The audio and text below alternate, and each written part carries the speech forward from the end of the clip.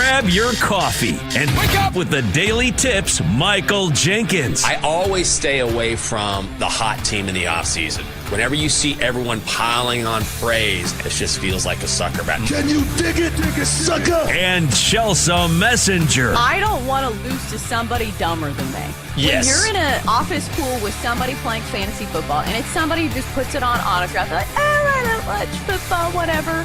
I don't want to lose to those people. The who? The her. For the best wagertainment here on the BetMGM Network. Hey, Dad, don't forget about me, the dogster. Sponsored by BetMGM. Make it legend. Wait for it. Jerry. Download the app today. Please gamble responsibly. Here we go. You know what time it is, the Daily Tip on the BetMGM Network on a Thursday. Good morning to you. We're live across the country from 6 a.m. to 9 a.m. in the East. I'm Michael Jenkins. My partner in crime is Chelsea Messenger. She's live in Nashville. I'm live in D.C. Coming up in our final hour, back to the gridiron we go. Tonight's duel in the desert. Cardinals, Seahawks, Thursday Night Football. We'll tell you what the plays we like in that game in 20 minutes. We'll bring everyone in and make our picks this week in our NFL Survivor Pool, and we'll wrap things up with our best bets at 8:40. Also, we welcome in our audience on Stadium. We always stream our final hour if you want to do that. Easy to do. Just download the Bally Sports Live app along with BallySportsLive.com. You can find us on the web as well. Chelsea, let's dive right into this game because I know how it is when there's a big game on the schedule. Not only do you have some picks, but you got some props that you want to hand out as well. So let's do it. Seahawks and the Cardinals. The Seahawks laying a point. The Seahawks minus 115. Now minus 125 on the money line. So a little money coming in on Seattle. Cardinals are plus 105, and your total is set at 43.5. I think I'm going to go with Seattle here. Are you going to talk me off of it? I don't think so, but I do have a lot of question marks about both of these teams. Now, just off the bat, situationally speaking, it does make me feel a little uneasy taking a road team on a short week, when you're looking at the Seahawks.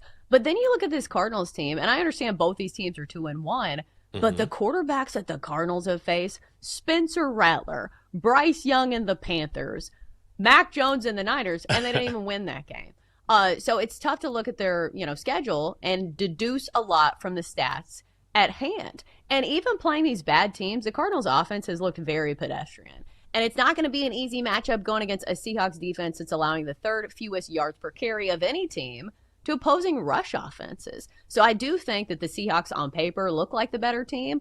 But I've seen this story before where people underestimate Kyler Murray and the Cardinals simply because it's a team a lot of people do not care about. So I do think this line is correct because I think a lot of people look at this line and say, oh, the Seahawks are going to win by like 2 touchdowns. Not so fast, my friend. I do think Kyler Murray adds an element to this game with his shiftiness. We know that he can run the ball very effectively and he's hard to tackle just because he's so small. So I do think this is maybe going to be a closer game than people expect. But at the end, if we're talking about who I trust more, I think I'm still going to go with the Seahawks. Yeah, I'm going to bet on Seattle here. And it's interesting how this line has shifted. It was Seahawks getting a point, and now they've gone through 0. Seahawks laying 1.5. And again, they're at minus 125. But I feel like a couple things here. In a short week, it's always difficult to decide or discern who has the advantage. But I think it's Seattle because when they played the Saints last week, like that game was 38-6 at the half. So Seattle didn't take off the second half, but they definitely rested a lot of their starters in the fourth quarter because they just didn't need to play. New Orleans is terrible, and so that break matters. It may not seem like it does. It definitely matters in the NFL. And also, if you look at the Cardinals' defense, they're banged up. Will Johnson is questionable. Darren Hall questionable as well. Hakeem Davis-Gaither at linebacker may not go. And that's not even to speak of the offense where James Conner is out for the season for the Cardinals. So not only are they weak in the secondary, one of their biggest offensive players is out for this game. And also, I feel like that the market still doesn't respect Sam Darnold. He's one of the highest rated quarterbacks over 3 weeks in the NFL, 4 touchdowns, 2 picks. I mean, the numbers don't jump off the page, but when you hear the name Sam Darnold, what immediately comes to mind? You're like, I don't know. I think we need to accept the fact that he is a good quarterback. I think he's going to pass a lot tonight. I think he can have success. And this is a really short price, so I am going to be on the Seahawks. Yeah, I think that's the way I'm leaning. I'm not sure if it makes the official card for me, but let's dive into the total for a second because I think this is a trickier handicap, at least for me. Because you look at both these teams and they've been playing in a lot of low-scoring affairs. And I'll say this about both of their defenses because I already mentioned the fact that the Seahawks have been very stingy against the run and when it comes to yards per carry. But this Cardinals defense deserves some credit for holding Christian McCaffrey to 52 yards on 17 carries. Yeah. And maybe it's just a matter of the Niners' offensive line not being as good anymore because Christian McCaffrey didn't have a great statistical game against the Seahawks as well. But, Jenks, do you have a feeling on this total? I feel like this is one where I don't really have a side. I would lean to the under, but I don't really like the total at all. Like, I can't I think I know. Here's the thing. If you look at the trends, primetime unders have hit at a 60% clip over the last few years. Primetime unders are generally the way to go. And the Seahawks have not allowed more than, 17 points a game this season. But this is sort of a gut thing. It feels like an overgame to me. It feels like a game where maybe Seattle takes advantage of the Cardinals secondary and the Cardinals have to play from behind, which is going to mean Kyler Murray tossing it around or running the football. But I don't necessarily like to go on just feel. Every now and then I will. Sometimes that's the way to go. You see something or you just have a gut play and you want to go with it. For here, I think it's an under game, but then that sort of goes against how I feel like the game flow is going to go. So I'm probably just going to stay away from this. Yeah, I can't make a solid case for it. And if I can't make a solid logic-based case on something, It's not going to be a play for me on this show. I do think there are some solid angles when it comes to props, though. When you're looking at somebody who could have a breakout game just simply because of the usage, you got to look at Cardinals running back Trey Benson. Yep. Simply because James Conner is no longer a part of the equation. For the run game for the Cardinals, he was carted off the field last game. He's going to be out for the season. So in steps Trey Benson here. And I will say defensively, the matchup is tough. Again, the Seahawks have been very stingy against the run. So maybe the way you play him is either an anytime touchdown, which I believe you can get at plus money, or you play him in the receiving game because he was pretty heavily involved, or at least, for a running back in the past two games with targets of 6 and 4, 4 catches for 30 yards in that game against Carolina and 3 catches for only 9 yards, though, against the Niners. But it should be noted that now that James Conner is out of the mix, he should be more heavily involved in this offense. So I do think there is room for growth when it comes to Trey Benson. So again, you can play him over his, to score a touchdown, or I think you play him in the receiving game because statistically speaking, from a fantasy football standpoint, the Seahawks have given up the most receiving yards to opposing running backs of any team in the NFL. But they also did face Christian McCaffrey, who is kind of a curve breaker. So maybe you don't take as much away from that, but I do think those are two solid plays. Yeah, I like that as well. And Benson was a guy they immediately fed last week after James Conner left, and I hated seeing that. Hated seeing him get carted off the field. But he's got some explosiveness, too. I mean, they drafted him out of Florida State because of that. He's averaging 6 yards a carry, and he was getting fed even with James Conner in the lineup. They were making sure to ensure that he got his carries. So once they get in the red zone, I think Kyler is going to be a threat. I think Benson is going to be a threat. And again, when you have a guy who's not a big name, you can tend to find some value there. So him at plus money, and he's going to be their primary back, I really like that play a lot. Yeah, and I love a good target share king, somebody who's going to get a lot of chances. That guy tonight is going to be Jackson Smith-Njigba. If you talk about targets, this guy has been the reigning king, it feels like, of the NFL. 13 targets, 10 targets, 6 targets, which should be noted that was a blowout game against New Orleans, so you didn't really have to throw it nearly as much. Maybe this game is a little closer, but look at his yardage. 124, 130, 96. So when you look at his prop tonight at 79.5, you're like, wow, that's a really high number. But he's gone way over this in all of his games. So I just think that the high-end potential is still there, and he's the long ball guy as well. Longest receptions of 40, 43, and 45 yards. So somebody fully capable of breaking off a huge play at any given moment. Jackson Smith-Njigba still feels like a very trustworthy play for me, even at 79.5. Oh, I can hear it in your voice. You really like that play a lot. That's going on the card, isn't it?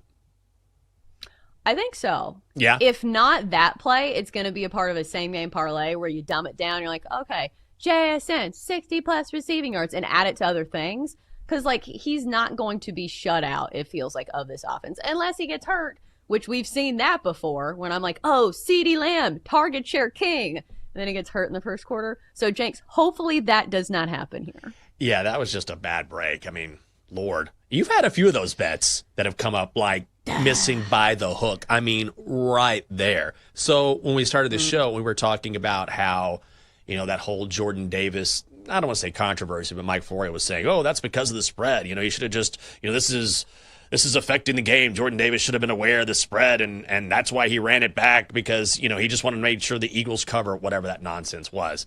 But the whole point is, look, the numbers are always very sharp in the NFL, which is why you can make a prop bet. And, yeah, a couple times, it's the hook. It'll get you every single time. I do think, I mentioned Sam Darnold. I don't know why I'm such a Sam Darnold stan all of a sudden, but I feel like his passing yardage prop is low. It's 219 and a hook right now. I would go over his touchdown total, which is 1.5. Or I like over his yardage prop just because that Cardinals secondary is so banged up. The Cardinals are very good up front. So Charbonnet and Kenneth Walker III might have some success. They've been very good, but that's the teeth. That's the strength of the Arizona defense, is their defensive front. So if Seattle is going to move the ball, they're going to have to throw it, which goes along with your Smith and Jigba pick as well. Like Darnold going over, Smith and Jigba going over, because I think they attack Arizona where they are weakest, and right now they are weakest in the secondary. Yeah, I just think passing props can just be tricky sometimes. It's not really like, it's one of those things you have to bet it to kind of see it, because a lot of the yardage will come like at the end of the half and at the end of the game if there's like a 2-minute drill and they need to get down the field quickly, because a lot of times, like, if the run's working, which again, like, you should give some credit to the Cardinals defense for bottling up Christian McCaffrey, and maybe that's going to be the case tonight, but I do think we still see the Seattle rush attack, like, in some capacity, and a lot of this depends on if it is a close game. You know, if the Seahawks start to run away with this game, I don't see them, you know, continuing to rely on Sam Darnold to sling it. So I think I'm going to stick with the receiving prop there. But if we are talking about X factors and quarterbacks, I talked about this when we're talking about our game handicap. Kyler Murray and his legs. You know, we know he is a shifty runner. And I'm looking at his prop tonight. For carries, it's 5.5. Juice the over at minus 145. It's a little juicy, but he's gone over this number in every single game this season. 7 carries, 6 carries, with at least 30 yards rushing in every single game. I think he is too big of a weapon for the Cardinals not to use him. And especially when the Seahawks are so good against their run when it comes to traditional, you know, running backs, that I feel like this is a way that the Cardinals exploit this defense. And plus, like, he's one of your best players on the field. I know Kyler Murray is not one of those quarterbacks that people love to get credit, but, like, you'll see a run. And we've seen it in these past few games. He had a 30-yard run against the Panthers and, you know, had 32 yards. So keep in mind that some of these rushing props, you can go backwards as a quarterback. So for that reason, I'm going to go with the carries instead of the yards. I'm going to go yards here, and we've seen this number move. It finally sort of reached a threshold and came back. His rushing yard prop opened at 26 and a hook, and then yesterday hit 29 and a hook. I was looking at it yesterday. It was used to the under. Now it's back at 28 and a half.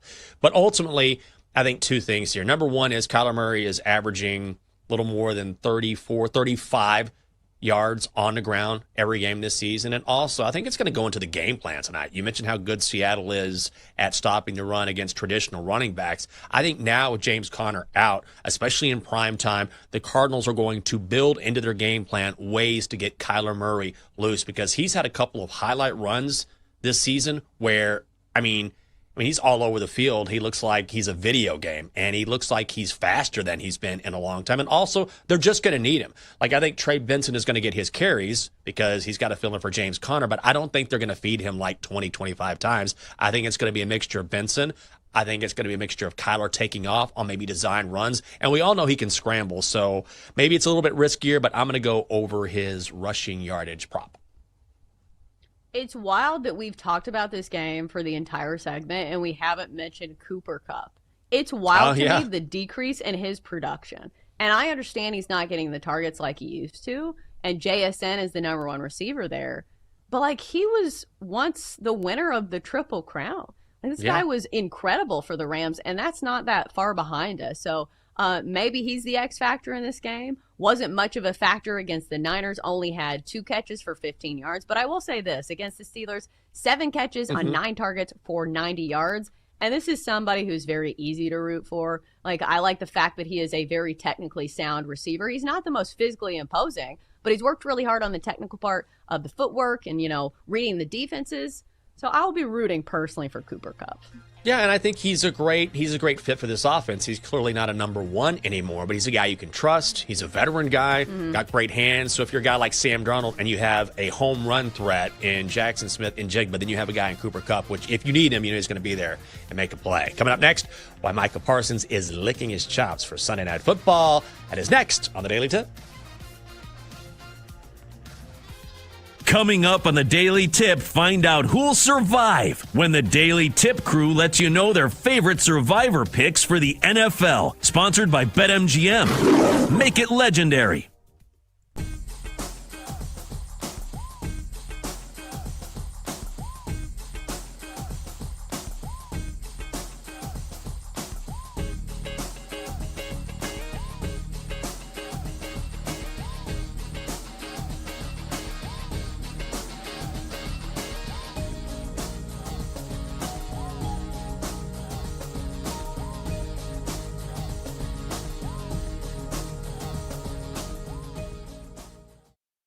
The Miami Dolphins season is over. So I don't know why we're doing this. The season is over. Like I said, the team is 0-3. It ain't happening. And if they miss the playoffs, why wouldn't you fire the coach? like everyone's so cheery about Miami coming out of the game. Like, Buffalo, we'll get into them a little bit later on because, I wasn't that impressed by Buffalo, and I'm saying that as someone who's invested in the Bills to finally get over the hump. But, I just could not believe, not just on the post-game show, on social media, waking up this morning, people talking about the Dolphins, oh, man, there's a lot to take away. Is this a turning point? Bro, there's no turning point. No. This is a dead end. The team is done. The season is over. They're not making the playoffs. You at home, you in your office, or you in your car, are you really interested in betting the Miami Dolphins to do anything this year? Because that's what we have to talk about on this show. All this, oh my goodness, look how well they played. Well, all right, let's put our money where our mouth is. Do you want to bet Miami to do stuff? Because right now, over at BetMGM, where we make it legendary, the Miami Dolphins are plus 950 to make the playoffs. You interested? After what you have seen through 3 weeks? You interested in that? They're 80-1 to win the AFC East. Yeah, that's not happening. Their win total, for all of you who want to be optimistic after last night, the win total at BetMGM, 5.5. What are we actually talking about? This team is done.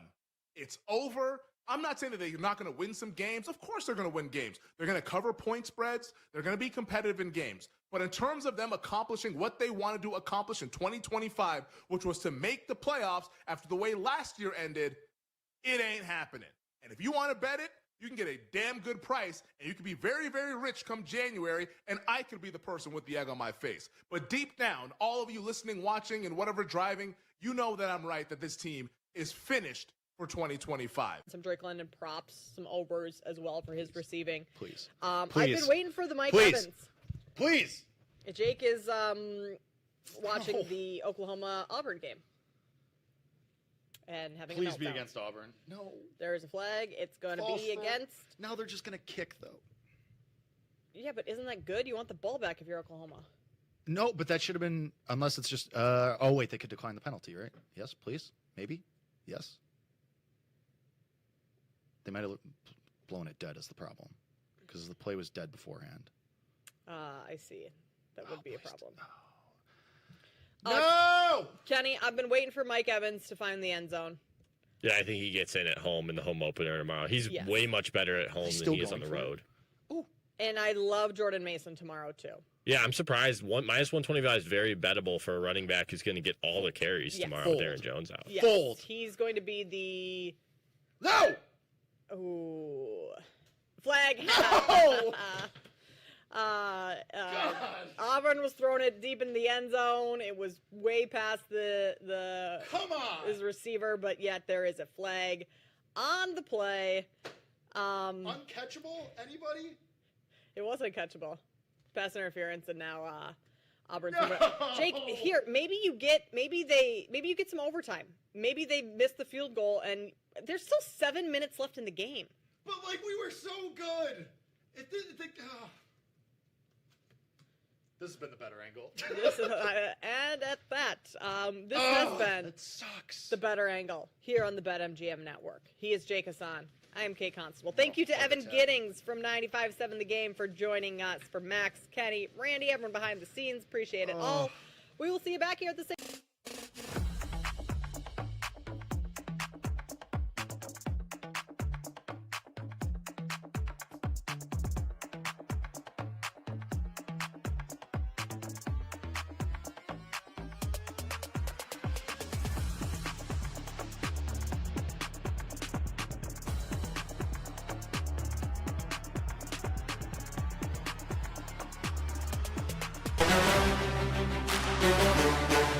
Welcome back to the Daily Tip with Michael Jenkins and Chelsea Messenger on the BetMGM Network. Make it legendary. Download the app today. Please gamble responsibly. Welcome back on a Thursday. It is the Daily Tip on the BetMGM Network. Great to have you along with us. I'm Michael Jenkins. She's Chelsea Messenger. Coming up on the show, we'll dip into our survivor pool and tell you who we're selecting this week as we try and stay alive. You know what I've been doing recently to help myself fall asleep is taking magnesium, which I know sounds really odd because I never really sleep well because we have to get up early and I always force myself to go to bed early. And I've tried, what have I tried? All sorts of stuff, actually. But this is the one thing I think is actually working. And I did a lot of research. It's like, oh, try this. And I ordered a couple bottles off of Amazon. And tell you what, I'm not waking up every morning like, wow, it's 4 o'clock. Amazing. But I'm sleeping a lot better. So it's been helpful. I've heard of that. Yeah. I can't remember if I have taken it before. I've heard it doesn't necessarily help you fall asleep, but it improves the quality of your sleep. Yeah. So you still, like, for me, I think I had taken it before, but I still need melatonin to fall asleep. Oh, okay. So it's about making the right cocktail of drugs. I can't take melatonin. I've tried it, and it just, like, I have the wildest dreams. Like, wild. Like, talking in my sleep. I'm, like, kicking in my sleep. I've tried little doses, bigger, it doesn't matter. I'm like, whatever it is about melatonin, I just cannot. I've tried it, and I know it works for a lot of people. Clearly works for you, but for me, it's just like a no-go. Well, I take the kids' melatonin, so it's like half a milligram. So I think if you, like, microdose it, isn't that like a buzzword now? Yeah. If you microdose it, maybe the effects are different. I don't know. Oh, okay. Well, I'm going to start microdosing melatonin then. Who knew? Chelsea, so you're going to want to stay up late. No sleeping on Sunday because we get Packers and Cowboys. The Packers are laying 7 in Dallas. And, of course, this is the Micah Parsons revenge game. So this quote came out a couple days ago, but I wanted to get your thoughts on it because it is a great quote. And Micah Parsons was asked about what it will be like to try and sack Dak Prescott. And what if you get that opportunity? I know you will want to with Dak. What would that feel like? It's gonna be painful. Oh my God. If I'm Dak Prescott, that's something that would keep me up at night right there. Like, you can take 8 melatonins and I'd still be eyes wide open like, Mike is coming after me and it's going to be painful. I would hate, oh my God, I would not want to be Dak this week because Mike is coming and he's coming every play and he's not going to stop and he's going to get his revenge. He's going to have to join the Seeing Ghost support group along with Tua Tagovailoa, who's constantly like just looking over his shoulder. But do you really want to feed into this? Because my first thought was like Roger Goodell hears this and like, oh, that's going to be a roughing the passer penalty. Because like you can take him down, but like you don't need to hurt him. And like Dak wasn't the person who was negotiating your contract. So like that is weird to me as well. Like, so I guess maybe they weren't friendly teammates? Or is he just taking out his anger on Dak that he probably should be using on Jerry Jones? I think he's just taking it. It's projecting. That's what he's doing. When he looks at Dak, he just hears I thought we had a handshake deal. He's like, no, we didn't. You know, and to take him down. he's just going to make a point. What's that? It's not Dak's fault, though. No, I mean, it's He's not. in charge of the contracts. No, it's not Dak's fault, but if you're Micah, you can't go to the sideline and sack Jerry Jones. I mean, you could try, but Jerry's probably going to be safe. You can give it a shot, maybe. I mean, if you're going to get a penalty, go for it. But the only way Micah Parsons can take it out on Jerry Jones is by performing on the football field. And what does that mean? It means pressuring Dak. It means being all over Dak. It means sacking Dak. It means standing up after a sack while half the people at the stadium at AT&T are cheering because they still love you, and half of them are booing because you're no longer a member of the team. Like, they're going to be conflicted because they love Micah. They didn't want to see Micah go. I did not want to see Micah go. And I think the only way for Micah to make that point is to take down the quarterback, because that's what he does. Yeah, I think we always preach about, like, taking the high road, but, like, that's not fun. I do love it when athletes get a little petty. Like, sometimes the high road is what you should do, but listen, this is the scope of entertainment. Mm-hmm. So I love it when these guys are petty. So go ahead and get your petty on, Micah. We love to see it. Then let me ask you about this. You put this in the chat, which I think is interesting. I've heard this a little bit, but I think it's worth expanding on, which is that the Cowboys weren't crazy about Micah's pod. No, they hated Micah Parsons' podcast because he would get on there and talk about all the things they did poorly and then give a weird amount of credit to people that the Cowboys were supposed to hate. It started with just regular players hating it, and we know that Malik Hooker went on a podcast and basically ripped Micah to shreds when he left, because he was like, why is this guy podcasting when we can't stop the run? And then he's making jokes about us not being able to stop the run. He's like, that's kind of your job here. But there was a report that said that anger went all the way up the food chain to the quarterback, obviously being Dak Prescott. So he was not happy about it, allegedly, and I can't imagine why. I mean, he praised every single other quarterback in the NFC East except for Dak Prescott last Interesting. year. And then Dak's brother and his brother got in it on social media. So they're not exactly the best of friends. Oh, I didn't know about the brothers getting into it. That runs deep. I love how podcasting has become like an angle on some of these players, because so many people do it. And it's wild because, like, you can't criticize one and not criticize others, because everybody's like, oh, the Kelsey brothers have a great podcast. Like, Travis Kelce's still playing in the NFL, but it is a podcast that I listen to. I tried to listen yesterday because they had Leonardo DiCaprio and, like, Benicio del Toro, but it was basically just, like, a PR podcast where they talked about their movie the whole time. Yeah. Like, boring. I didn't want to hear that. Jake took out your earbuds, was like, here, listen to this about the Ryder Cup. Listen to this. You're going to love this. Check it out. Here's Brandel Chambly. Like, no. You're not going to believe what Brandel has to say. He hates Brandel Chambly, for the record. But well, let's find out what everyone else has to say when it comes to our Survivor picks and take a dip in the pool.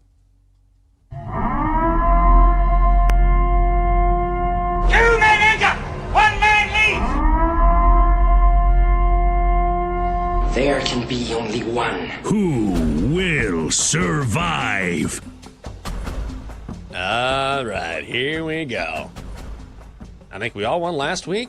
Yeah. Oh, yeah, I think we did. No. Dylan. Oh, yeah, I'm getting the thumbs down from Dylan. He had the Ravens. So. No, I took the Packers. Oh, yeah, the Packers. Oh, is that what it was? Oh, against the Browns? Yeah. Oh, it's a God. tough one. Sorry. Yeah, tough out here. Yeah, bad one. That's a tough out right there. Okay. Well, you know what? It's new week. Survivor pool time. I'll get things started. Speaking of the Browns, are the Browns going to win 2 straight? No, they are not. They are in Detroit taking on the Lions. Okay, sure. Letdown spot for the Lions, but Lions back at home, Ford Field, the turf. They're laying 10 points against the Brownies, and we saw how physical Detroit is at the line of scrimmage. They got their mojo back on offense. Not a problem. 3-0 so far in the Survivor pool. Let's go Lions over the Browns. Let's go Lions. All right, so I'm going to pick another top team against a bottom feeder team. And so I'm going with the Bills over the Saints. I don't know if it was my turn, but I jumped in there. Sorry. Sure. All right, so we're going Bills over the Saints. Like, it's the Saints. Have you seen the Saints play football? Last week they got absolutely blown to smithereens by the Seahawks, 44-13. And now this game is in Buffalo, so I understand, like, maybe the only knock on the Bills is the fact that they kept it close with another bottom feeder in the Dolphins. But, like, in the fourth quarter, were you really nervous that Josh Allen wasn't going to get the job done? No. So even though the Bills' defense has their flaws, I still think they get the job done at home against the Saints. You're asking me if I've seen the Saints play football? No. I'm still waiting. I'm no. still waiting for the Saints to play football. Whenever they want to show up and play, you guys let us know. All right, there. God. Look at the handsome on this screen. Big, burly, and beautiful. Double D. What's going on, buddy? Good morning. I'm taking the Fighting Jim Harbaughs, the Chargers over the Giants. I think this is, once again, Jackson Dart, I think, is an upgrade from Russell Wilson, but he's also a rookie quarterback. I think he will make mistakes during this game. I think the Chargers will bring a lot of pressure, and I don't know if that Giants defense can stop what's coming at them with the Chargers and Jim Harbaugh. Fair. Okay, who is next on the pool? Let's bring in Dylan. So, yeah, I'm not going to sink alone this week. Chelsea, I'm joining on your bit. Oh, thanks. Now, You're the Bills, problem. I think this is a massive spread for a reason. You have Buffalo, who's one of the best teams in the NFL, versus the Saints, who's one of the worst.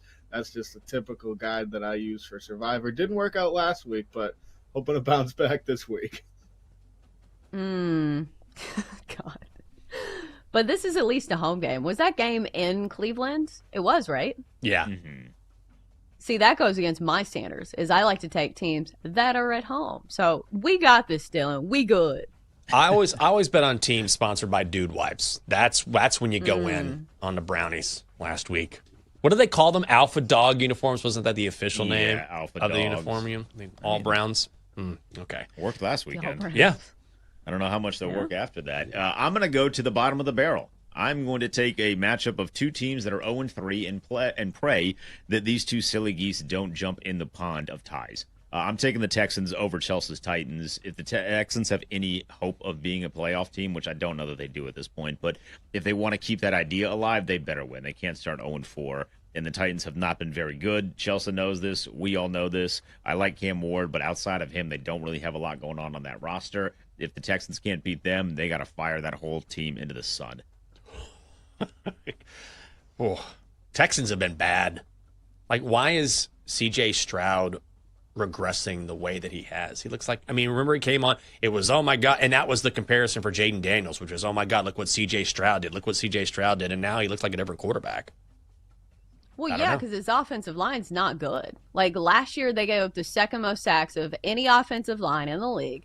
And this year, he's running for his life again. So, like, maybe he's not as good, but it's also a team thing as well. And as far as the Titans go, like, I'm officially dead inside. Like, if there's ever a year to beat the Texans, this would be it. But I can't trust our head coach to know the rules or manage a game at halftime, to make the right calls with 2 minutes left in the half to where we're not giving the other team points. So, like, I don't know if I'd pick, the Texans in Survivor, but, like, the Titans are an absolute disaster. Like, they are calling for Brian Callen to be fired in, like, the next 2 weeks. It's wild. 3 games in. So, which team is in the biggest danger of losing this week? Bills are going to win. Come on. The Texans. Is it the Texans? It'll be the one game where Cam Ward plays out of his mind. All of the whole narrative is about how Callahan can't do his job, about how they stink. We just had that conversation. Watch, he's going to turn around and go for like 350 yards and 2 tutties, and C.J. Stroud's going to have 118 yards. Is there a possibility that the Giants with Jackson Dart could surprise us here? I'm not picking on you, Double D. I don't think this is going to happen. But you know how it is with a team getting a spark with a guy who has a live arm and there's not a lot of film on him from the NFL and he comes in. That's not going to happen. Not against Haba, right? It's okay, Jenks. We're just going. We're regressing, like C.J. Stroud here, and going back to what we did last year, fading Dykstra. It's cool. I'm okay with it. It happens. There is some concern there because I do think, and I think you've said this too. I do think Jackson Dart is the future of that team. I think he is that good. his placement on balls. I mean, if anyone's happy right now, it should be Malik Neighbors going, I have a quarterback. Oh, yay. So it could happen. I just don't know if that defense is ready for what Justin Herbert's going to bring because he looks unconscious right now. Dylan, what do you think? Chime on in here, man. Is it me, the Lions, or the Doo-Doo Browns going to show up and do something here? No, I gotta kind of agree with Denton, even though he was kind of self-sabotaging right there. But I think the Titans could be live in this if Cam Ward plays well. I mean, he's kind of made some boneheaded mistakes so far, so I don't feel great about the Titans. But yeah, if I were to pick on one, I'd say the Texans, and C.J. Stroud just stumbles yet again.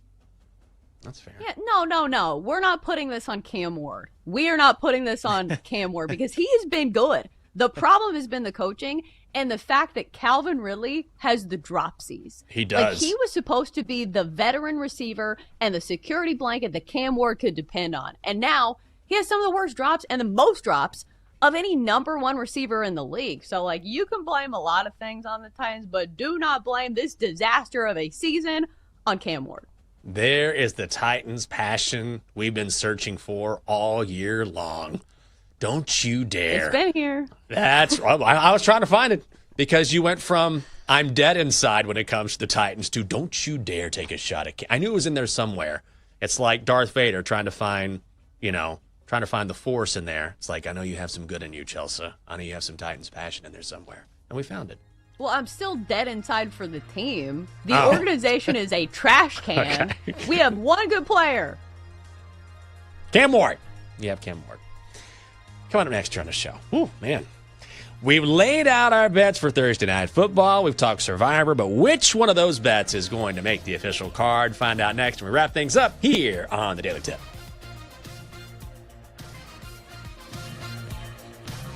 Coming up, Jenks and Chelsea give out their best bets here on the BetMGM Network. Make it legendary. Download the app today. Please gamble responsibly.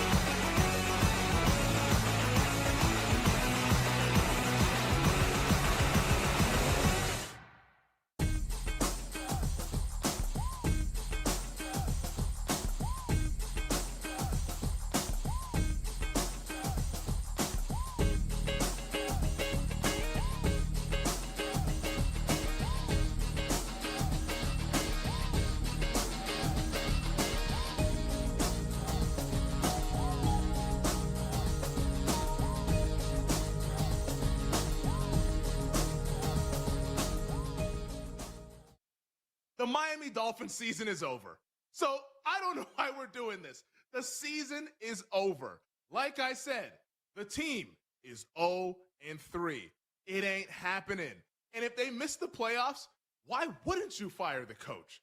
like everyone's so cheery about Miami coming out of the game. Like, Buffalo, we'll get into them a little bit later on because, like, I wasn't that impressed by Buffalo, and I'm saying that as someone who's invested in the Bills to finally get over the hump. But, like, I just could not believe, like, not just on the post-game show, on social media, waking up this morning, people talking about the Dolphins, be like, oh, man, there's a lot to take away. Is this a turning point? Bro, there's no turning point. No. like this is a dead end. The team is done. The season is over. They're not making the playoffs. You at home, you in your office, or you in your car, are you really interested in betting the Miami Dolphins to do anything this year? Like, because that's what we have to talk about on this show. All this, oh my goodness, look how well they played. Well, all right, let's put our money where our mouth is. Do you want to bet Miami to do stuff? Because right now, over at BetMGM, where we make it legendary, the Miami Dolphins are plus 950 to make the playoffs. You interested? After what you have seen through 3 weeks, you interested in that? They're 80-1 to win the AFC East. Yeah, that's not happening. Their win total, for all of you who want to be optimistic after last night, the win total at BetMGM, 5.5. Like, what are we actually talking about? This team is done. It's over. I'm not saying that they're not going to win some games. Of course they're going to win games. They're going to cover point spreads. They're going to be competitive in games. But in terms of them accomplishing what they wanted to accomplish in 2025, which was to make the playoffs after the way last year ended, it ain't happening. And if you want to bet it, you can get a damn good price, and you can be very, very rich come January, and I could be the person with the egg on my face. But deep down, all of you listening, watching, and whatever driving, you know that I'm right, that this team is finished for 2025. Some Drake London props, some overs as well for his receiving. Please. I've been waiting for the Mike Evans. Please. Jake is watching the Oklahoma-Auburn game. And having Please a be meltdown. against Auburn. No. There's a flag. It's going to be against. Now they're just going to kick, though. Yeah, but isn't that good? You want the ball back if you're Oklahoma. No, but that should have been, unless it's just, oh, wait, they could decline the penalty, right? Yes, please? Maybe? Yes? They might have blown it dead is the problem, because the play was dead beforehand. I see. That would be a problem. No! Kenny, I've been waiting for Mike Evans to find the end zone. Yeah, I think he gets in at home in the home opener tomorrow. He's way much better at home than he is on the road. And I love Jordan Mason tomorrow, too. Yeah, I'm surprised. Minus 125 is very bettable for a running back who's going to get all the carries tomorrow with Aaron Jones out. Yes. He's going to be the... No! Ooh. Flag. No! Auburn was throwing it deep in the end zone. It was way past the Come on! his receiver, but yet there is a flag on the play. Uncatchable? Anybody? It was uncatchable. Pass interference, and now Auburn's Jake, here, maybe you get... Let's get back to the Daily Tip with Chelsea Messenger and Michael Jenkins on the BetMGM Network. Make it legendary. Download the app today. Please gamble responsibly. Welcome back.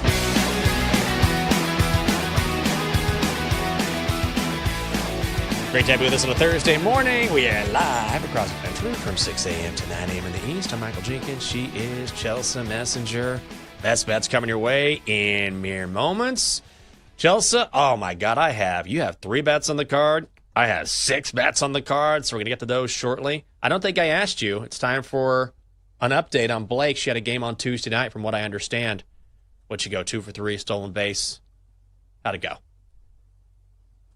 Oh, on Tuesday? Yeah.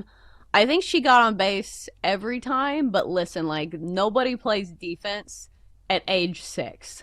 So, like, they cannot throw the ball to first. So, like, if you even make any type of connection, you're getting to first base. So, like, that's, like, I think everybody got on base, and I'm pretty sure they did not record a single out. So, like, I'm not electing her into the Hall of Fame yet, but we do have another game tonight, and I know she's really excited for it. Oh, that's exciting. I got to get back on the athletic train. I got to work out or do something, man. I had to, like, take a break because I thought I injured my hernia again, re-injured it. And I was like, oh, my God. But I took a break. I'm good. I went to the doctor. I'm fine. I just have to be careful because I had surgery on that a few years ago.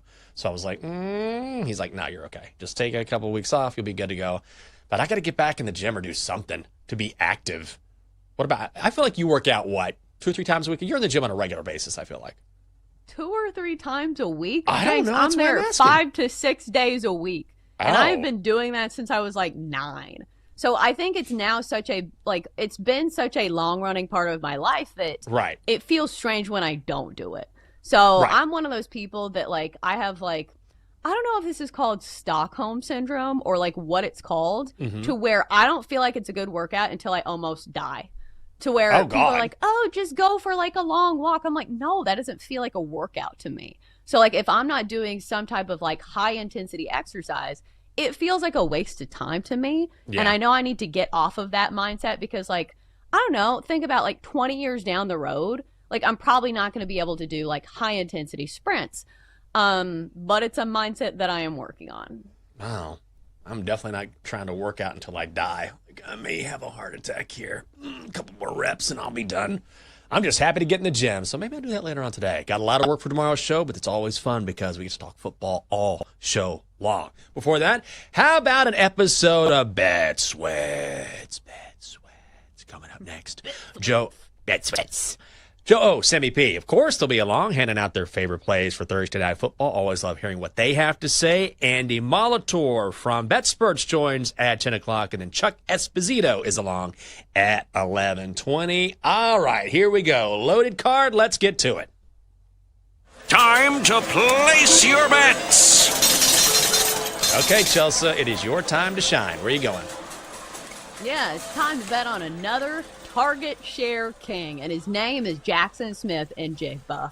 If you're looking for somebody who is guaranteed to have a big part of this offense every single game, it's JSN. And you look at the targets here. In 3 games this year, he's had 13, 10, and 6 targets. If you're looking at the entirety of the NFL, it's tied for the 7th most in the league. So we know that Sam Darnold is going to be looking JSN's way. And plus, the high-end potential is certainly there, as he's had longest receptions of 40, 43, and 45. And here is his yardage, from the last 3 games. 124, 103, and 96. And I understand at some point the bubble is going to burst, but I don't think that night is tonight. I do think Sam Darnold slings it a bit. I think this game is maybe closer than people expect, and the line indicates that. The Seahawks only a 1.5-point favorite, so I'm going to go JSN over 9.5 receiving yards for -140 over at BetMGM.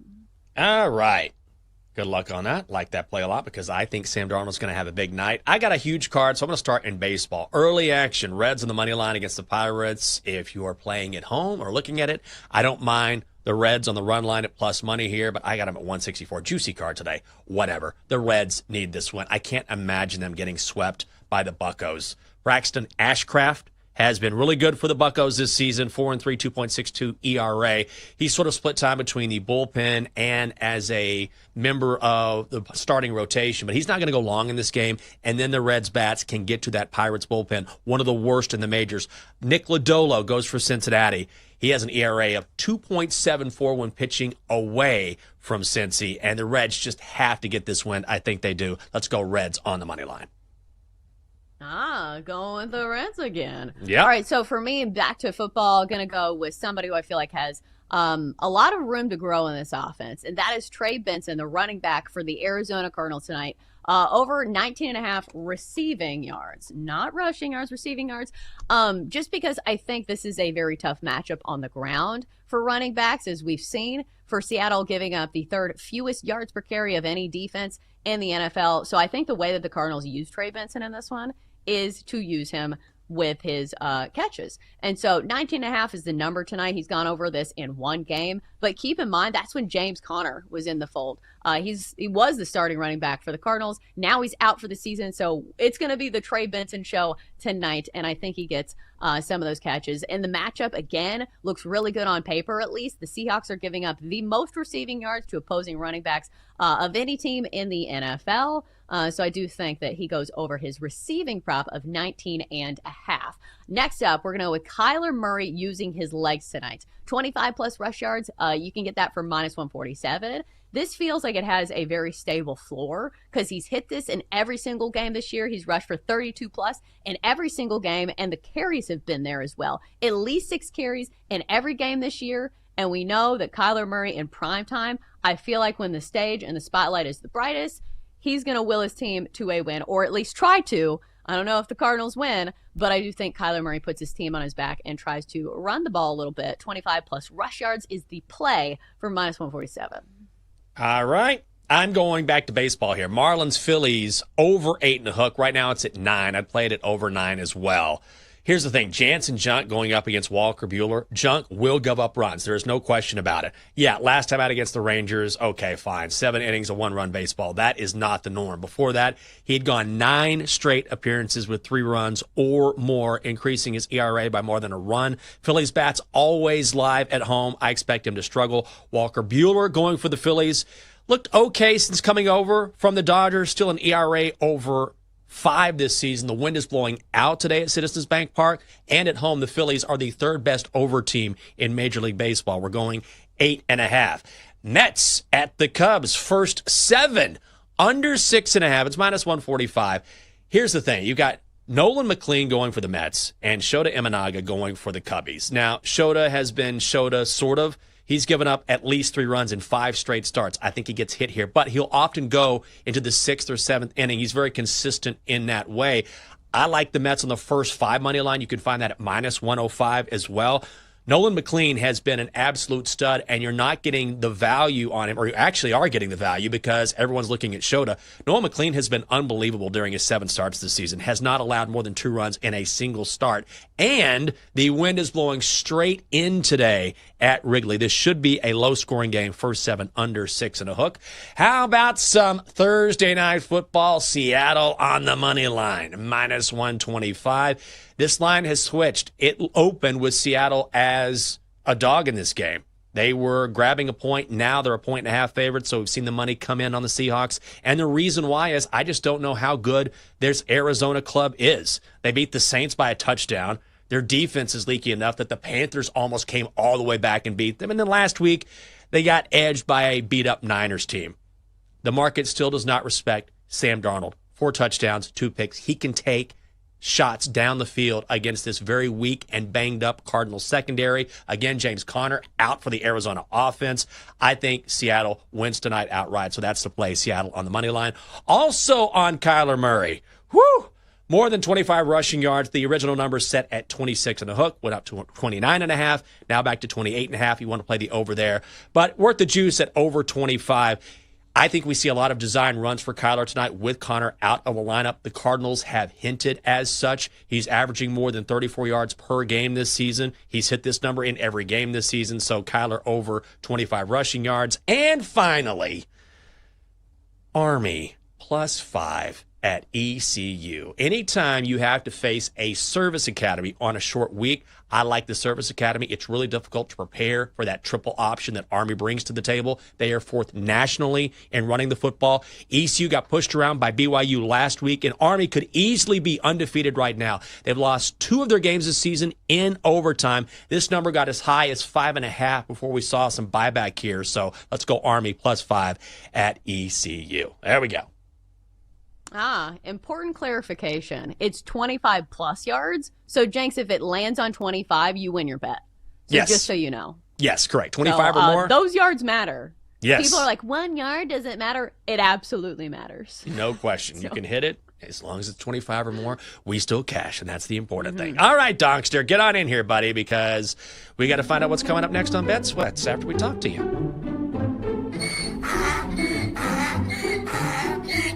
Why isn't anyone talking about the magazine cover that I'm on? Oh, I'm afraid to ask.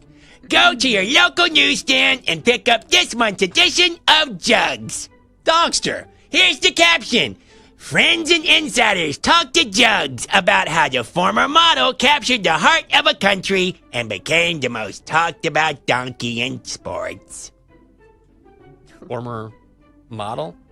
I showed some pictures of myself. Well, that's not modeling. Do you have a bet? I do. Marvin Harrison Jr. over 46.5 receiving yards. Oh, good job. Actual prop bet. Don't want to see that from you. Well, Bet Sweats hung us out to dry once again. Thumbs down. Nothing doing. Stuffed at the goal line. 4 straight attempts from the one. Not getting in. It's fine. We've been through this before. And plus, we have 45 seconds to kill. We don't need them anyway. I was thinking to myself, they've got to get a cameo from Mike Tyson to be like, Beth Sweats, right? That's a good idea. Can't you Come pay up next for on cameos? Beth Sweats. Except he would just speak normally. Like we do it with the lisp intentionally. He would just talk. You know? That's what I'm saying. Yeah. They got to pay for that. Put that on the docket. How much would a Mike Tyson cameo cost?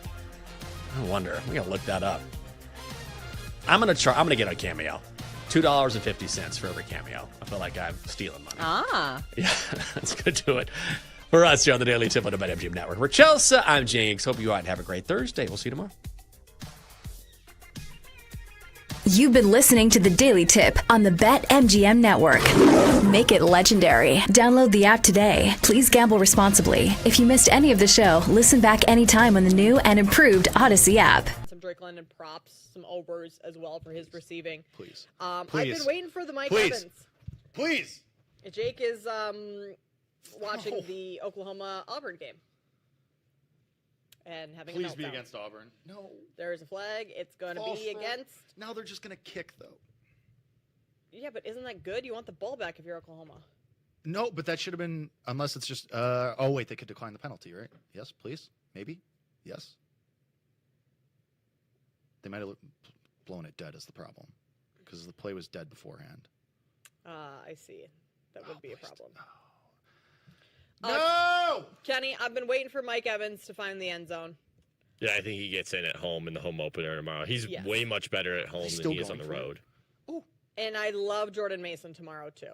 Yeah, I'm surprised. Minus 125 is very bettable for a running back who's going to get all the carries tomorrow with Aaron Jones out. Yes. He's going to be the... No! Ooh. Flag. No! Auburn was throwing it deep in the end zone. It was way past the Come on! his receiver, but yet there is a flag on the play. Uncatchable? Anybody?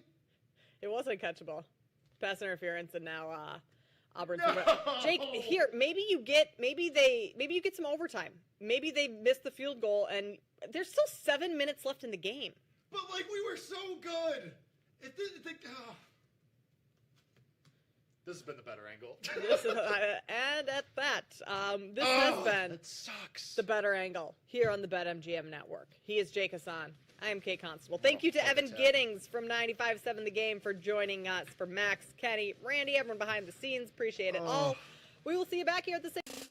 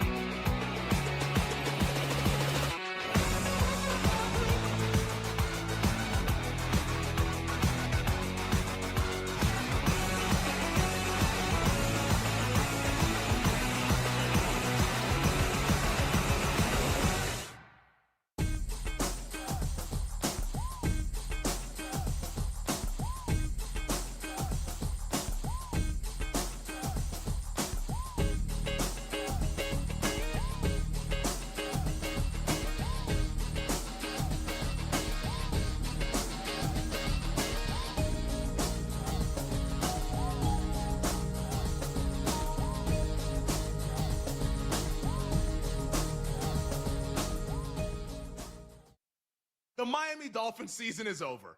So I don't know why we're doing this. The season is over. Like I said, the team is 0-3. It ain't happening. And if they miss the playoffs, why wouldn't you fire the coach?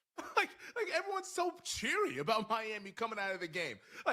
Buffalo, we'll get into them a little bit later on because I wasn't that impressed by Buffalo. And I'm saying that as someone who's invested in the Bills to finally get over the hump. But I just could not believe, not just on the post-game show, on social media, waking up this morning, people talking about the Dolphins, be like, oh man, there's a lot to take away. Is this a turning point? Bro, there's no turning point. No. This is a dead end. The team is done. The season is over. They're not making the playoffs. You at home, you in your office, or you in your car, are you really interested in betting the Miami Dolphins to do anything this year? Because that's what we have to talk about on this show. All this, oh my goodness, look how well they played. Well, all right, let's put our money where our mouth is. Do you want to bet Miami to do stuff? Because right now, over at BetMGM, where we make it legendary, the Miami Dolphins are plus 950 to make the playoffs. You interested? After what you have seen through 3 weeks, you interested in that? They're 80-1 to win the AFC East. Yeah, that's not happening. Their win total, for all of you who want to be optimistic after last night, the win total at BetMGM, 5.5. Like, what are we actually talking about? This team is done. It's over. I'm not saying that they...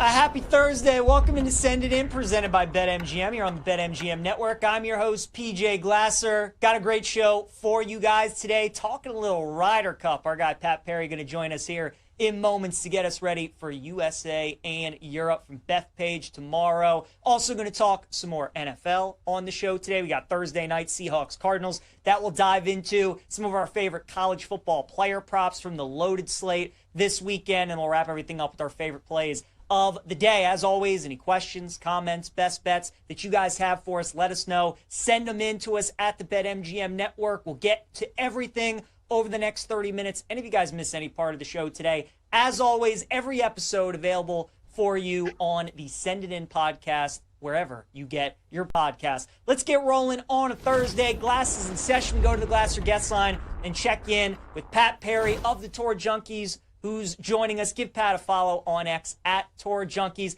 Pat, great to have you on in late September, man. Talking a little golf. Ryder Cup, one of the best sports events of the year. And, what do you make of this one? Because it feels like right now the U.S. are the heavy favorites. We know how much home soil means in this event.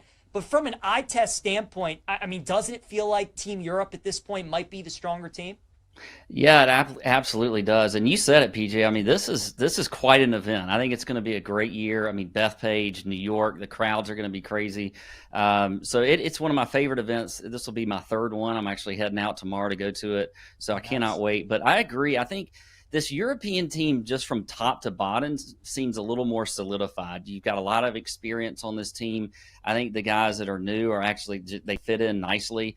And they've, just traditionally what we've seen over the last 20 years, the European Ryder Cup team has just gelled a lot more than the U.S. team. And you've had some moments for the U.S. team, but I think I really want to see what this U.S. team can do against this really strong European Ryder Cup team. So I'm excited to see it. I think it's going to be a lot of fun. There's a lot of great players, a lot of players that are playing really good golf right now too. So I can't wait. No doubt. A lot of rookies, especially on Team USA, Pat. Excited to see how they handle this environment. From a betting standpoint, would you hold more stock into like a regular week on the PGA Tour where it's all about course fit for you? Or do you really look at the guys that thrive in these Ryder Cup settings, right? We think about like guys like Ian Poulter, Justin Thomas, like these guys that are always great in these kind of events. Do you hold more stock in that, or are you still looking at which guys you think their game best fits Bethpage Black? I think for me, and anybody that knows me on the Tour Junkie shows knows that I'm kind of a course history, course fit guy. But for the Ryder Cup, I throw it out the window. They're going to set this up to favor the U.S. team, however that might look. But I think when you're looking at who you're betting on and who you like for Ryder Cups, you got to go with the guys that have that dog in them. The guys that can play well in matches, that have just that fiery attitude, because that's important. They're going to have crowds, if you're a European player, you're going to have all this crowd against you. If you're a U.S. player, you got them all with you. You've got to be able to react to that in the right way. And I think that's important. So there's a lot of outside factors with a Ryder Cup that I actually do pay attention to that I probably wouldn't in a normal tournament. But for this one, I want the guys that have that dog, and I want the guys that have experience too. I think you'll see that the rookies, they can play well in their debuts. I think captain's picks, though, historically have not actually done that well. So you can look at factors like that.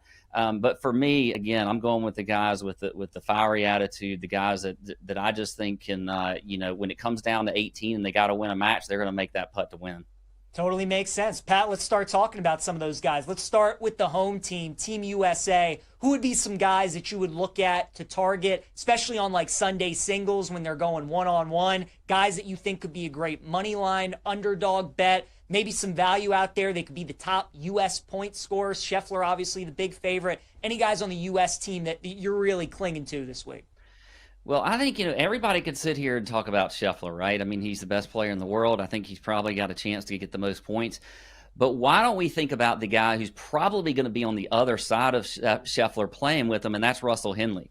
Russell Henley played, this will be his rookie year playing in a Ryder Cup, but he just played in a President's Cup last year. He was 3-1. He played, I think, 3 times with Scotty. They played excellent together. They may have lost one, but I know they had a winning record together. Russell was 3-1 again at the President's Cup. I think Russell Henley is one that we really should be targeting, whether it's in a matchup bet for total points versus another European player or just total points. I think he's going to be really good this year. And he comes from that background. He played for the Georgia Bulldogs. They were a great match play team. He won national titles with them. He won matches there. So I think whether it's singles, whether it's foursomes, whatever it might be, best ball, I think he's going to be an excellent partner. So I'm definitely looking at Russell Henley really across the board. Another guy that I really like is Justin Thomas. Now, Justin Thomas has kind of had mixed results this year. He's played well recently, played pretty well at the Tour Championship. But I think Justin Thomas is the guy that I just mentioned that really has the dog in him when it comes to Ryder Cups. He has a fiery attitude. He's a really good putter when he's on. I think he's going to do that well this week. So I think when you're looking at guys that can play well on the U.S. side, I definitely would look at Justin Thomas. And then another one, Patrick Cantlay, a guy that a lot of people don't like to like. He plays slow. He had the controversy at the last Ryder Cup in Italy.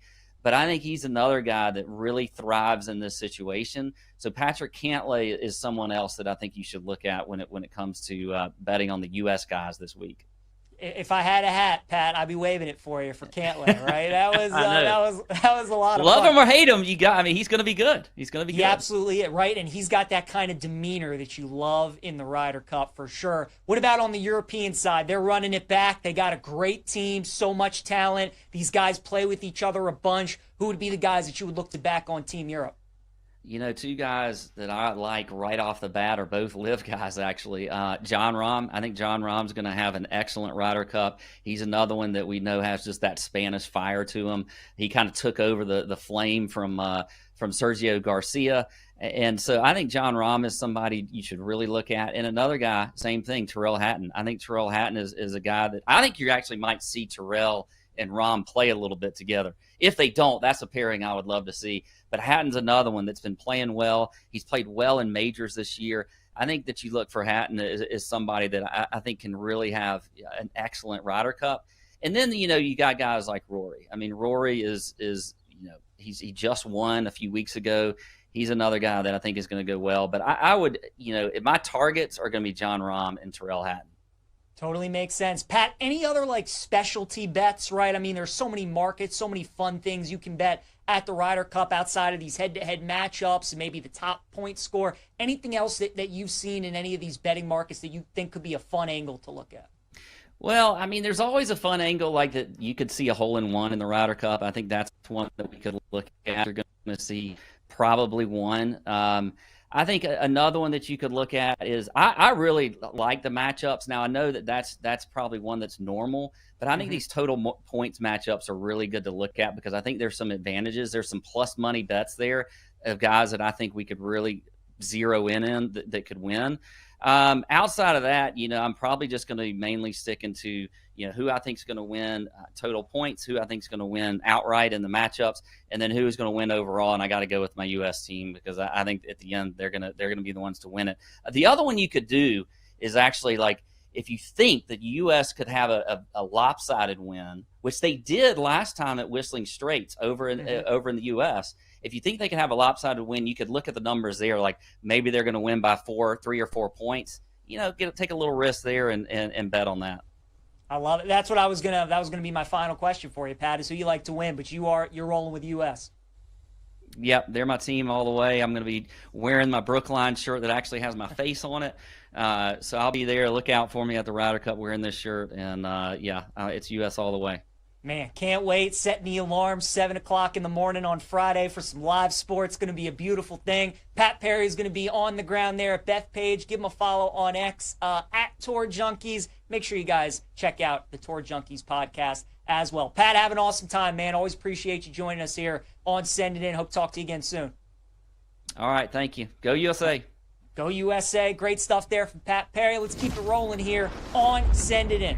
As we continue looking at the Ryder Cup out at Bethpage Black, and some great stuff there from Pat. It's going to be a great event, folks. It's just a great sports weekend. A ton of college football, a ton of NFL. Do make sure that you check out the Ryder Cup, even if it's just tomorrow, because it really is an awesome event. All of golf's best players, and they don't play for money. They just play for the love of their country and the fire that these guys show. It's a lot of fun. I'll run through the rosters for both teams, tell you the 12 players that are on Team USA and Team Europe so that you're familiar with the roster, because a lot of people do feel like Team Europe does have the stronger team, yet the U.S. is the heavy favorite. So Team USA, you have Sam Burns, Patrick Cantlay, Bryson DeChambeau, Harris English, Ben Griffin, Russell Henley, Colin Morikawa, Xander Schauffele, J.J. Spahn, Scotty Scheffler, Justin Thomas, and Cam Young. Team Europe, you have Ludwig Aubert, Matty Fitz, Tommy Fleetwood, Terrell Hatton, Rasmus Højgaard, Victor Hovland, Shane Lowry, Bobby Mack, Rory McIlroy, John Rahm, Justin Rose, and Sepp Straka. So again, as I go through those names, if you guys listen to Send It In frequently, if you watch the golf majors, probably know more about the European guys than you do about the Americans. But again, this is an event historically that home soil means a ton. And, some of the comments from the players have been interesting about the course setup this week. The last 3 majors that have been played at Bethpage Black, the winning scores have been 8 under, 4 under, and 3 under par. They asked Harris English this week, if this were like a regular tournament, they were playing over 4 days, what do you think the winning score would be? He said he thinks the winning score would be 18 to 20 under par. So they are definitely making Bethpage a little bit easier, which makes sense, right? I mean, the Ryder Cup, the officials, they want fireworks. They want birdies. They want excitement. They don't want guys scrambling for par, bogey. They want hole outs, chip ins, long birdie putts, all those sorts of things. So it's going to be an easier Bethpage Black than what we are accustomed to, which could be interesting and I think favors the U.S. team a little bit more.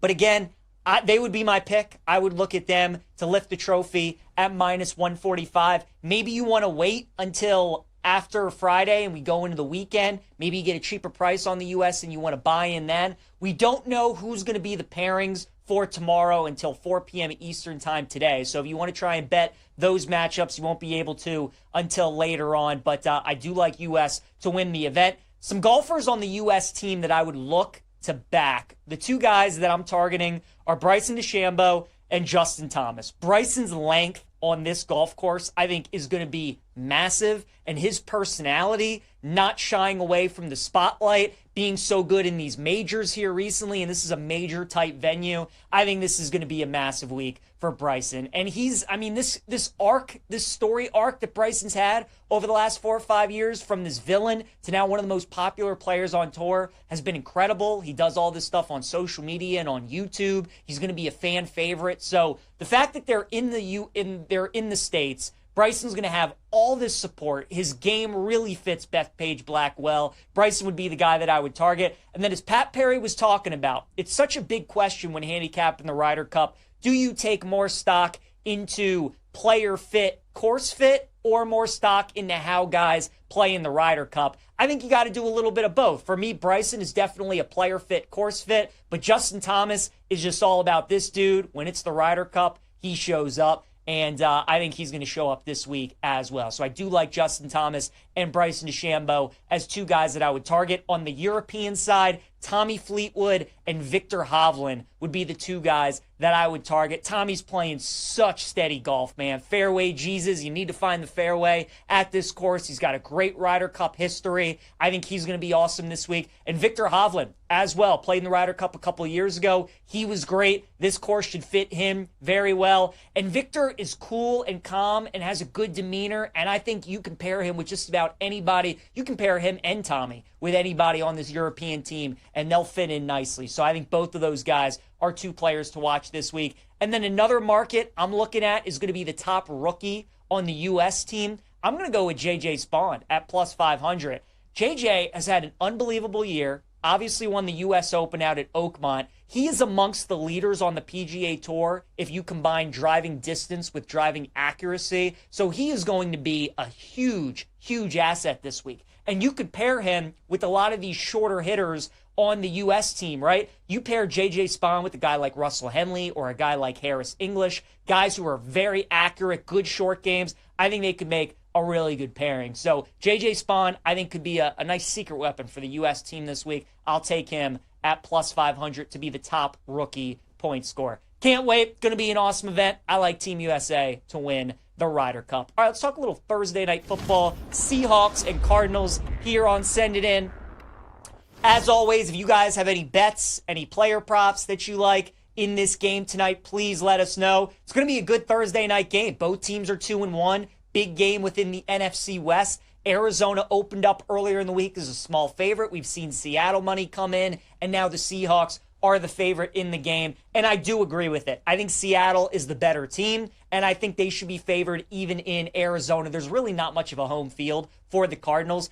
And look, this Seahawks team, I love backing them on the road under Mike McDonald. So far, this is his second year as a Seahawks head coach, but he has already won 8 games as Seattle's head coach on the road, whereas at home, he's only won 4 games at home. We think of Seattle as this great home field advantage, and it is. Their fans are awesome.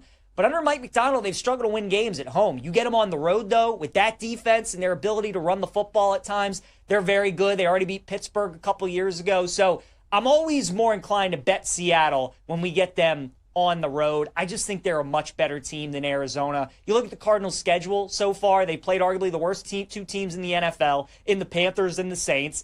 They covered against the Saints, but, I mean, that game could have gone to overtime. The Saints outgained them. They had a bunch of red zone trips they couldn't capitalize on. Panthers had a crazy comeback and nearly won that game. And then last week against Mac Jones in San Francisco, Arizona blew that game in the final couple minutes. So I'm just not high on this Cardinals team. The best unit on the field in this game by far is the Seattle defense. And Kyler Murray last year in these two matchups against Seattle really, really struggled. So I do like Seattle in the game. I take them on the money line at minus 130. Total sitting at 43.5. Nothing for me in that one. I also like Kenneth Walker over 52.5 rushing yards against the Cardinals tonight. So Walker and Charbonnet, when both of them play, it's just about who has the hot hand. You never know going in who's going to be the guy that leads the team in rushing, who's going to be the guy that scores the touchdown. It's all just kind of luck of the draw. But when one of those guys don't play, that's when you load up on that player. And even though Charbonnet is questionable tonight, there are props listed for him. There's a chance he could suit up and play. I mean, it's a short week, right? If this game was played on a Sunday, that's one thing. But a short week on a Thursday, divisional game, like why rush Charbonnet back? Why get the normal split, normal workload for both of these guys when they're out there? I still think it's going to be more of a Kenneth Walker game. And I think this is priced like it's going to be normal workload, normal carries for Walker and Charbonnet. I don't see it that way, so I like Walker over 52.5 rushing yards. I also like Kyler Murray to throw an interception tonight at minus 110. In the 2 games he played Seattle last year, he threw an interception in both of those games. This defense just gives him fits, man. Minus 110 for Kyler to throw a pick. I will take that bet. And then also give me Marvin Harrison Jr. over 46.5 receiving yards against this defense. Kyler Murray, even though he didn't play too well against Seattle, he did have a bunch of passing yards last year. Marvin Harrison in these 2 matchups against the Seahawks defense, 47 and 49 receiving yards in those 2 games last year. So right over that 46.5. But everybody's so down on Marvin right now. He just has not turned into the receiver that we all thought he would be. Had a crucial drop against San Francisco last week. So you're getting a nice price on Marvin Harrison. I think he could be like in the 60, 70 yard range tonight for receiving yards. I think there's some nice value, so I'll take him over receiving yards. And then some anytime touchdown scorers I'm looking at. I really like the Amari DiMercato price at plus 450 anytime touchdown tonight against Seattle. James Conner's out for the year, so we know it's going to be Trey Benson and it's going to be DiMercato. But I think the plus 450 is a really good buy. So I like him to find the end zone. And then Kenneth Walker anytime at even money, plus 100. I think that is a good bet as well. All right, let's get to a promo from our friends at BetMGM. It's a pro football no sweat token. Go for the end zone without breaking a sweat with a pro football no sweat token. You'll get your stake back in bonus bets if you don't win. Make it legendary with BetMGM. Download the app today. Please gamble responsibly. All right, you guys, let's get into a little survivor pool here on Send It In and talk about who we like week 4 in the NFL. So far, we're 3-0 in Survivor. We used Denver in week 1, Dallas in week 2, lucky to survive there, and then Kansas City last week. So we got a bunch of options this week that we can use in Survivor. Certainly the Bills are going to be an extremely popular pick this week. They're 15.5-point favorites against the Saints. The Lions are up to a 10-point favorite against the Browns. Chargers 6.5 against the Giants, and then the Packers are 7-point favorites against the Cowboys. For me, I think the clear choice this week is Buffalo. We all know their schedule is very favorable. It's very easy. They're going to win a bunch of games this season. There are a lot of opportunities to save them for other games. But, you know, some people approach Survivor differently. Some people like to get cute and they see opportunities to maybe save teams. I'm just not that kind of person. If I see a team that I love their spot and I feel like they're going to win, I'm just going to take them, and we're going to advance to week 5. Buffalo's not losing that game. It's just a question of how many points they're going to win by. So I am using the Bills in Survivor this week. The Lions are interesting, and my fear about the Lions is 2 things. One, matchup-wise. We all saw the Lions dominate the line of scrimmage against the Ravens, especially their offensive line and how they were able to run the football. You can't do that against Cleveland. Their front 4, that pass rush, their defense, very good. Too good. Not going to be able to run the ball on them. So I think it's going to make Detroit's offense a little one-dimensional. The other thing, too, could this be a potential letdown game for Detroit? Think about their first 3 games of the season. You open up the year at Green Bay, in Lambeau, divisional matchup, 2 best teams in the division. It's week 1 of the NFL season. You know they're going to be fired up for that game. So you get smoked on the road in Green Bay. Then you come home and Ben Johnson's back in town. And everybody's been telling you all off season how bad you are, how bad you're going to be without Ben Johnson calling plays. They put up 50. Then the next week you play the team that embarrassed you a couple years ago in Baltimore, and Detroit certainly had that game circled, and they took it to the Ravens and beat them. So 3 straight weeks with 3 big games, 3 big motivational spots for Detroit, and now they come back home as double-digit favorites against Cleveland. Just a little worrisome to me. The Chargers at the Giants, bad spot for the Chargers, even though I do like them to win and cover the spread this week. I think there's a chance that they could lose because they played 3 straight divisional games to open up the season, and they've won all those games. Now they fly across the country and take on Jackson Dart, who is making his first NFL start, but what if he turns out to be pretty good? So a little worried about that one. And then the Packers, you would expect them to bounce back. You would expect them to win the game. That Cowboys defense is so bad. But with all the emotion that's going to be in that building and a primetime game, I could see it maybe being closer than people think. So even though I do think the Lions, the Chargers, and the Packers all win, I just have my concerns about those teams. So I think the Bills are the play. First time caller 708. What about the Bears for Survivor? Road game, but the stadium is all Bears fans, or Denver maybe. Sports Rager, Cal Raleigh, MVP plus Seahawks moneyline parlay at plus 166. Sports Wager, I actually do like that. I think Cal wrapped it up last night. 60 is such a monumental number in the sport of baseball, especially as a catcher. I understand Judge is the better hitter. He has the better stats. I just think they're going to give it to Raleigh. And I think the Seahawks win tonight. So the Seattle parlay Sports Wager, I do like that. First time caller, I actually do like the Raiders this week against Chicago. We loved the Bears last week against Dallas because nobody wanted them, and I knew they'd play well and people would buy back in, and that's exactly what happened. So I would not take them this week. I do like the Raiders in that game. Denver, I think, is a good play. I just worry a little bit about that Broncos-Bengals game because generally in the NFL, when teams get embarrassed, like Cincinnati did and they lost by 40, usually want to bet those teams the following week. And Denver's coming off 2 brutal losses, man. I mean, the Colts game, the Chargers game, like those are 2 early gut punches. So they're the much more talented team than Cincinnati. They're at home. They should win that game. You just don't know where they're at psychologically, and it makes me a little bit nervous heading into that game against Cincinnati. The Patriots, maybe some people want to get cute and back the Patriots against Carolina. I don't know if I would do that. And then the Texans. I mean, that Texans offense, man, I don't know if I want to be taking that team in Survivor, especially as a 7-point favorite. So Texans, Patriots would be stayaways for me. Broncos would be stayaways. The Bills are my play. I think if you don't want to take the Bills, Lions, Chargers, Packers probably are the other options, but Buffalo's really the only team that I look at this week and feel confident. So that's my pick for Survivor. All right, let's get into some college football player props for week 5. Might be the best slate we get all year in college football. Can't wait for it. 5 props that I would keep an eye on if you're able to bet them in your state that I would take a look at. The first one, USC quarterback Jaden Mayava, under 269.5 passing yards against Illinois. I mean, look, USC is leading the country right now in points per play, points per game. They're on fire. Illinois' defense just gave up 60 points per game. So everybody's just expecting USC to go in there and just put up another 40 or 50 piece.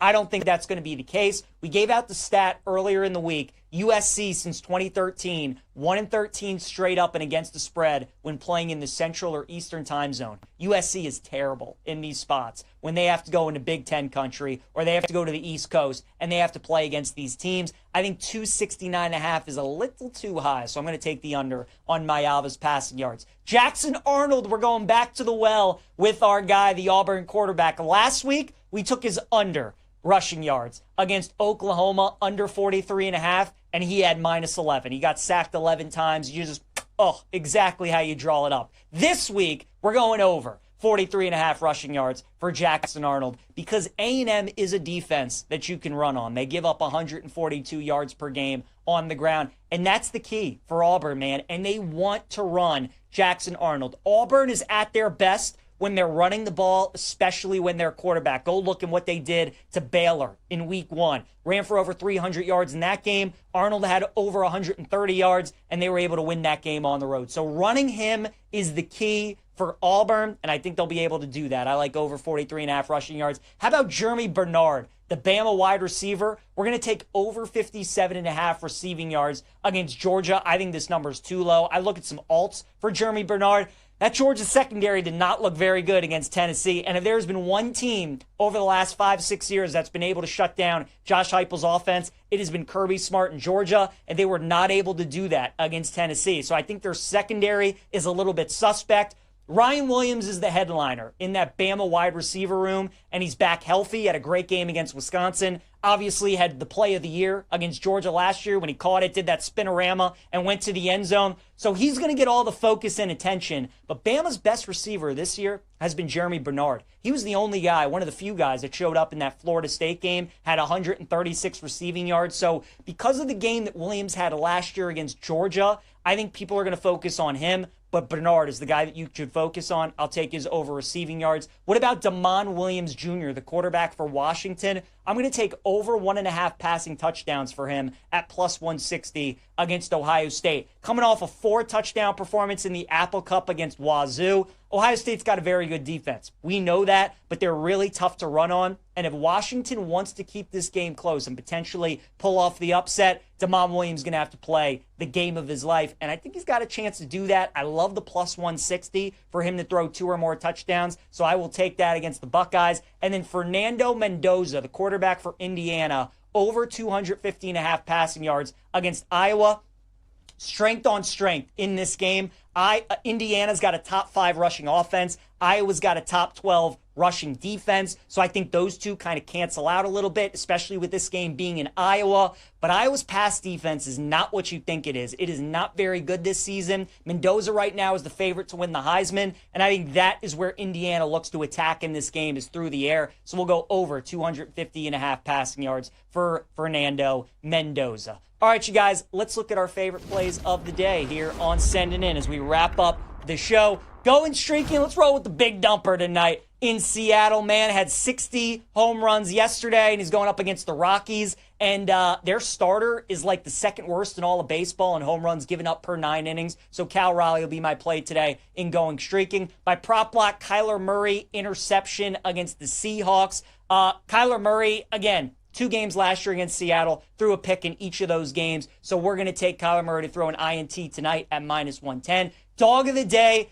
The Detroit Tigers are going to win a baseball game today. I know you haven't been able to say that much in the month of September, but I think today they're going to get a win. The Guardians have now overtaken them in the AL Central, but the Tigers are going to win today, and those teams are going to be tied up with 3 games left to play. So I like the Tigers today. The Bills are my survivor pick, as I mentioned, and then the Seahawks on the money line are going to be my best bet against the Arizona Cardinals tonight. I think Seattle's better. I agree with the line move. I think this defense against Kyler Murray and that Arizona offense, especially on the road, really like Seattle. So give me them on the money line against the Cardinals. Appreciate Pat Perry for joining us today. Appreciate you guys for tuning in. Tomorrow we wrap up the show with PJ. We wrap up the week with PJ's picks, college football, NFL player props. Can't wait. Going to be awesome. See you guys then.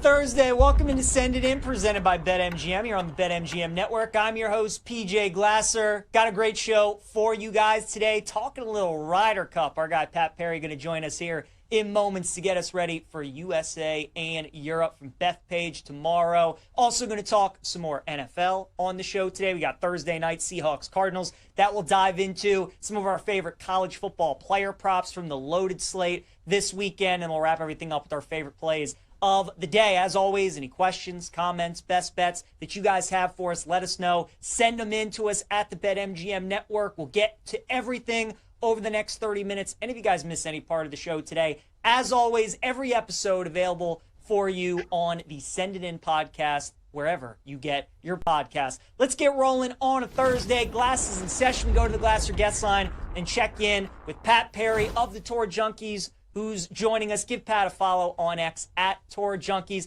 Pat, great to have you on in late September, man. Talking a little golf. Ryder Cup, one of the best sports events of the year. And, what do you make of this one? Because it feels like right now the U.S. are the heavy favorites. We know how much home soil means in this event. But from an eye test standpoint, doesn't it feel like Team Europe at this point might be the stronger team? Yeah, it absolutely does. And you said it, PJ. This is quite an event. I think it's going to be a great year. Bethpage, New York, the crowds are going to be crazy. So it's one of my favorite events. This will be my third one. I'm actually heading out tomorrow to go to it. So I cannot wait. But I agree. I think this European team, just from top to bottom, seems a little more solidified. You've got a lot of experience on this team. I think the guys that are new are actually, they fit in nicely. And they've, just traditionally what we've seen over the last 20 years, the European Ryder Cup team has just gelled a lot more than the U.S. team. And you've had some moments for the U.S. team, but I think I really want to see what this U.S. team can do against this really strong European Ryder Cup team. So I'm excited to see it. I think it's going to be a lot of fun. There's a lot of great players, a lot of players that are playing really good golf right now too. So I can't wait. No doubt. A lot of rookies, especially on Team USA, Pat. Excited to see how they handle this environment. From a betting standpoint, would you hold more stock into like a regular week on the PGA Tour where it's all about course fit for you? Or do you really look at the guys that thrive in these Ryder Cup settings, right? We think about like guys like Ian Poulter, Justin Thomas, like these guys that are always great in these kind of events. Do you hold more stock in that, or are you still looking at which guys you think their game best fits Bethpage Black? I think for me, and anybody that knows me on the Tour Junkie shows knows that I'm kind of a course history, course fit guy. But for the Ryder Cup, I throw it out the window. They're going to set this up to favor the U.S. team, however that might look. But I think when you're looking at who you're betting on and who you like for Ryder Cups, you got to go with the guys that have that dog in them. The guys that can play well in matches, that have just that fiery attitude, because that's important. They're going to have crowds, if you're a European player, you're going to have all this crowd against you. If you're a U.S. player, you got them all with you. You've got to be able to react to that in the right way. And I think that's important. So there's a lot of outside factors with the Ryder Cup that I actually do pay attention to that I probably wouldn't in a normal tournament. But for this one, I want the guys that have that dog, and I want the guys that have experience too. I think you'll see that, the rookies, they can play well in their debuts. I think captain's picks, though, historically have not actually done that well. So you can look at factors like that. But for me, again, I'm going with the guys with the fiery attitude, the guys that I just think can, when it comes down to 18 and they got to win a match, they're going to make that putt to win. Totally makes sense. Pat, let's start talking about some of those guys. Let's start with the home team, Team USA. Who would be some guys that you would look at to target, especially on like Sunday singles when they're going one-on-one, guys that you think could be a great money line, underdog bet, maybe some value out there? They could be the top U.S. point scorers. Scheffler, obviously, the big favorite. Any guys on the U.S. team that you're really clinging to this week? Well, I think, everybody could sit here and talk about Scheffler, right? I mean, he's the best player in the world. I think he's probably got a chance to get the most points. But why don't we think about the guy who's probably going to be on the other side of Scheffler playing with him, and that's Russell Henley. Russell Henley this will be his rookie year playing in a Ryder Cup, but he just played in a President's Cup last year. He was 3-1. He played, I think, 3 times with Scotty. They played excellent together. They may have lost one, but I know they had a winning record together. Russell was 3-1 again at the President's Cup. I think Russell Henley is one that we really should be targeting, whether it's in a matchup bet for total points versus another European player or just total points. I think he's going to be really good this year. And he comes from that background. He played for the Georgia Bulldogs. They were, a great match play team. He won national titles with them. He won matches there. So I think whether it's singles, whether it's foursomes, whatever it might be, best ball, I think he's going to be an excellent partner. So I'm definitely looking at Russell Henley really across the board. Another guy that I really like is Justin Thomas. Now, Justin Thomas has kind of had mixed results this year. He's played well recently, played pretty well at the Tour Championship. But I think Justin Thomas is the guy that I just mentioned that really has the dog in him when it comes to Ryder Cups. He has a fiery attitude. He's a really good putter when he's on. I think he's going to do that well this week. So I think when you're looking at guys that can play well on the U.S. side, I definitely would look at Justin Thomas. And then another one, Patrick Cantlay, a guy that a lot of people don't like to like. He plays slow. He had the controversy at the last Ryder Cup in Italy. But I think he's another guy that really thrives in this situation. So Patrick Cantlay is someone else that I think you should look at when it comes to betting on the U.S. guys this week. If I had a hat, Pat, I'd be waving it for you for Cantlay, right? That was a lot of Love fun. him or hate him, he's going to be good. He's going to be good. Yeah, absolutely, right? And he's got that kind of demeanor that you love in the Ryder Cup for sure. What about on the European side? They're running it back. They got a great team, so much talent. These guys play with each other a bunch. Who would be the guys that you would look to back on Team Europe? 2 guys that I like right off the bat are both live guys, actually. John Rahm. I think John Rahm's going to have an excellent Ryder Cup. He's another one that we know has just that Spanish fire to him. He kind of took over the flame from Sergio Garcia. And so I think John Rahm is somebody you should really look at. And another guy, same thing, Tyrrell Hatton. I think Tyrrell Hatton is a guy that I think you actually might see Tyrrell and Rahm play a little bit together. If they don't, that's a pairing I would love to see. But Hatton's another one that's been playing well. He's played well in majors this year. I think that you look for Hatton is somebody that I think can really have an excellent Ryder Cup. And then, you got guys like Rory. I mean, Rory is he just won a few weeks ago. He's another guy that I think is going to go well. But I would, my targets are going to be John Rahm and Tyrrell Hatton. Totally makes sense. Pat, any other specialty bets, right? I mean, there's so many markets, so many fun things you can bet at the Ryder Cup outside of these head-to-head matchups and maybe the top point score. Anything else that you've seen in any of these betting markets that you think could be a fun angle to look at? Well, I mean, there's always a fun angle like that. You could see a hole-in-one in the Ryder Cup. I think that's one that we could look at. You're going to see probably one.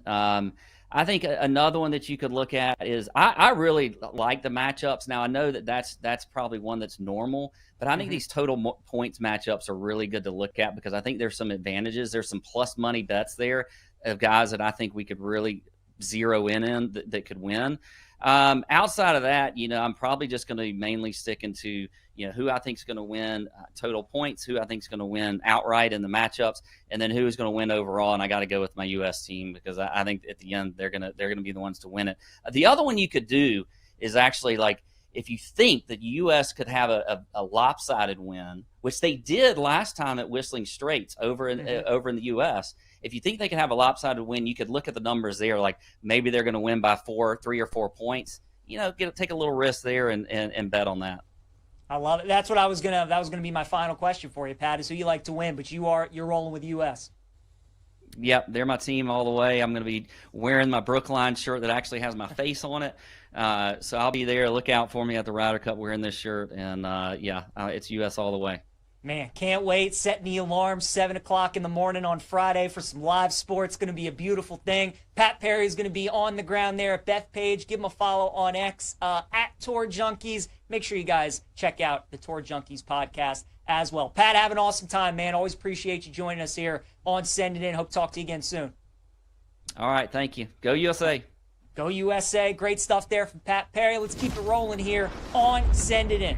As we continue looking at the Ryder Cup out at Bethpage Black, and some great stuff there from Pat. It's going to be a great event, folks. It's just a great sports weekend. A ton of college football, a ton of NFL. Do make sure that you check out the Ryder Cup, even if it's just tomorrow, because it really is an awesome event. All of golf's best players, and they don't play for money. They just play for the love of their country and the fire that these guys show. It's a lot of fun. I'll run through the rosters for both teams, tell you the 12 players that are on Team USA and Team Europe so that you're familiar with the roster, because a lot of people do feel like Team Europe does have the stronger team, yet the U.S. is the heavy favorite. So Team USA, you have Sam Burns, Patrick Cantlay, Bryson DeChambeau, Harris English, Ben Griffin, Russell Henley, Colin Morikawa, Xander Schauffele, J.J. Spahn, Scotty Scheffler, Justin Thomas, and Cam Young. Team Europe, you have Ludwig Aubert, Matty Fitz, Tommy Fleetwood, Terrell Hatton, Rasmus Højgaard, Victor Hovland, Shane Lowry, Bobby Mack,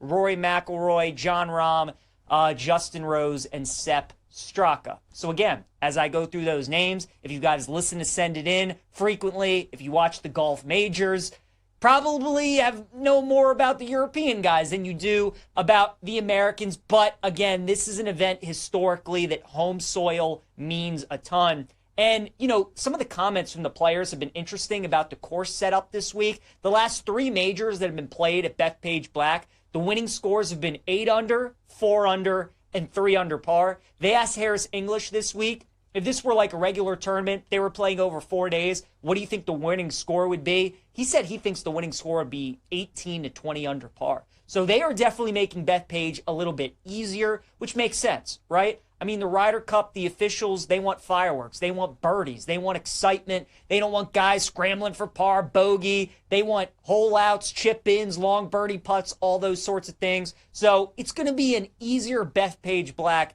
than what we are accustomed to, which could be interesting, and I think favors the U.S. team a little bit more.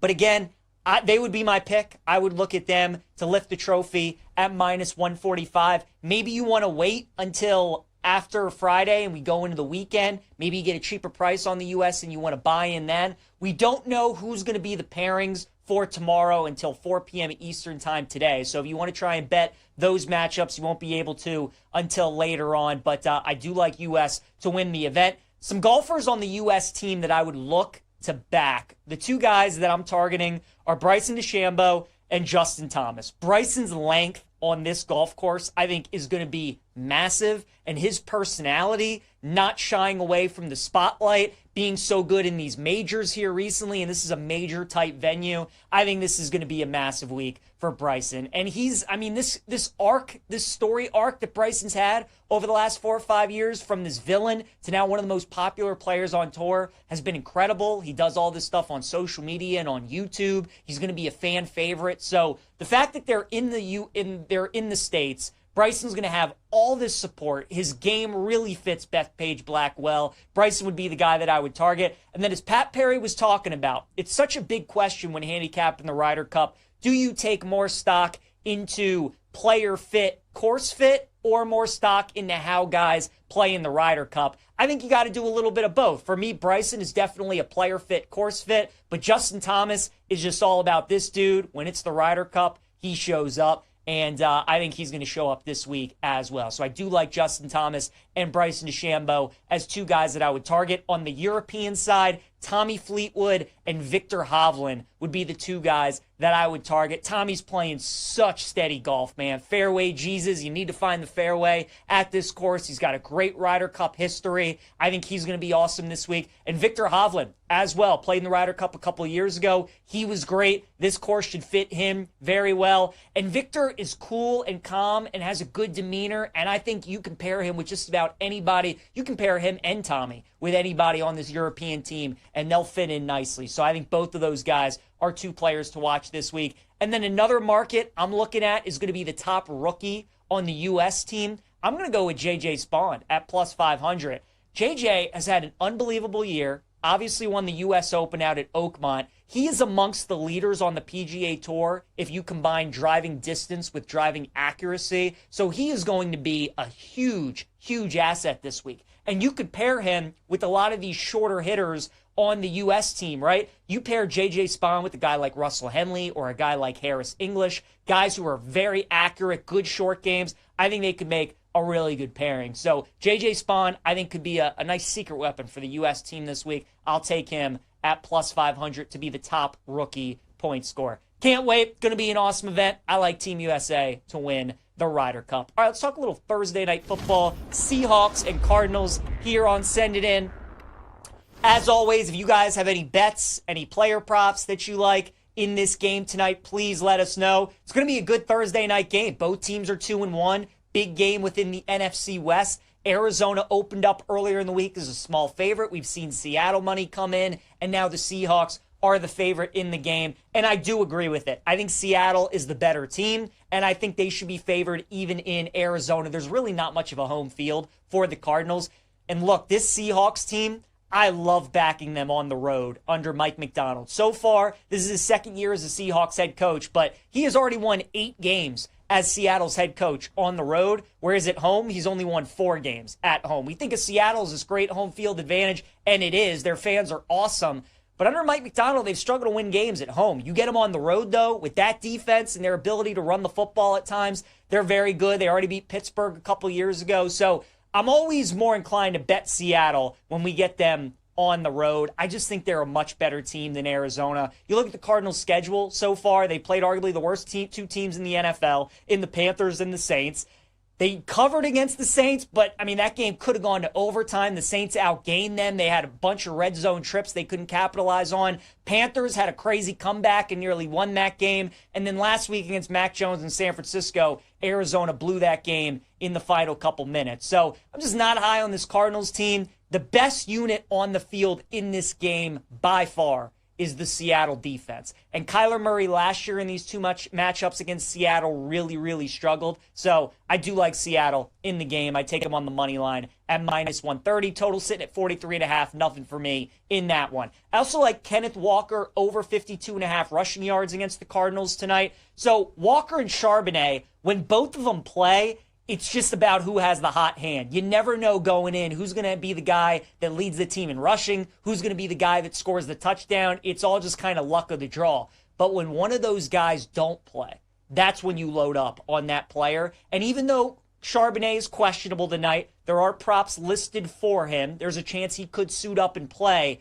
I mean, it's a short week, right? If this game was played on a Sunday, that's one thing. But a short week on a Thursday, divisional game, like why rush Charbonnet back? Why get the normal split, normal workload for both of these guys when they're out there? I still think it's going to be more of a Kenneth Walker game. And I think this is priced like it's going to be normal workload, normal carries for Walker and Charbonnet. I don't see it that way, so I like Walker over 52.5 rushing yards. I also like Kyler Murray to throw an interception tonight at minus 110.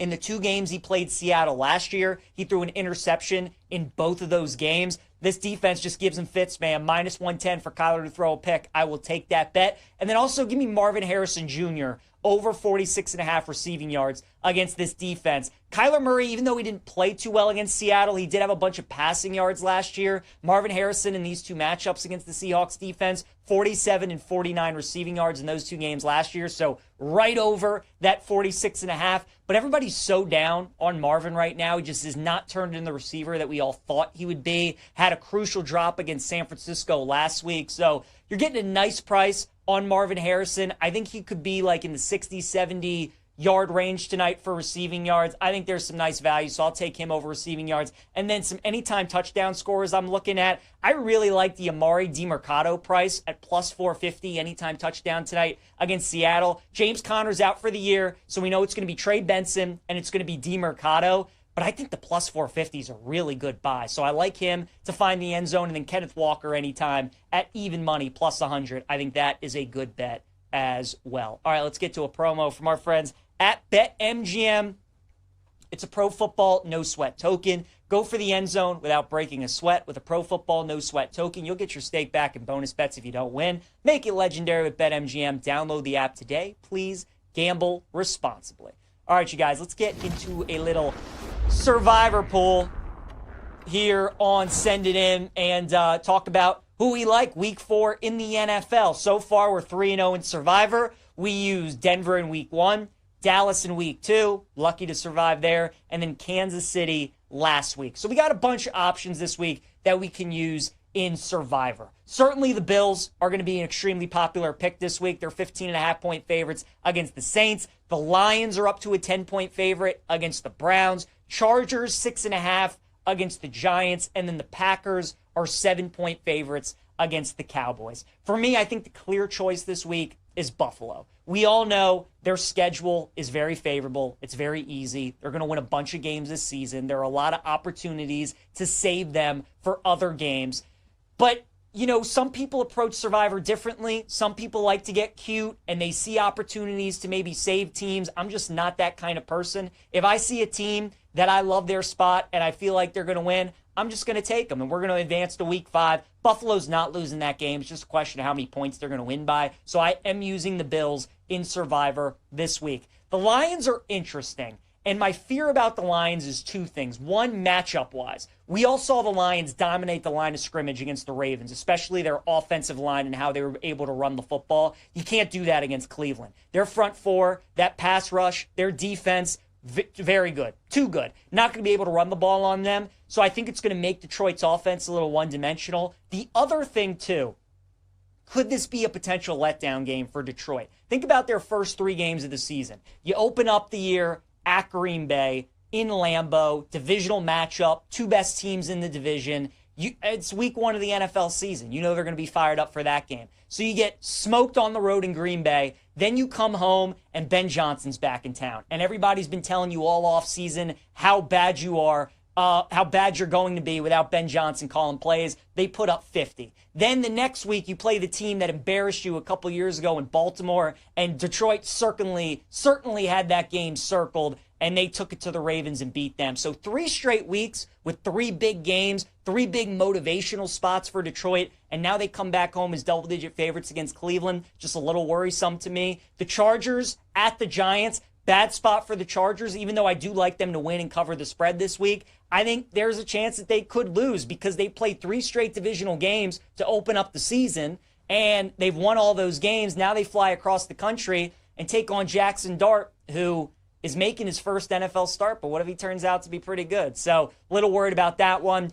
And then the Packers, you would expect them to bounce back. You would expect them to win the game. That Cowboys defense is so bad. But with all the emotion that's going to be in that building and a primetime game, I could see it maybe being closer than people think. So even though I do think the Lions, the Chargers, and the Packers all win, I just have my concerns about those teams. So I think the Bills are the play. First time caller 708. What about the Bears for Survivor? Road game, but the stadium is all Bears fans, or Denver maybe.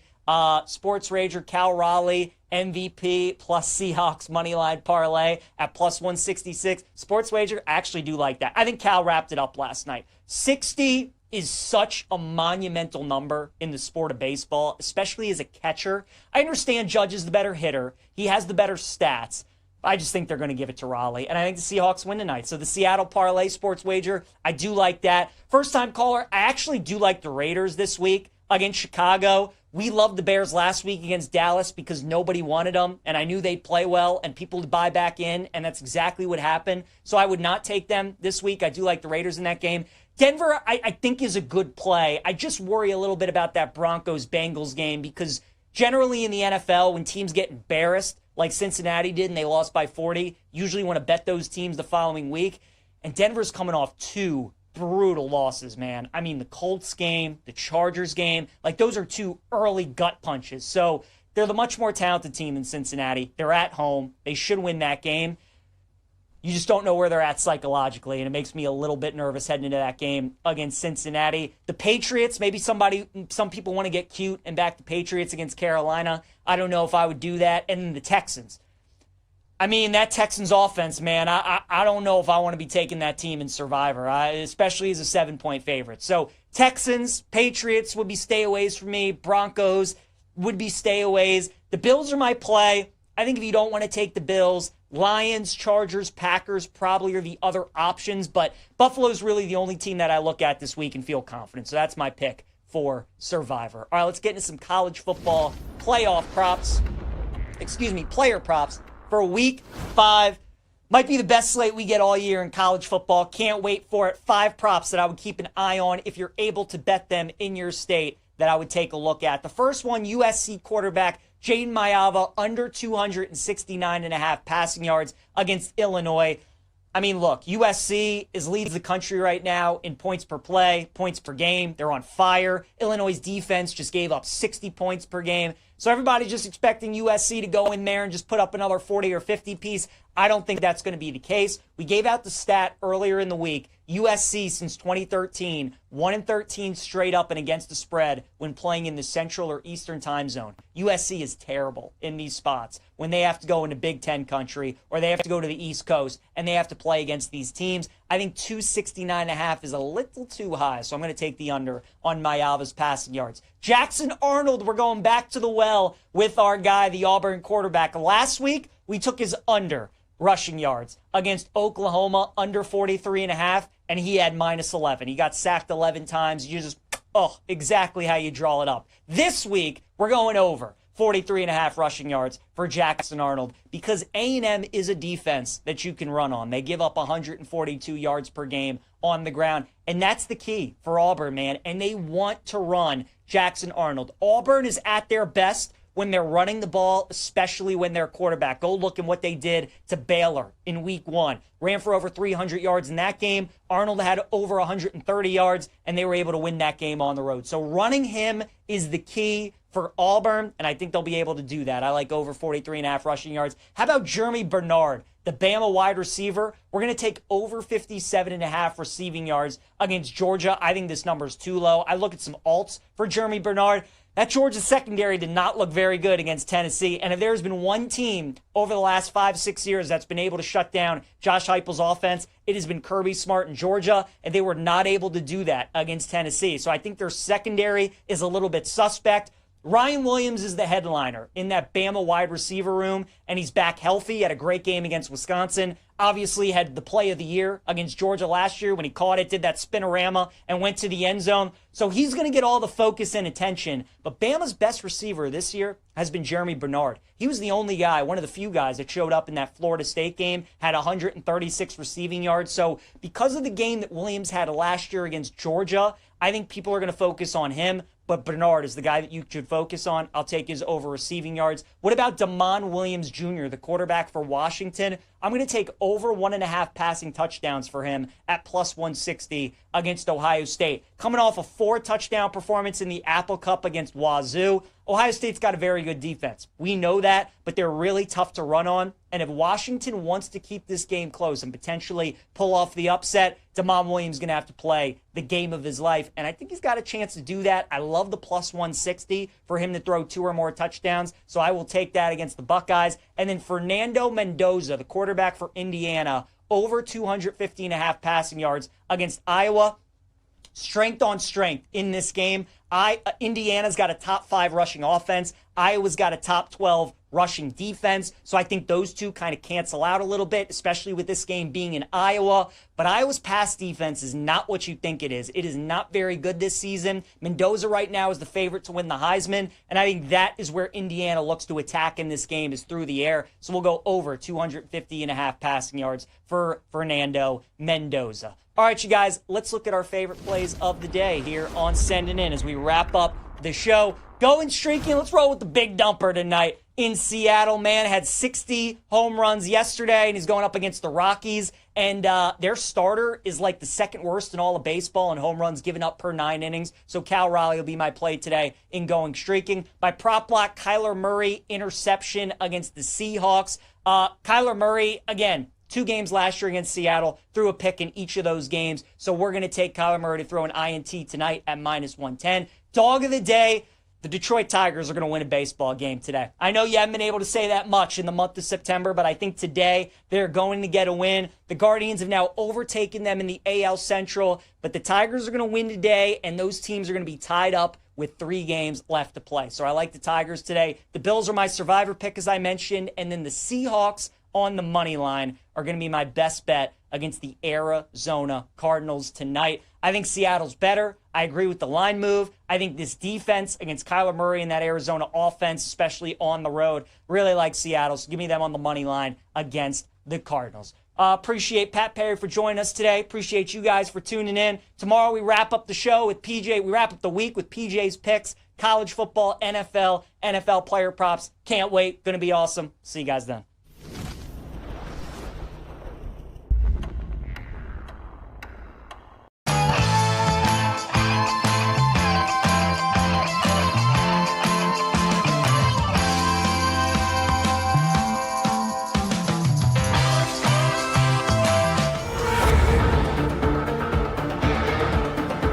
The stakes are high. We are 10 toes down. Are you sure? Look into the camera and tell everybody, Femi. We are 10 toes down. It's time to take a stand. We are heads up on this one. I'm standing on business. All these bets are action. We're 10 toes down on Bet Sweats. You're heading into the wood chipper, my friend, but I respect you. Let's go. It's a Thursday. Time to put 10 toes down. Everybody on the show gets involved. We're taking stances. I was very happy. I was a little short. I should have gone higher. I said we're going to get at least 2 games last week. Favorites of 4 or higher that end up losing outright. I think it ended up being 3 with Monday Night Football. We'll see where we stand coming up with today's 10 toes down. We saved the best for last because last is Girrch. And Girrch has been so wrong on all of his 10 toes down, at least the big ones where he takes these big stands. Of course, we all remember Indiana will go winless in conference play. They didn't just win. They blew the doors off the Illini. They had Illini fans crying. Like, they were crying first off that the game wasn't going to be on NBC, and they didn't miss a snap, and then they were wishing that they missed every snap, because it was an embarrassing episode by the Illini. So Girrch misses out on that one. They win their first conference game. And then he says the Bears are going winless. And the Bears kick the Cowboys' ass. That's what ended up happening. They don't have Jalen Johnson. They have nobody in the secondary. And Caleb has probably the best game he's had as a pro. So we're really looking forward to Girrch. But Sam, we start with you. What you got for 10 toes down? I believe I only have 9 toes because I lost my 10 toes down last week. It's a bad rule. I don't like it. I mean, chances are by the end of the football season, we'll be toeless. That's okay. Cowboys did not blow out the Bears. I have to refine my 10 toes down mojo. I need you to tell me to look into the camera. I need you to tell me to stand on business. Maybe slap me in the face or something like that. Look into the camera. Look into the camera. I got 3. I got 3 this week. Okay. Number 1, Alabama's beating Georgia this weekend. I don't really need the points. I'll take plus 130. Big game for Ty Simpson. And there's a guy I know who says this is the time to bet him to win the Heisman. And I'm not quite there. But if you look at Simpson's numbers, And if they go into Georgia and win, that schedule opens up for Alabama, and he's going to put up big numbers. You know the talent is there. The two questions at Alabama are the quarterback and the coach. And if you can get there on Alabama and believe in the two, you can get a nice spot this week. So I like Bama. And this guy likes him to win the Heisman, Simpson. Again, not there myself, but Georgia's defense, if you go back and watch some of the footage against Tennessee, that secondary is a problem. And Bama certainly has the weapons to do things down the field against Georgia. So Bama wins outright. That's number one. Number two, San Diego Padres are winning the World Series. Oh, yeah. Oh, yeah. I feel good about it. We talked about this right before the trade deadline. We were buying stock in teams, and I checked a couple of my pendings, and I do have some nice numbers on San Diego. Not as nice as, not as nice as it could be maybe if you're just jumping in now. But, 12-1, 14-1 on San Diego, I don't think is a bad idea. This is the year. Everybody always says, every year people like San Diego, the trendy team, the hot team. It never happens. Well, not yet. So let me go San Diego to win the World Series. BetMGM apparently has 15-1. That's even better. So let's go San Diego, and let's get hot. Let's make a run. My third one is that Jake needs to ask out Hannah Montoya. It needs to happen. Wait, how is that a 10 toes down? Are you saying he's going to, or he won't? No, I'm telling him to look into the camera and ask Hannah Montoya out. It needs to happen for the show. We need the content. We need this. I need this. Nothing, Jake? No, he's speechless. For the first time. I'm speechless. I am stunned right now. Sam, we could you want to disclose our texts from yesterday about this subject? Do not. Oh no. Definitely not. What emojis were used? None. None. Okay. Worse. Much worse. Much worse. Okay. Yeah, that Sam, since he's come to the network, has gone away a little bit. Let's keep it that way for the safety of all of us. All right. So 10 toes down. You've got recap 3 again. Bama wins outright. Padres win the World Series. Jake needs to ask out Montoya. Okay. That's it. Those are his statements for today's 10 toes down. 3 good ones. Oh, man. I have one that is similar, but not as strong of a take. All right. I'm going Major League Baseball, because what I'm going to talk about is going to occur before we have another 10 toes down. So I got to jump in. And it comes with some projection of what's going to happen. Here's my 10 toes down. So we know the format, the wild card. All the games are played in one spot. Couple road teams usually win. I'm calling my shots on a couple of road teams, a couple of lower seeds to advance past the wild card round. Even though I don't know the matchups. The Red Sox will win the wild card round, and they will beat whoever they play, whether it's the Yankees or the Blue Jays. That's how it's shaping up. It will be the Yankees or the Blue Jays. I don't care which team it is. They're going to win. Red Sox 9-4 against the Yankees this year. Blue Jays, Toronto fans know this, as Jeff Feinberg was alluding to yesterday on the show, already falling apart. They can't wait for it to all go away, and it's going to. Red Sox are going to advance. It's looking like Cubs-Padres, and you've had the stance on the Padres winning the World Series. I agree with you. Falling apart for the Cubs right now. San Diego takes out Chicago. We get word today, MRI for Cade Horton.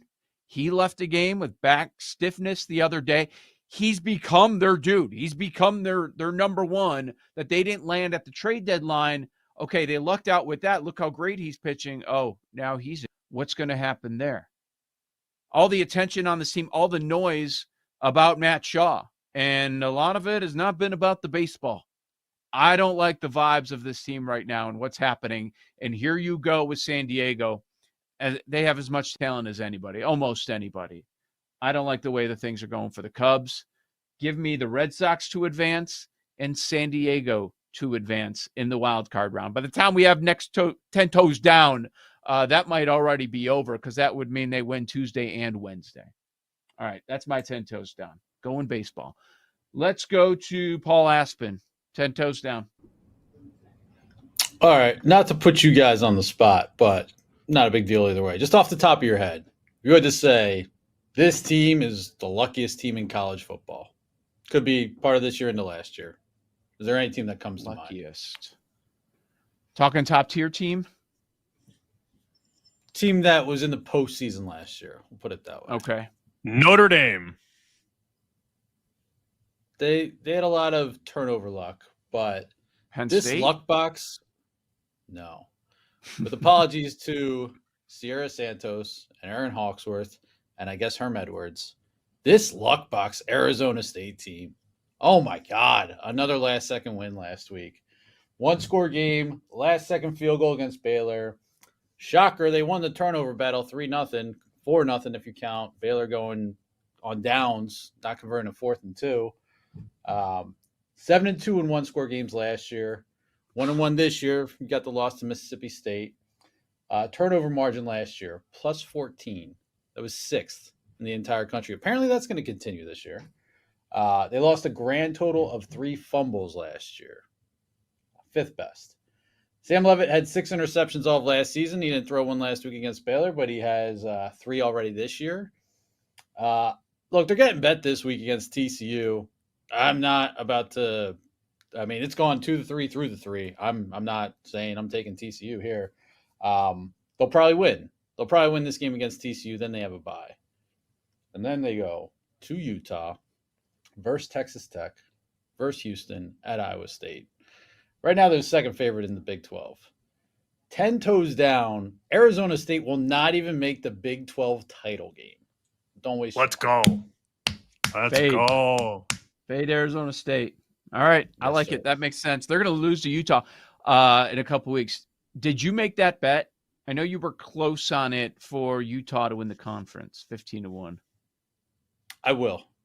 You will. I mean, I've got them hooked with the Bills and something else for like 200-1. But yeah, I'll. But that was at 5-1. But yeah, no, I'll double down. I'll grab some 15. Do you also think the coach is a little much too? Is there a part of that too, Paul? I mean, I didn't get too much into that just because like all the regression stuff and just like watching it week after week. But I don't disagree. He's a hardo for sure, which is fine. He's their hardo. I mean, he's a hardo. Yeah. Jake Hassan, 10 toes down.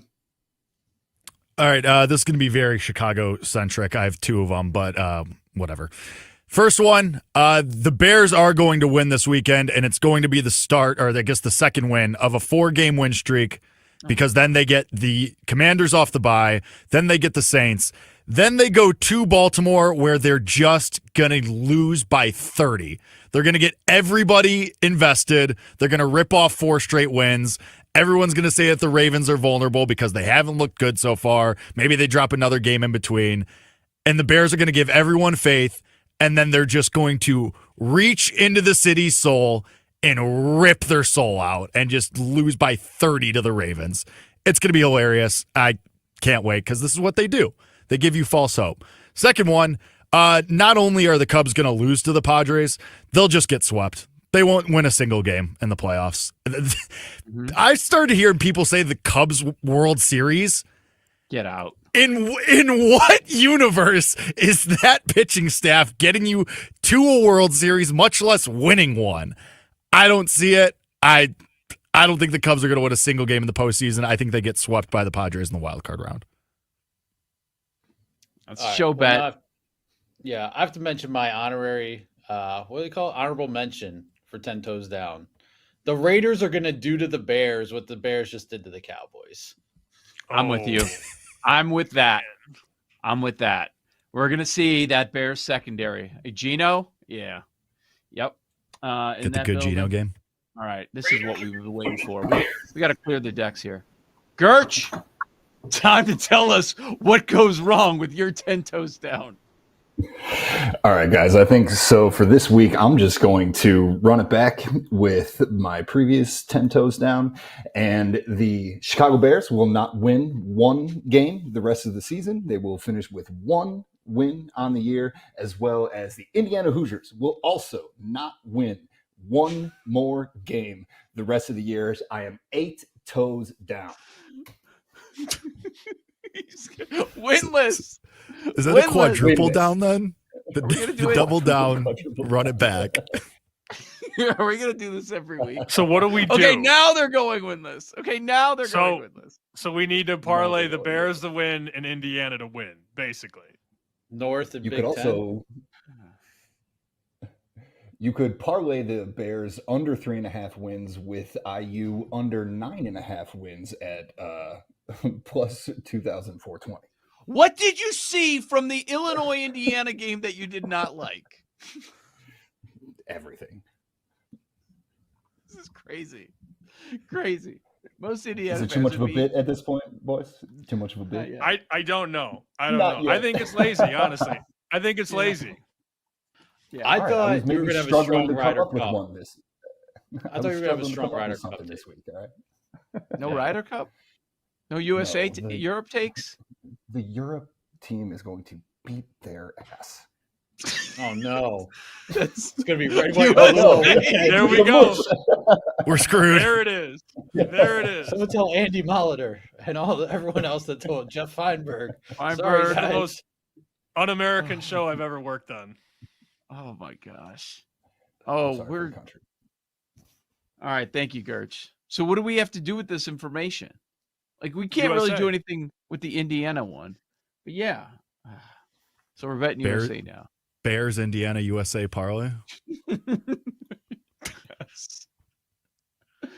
Oh man, now we're screwed. Everybody's screwed on that Europe bet. All right, that was good stuff. 10 toes down.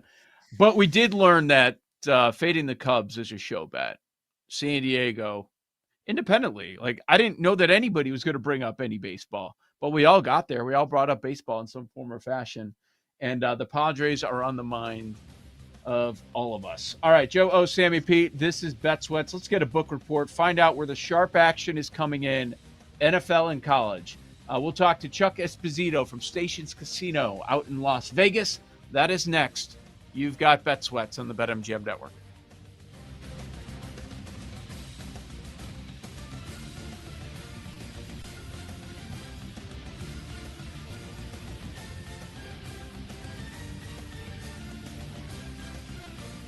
You're listening to Bet Sweats with Joe O and Sammy P on the BetMGM Network.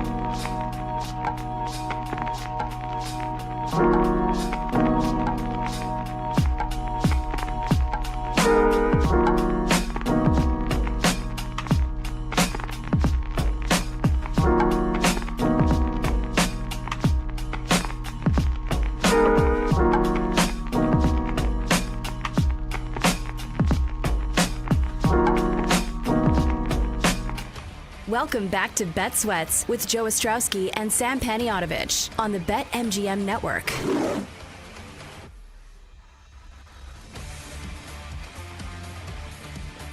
NFL week number 4 starts tonight with Thursday Night Football, a monster slate of college football action. A lot to be excited about, certainly in the betting world. Welcome back. This is Joe Ostrowski, Sam Paniotovich. You've got Bet Sweats, weekdays 9 a.m. to noon Eastern on the BetMGM Network. And Sammy, people never, ever forget. We were promoting on X that Chuck Esposito was hopping on the show from Station Casinos, and we quickly got a reply. Chuck Esposito, remembered him jumping on the Mike North show a long time ago.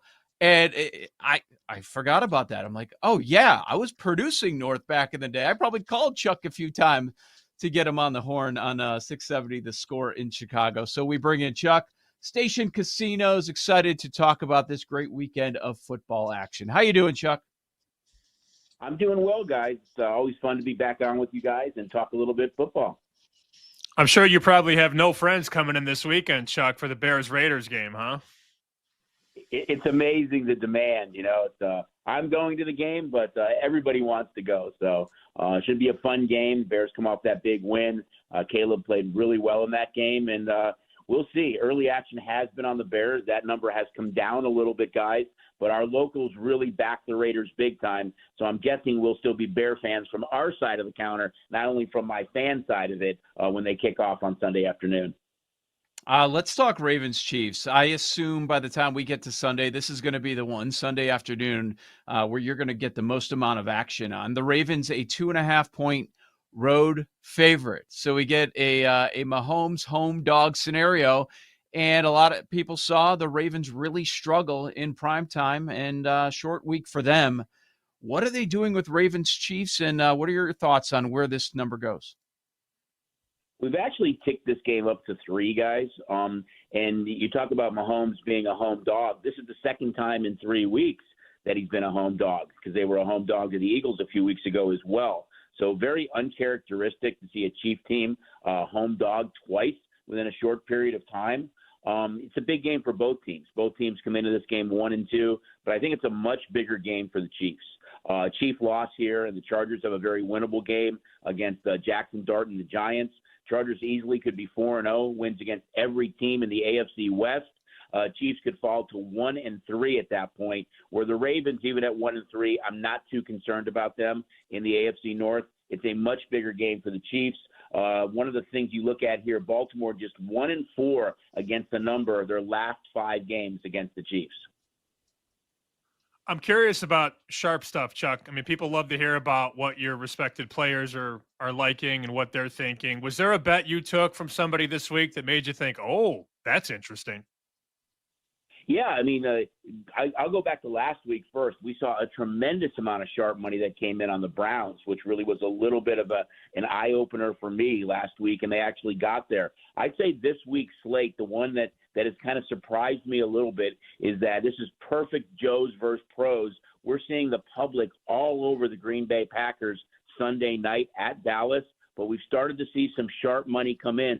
Some of our biggest bets for the week so far have been on the Cowboys plus a touchdown, and we saw that defense just get throttled back-to-back weeks by the Giants and Bears. And then you've got Micah Parsons going back to Dallas. Dallas is banged up on the offensive line, at wide receiver, in the secondary, yet we're seeing some sharp action on the Cowboys right now at plus the 7. Okay, sharp action on the Cowboys. We're all sure that that would not be sharp action at 6.5, that key number of 7. What about the Philadelphia-Tampa Bay matchup? We've got a couple of 3-0 teams, but you can certainly poke holes with the results of how the results came about with both of these squads. The Eagles favored by 3.5 on the road. A lot of injuries to talk about. Maybe a disappointing Eagles offense, at least early on in games. What do you think? Yeah, I worry a little bit about Tampa. I mean, I know that they're undefeated, but you look at all those last-second or last-minute wins that they've gotten this year. They are going to get Wirtz back, and it looks like Godwin. But missing Mike Evans, I think, is a big piece of that. I still think this game won't be extremely one-sided, but it looks like right now ticket counts are at 62% favoring the Eagles. So my guess is we're still going to need Tampa. Tampa's 4-1 straight up in their last 5 games at home. Philly's 4-1 against the spread in their last 5 games going back to last year. Philly's gone over, guys, 4 of their last 6 games. So maybe the total in this game, you could see a little bit of overplay. But my guess is we're going to be Bucs fans when this game kicks. I just think that loss of Mike Evans is going to be huge. I know Mbuka's played really well, and I know you get Chris Godwin back, but he's been off for a long injury. I think it's going to be tough for Tampa in this game, and I think we'll be rooting for them heavily from our side of the counter. I'm curious how guys like you handle these games overseas. I mean, we know people bet them, and we're betting them at -110. That's the way it goes. But when you get these games in England and Germany, we got the one in Ireland on Sunday, Minnesota, Pittsburgh. Like, how long did it take you to kind of figure out how those games go? Because they're not the average NFL game. Obviously, there's a lot going on. The time clocks are off. The totals are generally low. But how do the games overseas usually work for you? Well, I mean, first, you're right. I mean, it was an adjustment period for us, but also for the guests. Number one, I'll say yay sportsbooks, because for us, it gets us an early start time game. We're open at that time, our mobile app, our kiosks, so guests are able to grab their coffee and whatever they'd like to have that morning and actually play the games from the comfort of their home. But it's definitely an adjustment for us. I mean, you look at these two teams, and I think Minnesota is a really good team. Pittsburgh, to me, the jury's still out a little bit, especially on defense. But we try to put up a number without taking into consideration, of course, home field. Although Minnesota with back-to-back weeks, I think next week when they play at home against Cleveland, I think they have a decisive advantage in that case. But right now, we look at it, we've seen early money on Minnesota. We kind of put a number up that we think, guys, will be a good two-way number, and let the guests kind of push us. But we may move these games a little bit quicker because you don't have that same feel for one team or another playing at home. With Chuck Esposito, this is Bet Sweats on the BetMGM Network. Joe Ostrowski, Sam Panayonovich. And Chuck, Thursday is the first big day as far as injury news. A lot of times on Wednesday, these vets aren't going to be practicing. You might get some movement, but for the most part, we start to learn stuff today, especially with quarterbacks. What are the key injuries that you're keeping a close eye on that could actually move numbers this week? The two big ones for me, guys, are Jaden Daniels, if he plays or not against Atlanta. We've already seen this number start to come down a little bit. They're also going to be missing Terry McLaurin, which I think he's definitely not going to play. Daniels, we're still not sure. And then, of course, the 49ers with Brock Purdy. That number's kind of been all over the place. The expectation is that Purdy does play in that game. But those are the ones that kind of jumped off the page early on that we really kind of had to look at and adjust and keep a close eye on. I mean, we're in a social media era, and our guests are just as educated as we are. They're tuned into all this stuff. They're looking at that stuff. But those are the two right now. It's the Jaden Daniels and Brock Purdy to see where that number goes based on the injuries to those two quarterbacks. I can't imagine it's easy with San Francisco, and Joe has talked about this for years. He doesn't trust Kyle Shanahan, and I think there's valid reasoning for that. Wasn't it last year, Chuck, when Purdy wasn't able to grip the football and he couldn't throw it at practice? And Shanahan's like, oh, yeah, he's fine. And then he didn't play, and they bet you from 3 to 6 or 7 with Green Bay. I mean, it puts you in a bad spot because you take the coach at his word, and then you take the injury at its word, and then it's all fabrication. It's all smoke.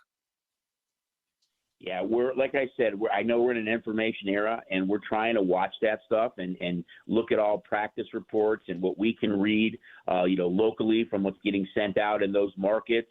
But a lot of these games where there is an injury, guys, especially at the quarterback position, because it's such a big change in the number, we're going to move a lot faster. We may have these games a little bit circled up where it means they're limited a bit, and the exposure might not be as great until we get a definite yay or nay. On the flip side, we had the Giants who went from Russell Wilson to Jackson Dart, and it only moved a half a point. where usually you see a veteran go to a rookie. We've seen anywhere from 3, 4, 5, 7-point moves. Not the case with the Giants, although they play a very tough Charger team that's given up the least amount of points in the AFC this year, but not a huge adjustment there. So always stuff we're looking at and dialed in at, and many times our guests will tell us if that number's too high or too low based on the action that we take.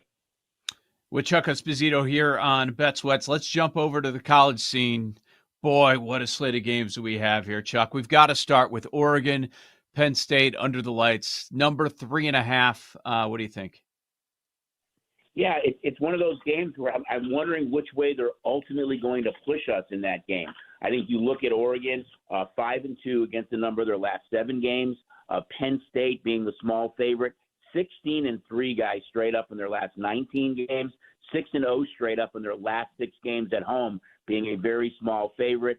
7 of their last 10 games have gone over. I think it's a real test for Oregon here. We know it's going to be a whiteout based on the time the game's going to be gone off.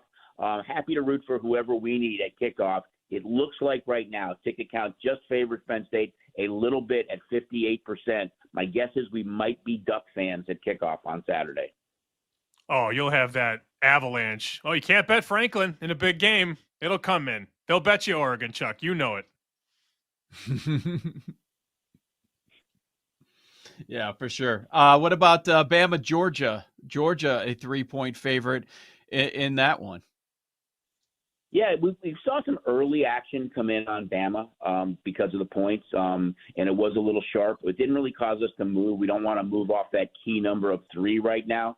Bama 6-3 against the number of their last 9 games. But you look at Georgia at home being a small favorite, 20-0 straight up in their last 20 games at home. However, Bama is 9-1 straight up in their last 10 games against Georgia. So something will have to give there. I'm not sure who we're going to need yet at kickoff. Again, ticket count is fairly balanced. There was some early action in favor of Alabama, but since that kind of Monday, Tuesday, we've seen it kind of level off a little bit. So not quite sure yet who we're going to need. I think it's a much bigger game to Bama here based on their schedule, but be happy to root for, again, whoever we need here. But a monster slate of great games on Saturday.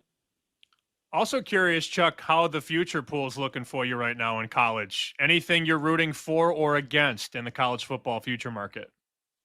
You know, the way it's slated now, guys, with so many teams making it, I mean, early on, we saw some Texas Tech money that came in. There were some smaller schools that we saw some big bets come in. Texas Tech is one of them that we saw some action come in. Indiana a little bit. But we know it's a long season. We know the way the playoff format is structured, that a lot of these smaller schools have to take on some of these big boys. And what we saw last year is double-digit spreads in a lot of those games, and it didn't matter. But those are kind of 2 of the schools that we've seen some play on just based on value and the price before the season started. Texas Tech was the real surprise to me that we saw so much action on Texas Tech. You gave us sharp action on the Cowboys in the NFL. What about on the college front? Where are the sharp bets coming? One of the bigger games that we've seen a little bit of sharp is the LSU Ole Miss game. The initial push, we saw some LSU money come across, and then we've started to see now some Ole Miss money come in. So initial push of sharp action was on LSU plus the points. We opened the game 2.5, went as low as 1. It started to creep back up a bit right now. But that was one of the pushes early. And then the Southern Cal-Illinois game, another big game. Although Illinois did not play good against Indiana last week, we've seen some sharp play on the Illini as well, plus the points there, guys. Got to ask you one puck question, Chuck. I know you follow the puck. Vasilevsky, again, not at practice for Tampa. That's 5 straight days of no Vasilevsky. What's going on there? I'm not sure. We've been keeping an eye on it as well and trying to monitor everything that's going on in the NHL as we get ready for puck drop next week. But that would be a major shakeup across the board, especially with our future book odds for so many teams in the East if there's something big going on there. But I'm kind of in the dark a little bit, as you guys are right now, just trying to get a gauge on what's ultimately going to happen there. Last thing for you, Chuck, a monster week over at the book for you. We also have the Ryder Cup. So every year, are you in a position where you need Europe or what? Yeah, mostly we are. It's fun to have an event like like Ryder Cup. I think you look at, USA is at minus $1.55, Europe plus 35 to lift the trophy. I think if they're tied 14-14, Europe would retain it. But we do get some great action on it. I think every year now, as we continue to expand our overall wagering menu with props and live wagering, that all these events that go on that even capture international exposure are tremendous for us. We've got the Las Vegas Aces, our WNBA team, in the semifinals, NBA and college hoops not that far away, puck drop. So you guys name it, there's always something going on, no real downtime. But with the Ryder Cup, it does add a nice element to our overall wagering menu this weekend. Chuck Esposito, Station Casino, setting the scene for this weekend and all the sports betting going on. Chuck, thank you so much. Let's do this again, all right? All right. Sounds great, guys. Just let me know. Good luck this weekend. Go Bears. You got it. Thank you, Chuck. He's still holding out. He's been in Vegas a long, long time, but he's still got that Bears love there. Wow, Cowboys. All right. The +7 they're coming in on. The public all in on the Packers. Not a surprise at all. Whew, maybe we'll get there. Joe O, Sammy P, Lightning Bets. We've got the room for Thursday Night Football on the BetMGM Network.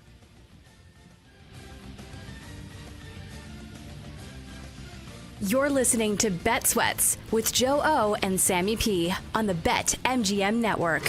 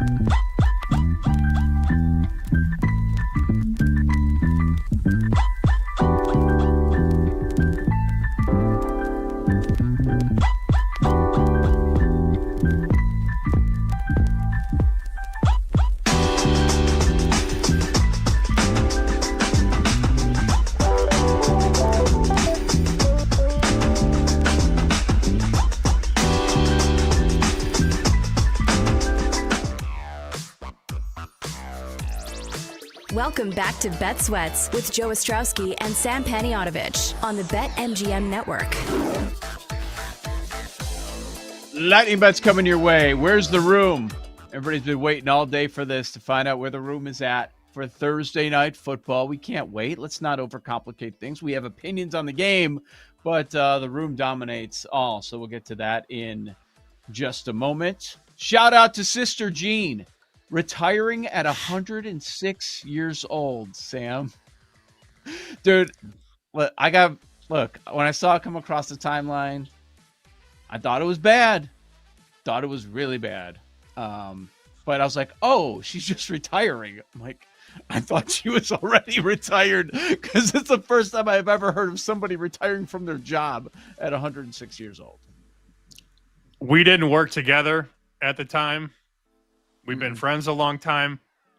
I was so sick of them rolling her out every game. Never cared. Ever. It was a bit much. Yeah. A bit much. Yeah. But like nobody even knew that Loyola nationwide really had a basketball team until that story happened. But yeah, I think a lot of people were probably the same boat as you. Probably. Well, and they knocked out my Illini. And then they were parading her around the court, and it's like, this old bag. I've had enough of this old bag. Stop! Yeah, This no, is ridiculous. Had enough. It's enough. Man, Sam, he was celebrating Virginia. Like, come on now.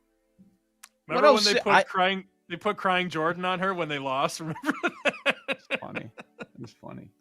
I do. Let me just state for the record. I do not want to be here when I'm 106. Okay? No. I'm not talking about doing this show. Could you imagine doing this show at 100? No, I don't think that'll happen. Yeah, we're sweating bets at 100. Jeez, crazy. Good for her. I hope it's not bad reasons, but I mean, like, can't believe she didn't retire at 90 or 95 or 100. She waited until 106. Amazing. I will retire far earlier than that. I think all of us will. All right, let's bring in our guy, Paul Aspen. He's got the room info that everybody's been waiting on for Thursday night football. Where's the room? All right, Paul, a big Sister Jean guy. Where's the room at? What everybody wants to know. Not hard. I didn't realize there's another Mark Wahlberg movie coming out that looks like every other Mark Wahlberg movie. Anyway, not really the point. Is he walking into an apartment screaming at someone? He's wearing a leather jacket. I think that tells you all you need to know. I mean, yeah, Okay. He's that guy. He's the same guy. All right, boys. I don't think you're gonna like this very much. See, here's the thing. Like, there's not a lot of options for player props between these two teams. So, yeah, it's probably going to be bad, but we know that. Go ahead. What's number 5? Number 5's all right. Kyler Murray. I mean, it's not. Don't like the angle or the bet. Over 5.5 rushing attempts. Minus 145. Dummies. Minus 145. Dummies. All right. Sam Darnold, number 4, most bet prop at BetMGM for tonight's game. Sam Darnold, over 219.5 passing yards at minus 115.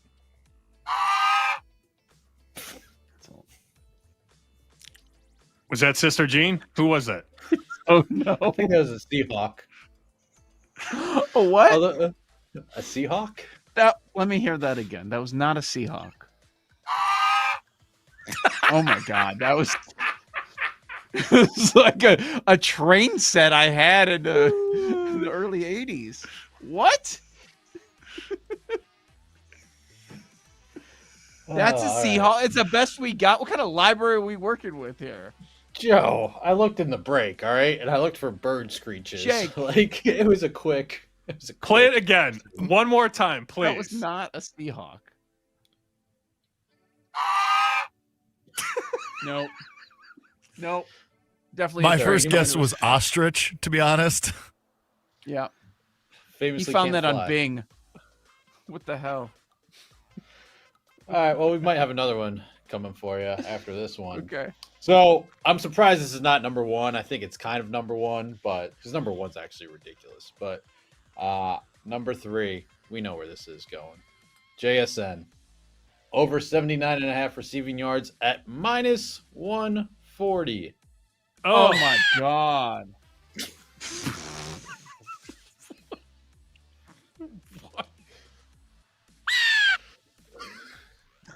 Better. I hear that one.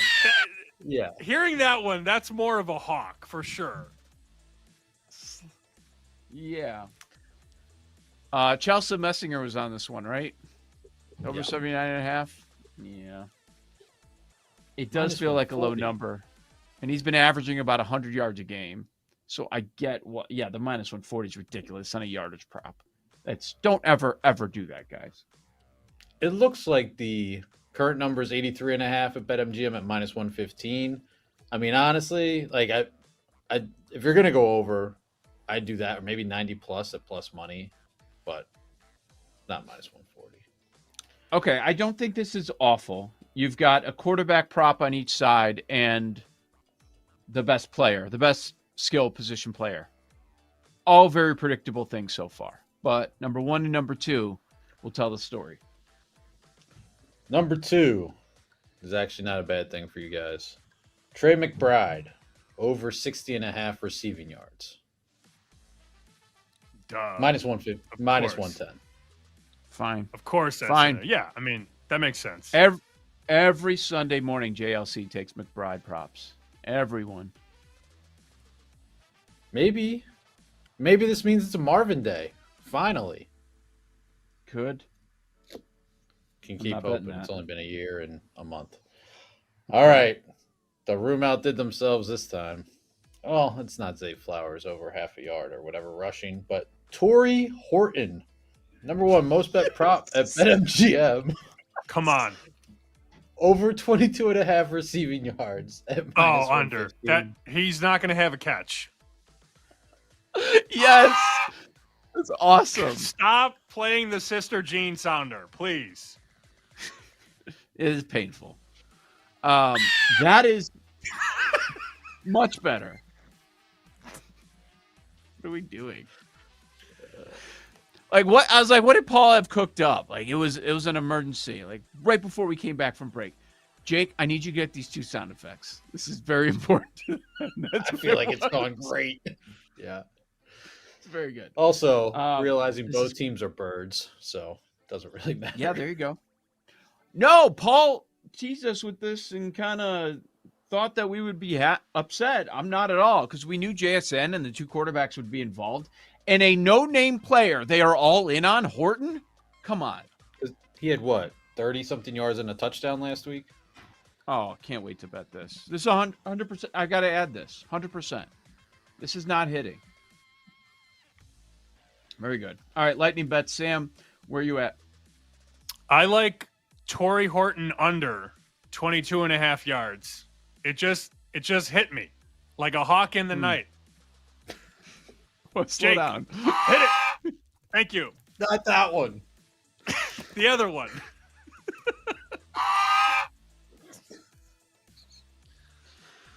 I like Torrey Horton. I don't know why. I just do. I like the under. What's the number, Paul? I don't even know. It doesn't matter. Under. I also have Bama. Give me Bama plus 3 and Bama money line plus 130. Horton under. Can I find 0 receptions? I would like to find 0 receptions, 0 yards, because I would bet that. But the under, let's do it. I did not think we would all be sitting there tonight watching Cardinals Seahawks, rooting for nothing with Horton. But Horton's going to be the guy. He will be the guy that we will be paying closest attention to. Give me the Seahawks laying the 1.5. I like that for sure. A couple college plays that I like, but I'm waiting to see what happens with the numbers. We'll talk about those more tomorrow. We talked about in our college segment earlier on in the show. as well. Had 10 toes down, Andy Molitor, a lot going on today throughout the show. All right, Paul Aspen, what do you have? Fading the room to the moon. Horton under 22.5. Looks like even money at BetMGM right now. So in on that, like the Bama look as well. And again, we can get more into this tomorrow. But I mean, if they win this game, there is. I mean, again, it's Bama, so you're not getting probably the best numbers in the world, but it kind of opens up for them. And Vandy, I think they're going to smash the hell out of Vandy after Georgia. Anyway, Jake. Hello, from avid bird enthusiast Jake Hassan. I'm going to go the Pirates on the money line. I think the Reds continue to slide. I don't think they're getting in. I'll take our Red Sox on the money line too. I'll back Brian Bayo. Walker Buehler's strikeouts is 3.5 at plus 105 to the over. Phillies fixed him against the Marlins. Gimme, and please, Diamondbacks, just win. Just win. Just win. It's not that hard. Snakes alive. So, what are you going to do with Montoya? You're going to his 10 toes down. Phrasing, you have a reaction? first of all. Do you have a reaction? Well, the whole front. Like, it's Sam's 10 toes down. Don't you want him to look smart? I would love Sam to look smart. Jake actually gets a date with noted influencer Hannah Montoya 10-1. What do people want from me? We tried. Lottie's? We tried. Oh, you're giving up? Invite her to Lottie's. She'd love Lottie's. Yeah. Yeah. The girl that lives in River North wants to hang out at Lottie's for sure. Why don't you invite her to a kickball game? How do you know this? Getting worse somehow. Yeah. How do you know where she lives? Because she posts from there all the time. I'm just assuming. And she says I'm in It'll River happen. North? It'll happen. All right. Send her your We'll bird get sounds. She'll love it. They're Paul's bird sounds more than anything. Oh. I'm passing blame here. Wow. All right, Bet Sweats, be with us on a Football Friday. Tomorrow will be a lot of fun. Starts at 9 a.m. Eastern on the BetMGM Network. Thanks for listening to Bet Sweats. If you missed anything on today's show, make sure to listen back on the Odyssey app or wherever you get your podcasts on the BetMGM Network. Make it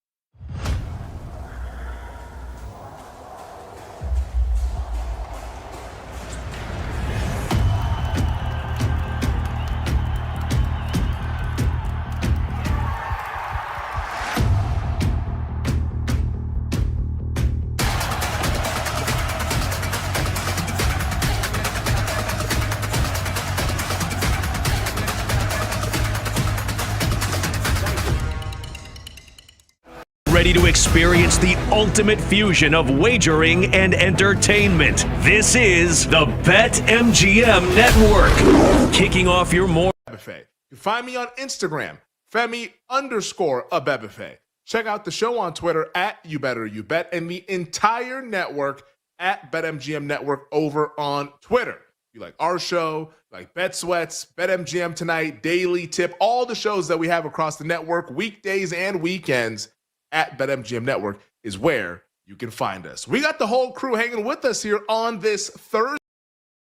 Get a whistle. It's happened forever. It will continue to happen. Capped off every night with the electric Brad Evans and Ryan Horvat on BetMGM Tonight. Oh, that's a sexy phrase. Quote Dr. Dre, creep with me and walk with me on this one. Welcome to a new era of Wagertainment. This is the BetMGM Network. Please gamble responsibly.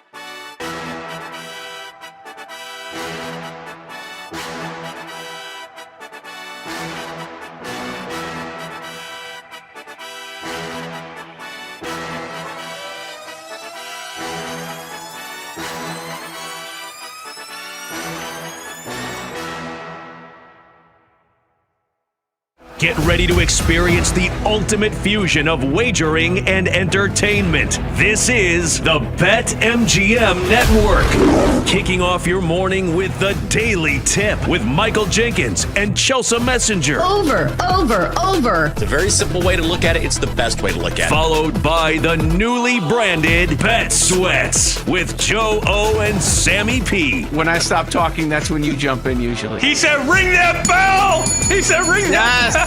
Then it's You Better You Bet, hosted by Nick Costos and Femi Abebefe. Great teams and great players get a whistle. It's happened forever. It will continue to happen. Capped off every night with the electric Brad Evans and Ryan Horvat on BetMGM Tonight. Oh, that's a sexy phrase. Quote Dr. Dre, creep with me and walk with me on this one. Welcome to a new era of Wagertainment. This is the BetMGM Network. Please gamble responsibly.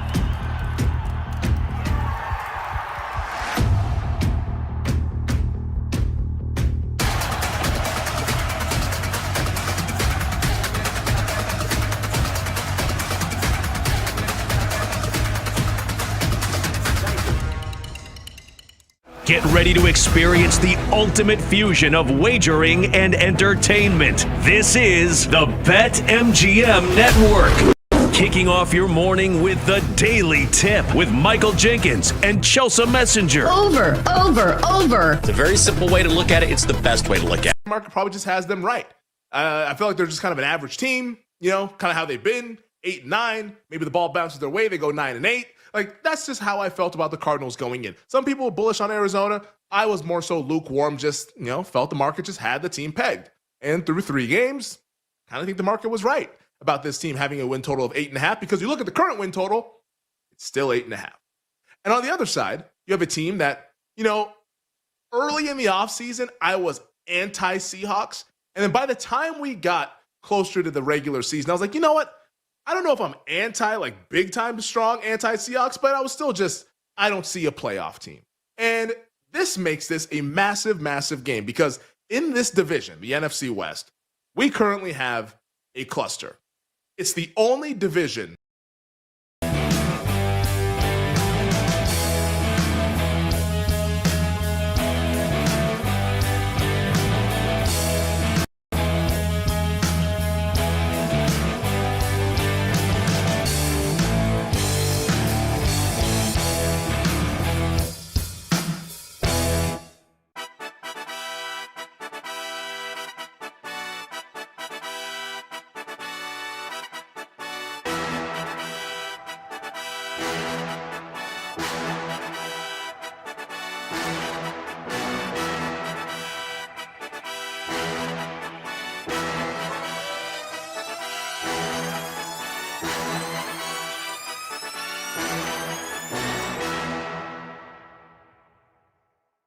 Get ready to experience the ultimate fusion of wagering and entertainment. This is the BetMGM Network. Kicking off your morning with the Daily Tip with Michael Jenkins and Chelsea Messenger. Over. It's a very simple way to look at it. It's the best way to look at it. Followed by the newly branded Bet Sweats with Joe O and Sammy P. When I stop talking, that's when you jump in usually. He said, ring that bell! He said, ring that bell! Then it's You Better You Bet, hosted by Nick Costos and Femi Abebefe. Great teams and great players get a whistle. It's happened forever. It will continue to happen. Capped off every night with the electric Brad Evans and Ryan Horvat on BetMGM tonight. Oh, that's a sexy phrase. Quote Dr. Dre, creep with me and walk with me on this one. Welcome to a new era of Wagertainment. This is the BetMGM Network. Please gamble responsibly.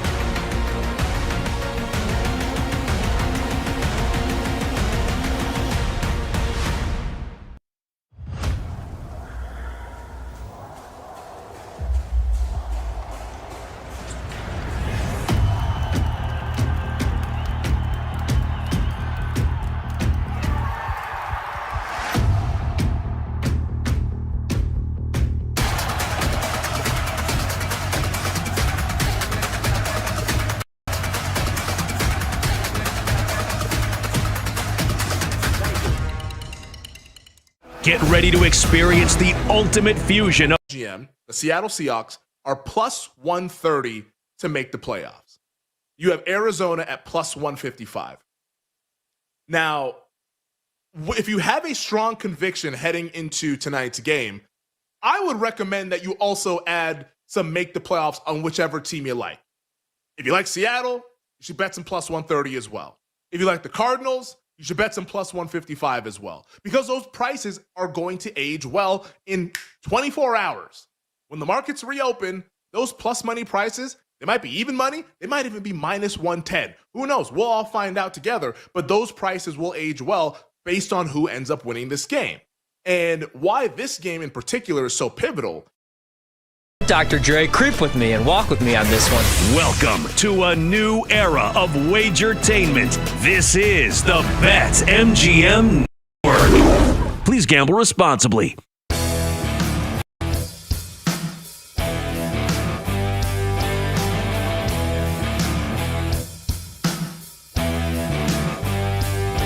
Like, that's never a good situation. Arizona, they're 0-1 in division play.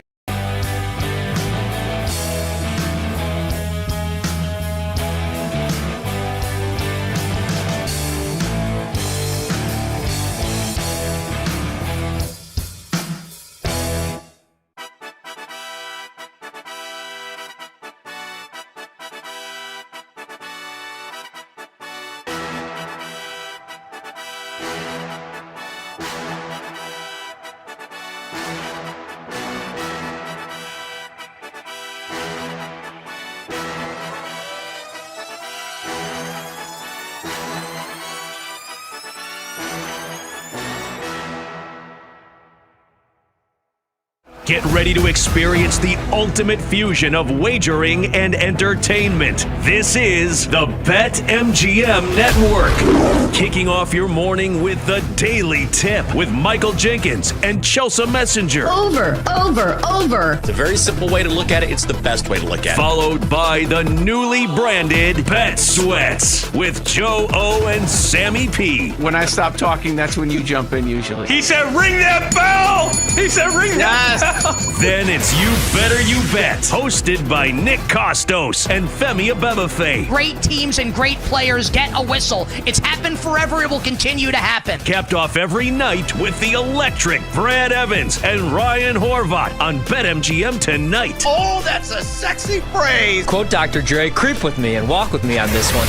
Welcome to a new era of Wagertainment. This is the BetMGM Network. Please gamble responsibly.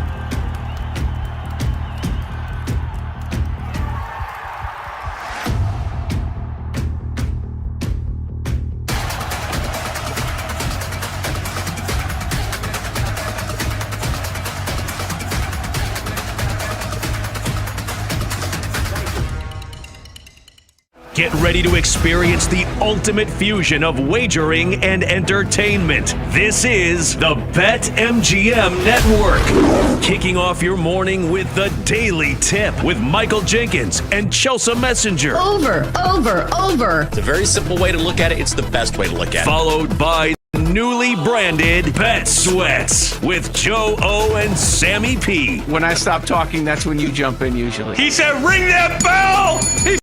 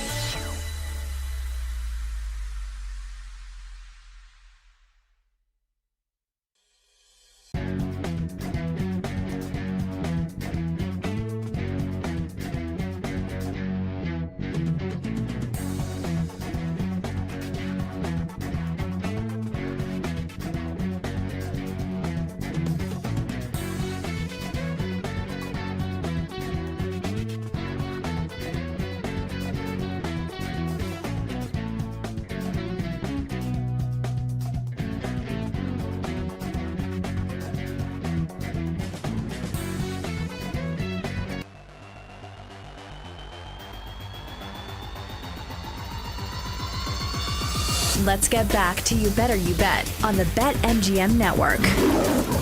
Welcome back. This is You Better You Bet, presented by BetMGM on the BetMGM network. Femi Abebfe kicking it with you on this Thursday afternoon. 40 minutes from now, we will be joined by Nick Costos with his thoughts on tonight's Thursday night football game between the Cardinals and the Seahawks down in the desert. Cannot wait for that game. Big time implications as it pertains to the postseason in the NFC, because I do think that the NFC West is going to get 3 playoff teams just based on the schedules.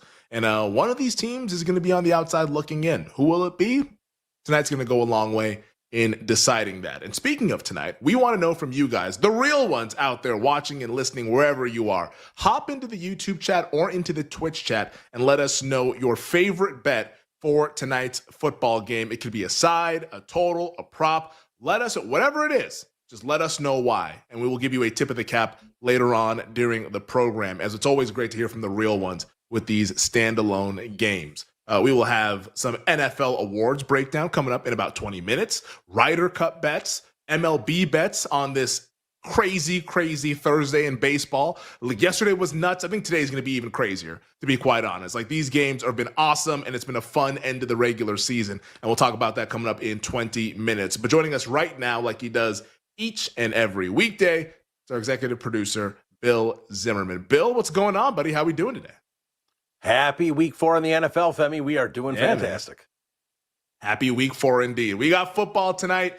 Absolutely love it. I think it's a really high stakes game. It's not a loser leaves town. Like, it's way too early to proclaim that, but like, this is really high stakes based on how the playoff picture might unfold later on this season. So let's waste no more time. Let's go ahead and get into it, and let's go ahead and let the folks know the top stories that we have on this Thursday. Bill, what's the number one thing we need to know this afternoon? I mean, we know what the number one thing is. We know what the top story is. It's week 4 in the NFL. It's the Seattle Seahawks and the Arizona Cardinals. It's an NFC West battle. Both these teams currently 2-1. So obviously an important game here early in the season. If we head over to BetMGM, we can see the Seahawks are currently a 1.5-point road favorite. Total points in this one are currently set at 43.5. Femi, how are you and the other folks betting this one over at BetMGM? Yeah, this is an early season high leverage game, as we outlined in the last segment there. Like, I think this is really, really important result for whoever is going to win this one, because the winner is going to have a nice upper hand on this losing team in terms of getting to the postseason. I still believe the Rams and the Niners are going to be there at the end, and I think whoever wins this game has the leg up on being there at the end as well. Now, for me, to bet this game, small bet on the Cardinals. I just think that they're the more desperate team. Having lost to Mac Jones and the 49ers on Sunday, now you come back home on a short week where you got the advantage. You're at home. You didn't have to travel like the Seattle Seahawks did. Like, this is one of those kind of games that you need to win if you're going to fulfill some of these frisky or dark horse expectations that the Cardinals have had all throughout the offseason leading up to the regular season. So I'm going to rock with the Cardinals. I'm going to wait, though, to bet this game. And it's going to be a small bet, because to be quite honest and be just transparent, if this game were on a Sunday, I wouldn't bet it. But it's a standalone NFL game, and I want action on the game, so I'm going to bet the game, and it'll be a smaller bet. We will wager responsibly for tonight's game, but hopefully we wager wise with tonight's game as well. But I like Arizona, so I'm going to wait, see if we can get some plus 115, maybe plus 120 on the money line, because a couple of places actually have plus 115 already. Let's see if more Seattle money shows up, because if that's the case, we might be able to get a nice price on the Cardinals and what I think should just be like a pick'em game. Like, if this game was pick'em, I'd be like, all right, great. That's what the betting market should be. But now that Seattle's starting to get that support, I think maybe we can play back the other side and back the Cardinals. As for what everyone else is betting with this game, 72% of the bets, 71% of the handle is on the Seahawks laying the 1.5. That should be no surprise, just based on how the market has been moving throughout the course of the week. 55% of the bets and 67% of the handle is on over 43.5. 62% of the bets, 86% of the handles on Seahawks money line at minus 130. As for the popular player props, fifth most popular, Kyler Murray, over 5.5 rushing attempts at minus 145. Fourth most popular, Sam Darnold, over 219.5 passing yards. Third most popular, JSN, Jackson Smith and Jigba, over 79.5 receiving yards. Second most popular, Trey McBride, over 60.5 receiving yards. And the most popular player prop at BetMGM, where we look to make it legendary, Torrey Horton, over 22.5 receiving yards, minus 115. Kenneth Walker III is the most popular anytime TD scorer. He's at even money, but look out, man. Zach Charbonnet is going to play tonight. All right, just saying. All you out there jamming that Kenneth Walker anytime touchdown scorer. We will have Femi's Island first TD scorer bets at 6:40 to wrap up the show, but it will be a small bet on the Arizona Cardinals tonight at a plus money price on the money line. Bill, hit me with the next story. All right, Femi, staying in the NL West, the San Francisco 49ers might be 3-0, but they are having zero luck on the injury front. We've seen the list. Brock Purdy has been out. George Kittle is on the IR. They've lost Nick Bosa for the season. And now John Lynch offers a rough update on wide receiver Brandon Ayuk. He says due to the type of knee injury that Ayuk had, he had several problems with that knee when he injured it in Week 7 last season. He hasn't had any setbacks, but he is still quite a ways away from returning. No timetable exactly set, but it does not sound like his return is right around the corner. Femi, that is not exactly the update Niners fans were hoping for. No, this has kind of been a bad injury week for the 49ers. Less than 7 days ago, they lose Nick Bosa for the season, their best defensive player, and now Brandon Ayuk, a guy that they were hoping to get back in October. Maybe this is November, maybe it's December.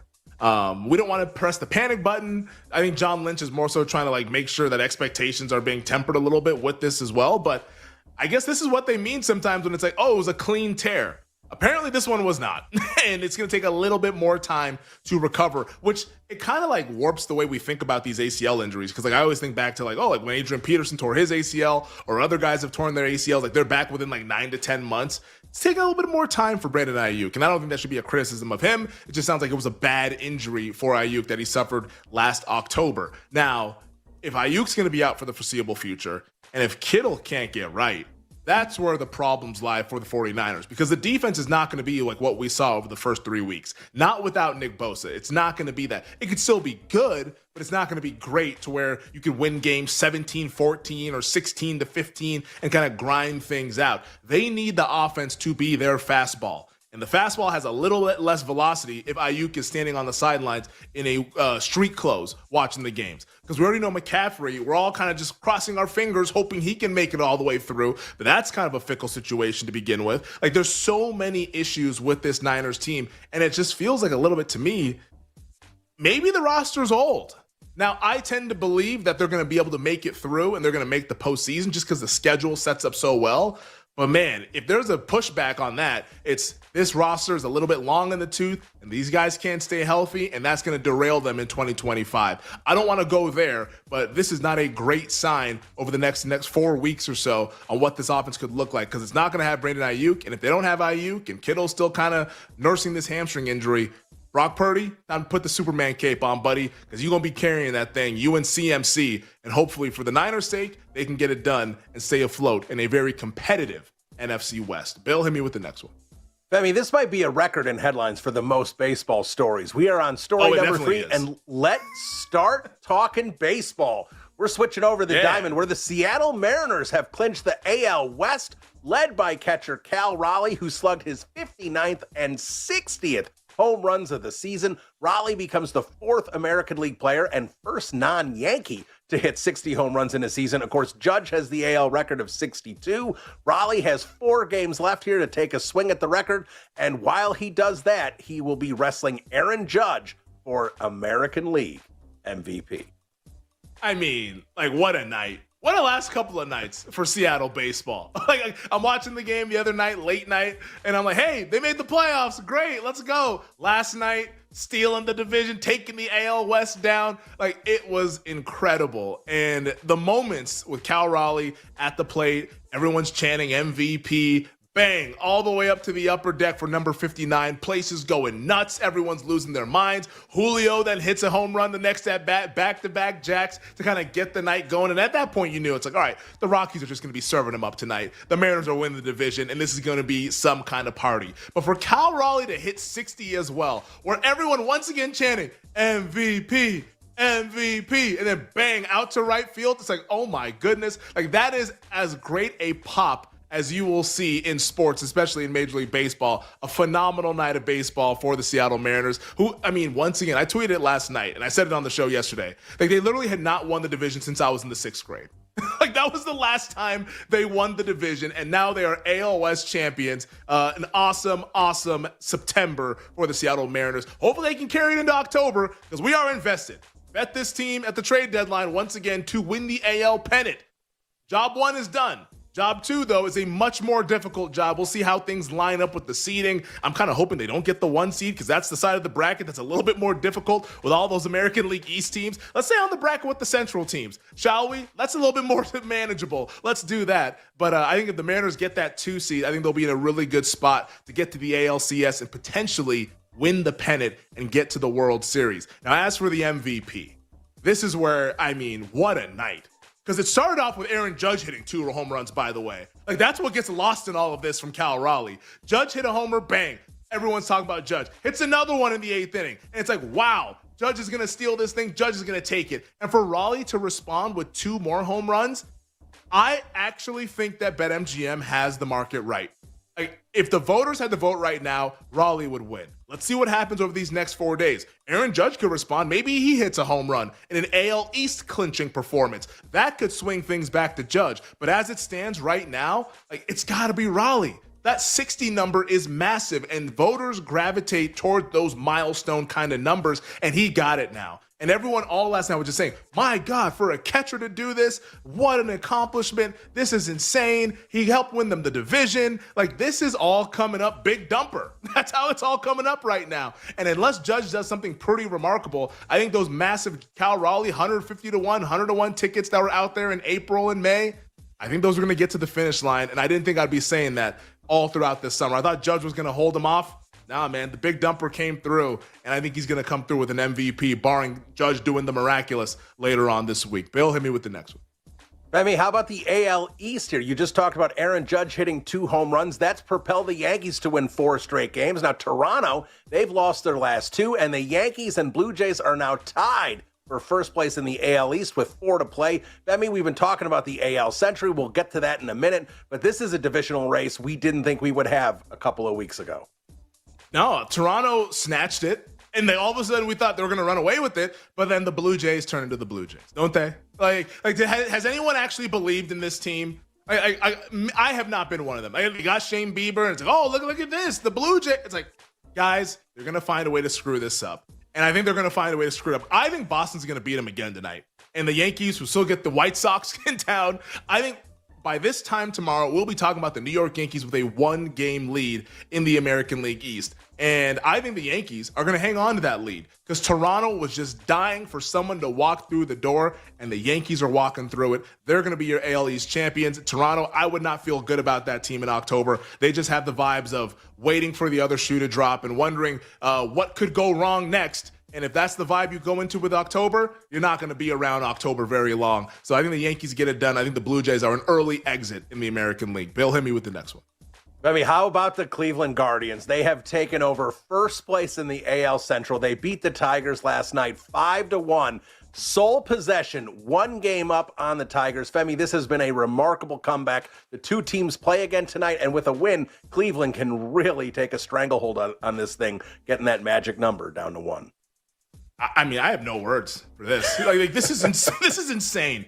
150 to 1 All-Star break, 80 to 1 last week, and now minus 700 to win the division. This is pretty remarkable that this has taken place in just a short month.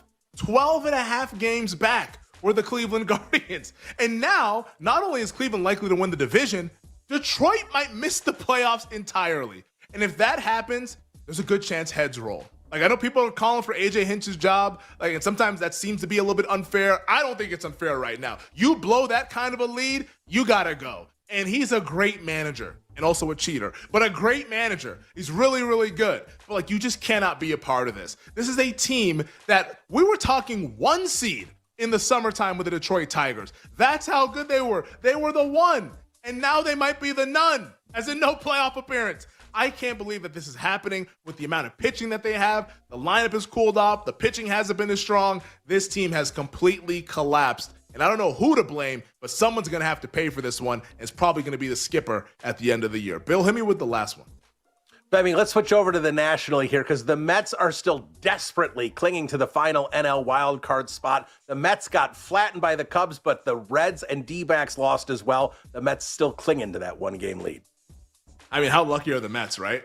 How lucky are the New York Mets? And I'm saying this as somebody who bet the New York Mets to win the World Series. I am living and dying with these Mets results. Now, I'll also say this. I did bet the Chicago Cubs last night because I knew the Mets were going to lay an egg with my man Jonah Tong. Tong. That wasn't the case last night. That dude got pulled up out of that game. It did not go well. But for the fact that the Reds and Diamondbacks lost in extra innings to keep this Mets season alive, it's really incredible. But I will say this. Cincinnati right now is up 2-0. Let Cincinnati win.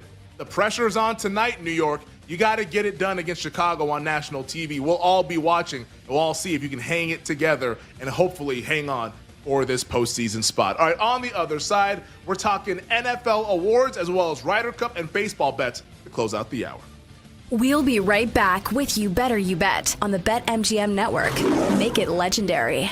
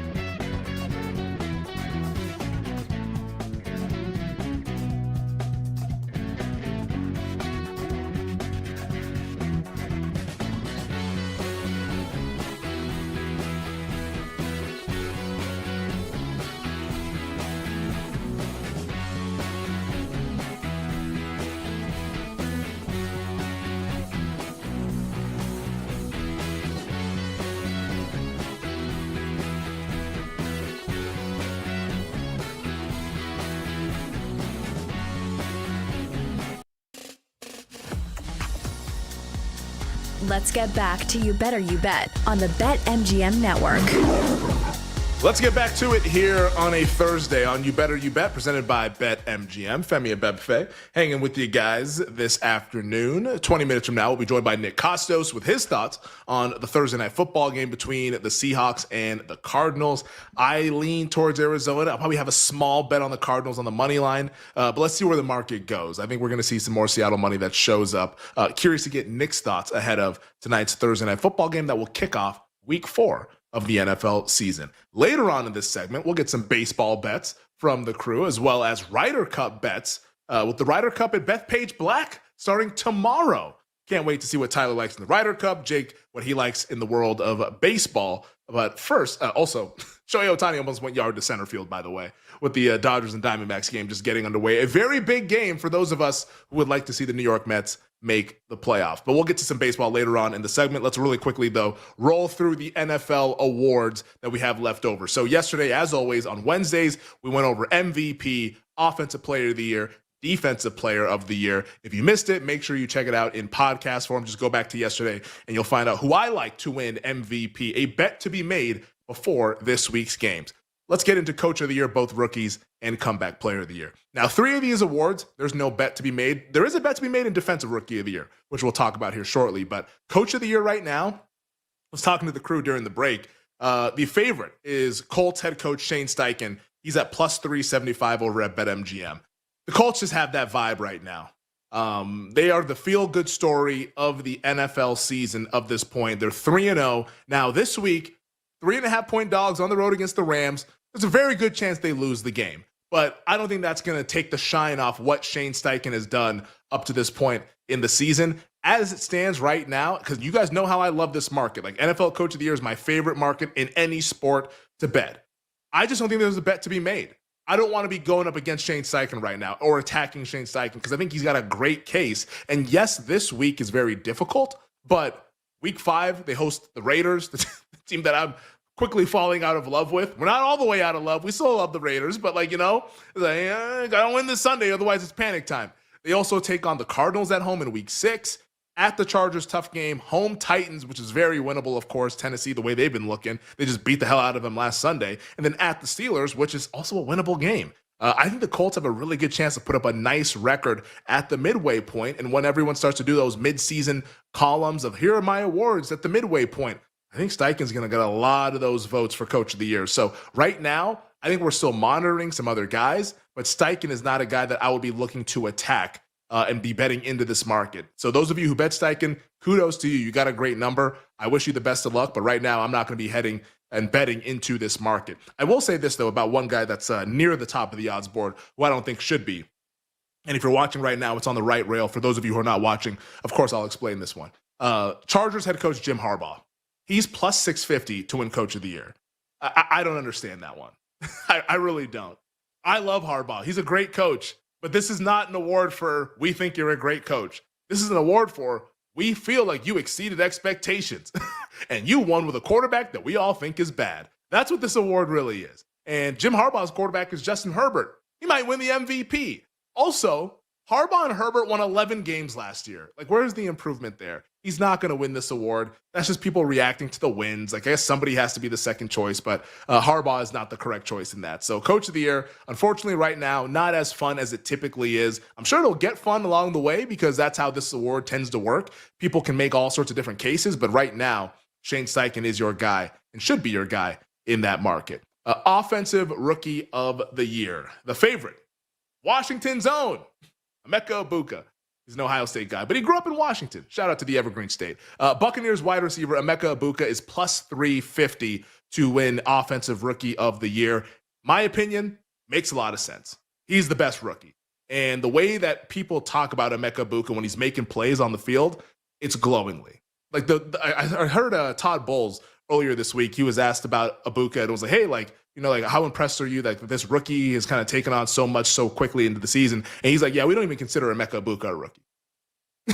like that's how they feel about him. They trust him that much. Baker Mayfield trusts him that much. And for some reason, the Buccaneers just can't keep wide receivers healthy. Like, they're getting Chris Godwin back, and now Mike Evans has a hamstring injury. He's going to keep eating, man. Like Ibuka has a really good run out.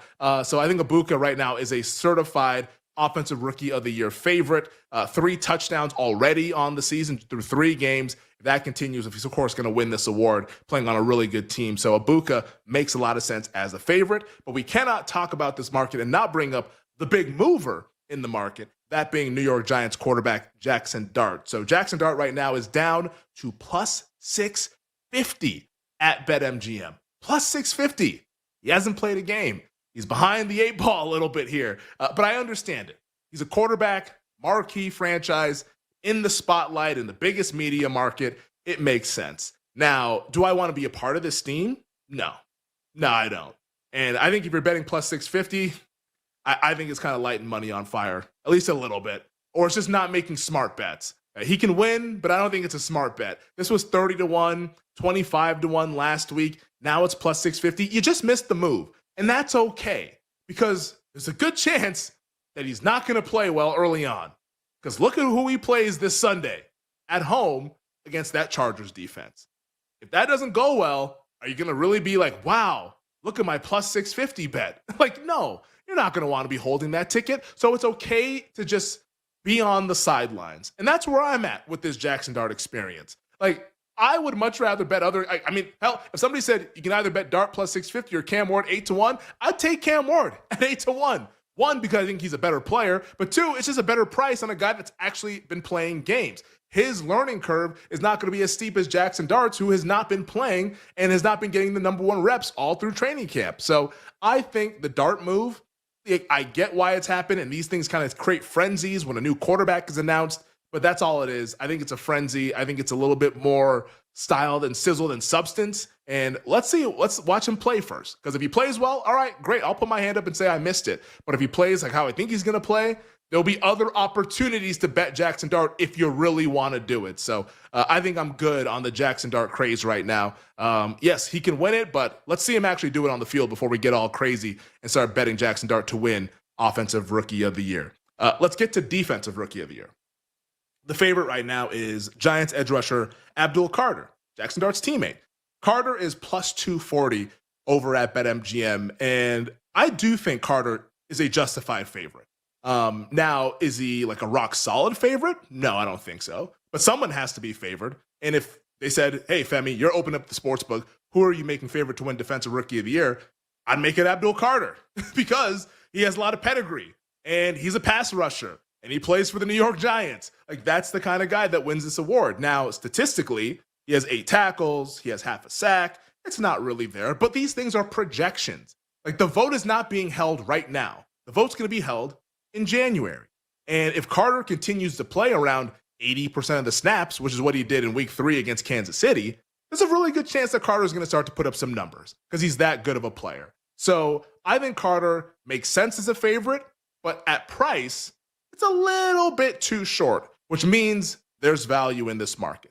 Now, I know a lot of people have been talking about Carson Schwarzenegger, the linebacker for the Cleveland Browns. He's now down to 9-1. You know how I feel about non-first round picks winning this award.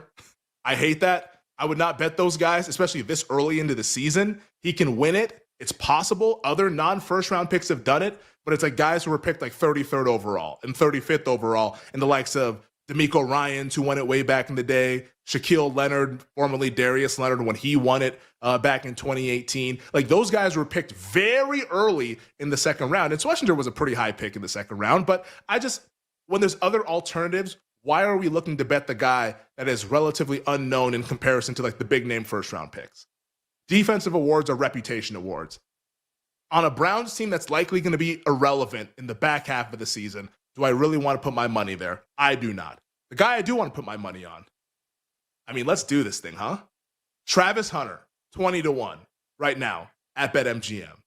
I think that this is a bet to be made. This is a bet on a big-time player. And if you look at the snap counts and how he's been being deployed by the Jacksonville Jaguars, he's starting to play a lot more defense. So week 1, 9% of the snaps. Week 2, 62% of the snaps on defense. Week 3, 68% of the snaps on defense. If he keeps playing that much, a guy with his ball skills and his cover ability, he's going to get some interceptions along the way. And once that happens, This ship is taking off. So right now, you don't have to be a massive bet. It could just be a smaller bet if you want, something to root for, something fun to sweat.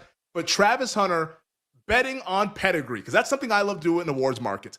Pedigree at price. And we got pedigree at price with the reigning Heisman Trophy winner, 20-1 to win Defensive Rookie of the Year. That is a bet heading into week 4 of the NFL season. Let's do it, Travis. Let's go. You win all the damn awards. Why not another one to put out there in the trophy room? And finally, really quickly, there's nothing to do in Comeback Player of the Year. Like we talked about Daniel Jones last week. He's not a bet. Please do not bet him. He's not going to win the award. He's not eligible. Christian McCaffrey, yeah, he makes sense as a favorite right now at plus 140. There's just nothing to do. Aiden Hutchinson at 9-1 was a guy to bet earlier this week. Now that's down to 5-1. I think that's just fine. So we don't need to get into Comeback Player of the Year. I'm sure some other stuff will come up along the way, but that's where it stands right now. All right, let's bring on the crew. Jake Hassan, Tyler Morales, and talk some golf and some baseball. Tyler, we'll start with you because starting tomorrow, Bethpage Black, we got the Ryder Cup, USA versus Europe.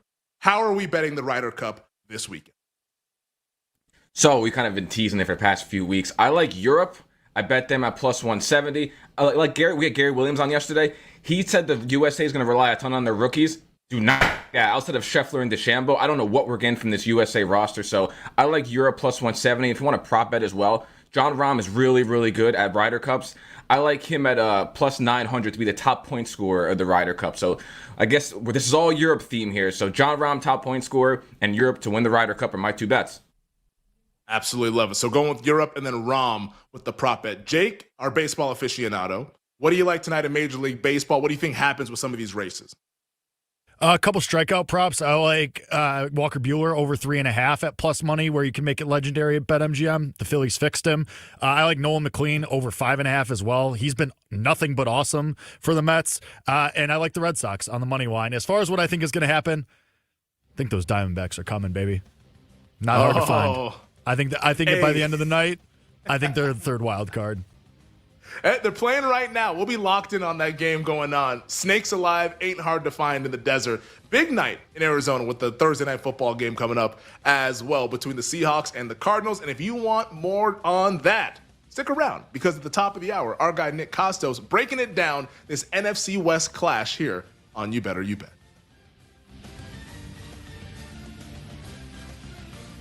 We'll be right back with You Better You Bet on the BetMGM network. Make it legendary.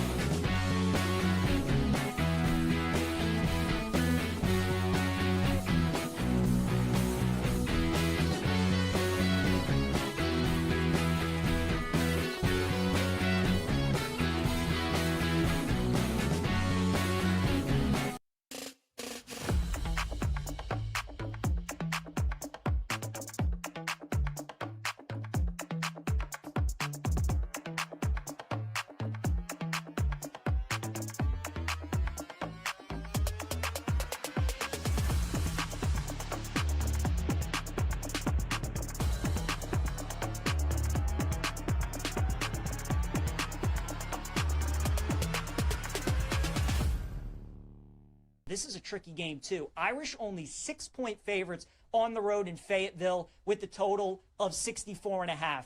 Part of me wants to take a contrarian under in this game. Both offenses are terrific. Both offenses are putting up like 40 a game, and both defenses are awful. So everybody's going to want to bet the over in this game. I just want to see how high it can get. We're at 64.5 right now. Can we get a 66? Can we get a 67? Probably not. But that is something I would keep an eye on, maybe see how high it can go, and maybe bet a contrarian under, because as you guys know, in betting, usually when everybody's on one thing, the other tends to happen. So that's my first thought on the game. As for the side, it would probably be Arkansas or pass for me. It does feel a little fishy that Notre Dame is such a small favorite. It opened at 7, then went to 6.5. Now it's at 5.5. We haven't seen any buyback yet on the Irish, so no play for me. Probably be Arkansas or nothing at this point, but an under would also be a play that I would consider. Another team that's taken a ton of money so far has been the Washington Huskies. Look ahead early line for this game last week was Ohio State minus 13.5. Now we are all the way down to 8.5. There has been nothing but Washington money coming in on this game. Feels very familiar to Tennessee, Georgia, and Georgia Tech, Clemson, where those games opened at 7 and they just got bet down immediately, and you never saw any buy, especially in the Clemson game, you never saw any buyback from Clemson in that game.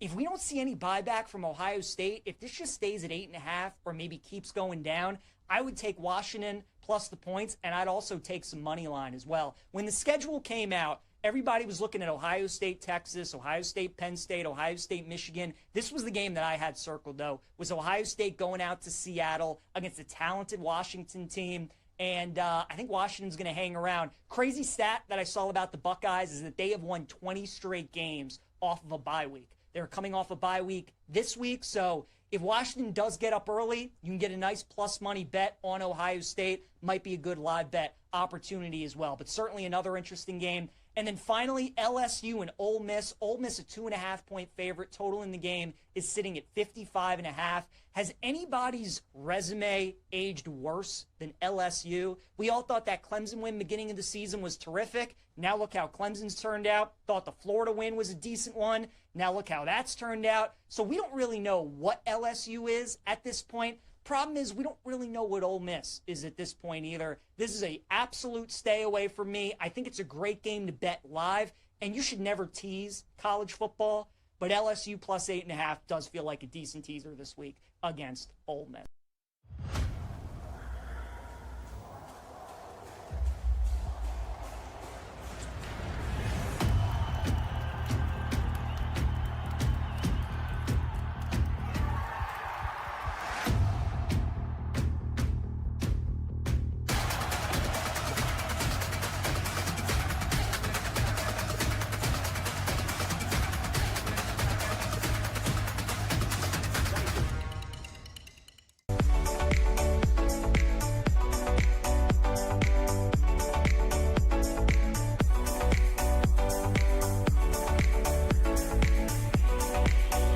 BetMGM Network presents to you the most unique show in sports. I'm an NFL junkie. I think I like the NFL more than my wife. Don't tell her. Don't tell anybody.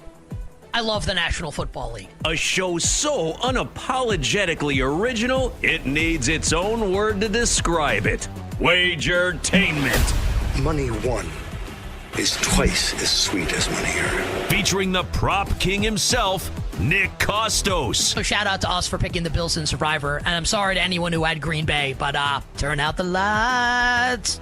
The party's over. We loved it. We danced on your grave. Are you kidding me with this nonsense? With Dable and this team? I gotta see Joe Shane up in the owner's box, looking with his suit, looking like he's going for his first communion. This is You Better You Bet on the BetMGM Network. Make it legendary. What's up, everybody? Happy and merry, tremendous football Thursday to you and yours. This is You Better You Bet on the BetMGM Network. Nick Costos, Femi Abebefe. And you know what? This is going to be for people that are watching the show right now. You're going to get a treat right now if you are watching the show right now on YouTube or Twitch or anywhere else while we're broadcast. Mike, put Femi on the screen here. So we are basically wearing the same T-shirt. We both have a T-shirt on with blue stripes on it. We look ridiculous. I think that Femi should have to change during like at some point during this segment. Hold on a second, because I am in an office. I don't have a change of clothes. I don't do the show from home anymore. You are home. If I were home, I would put a different shirt on. I cannot do that. I think you need to change your shirt. And again, if you're not watching the show, just visualize in your head 2 people wearing the exact same shirt on the same show. It's not great. Femi?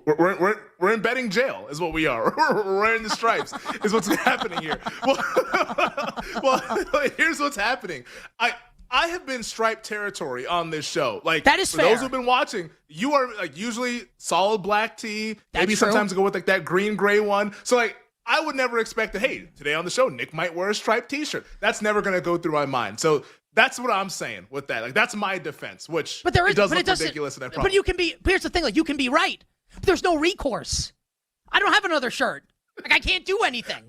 Even if I agree with you. What's the curveball? That's what I'm wondering. You wearing a striped shirt. Do you want to know what the reason is? Please, tell us. So, the t-shirts that I wear on the show,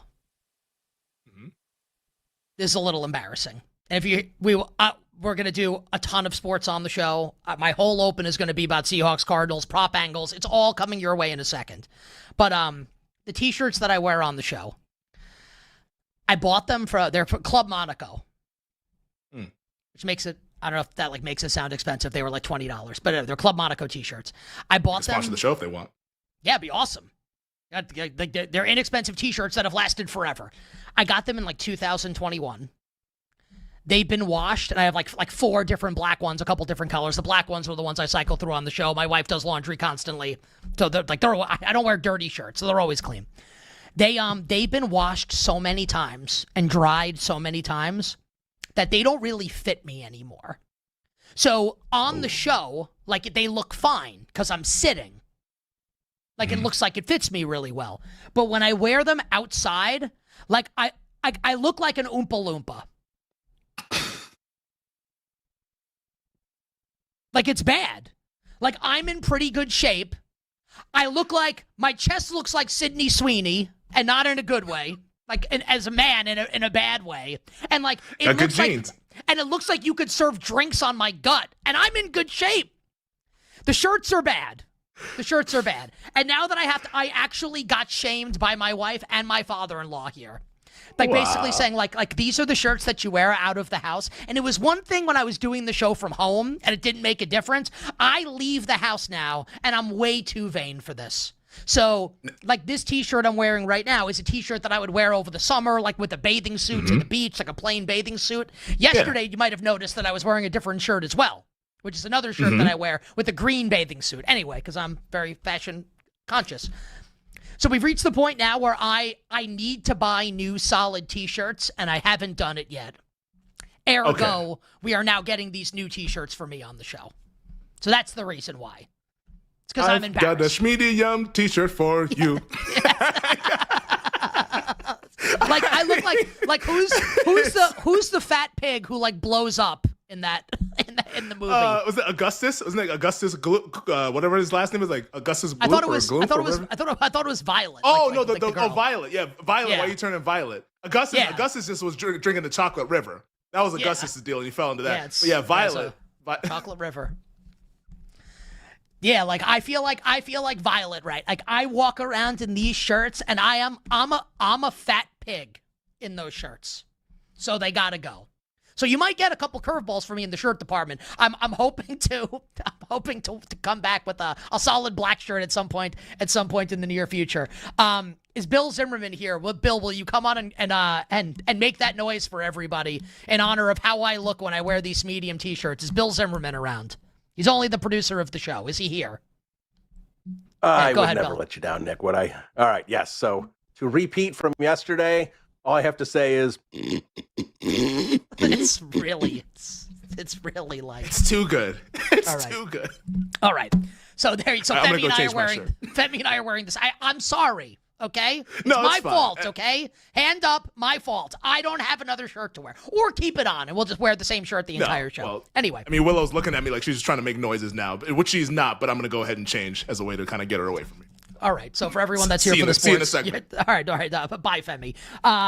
It's You Better You Bet on the BetMGM Network. Nick Costos, Femi Abebefe, the exact same T-shirt, the crew, and you here on the Odyssey app, Sirius XM, YouTube.com /@ the BetMGM Network. Follow us there, you pigs. and on Twitch, radio stations nationwide, in your hearts, in your minds, as we bring you the fastest show in all of Wagertainment. Talking all things sports betting, the show presented by BetMGM. Coming up on the show, we will survive. I hope. Tyler, Femi, and myself, we will talk through our survivor entry for week number 4. We have made it through the first 3 weeks.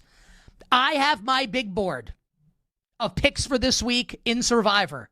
We'll get Tyler's big board. We will get Femi's big board. And we will hope to come to a consensus today on our Survivor pick for this week. And if not, we'll carry it into tomorrow because we will not be taking either the Cardinals or the Seahawks tonight on Thursday Night Football. Also, we will continue to run through the marquee college football games of the week. Epic college football Saturday on the way. And I am going to tell you, dear listener, you, dear viewer, why I am so confident in my bets for both Oregon and Penn State and Georgia and Alabama. It's Thursday, and you know what that means. Femi's Betting Things, voiced by Brad Evans, are on the way. And among them, we will talk some Major League Baseball heading into the final weekend of the regular season. And one of the questions will focus on the American League East and my New York Yankees. 3 tremendous guests will join us. Pro sports bettor Joey Knish on college football.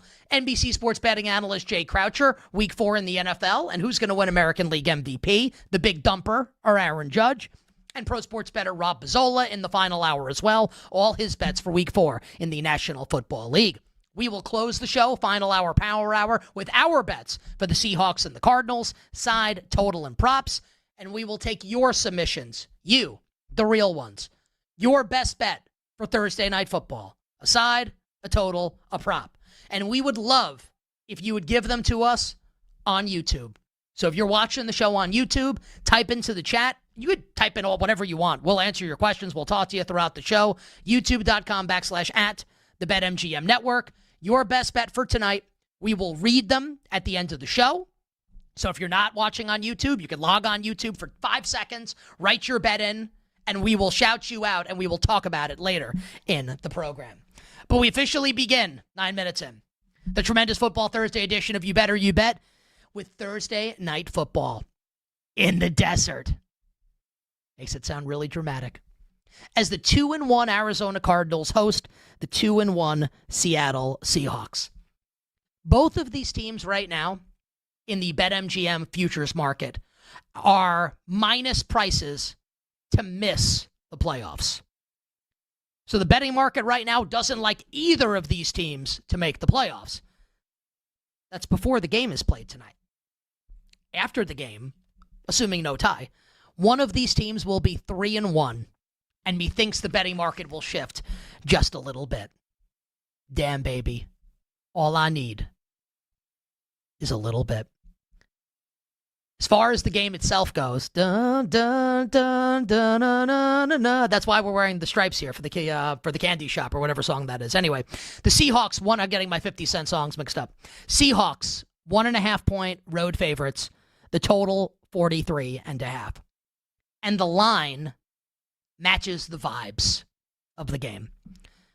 Because while both teams are 2-1, the Seahawks 2-1 feels way better than Arizona's 2-1.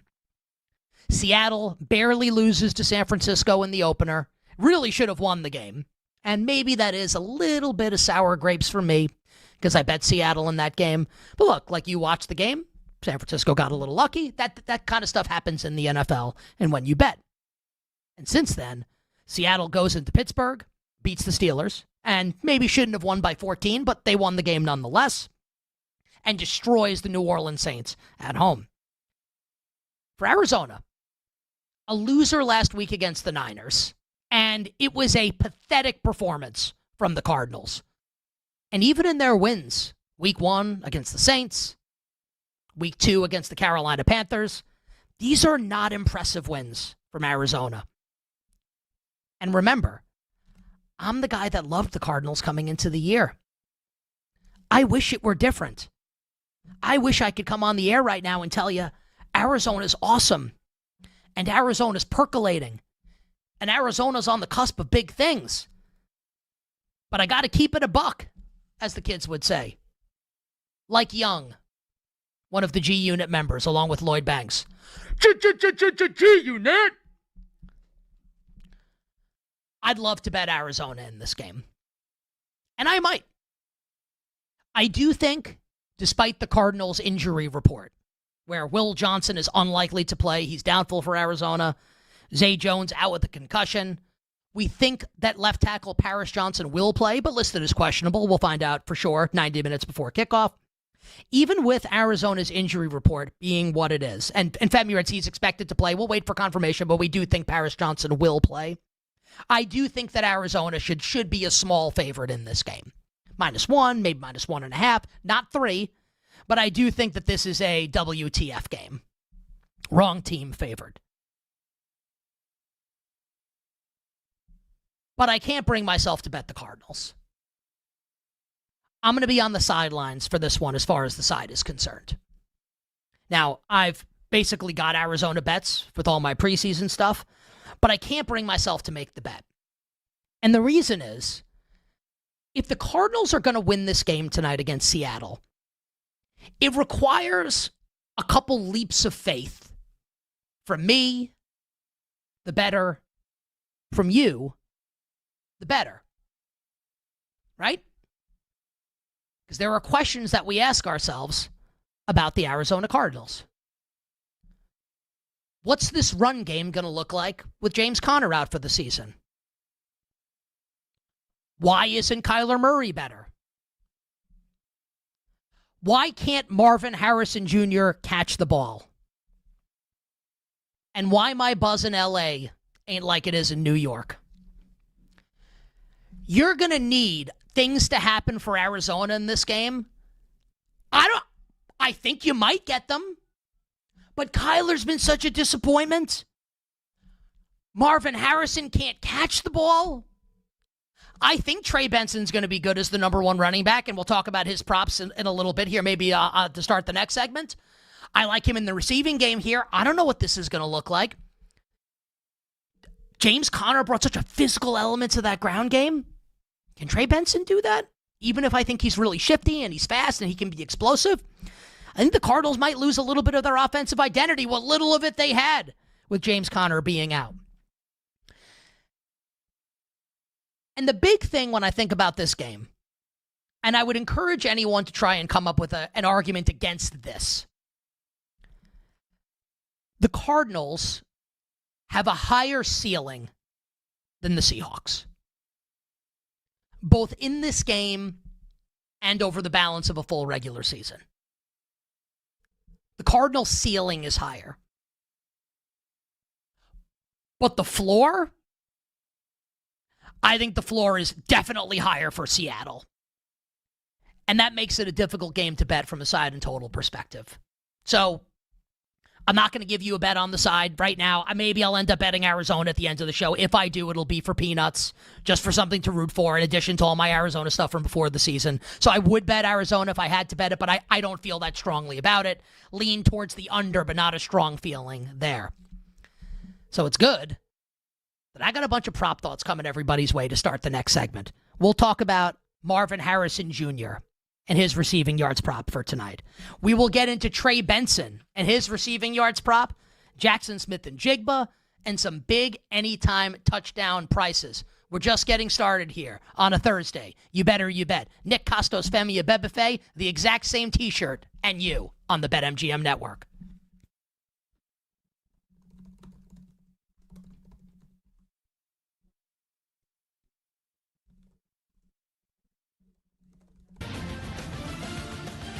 With You Better You Bet on the BetMGM Network. Make it legendary.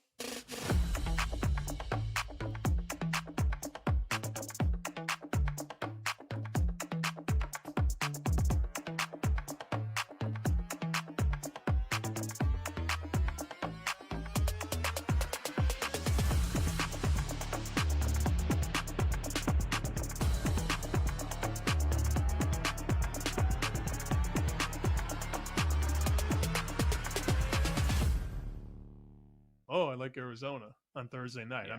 I'm not there. I love this defense. I don't love road teams on Thursday night, so I'm not like super drawn to the Seattle side. But for me, it's Seattle or pass. The line opened 1. Now we're 1.5. The total hasn't really budged. 43.5. That's the current number at most places. Superbook and South Point are 43. Pinnacle and Chris are 43. But most books are 43.5. Very little line movement here. I'm drawn to Seattle big picture because of their defense, and I think Darnold is just fine as a regular season quarterback.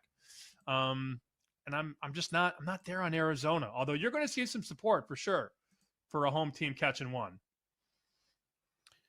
Yeah, and if you look at Thursday Night Football, McDonald's not the first time he's dealing with this. He dealt with this a couple of times last year. So in the Thursday games for Seattle last year, it was a loss to San Francisco, 36-24. And you remember that legendary game at Soldier Field late in the season, week 17, 6-3? The Seahawks and the Bears. So those were the two Thursday night games. Yeah, he understands the quick turnaround. He's dealt with this in the past. And you look, we can't sit here and promote Seattle love or surprising at how strong that they've started the season. And then also, hey, they're going against Arizona, a team that you want to sell, a team that covered but did not win last week against San Francisco. And then, oh, I'm in on Arizona. Wait, you just hated them. And you're liking Seattle. That doesn't make any sense. So coin flip scenario, of course, we're going to be landing on the Seahawks side.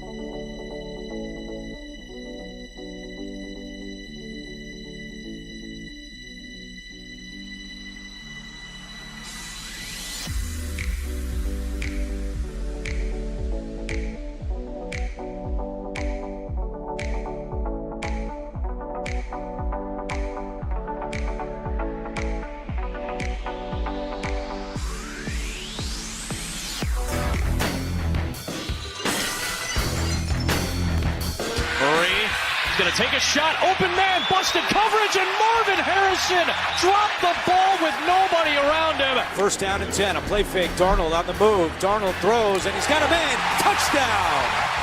Jackson Smith-Njigba. You're tuned in to You Better You Bet with Nick Costos and the crew on the BetMGM network. Make it legendary. Fox Sports and CBS Sports, courtesy of the highlights. Great job by Jake with the Stone Cold music and the and grabbing those two and putting them together. Good stuff. Marvin Harrison Jr. last week. Feel like he should Venmo me some money. Cardinals over win total. Cardinals to win the NFC West. That's okay. Just leave like 70 yards on the field. No one around you. No big deal. That's great. 4th overall pick in the draft. Yeah, it's okay. It's like not even involved. That's awesome. Jackson Smith-Njigba, meanwhile, tried to tell you guys all summer long. Now I'm thinking about smoking funny things. All summer long. We tried to tell you that JSN is one of the best receivers in the league. Believe us now? Been an absolute stud. And I think that those two players, their prop numbers, very interesting as it concerns tonight's game. Marvin Harrison Jr., receiving yards number. And if you don't know what it is, you the person watching, you the person listening, I want you to think. Like, what do you think it is? What would you guess Marvin Harrison Jr.'s receiving yards prop is? the answer right now at BetMGM, and it's been getting bet to the under over the course of the last few hours. And I'm just going to bring it up here just to make sure that I've got the exact one as it stands right now. We are at 47.5 for Marvin Harrison Jr. 47.5. And I guess it makes sense if you're looking at it through the lens of Cardinals offense v. Mike McDonald defense in Seattle. In the 2 games that the Cardinals played Seattle last year, right? Mike McDonald's first year as Seahawks coach, Marvin Harrison's rookie year in the NFL. 47 and 49 yards for Marv. So he didn't go off in either game last year against the Seahawks. If you're out there listening and watching, and you want to bet the Marvin Harrison Jr. over, and I'll be honest, I do. This is like a leap of faith pick. It really is. Because he's been terrible to start this year. He's not fast enough to separate, and you can get away with that in the NFL. Like, you can't be a super-duper megastar, but you can get away with that if, like, your body control is sick, and you're out-physicaling cornerbacks, and you've got great hands. He ain't catching the ball right now. And he's too slow. He's not slow compared to, like, mortal men like me, like average Joes, but compared to, like, Malik Neighbors or, like, Brian Thomas Jr., he's got his own issues catching the ball. Like, Marv ain't getting the job done right now. He did leave a ton of yards on the field last week. That needs to be said. And he's putting a ton of pressure on himself right now. And this is what you want a young player to say, or anyone to say. Listen, I'm 42 years old. I love when people take responsibility when they make a mistake. Like at the end of last segment, when Jake completely fouled everything up. And we had like dead air for like 20 seconds. We went to break and Jake was like, it's my fault. I appreciated that from Jake. Like, we're adults. You could be an adult and you can still, you don't have to be a young player. When you say hand up, it's my fault. Like me wearing a striped shirt today to the show, knowing that Femby probably would. That was my bad. Marvin Harrison Jr. knows that he's stunk it up. He knows he's letting his team down. He knows that he needs to do better. He's saying it. Now, you could spin that either way. Is the pressure going to get to him? Or is the fact that it's a short week, is that giving him less time to think about his issues? Much like Joe Hendry, I believe in Marvin Harrison. I do like MHJ's over tonight against the Seahawks. As far as JSN goes, I said last week on my Sunday shows that JSN, I believe his yardage prop was 72.5 last week. And like the exact line that I gave was, JSN has gotten to the point now, like I'm not saying that he's like Jamar Chase versus a bad defense with Joe Burrow at quarterback, or Justin Jefferson against a bad defense with someone other than J.J. McCarthy at quarterback. But JSN, the first digit in his yardage, like needs to be an 8 moving forward. He's not just like a slot possession receiver. They're using him all over the field. Explosive chunk plays down the field. He looks unstoppable. JSN's yardage prop here is 80.5. So the adjustment's been made up for JSN. And now I think we're in a position where we're just right. If I had to bet it, I'd bet the over because I think he's so good that he could easily go over. But I think that will be a pass from me as far as yardage props go. One more yardage prop to discuss. So Trey Benson, George's grandson. Lots of music in the air and lots of loving everywhere. So give me the night. All right. All right. Trey Benson's receiving yards prop tonight, 19.5. The Seattle Seahawks defense through 3 games has allowed the most receiving yards to running backs in the NFL. Now, you have to consider the competition, right? Christian McCaffrey, week 1, one of the best receiving running backs in the league. Jalen Warren in week 2. We know Aaron Rodgers loves to check down to his running back. Kamara week 3. So, like, they're facing good receiving running backs. They're not facing curtain jerking jabronis that are breaking tackles.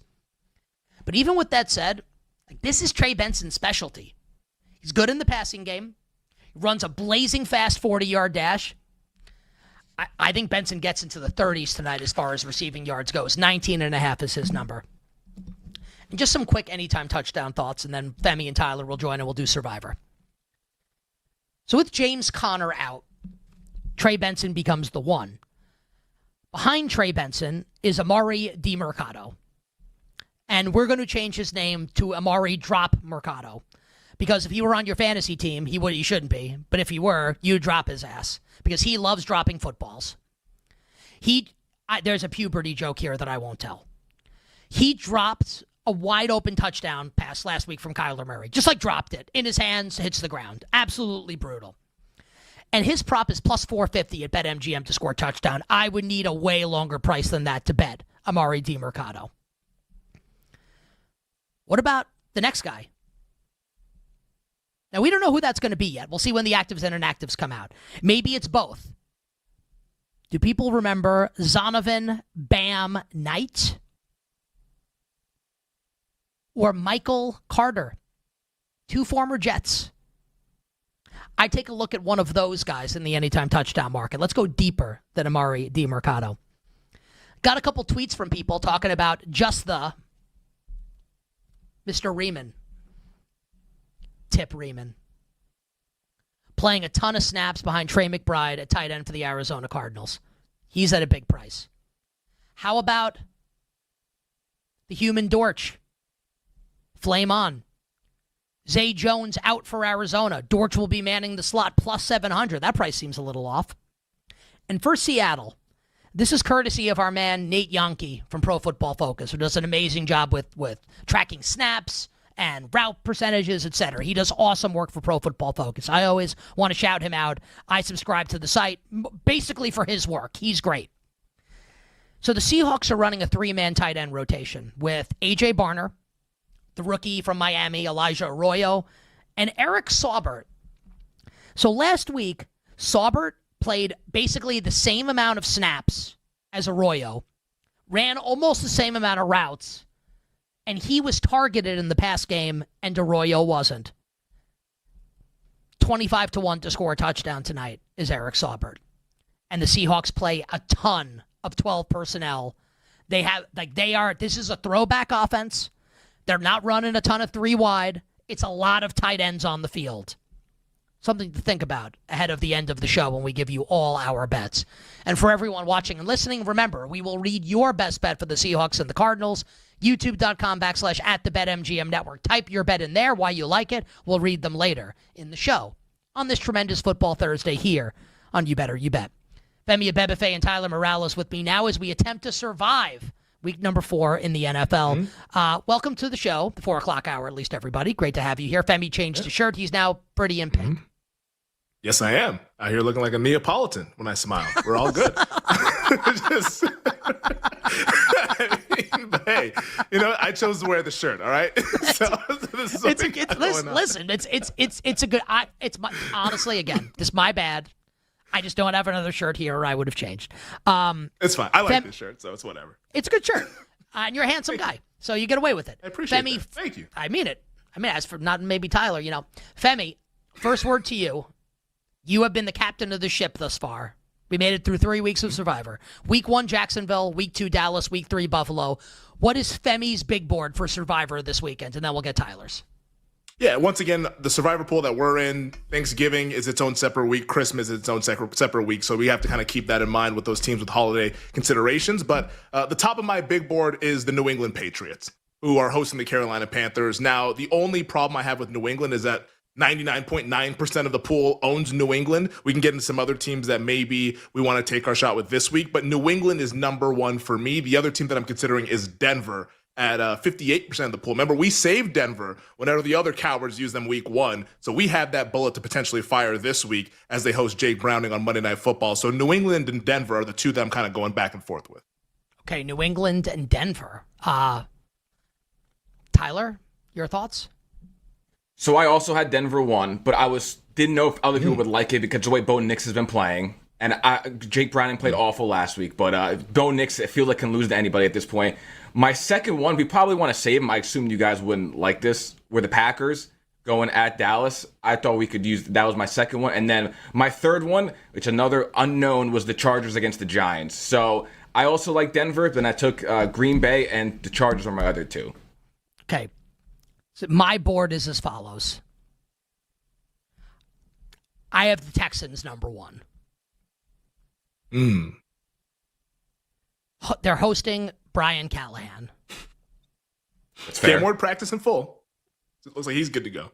So I have the Patriots third. My second team is the Detroit Lions. I figured would come up. We are. But sounds like Patriots, though, because Tyler, where did you have New England? So Tyler I did not have him on the board. Okay, so just so everyone knows, because Tyler, it's in what's called queue, so we can all see each other off the air. But if you're watching the show, like, you can't see all of us at all times. So Femi, you were talking, but I was looking at Tyler. Tyler made like grimaced, like he was sucking on a lemon when you said Patriots. So Tyler does not like that pick. Tyler, why don't you like the Patriots? I mean, it's not that I don't like them, but it's not. The Patriots really haven't showed me anything where like we should be confidently picking them in a survivor pool right now. Like, I understand that the Panthers and Bryce Young, but the Patriots haven't looked great at all. The only reason that offense is kind of clicking right now because Drake May's doing everything and the receivers stink. So it's not that I'm against it; it's just they weren't in my top three. I was shocked that that was your number one, to be honest. So I'll say the reason why it's my number one is that I love the idea of fading Carolina off of this like fluky performance that was just Michael Penix engineered. Like the Panthers are not that good. They're nowhere close to 30-0 against any team in the NFL. That was Michael Penix Jr. wearing a Panthers jersey underneath the Falcons jersey. So I think that you could see maybe New England, which I'm assuming that some people will use them because like when else would you ever use the Patriots? They're not going to be a massive favorite down the line. Who's going to be the number one team this week besides for Buffalo? Who do you think the number one team's going to be? I mean, my guess is probably, it's not Denver because people already use Denver. I think it's probably Detroit. I think it is Detroit as like the big home. But Detroit has the Thanksgiving consideration, which I don't know if you'd want to be using them against Green Bay on Thanksgiving. But it's just like you still want to, you kind of want to be able to fire that bullet just in case of, when we get down the line, if we're fortunate enough to make it. Well, I mean, we took Buffalo last week, so doesn't that kind of thought go out the window if we're taking the Bills in week 3? Well, Buffalo has no holiday consideration. I mean, they don't play. So that was just Detroit's playing the Packers, right? Yes, yeah, they're playing the Packers. Or you want to take Detroit against Green Bay in Survivor? I mean, I wouldn't. We only got 4 options. There's a couple of teams that we want to save, but what if something happens to those teams? You just want to have options. So you want to save Detroit? So we want to save Detroit at least one more week. Yes, I think at least one more week. I'd like to save them. Okay, I don't want to do the Chargers just because, like, what if Jackson Dart's awesome? Yeah, Chargers are off the board. Yeah, I don't want to do that at all. Okay. All right, how about this one? Give it to me. Pride and poise. Oh, no. Commitment to excellence. Just survive, baby. I can't do it. I like the Raiders this week. I just can't do it. I mean, do we want to be, are we boys or are we men? We're cowards. We are not cowards. But I don't want to be a crazy man. I think Raiders might be a crazy man. No. I think the Raiders are going to win. All right, do we want to table this to tomorrow or we want to do it on the other side? We got time. Let's do it. Let's do it on the other side. More Survivor on the other side, and I'm going to tell you why I'm so confident in my bets for Oregon, Penn State, and Alabama, Georgia. We'll be right back with You Better You Bet on the BetMGM Network. Make it legendary.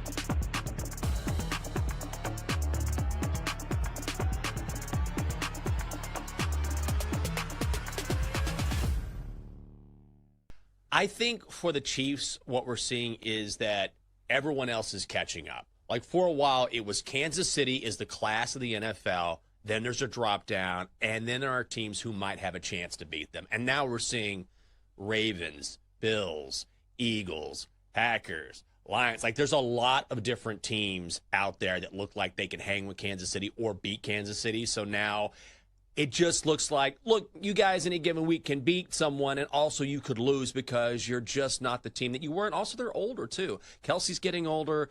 Patrick Mahomes is still in his prime, but they don't have the receiving threats they used to, and it's just hard to maintain dominance for a long time in the NFL. Still Kansas City to a point, but not quite the team that we thought, oh my God, dynasty, dynasty, dynasty.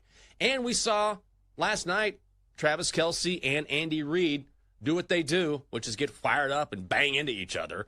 So this was very similar to what we saw in the Super Bowl, right? Remember when Kelce banged Andy Reid and people were like, oh my God, Taylor, what are you doing?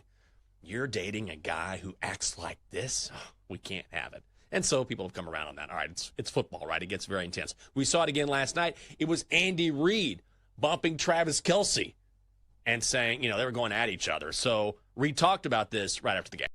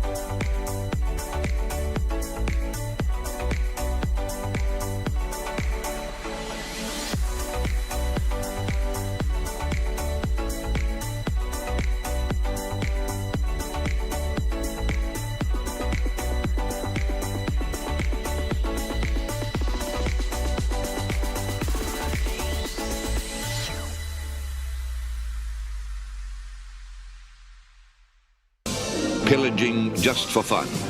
He'll knock you round and upside down and laugh when he's conquered and won. This is You Better You Bet with Nick Costos, Femi Abebefe, and the crew on the BetMGM network. Make it legendary. Some are saying that Jake Hassan has turned into like 1999 Pedro Martinez on the board. Those people are correct. Great job by Jake. Next hour on the show, Femi's Things, and Joey Kadish will join us. But for now, and we'll get to college football in a few minutes, my thoughts on Bama, Georgia, Penn State, Oregon. But for now, let's see if we can finalize our Survivor thoughts for the weekend. So we are eliminating the Lions, correct? We want to save Detroit. Yeah. Yes. I want to cross off Lions, cross off Chargers. All right, so Lions and Chargers are crossed. I'd like to bring a couple other teams up for consideration. I think the Eagles are definitely winning this weekend.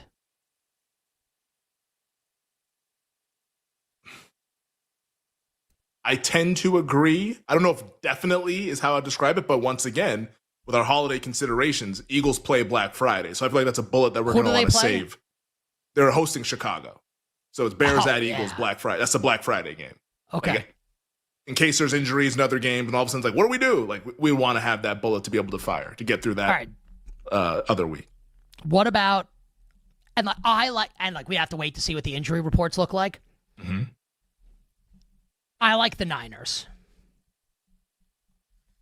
I like Jacksonville. I bet them earlier on Sunday. Convince me on San Francisco because I don't think I can. Like, Purdy's probably back, but still no Kittle. Obviously, Ayuk, which no Bosa. That update didn't sound good. All right. No Bosa. Okay. Like, I could see that going sideways, even with Purdy coming back. Tyler, your thoughts?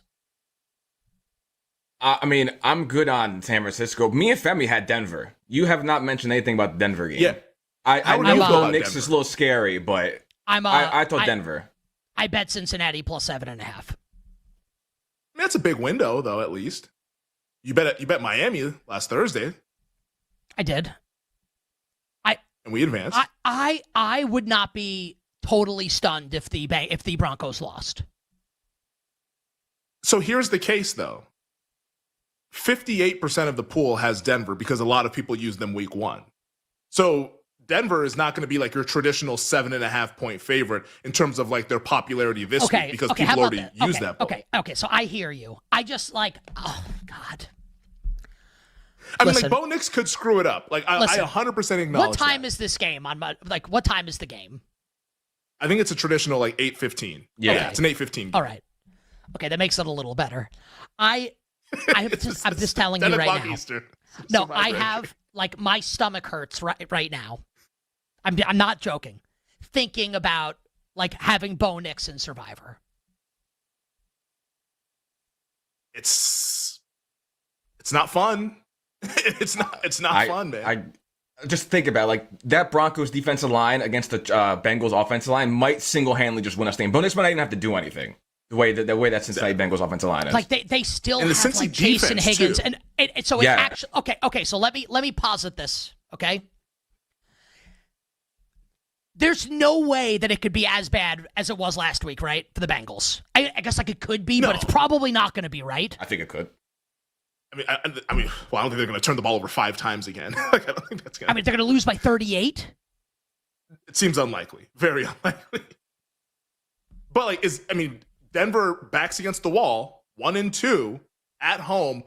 This is as close to a must-win as you'll find in September as like you'll ever get. Like, I think that this is like one of those Sean Payton kitchen sink games where extra time to prepare for this soft defense in Cincinnati. They can run all over them. Bo Nix, like Tyler said, he might not have to participate in the game that much, especially with what Denver's defense can do. And the fact that there's only 58% of the people that have Denver available.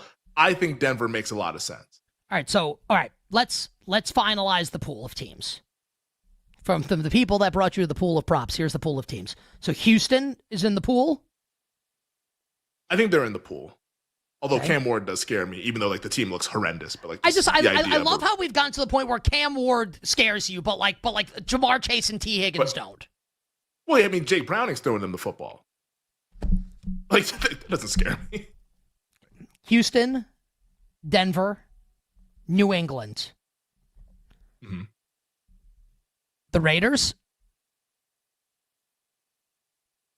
I like to risk it. I think that this is kind of an unnecessary risk, given the fact that we how about have now benefited from the week 1 risk. How about this for a question? Riddle me this, Femi. Since I don't know if people know this. I think I may have said it on the air. Riddle me this. That Femi did a second solo entry without telling us. Not that he's willing to do whatever he wants with this money. Just that like he didn't tell anyone until like after like week 2. I was like, oh, by the way, like I have a separate entry and I did this. Who are you taking in your other entry? I got knocked out being a madman. I took the Texans. I took the Texans on Sunday. Yeah. I got knocked out. No. Great pick. Yes. I thought you took the Chiefs. So on the show on Friday, I said I was going to take Kansas City. But then on Saturday, we got the Xavier Worthy news. And I was like, you know what? Like, it's Worthy, and they also play Thanksgiving and Christmas. So, like, I like galaxy brain the whole situation. You took the Texans as a road dog in Jacksonville, but you wouldn't take the Raiders and pick them against the Bears? I just like and the spot a lot. And you love the for Raiders. Houston. I do love the Raiders. I like this. I love the spot for Houston last week. Like, I bet Houston with my own money as well. Like, I thought they were going to win the game. Are you going to bet the Raiders? I'll probably bet the Raiders. Yeah, I'll probably bet the Raiders, especially with the way. They're not they're the favorite now. By the way, they're 1. So like, I think the market's probably just right. At BetMGM or no? I think BetMGM still has the Bears everywhere. favored. No, BetMGM has Raiders now. Yeah, they're 1 minus 105. So it's like, it's like obviously a very, very small favorite. Yeah, so now like we're the best price I see is yeah, we're right. Now we're correct. Yeah, Raiders. Yeah, that's way more correct than the Bears favored. Yeah, like I wanted like Raiders plus money, which is no longer available. So maybe I don't know, maybe I put something small in the game, but it's like I feel like that's just right. I had very strong convictions about Houston last week. Clearly, I was wrong. Shout out to Nico Collins and the crew. But I feel like we took the risk in week 1 so we could fire this Denver bullet here in week 4. Like this is like that's the fruits of our labor, is having this bullet available. I have to tell you something, man. Like this is why we have it. This is such like revisionist history. Like it's actually it's unreal. How is it revisionist history? I mean, I guess it's not. I guess it's not. Yeah, like we said. Because the thought was that we saved Denver the Broncos. Exactly. I guess. Yeah. I think this is how we play it. You know, we save them when other people use them, so we can have them when other people don't have them. Yeah, hold on. All right, you bet on Thursday. All right. So Tyler, rank 1 through 4. Are we taking the Raiders out? I think it's a mistake, but we can. Tyler, you break the call because I think we can take them out. But Tyler, you're the tiebreaker. I think we can take them out. All right. Confidently take them out. All right. Listen, all our money's involved, so we'll take the Raiders out when they win. I'll bet them. Listen, we'll bet them in solidarity. You guys know me well enough. I'm dying to blame others for things that I have a hand in if it goes wrong. Just ask my wife. If the Raiders win and our pick loses, you're never gonna hear the end of it, which I'm sure you already know. We know that. Yep. All right. So power rank Houston, Denver, and New England. Tyler.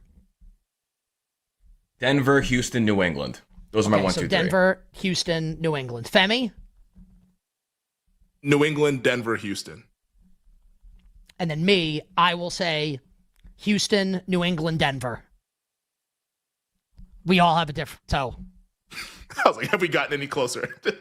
Do we want to sleep on it tomorrow? Finalize? No, hold on. Or do we want to finalize right now? No, we can finalize now. Okay. So, all right, let's think about this. I'm willing to take Houston out. Their offense is terrible. Like Tennessee has a new play caller. And I think they're going to be very popular too. Like, Bill where else are you firing? Bill in our chat keeps bringing up the Chargers. I want no parts of that. I don't want to do that. Yeah, it's what if Jackson Dart's the next best quarterback of like all time? But also, and I'm being serious right now. And like, I'm not saying like I love the Giants in the game. Like, the Giants' defensive line should be able like to impact this game. Mm-hmm. Like the Broncos beat the crap out of Herbert last week. And Bo Nix missed all those touchdown passes. That'll be a raucous environment too. I think the fan base is very, very fired up. And Nick, you can speak to that about Jackson Dart. Like that's gonna be a legit home field until he throws a pick, and then everyone will start booing again. But in Jameis. Oh man. In Bo we trust. What's holding you up on New England? Because you like New England too this week, Nick. I do. I bet them. Yeah. I like New England quite a bit. I bet them as well. Let's go with New England then. I could be convinced. Christian Gonzalez is back. Like that's looking good. All right, hold on. Let's take a look at. I want to see Denver's schedule coming up. So Denver home at Philly, at the Jets. I don't want to bet Bo Nix on the road. Home Giants, home Cowboys, at Houston, home Raiders. There are other spots to use Denver, which I mean maybe that's the move is that we save them.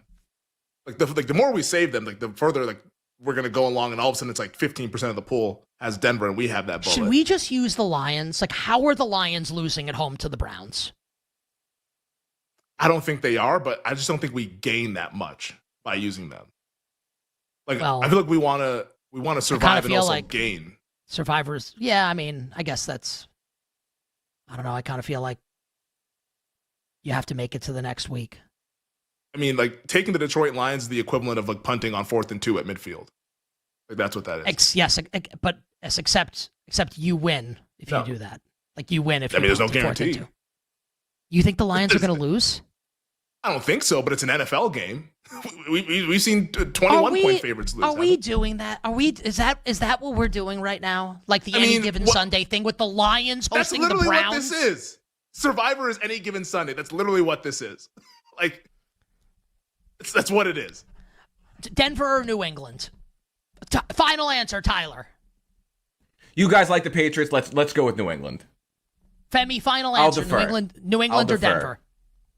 Pats, baby. Let's do it. I think I'd rather do great. Denver. Oh. Now I like that. Make the case.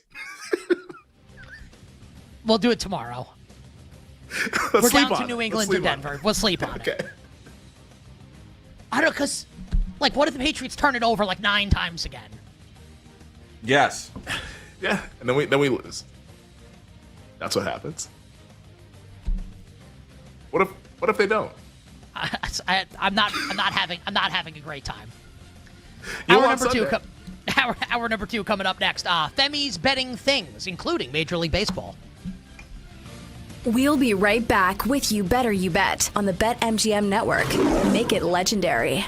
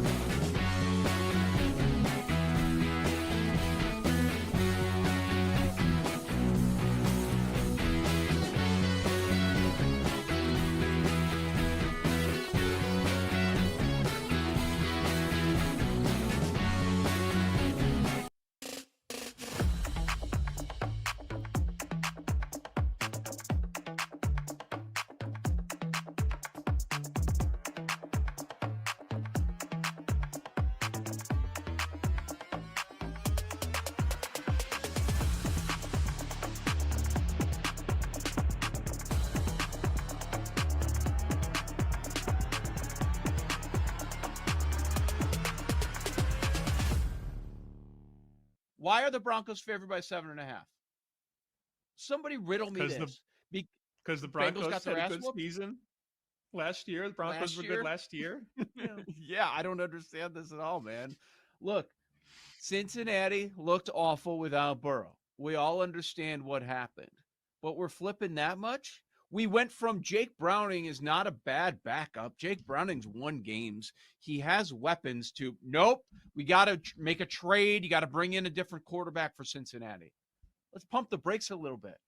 First off, the team that's favored by more than a touchdown, their only win is against Tennessee, where they looked terrible, and maybe against the worst team in football. And then after that, they lose at Indianapolis, giving up a ton of points. And then last week, they lose a tight game at the Chargers, sitting 1-2. They could easily be sitting here 0-3. And then I think this is a very different point spread than the 7.5. This is a total overreaction. If you look at last week, yes, that was brutal, but it got away from Cincinnati early. It was 34-3 at halftime. Isaiah Rodgers had 2 fumbles that he returned for touchdowns. I don't think that's going to happen for the Broncos defense. Maybe it will, and I'm completely wrong. But I don't expect that to happen. And this Broncos defense does not look like the same defense it did a year ago. And you have those 2 terrific wideouts on the outside for Browning. We're going to get a much better effort. I think Cincinnati's live in this game. There is no chance I'm putting any of my survivor plays on the Broncos, even though they're favored by 7.5.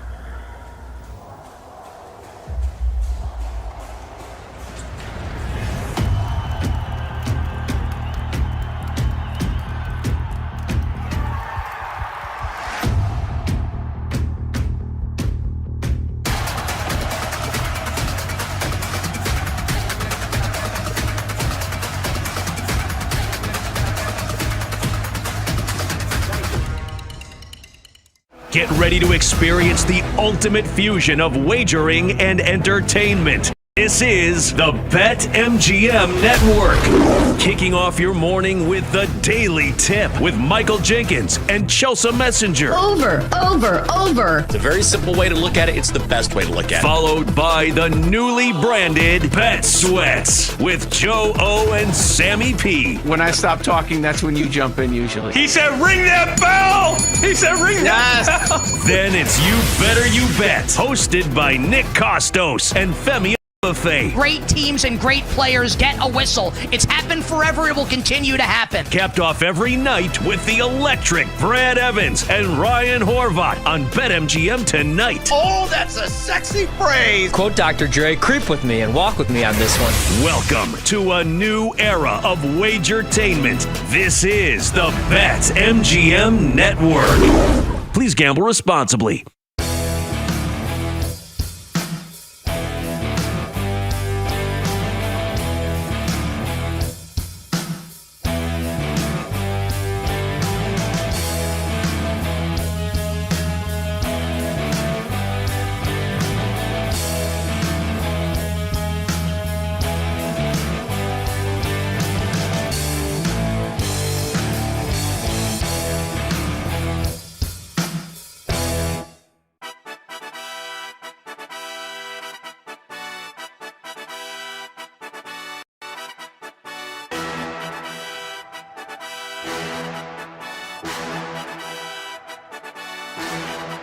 Ralph Cifaretto. Is he Ralph? Yeah. Except without like the violent killer mean streak. Yeah, that's the thing is that they're all violent as hell. So it's I can't picture Brad in any of them. But yeah, I don't know. Maybe he's an extra member with his You Better You Bet. All right, we got a lot to get to. Once again, Jake, hit us with the first one. The main thing in the world of sports today, we're going to see, Nick, 3. It's a very simple way to look at it. It's the best way to look at it. Followed by the newly branded Bet Sweats with Joe O and Sammy P. When I stop talking, that's when you jump in usually. He said, ring that bell! He said, ring that bell! Then it's You Better You Bet, hosted by Nick Costos and Femi Abebefe. Great teams and great players get a whistle. It's happened forever. It will continue to happen. Capped off every night with the electric Brad Evans and Ryan Horvath on BetMGM tonight. Oh, that's a sexy phrase. Quote Dr. Dre, creep with me and walk with me on this one. Welcome to a new era of Wagertainment. This is the BetMGM Network. Please gamble responsibly.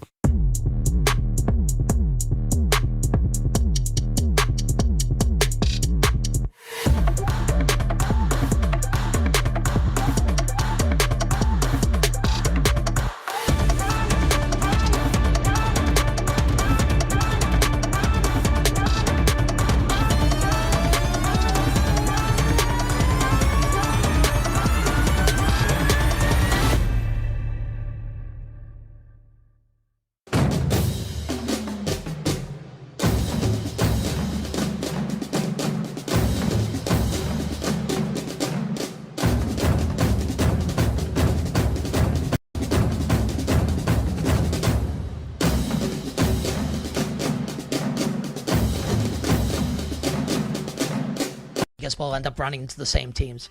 Like when we have like one of those games, like Chiefs Ravens is this weekend. Yep. We should do Survivor on that game. Oh my. What are you guys doing for your Survivor entry? We're going to the marquee game of the week. Yeah, right. It's like Eagles Packers, and we should do a Survivor on one of the teams in that game. Really ratchet up the consequences there. At that point in the contest, our entry will be very, very valuable. I don't know if we want to be doing that. Or at least without somebody buying into that one. But I tend to agree. I think it's Green Bay. I felt that way about Green Bay all offseason. I think the Packers are your NFC representative this year in the Super Bowl at Levi's in Santa Clara. The Big G is what they call it there. All right, Jake, hit us with the next one. The other thing. Sticking with the Philadelphia Eagles, they're traveling down to Tampa a day early this week. This has been a big thing. Nick Sirianni wants to get down there on Friday, let the team get acclimated to the heat and the humidity of Tampa. Now, it's 100%. That's what's going on. And earlier this week, Buccaneers quarterback Baker Mayfield on Mark Sanchez's podcast, they were talking about the game, and Baker Mayfield brought up that, hey, the Eagles are coming down an extra day. It's not going to do anything for them. In fact, the fact that they're coming down an extra day means that they're already thinking about the heat and the humidity. Famously, the Sirianni Hurts Eagles 1-3 down in Tampa, including a couple of playoff losses that did not go well, one in 2021 and one in 2023. Nick, you lived in Florida for a handful of years. I've been to Tampa for a weekend. It's humid as hell. Will the Eagles cover the 3.5 this week in the heat and the humidity of Florida? Well, the one game had like Brady, and that was Hurts' first playoff start, and that game was great because I remember Ken and I were doing countdown to kickoff that morning. It was Sunday. It was the early game on a Sunday, and everyone was betting the Eagles, and the game closed either 7 or 6.5. I can't remember, and we kept saying like, if this is going to close, whatever it was, like we're going to bet Tampa, and it did, and we bet Tampa, and they covered, and it was really awesome. I'm going to give a cop-out answer here. Like I bet Philly -3, and I said that on the show on Monday, so I have Philly 3. I don't have to bet 3.5. If I did, I'd bet the Eagles. Tampa's 3-0 with smoke and mirrors. I think Philly's the best team in football. I think the Eagles are going to make a statement in this game. The Eagles do not strike me as a team that keeps making the same mistakes over and over again, stepping on the same rakes over and over again. I would be legitimately stunned if Todd Bowles put Jalen Hurts in a blender like he has in the past year. To me, Hurts has kind of leveled up, where I don't think that kind of thing's going to happen anymore with him. So I like the Eagles quite a bit in this game. I laid 3. If I had to do something with 3.5, I'd probably still lay the Eagles or put the Eagles in a money line parlay.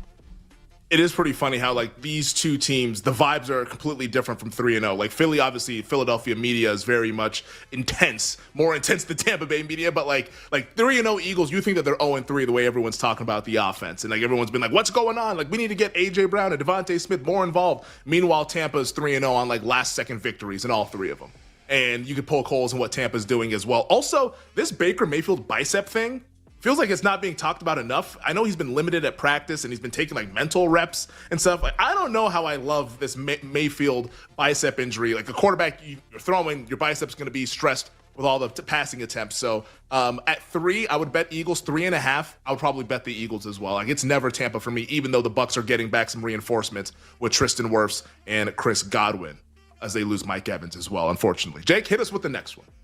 The other GM tonight. Oh, that's a sexy phrase. Quote Dr. Dre, creep with me and walk with me on this one. Welcome to a new era of Wagertainment. This is the BetMGM Network. Please gamble responsibly.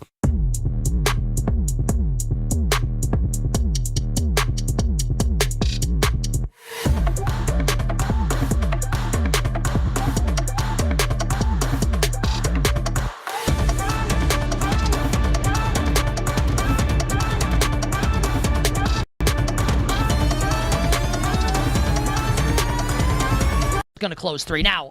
Like we don't even have a Thursday injury report yet from San Francisco, right? That'll come out probably this hour. It's 5:10 p.m. Eastern time as we're doing this live right now on Thursday. So we'll get that injury report. If like Pearsall plays, if Jawan Jennings plays, if Purdy's back, I actually think this number is like banana land. What do you think it should be? For me, if the Niners were fully healthy, 5.5. And like by fully healthy, that's obviously like 6. the realistic guys who could play in the game. Like we're not counting Ayuk and like Bosa. Obviously, like, we're talking about fully healthy. I guess Bosa kind of factors into that as well. To be fair. Okay. So like taking Bosa out of it, realistically, you think that this should kind of be in like that no man's land 5 area? I do. As opposed to 4.5. 3. Yeah. Yeah, because BetMGM, I want to say, have other places, there's a 3 -110 that's out there here in Las Vegas, by the way. But 3.5 exists, but it's like a very weak 3.5.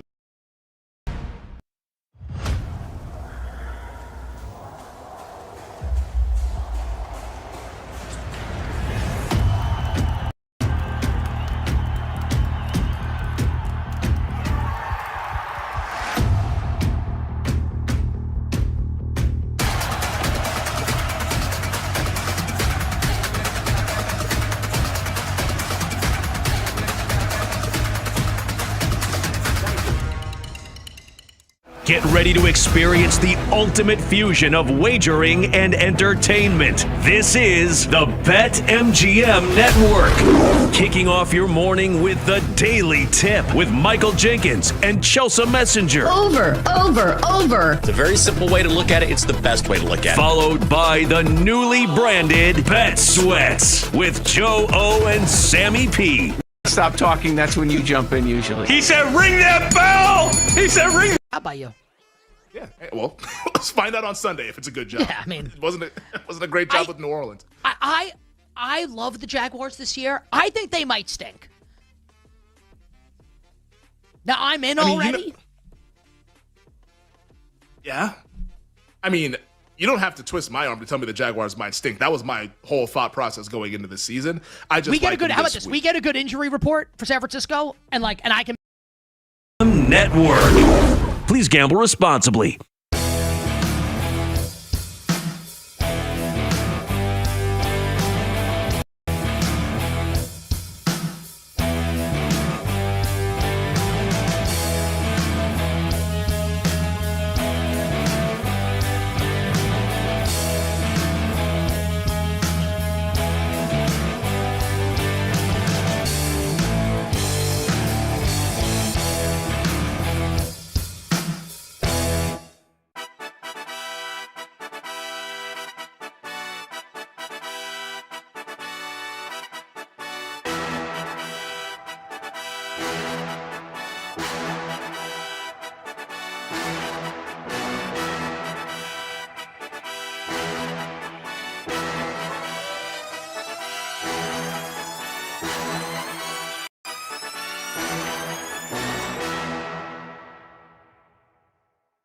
Get ready to experience the ultimate fusion of wagering. 8 plus 600, Oregon plus 700, Georgia plus 700, or Alabama at 13-1.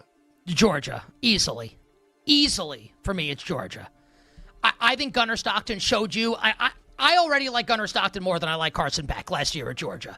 I loved Gunnar Stockton in the waning moments of the game against Tennessee. Of course, how could you not like him? That win. So I'll be able to do this in long form later.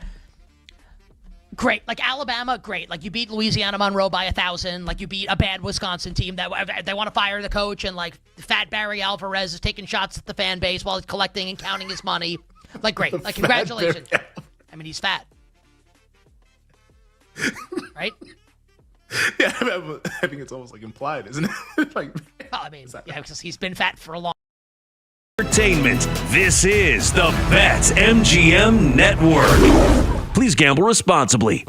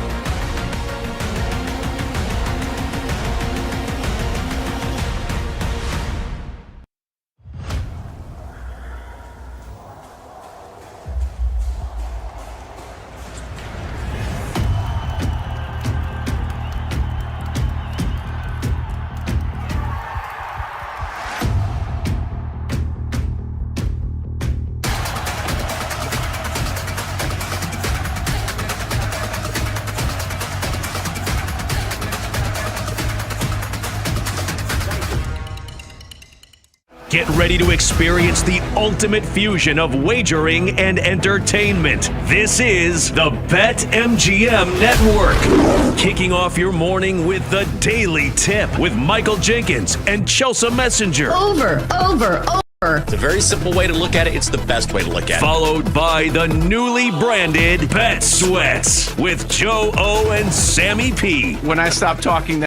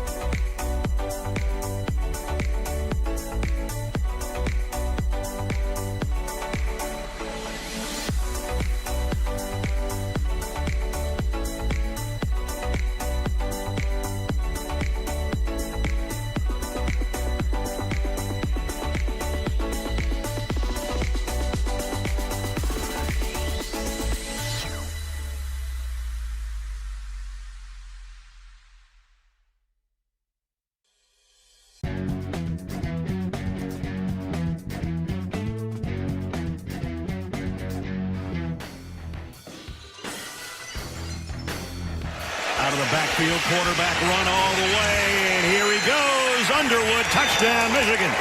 37 yards for the score. This is You Better You Bet with Nick Costos, Femi Abebefe, and the crew on the BetMGM Network. Make it legendary. Oh, our guy, Bryce Underwood. Joey Knish and I tried to tell Femi last week. Femi wanted to bet on bootleg Patrick Mahomes, Nebraska. Wasn't Dylan's fault. Well, somebody's fault. Nebraska loses. Bryce Underwood and Michigan win. Brad Nessler with the call this past Saturday on CBS. Joining us now to discuss the playoff bound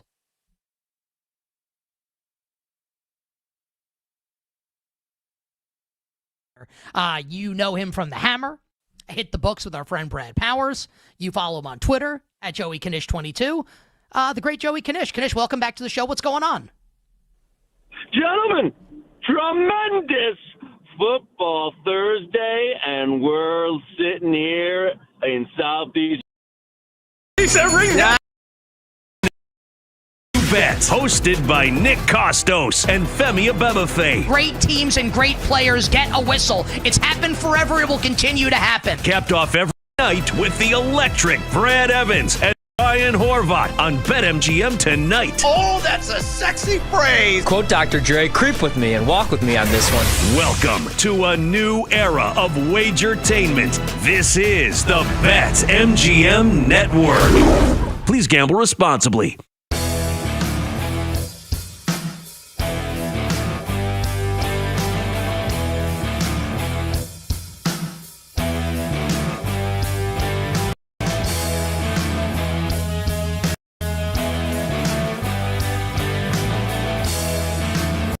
Good in Bryce Underwood territory as we steam straight ahead to that college football playoff. Knish, Michigan right now at BetMGM. Yes to make the playoff, plus 450. No, minus 650. Do you? Because I think the answer is, I think all they got to do is beat USC and they're going to make it, even if they lose to Ohio State at the end of the year. Is that a bet for you? Michigan plus 450, yes to make the playoff, having beaten Nebraska this past weekend.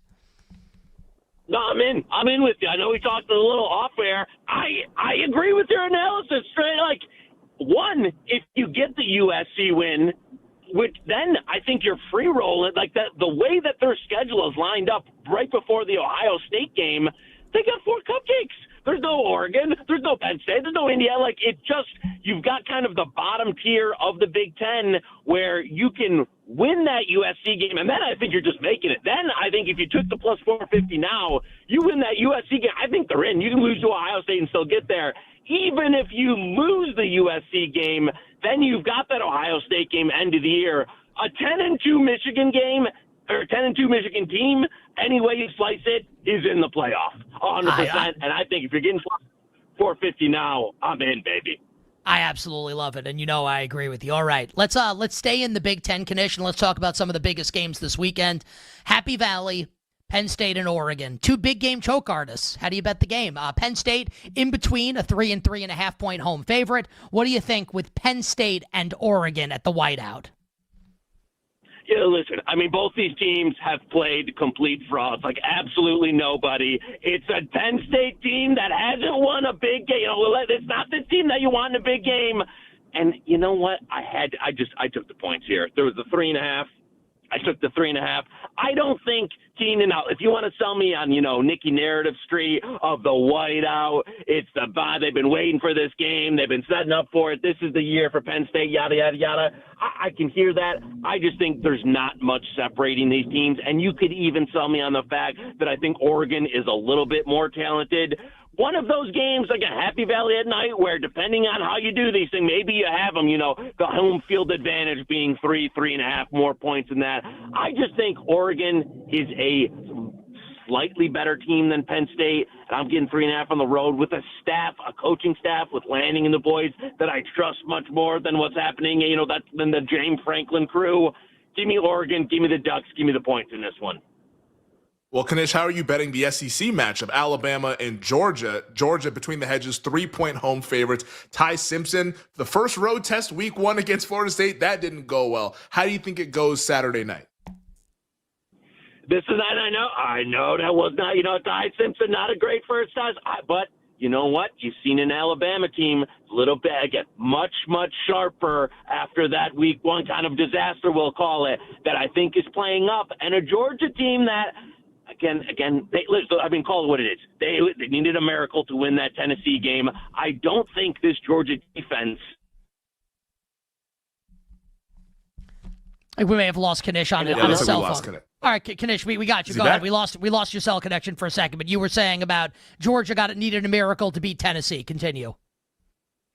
Yeah, no, and you know what? I just think this Alabama team is starting to play out. It's not a great Georgia defense anymore. It's not the Georgia defense of the last, 5 years. I don't think this is the unit that you can hang your head on and be just like, oh my God, they're going to dominate a game. It just hasn't looked that way so far this year, and I don't think they have that kind of talent. Give me Bama. Give me the point. I have to tell you, I like this one better than the Oregon one. I think Alabama goes in there outright. Give me the Roll Tide, baby, outright this weekend. Absolutely love it. Back with Kalen DeBoer after everybody wanted that dude fired after the disaster in week one. Kanish, the biggest story in college football this week has to be John Mateer with the hand injury, had surgery on Wednesday. Reportedly going to be out for about a month, but it's still kind of flimsy on that reporting. We'll see what happens once they get back from the bye week and they take on Kent State. Mateer was the Heisman favorite. No longer the case. That's now Fernando Mendoza, the quarterback for Indiana. With Mateer now out of the picture, is there a bet to be made heading into this weekend in the Heisman Trophy mark? You know what? I would say with this, Fem, if I don't think, and again, early, very, very early, I don't think the Mateer injury keeps him out of any critical game. So that would be one where I know he's going to miss the Kent State game. His odds are going to drop. That would be one that I'll be monitoring, not this week, but monitoring to see if you can get him. Because all the big-time games Oklahoma has coming down the stretch, I think he'll be back for. Again, if it's short-term and you get some reporting that he's going to make it back in, 2 weeks, 3 weeks, I still think he can kind of regain that steam, and then you're getting him at a much different price. If you can get, a buy low, I'd say wait for the game where he misses. They run it up against Kent State. Mateer's one that I will be looking to see how soon, when he can come back, because all those premium matchups they have down the stretch, I don't think it's going to have the negative impact if he only misses a game or two that would kill his Heisman candidacy. So one to monitor there will be John Mateer. If he's coming back before any of the premium matchups, I think that'll be an adder for me.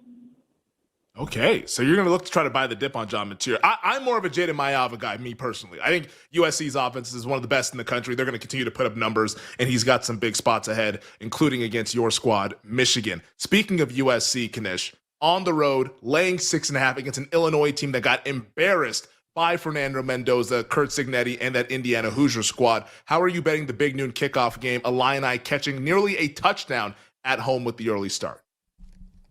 Listen, I loved your call. On my Ava a couple of weeks ago, got a great number there.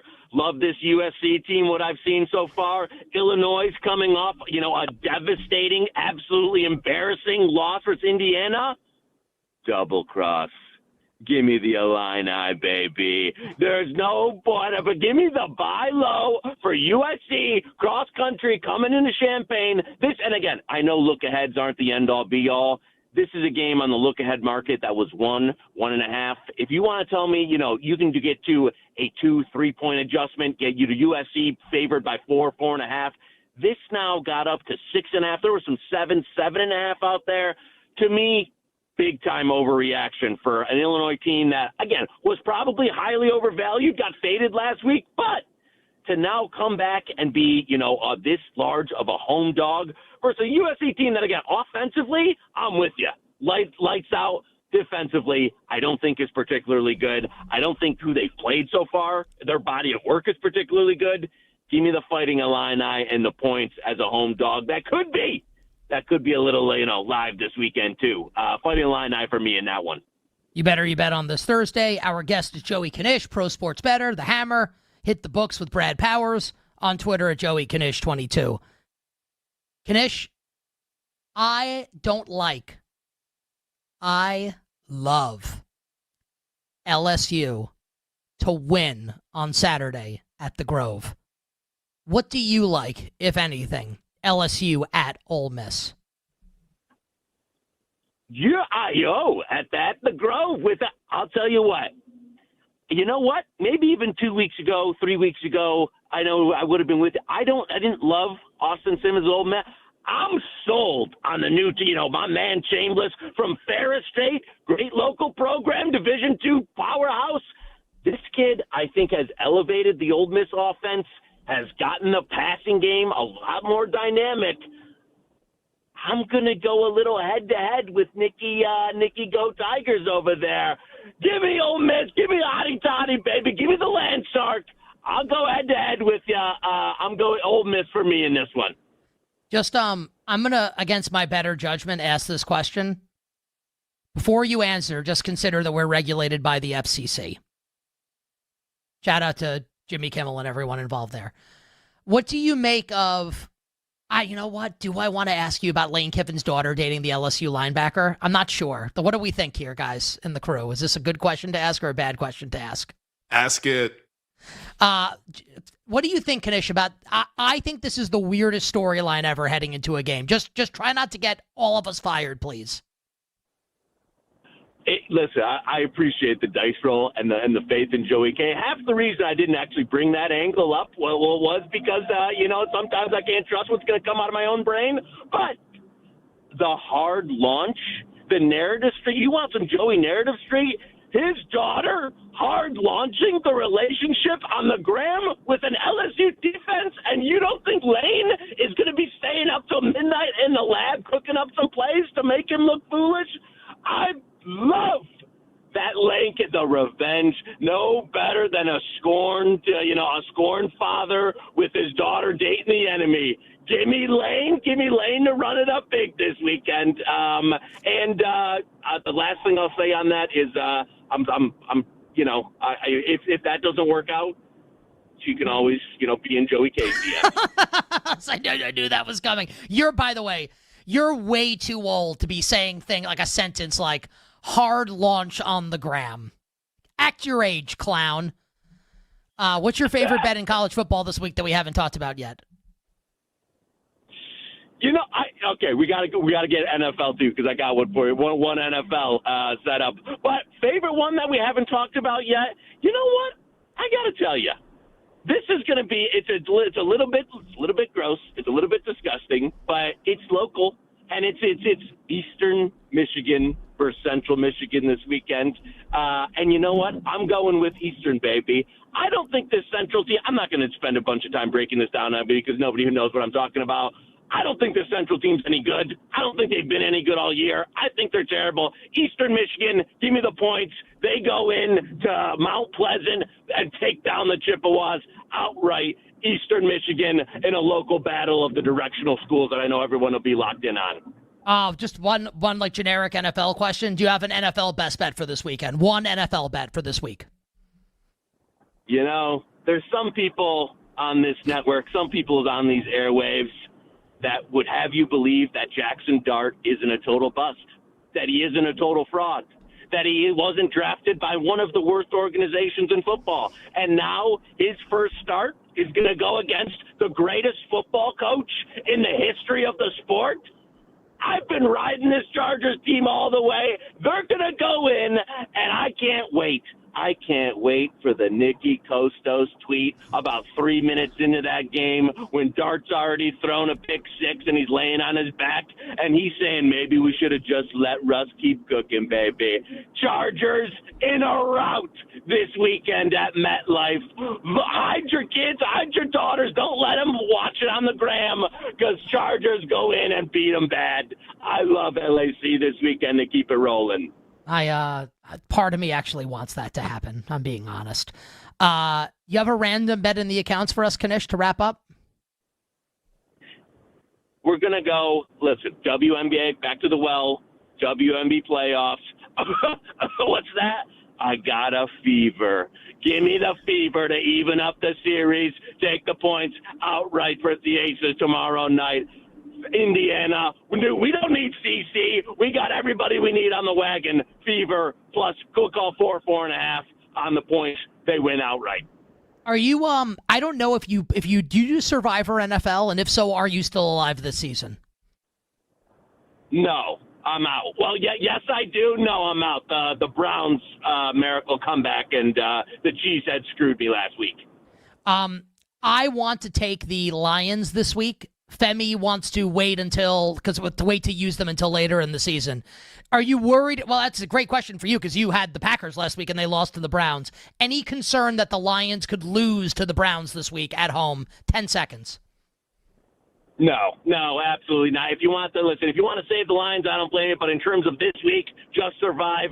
They're not losing to this trash Cleveland team. I mean, it's a miracle that they got 10 points on the board last week. Lions in a breeze this weekend. More likely to lose this weekend in the NFL. Denver on Monday night home against the Bengals, or the Patriots on Sunday home against the Panthers? Patriots. The Patriots team's awful. The Boston, there's people on this Boston Airways all over the place that have you tell this team was a comeback. They suck. Patriots could lose any game, anytime, any week. Pats, go. Give me the other game. I don't even know who they're playing. Just screw the Pats. Wow. That may influence our decision tomorrow on the show when we finalize our Survivor pick. At Joey Knish 22, hit the books with Brad Powers. My friend, stay well. Good luck with the bets. We'll talk to you next week. Gentlemen, best of luck this weekend. More Femi's betting things. We'll take a trip to Major League Baseball. All coming up next here on a Thursday. We'll be right back with You Better You Bet on the BetMGM Network. Make it legendary.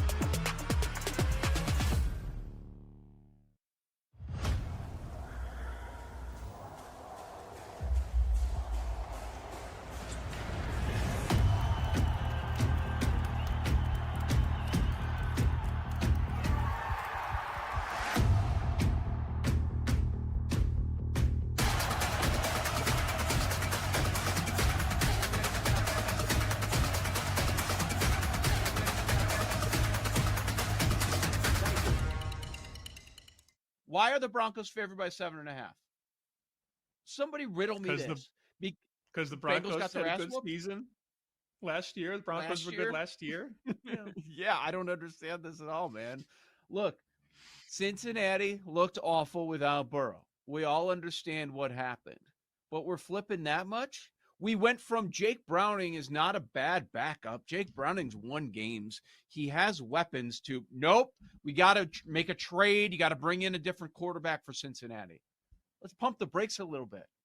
First off, the team that's favored by more than a touchdown, their only win is against Tennessee, where they looked terrible, and maybe against the worst team in football. And then after that, they lose at Indianapolis, giving up a ton of points. And then last week, they lose a tight game at the Chargers, sitting 1-2.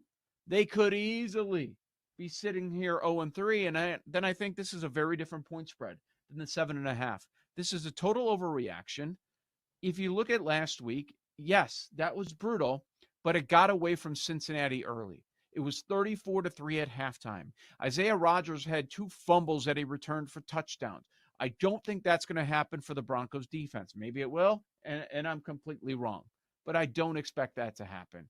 And this Broncos defense does not look like the same defense it did a year ago. And you have those 2 terrific wideouts on the outside for Browning. We're going to get a much better effort. I think Cincinnati's live in this game. There is no chance I'm putting any of my survivor plays on the Broncos, even though they're favored by 7.5.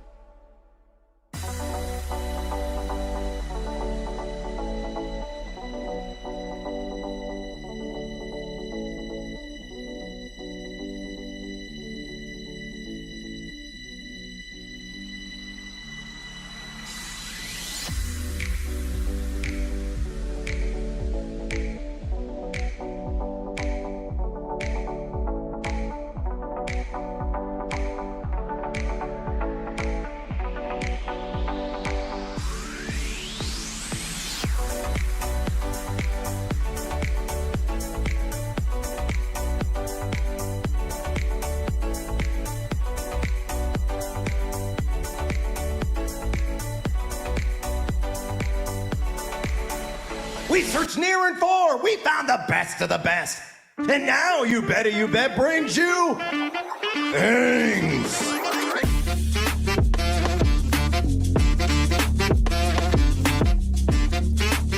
Welcome back. This is You Better You Bet. Family Bet fan Nick Costos hanging with you guys. A little caught off guard there. I didn't expect Brad Evans to wake me up during the break, but we're continuing rolling things along here on this Thursday, tackling all of the biggest topics throughout the world of the sports. Jake, what do we have up next?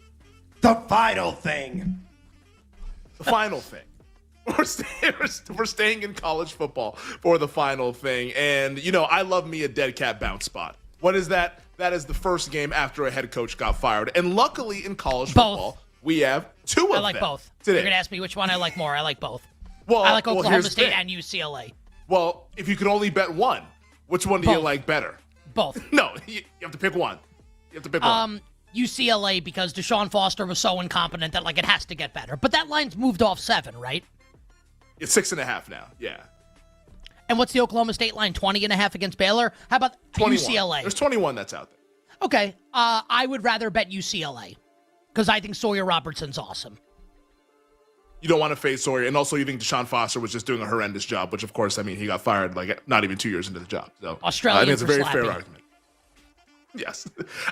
My Deshaun Foster memory is just him destroying the University of Washington when he was at UCLA. He ran for like 300 yards in a game.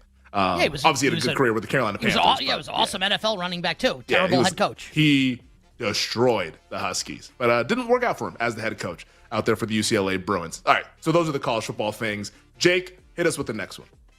The last thing. Let's turn our attention to baseball. Hell of a week that we have in Major League Baseball. Everyone locked into the end of the regular season. I think the Blue Jays are dying to collapse this week, and I think the Yankees are going to walk right through that door and steal the AL East. Nick, if you had to bet the division, Yankees minus 115, Blue Jays minus 115, who's winning the East and why? Easily the Yankees. And you know I'm not a homer. Well, you know I'm not a homer. You're not? No. The Blue Jays are, it's like, who would you rather bet, Cleveland or Detroit? And it's not the same situation. Like, do you want to bet the Mets? Like, do you want to bet the team that's falling apart? Or do you want to bet the team that's chasing them down? You'd much rather bet the team that's chasing them down. So look, like, I think when the Yankees, maybe they win the American League pennant, they'll lose in the World Series if and when they get there. I don't think they're going to win the World Series, but can they chase Toronto down and win this division? Of course they can. So the Yankees, easily for me. And look, we're still in September. So I think we can expect Aaron Judge to hit really well this weekend. I'll take the Yankees. One of these Octobers, he's going to have that breakout. Like everybody, eventually, one of them. No, I'm going to call my shot this October. Aaron Judge will no longer be Mr. Low Leverage. He will come up big in big spots for the New York Yankees. All right, let's stay in New York, though. Jake, with the last thing that we have. One last thing. Wasn't there like one last stinking thing? Or maybe I'm imagining something like that. But the New York Mets, who we just mentioned, I think that they're going to make life difficult for whoever they face in October if they're so fortunate enough to get there. They got to hang on. We just saw Cincinnati win earlier today, beating the Pittsburgh Pirates. So which potential NL wild card team, because there's 3 of them fighting for that final spot. It's the Mets, it's the Reds, and it's the Diamondbacks, who currently trail 8-0 in the bottom of the 7th against the Dodgers. Of those 3 teams, who's the most dangerous team in the NL to potentially win the pennant? I look at the Reds as a team that, like, Terry Francona is such a good manager and has exceeded expectations this year, and I don't know that they're ready for prime time, but Francona obviously is a great manager. I loved the Mets last year, team of destiny. Well, let me ask you this question. You've been on the Mets all season long. I'm being serious. If they get in, you really think that they can do something after how things have gone for the last couple months for them? They just flip the switch. I think their lineup is so scary that that they can do stuff. Like, Soto is ready to have a good, and like we joke about Aaron Judge, Soto is that guy in those moments. And like the way he's been hitting in the second half of the season, I think he's like going to be able to carry this lineup. And Alonso, he gives you some good stuff. Lindor has finally found his stroke again at the plate. Like, I think that this team has the lineup to carry them through. And the pitching, if they could just be just good enough and get to the bullpen, I think the Mets could actually go on a run here. I do believe that. If the Diamondbacks are able to get in, Gallen, Rodriguez, even with Suarez gone, Naylor, still like the depth of this lineup. Yeah, I would go with the Arizona Diamondbacks. How about the Seattle Mariners, man? Yeah, they're awesome. God, it's so fun. Until they break my heart. I think they're actually going to go to the World Series. Saying it now, Mariners. All right, those are the things that we have, Jake. Thank you very much. And thank you to our guy, Brad Evans. The things that we have on this day in the world of sports. All right. Should I do a little college football here? Yeah, if you want something you want to get off your chest. All right, I got a lot I want to get off my chest. Most notably the T-shirts that I used to wear on the show, where I was looking like Pam Anderson in Baywatch circa like 1995. It's a really tight, small T-shirt that shrunk like 4 sizes, and it wasn't really that loose to begin with. If I'm being honest with everyone, how I like the shirt shrink. Yeah. Well, I mean, I did get bigger. That's definitely true. Yeah, you're pumping iron, man. I am clanging and banging. Also, like just wasn't quite a belly shirt, but couldn't sit back too far. A little bit of shape shifting going on. Yeah, it was not great. All right. Some thoughts on the big college football games this weekend. So I think you can tell, dear listener and dear viewer, how I'm looking to bet these 2 games, like the 2 big games this weekend in college football, based on conversations that Femi and I had earlier in the show, maybe even earlier in the week, or the interview that we had with Joey Knish. I want to start with Penn State and Oregon. So the Nittany Lions, in between a 3 and 3.5 point favorite. The number is 3.5 at BetMGM, but it's juiced towards the Ducks. The total's 52.5. So last year, I was on Penn State up until the college football semifinal against Notre Dame. I backed Notre Dame in that game, but in the other big games that Penn State played, Big Ten title game against Oregon, I bet Penn State. Regular season against Ohio State, I bet Penn State. My thought was, this can't keep happening with James Franklin. But it did. Now, Oregon is the 6th-ranked team in the country. So I don't know if maybe Penn State's catching a break here. Franklin, 1-15 against top 5 teams in his time as the coach at Penn State. 3-18 against teams ranked in the top 10. He is a terrible big game coach. And you might be out there listening or watching and saying to yourself, well, at some point, the worm's going to turn. Everyone thought Peyton Manning was a big game loser until they beat Tom Brady and the Patriots in the 06 AFC Championship game. Like, we've seen that everyone thought the Red Sox were never going to win. And it pains me to say this as a Yankee fan, and they came back from 3-0 down. And they were all on steroids. So things are what they are until they're not. That being said, I don't like Penn State in this game at this number.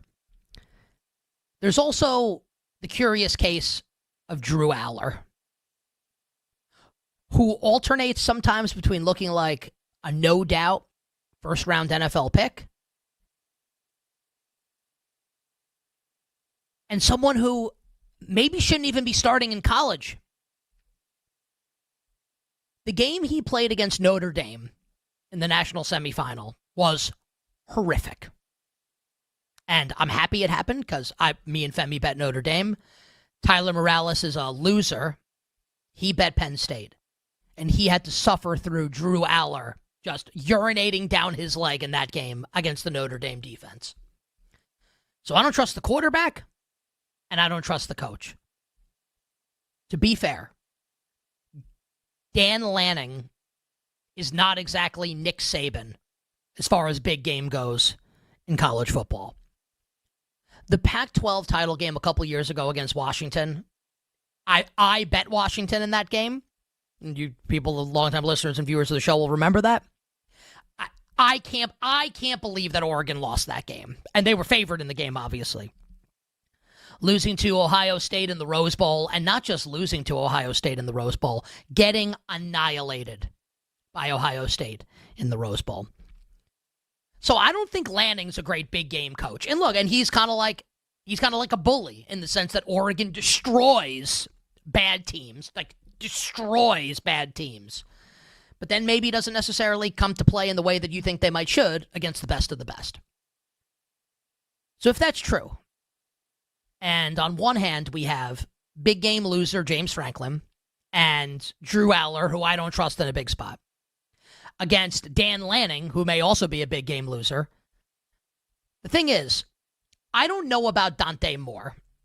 Maybe Dante Moore is going to be awesome, and we don't know. Maybe he's going to be terrible in this spot in Happy Valley. It's his first huge start as a college quarterback.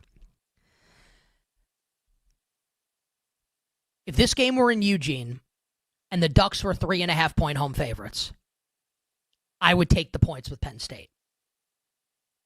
My strategy in this game, if I think both coaches are kind of not great in the big spots, and I can get more than 3, I'll take it. So give me Oregon plus the 3.5 against Penn State for that reason. And I gave my thoughts on Bama and Georgia. Just to reiterate, great that Bama took down Louisiana, Monroe, and great that they took down Wisconsin. Awesome. Also, they got smacked around by Florida State. And I loved what I saw from Gunnar Stockton and the Ted. You can call it a miracle if you want. They won the game, and wins like that breed confidence. I like Georgia against Alabama on Saturday night. Bill Zimmerman is here with the real ones. No. Submissions, best bets for the Seahawks and the Cardinals. Bill, what do we got on YouTube? And please shout the people out that answered. All right, you got it, Nick. Let's just get a couple in here before we head to break. How about let's start with Johnny Boy. He says his best bet for tonight is the Seahawks money line. 2 words, Calamity Gannon. Arizona hasn't beaten Seattle in 7 straight. Let me give you one more from Kevin Hilmers. His best bet for Thursday Night Football is Greg the Human Girrch over 17.5 receiving yards. The Zay Jones injury opens up a bigger role for Girrch, who now projects as the wide receiver 3 in Arizona. I'm also laddering his receptions from Kevin Hilmers. Thank you to the real ones. YouTube.com/@the BetMGM Network. Like and subscribe to the page. We're going to have YouTube exclusive content coming down the pike. And obviously, we're reading your submissions every single day and reacting on the show. YouTube becoming a bigger part of our show. YouTube.com/@the BetMGM Network. And Kevin Hilmers knows that I talked about Greg Girrch earlier in the show. Perhaps we like some of the same stuff tonight. Flame on. Final hour, Power Hour on the other side. We will begin the Power Hour with NBC Sports betting analyst, our friend, the great Jay Croucher.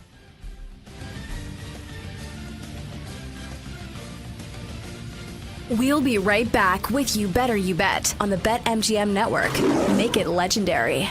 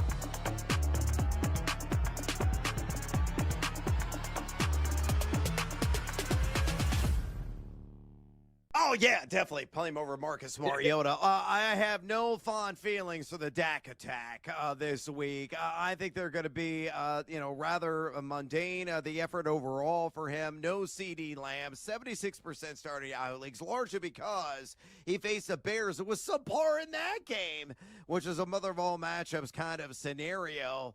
Now you get the Green Bay Packers. Green Bay, number 6 in dropback EBA defense, and they've allowed the fewest fantasy points to opposing quarterbacks on the season. They're only going to have 4.85 yards per attempt, 189 pass yards per game, 3 total touchdowns to the quarterback position. Dak's at quarterback 17 right now. He's on number 2 in air yards. Thank you, George Pickens. But who's going to step up for CeeDee Lamb? Nobody. I think he could finish outside the top 20 this week. Very down on Dak. All right, let's go to a shocker special. These are guys under 15% started in Yahoo leagues. And honestly, Geno Smith already qualified.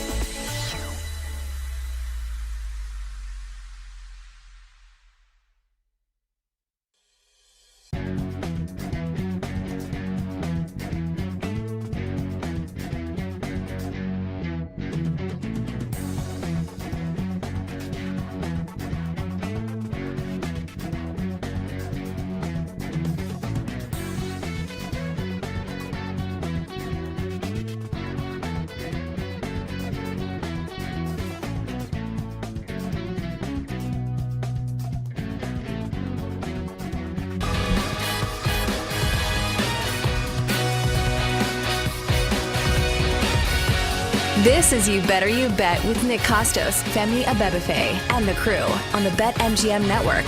Make it legendary. Bring it up, Jake, you pig.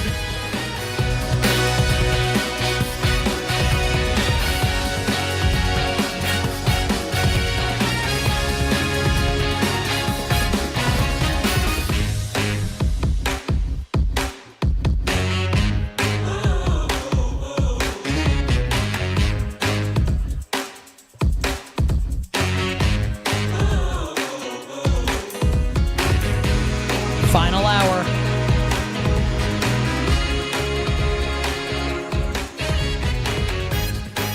Power hour. You better you bet on the BetMGM network. Nick Costos, Femi Abebefe, our crew, and you. The Power Hour and every hour here on You Better You Bet, presented by BetMGM. Make it legendary by downloading the BetMGM app and visiting BetMGM.com. 20 minutes from now, pro sports bettor Rob Pizzola joins the show. His best bets for week numero quattro. 40 minutes from now, Brad Evans of BetMGM tonight. His favorite prop for the Cardinals and Seahawks. And then Femi and I give you our best bets, side total, and props for Thursday Night Football. For joining us right now to kick off the Power Hour, my favorite Yankee fan, the saucy Aussie, the great Jay Croucher, NBC sports betting analyst. You see him on Sunday nights on NBC before Sunday Night Football. Guy is a budding megastar. At Croucher JD on Twitter. My friend, welcome back to the show. Let's go, Yanks. How's it going? Yeah, let's go, Yanks. Thanks, Nick. Fantastic intro. As always, you continue to outdo yourself. It's going well. I'm enjoying this Yankee surge. New York, or rather where I am, Stamford, is buzzing. It's fun when the Yankees are good, and not so fun when they're in a Shakespearean tragedy, as it seemed like they were with the bullpen for a while there. But it's corrected, and if they win the division, I think they should be World Series favorites. Well, to win it all, not just to win, because I was going to say, I think October will go like Othello. Yeah, okay. Yes, great first Othello reference for the show. Hopefully there's more to come on young Othello. I don't know what happens in Othello. I just thought it was like a good Shakespearean, a good play to bring up. Yeah, no, it's good. There's a lot of vowel sounds in Othello, so it sounds very Shakespearean.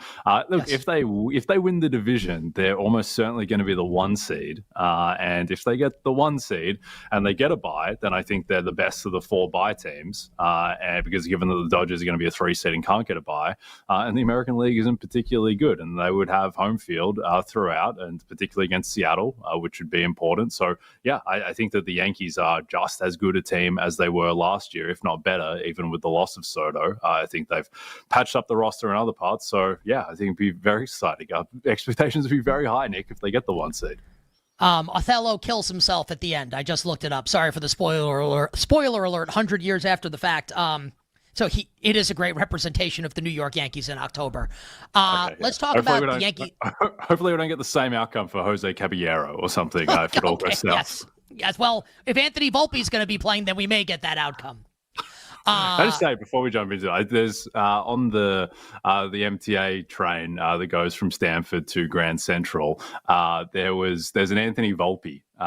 There's like a poster of him on the train, and it's really terrifying when you're sitting on a train and Anthony's staring at this giant blow up image of Anthony Volpe. You feel like the train is going to go off the tracks or something. The train's not going to make the throw to first base and pull into Grand Central appropriately. It's a very strange experience riding with blow up Anthony Volpe. I'll just throw this out there quickly. When I used to live on Long Island, in my mother's basement, literally, and I would take the train to Sirius XM, where I worked at the time in Midtown, we would always pass this huge billboard that was spray painted, and it said, "Is it nothing to you, all who pass?" from Lamentations in the Bible. And I'd always look at it and say to myself, I need to be a better human. Yeah. And then a few seconds would go by, and I'd go back to being my same selfish son of a bitch self and just go on with my life and what's best for me. Let's talk about American League MVP. Cal Raleigh, the big dumper, minus 250 after hitting his 60th homer last night. Pretty unbelievable. Aaron Judge, plus 175. Jay, I know this is personal to you. Who do you think is going to win American League MVP, and is there a betting opportunity at this juncture? So at current prices, I don't think there is. I think the market's actually very appropriately priced. It's funny. This is probably the most interesting and compelling MVP race from a betting perspective that I can imagine across any sport in the past decade or so at least, because the reason why is that one man's chances of winning are so tied to statistical milestones in that every Cal Raleigh at bat, the MVP price should change, because every at-bat where he doesn't homer and he's not able to pass, 60 was a big landmark, and that's why I think he's now the favorite. But like if Cal Raleigh, if he gets to 63 homers, it's just 100% over. If he gets to 62 homers, it's probably he's the heavy favorite. If he doesn't homer again and the Yankees win the division and get the 1 seed, then I think Judge would win. So it's basically this. From a pricing perspective, it's an exercise of, all right, calculate what do you think the probability is that Raleigh ends up at 60, 61, 62, 63 plus, and then price out what you think his win probability is. Jay, what is this calculus class? Like, do the math for us, buddy. You're the expert. What do you think's going to happen?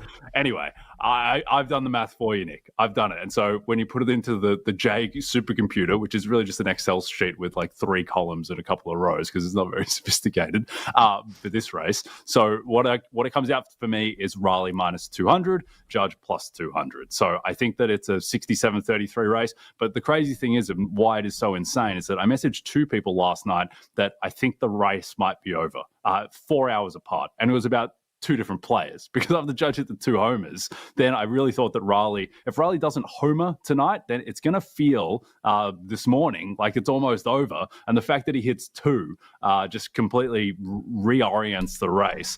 And so, but here's the crazy thing, right, is that Cal Riley just hit 2 homers to get to 60 as a switch-hitting catcher on the night that the Mariners clinched their first division title in 24 years.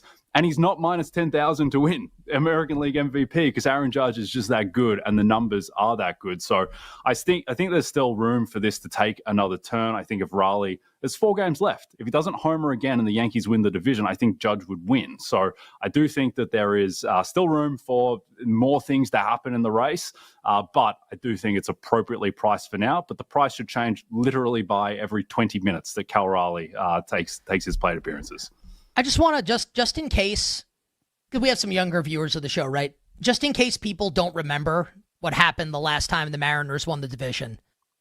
They set the Major League Baseball record for wins and lost to the Yankees in the NLCS. That's why, just in case people forgot about that.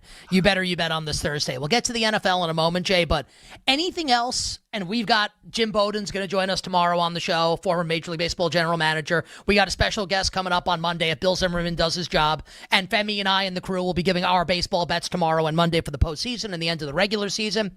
Give us something else that you like, Jay, non-Yankees World Series, something else that you like. And we don't know what some of the matchups are, obviously, but something you're going to like in the Major League Baseball playoffs. Yeah, so I think the most interesting thing on the National League side is that the Dodgers, for the most part, they remain the favorite. And in a lot of places, they're the favorite to win the World Series. They are out to 3-1 at MGM.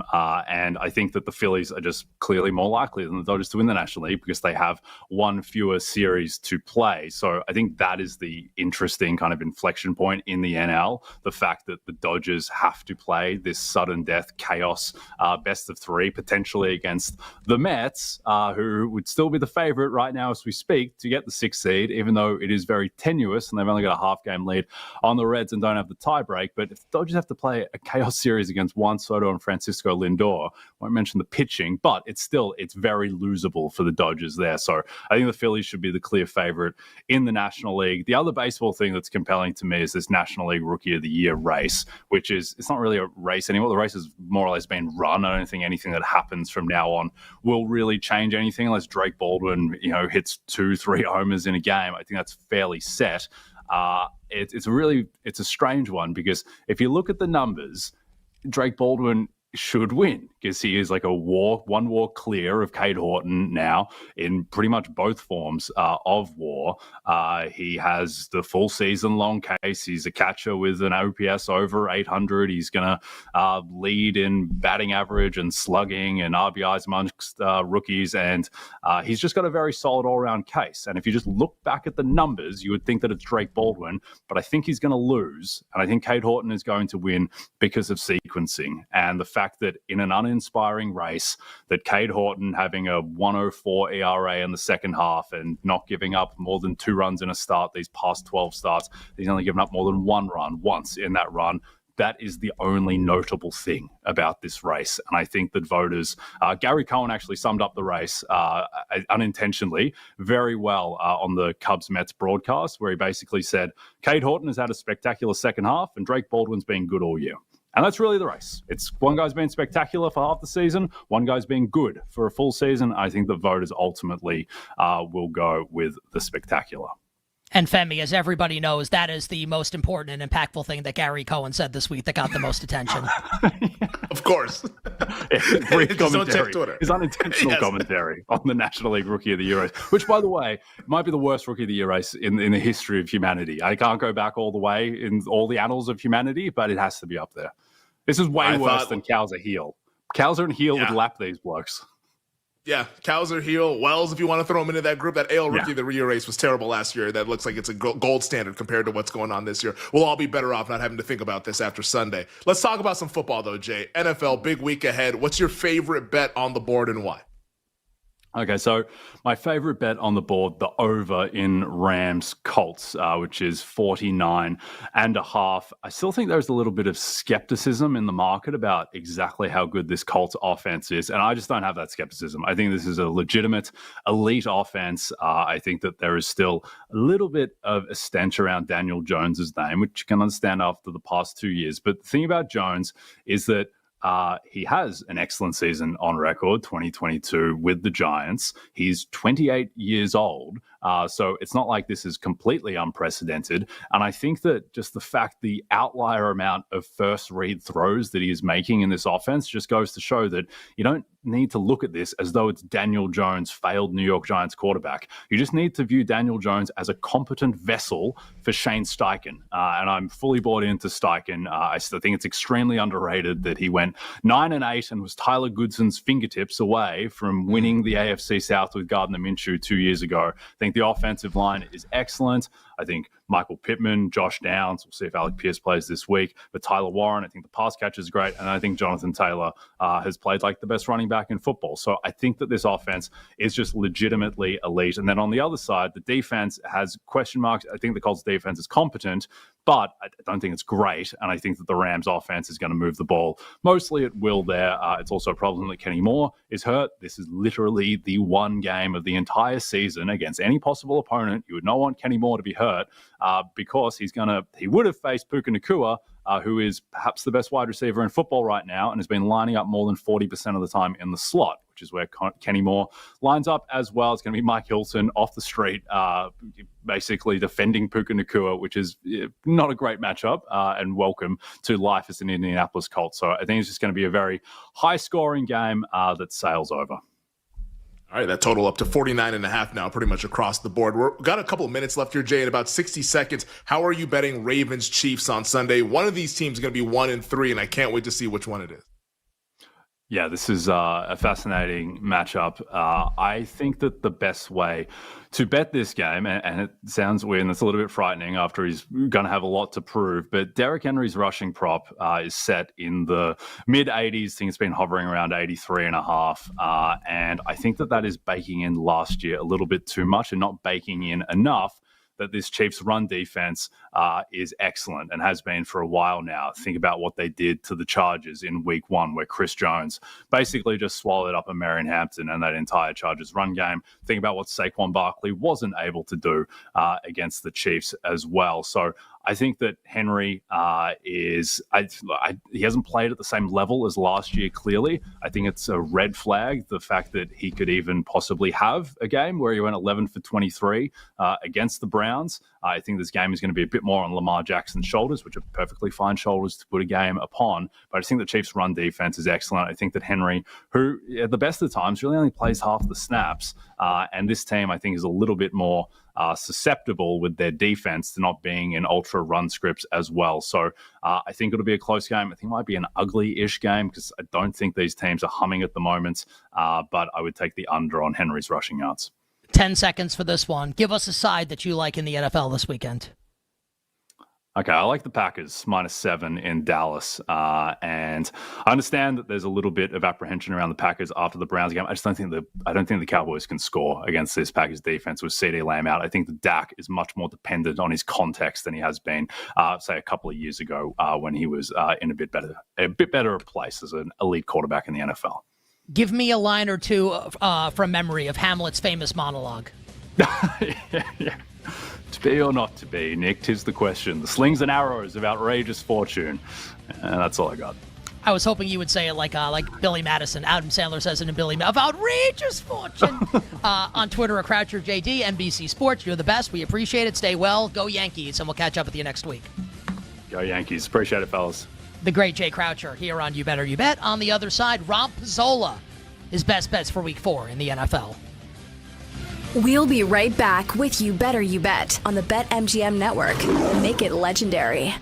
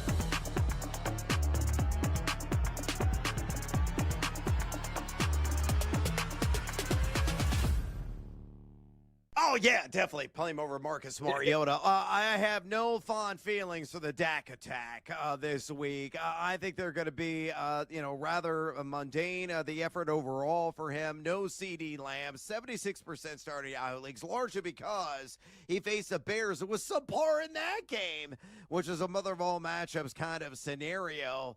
Now you get the Green Bay Packers. Green Bay, number 6 in dropback EBA defense, and they've allowed the fewest fantasy points to opposing quarterbacks on the season. They're only going to 4.85 yards per attempt, 189 pass yards per game, 3 total touchdowns to the quarterback position.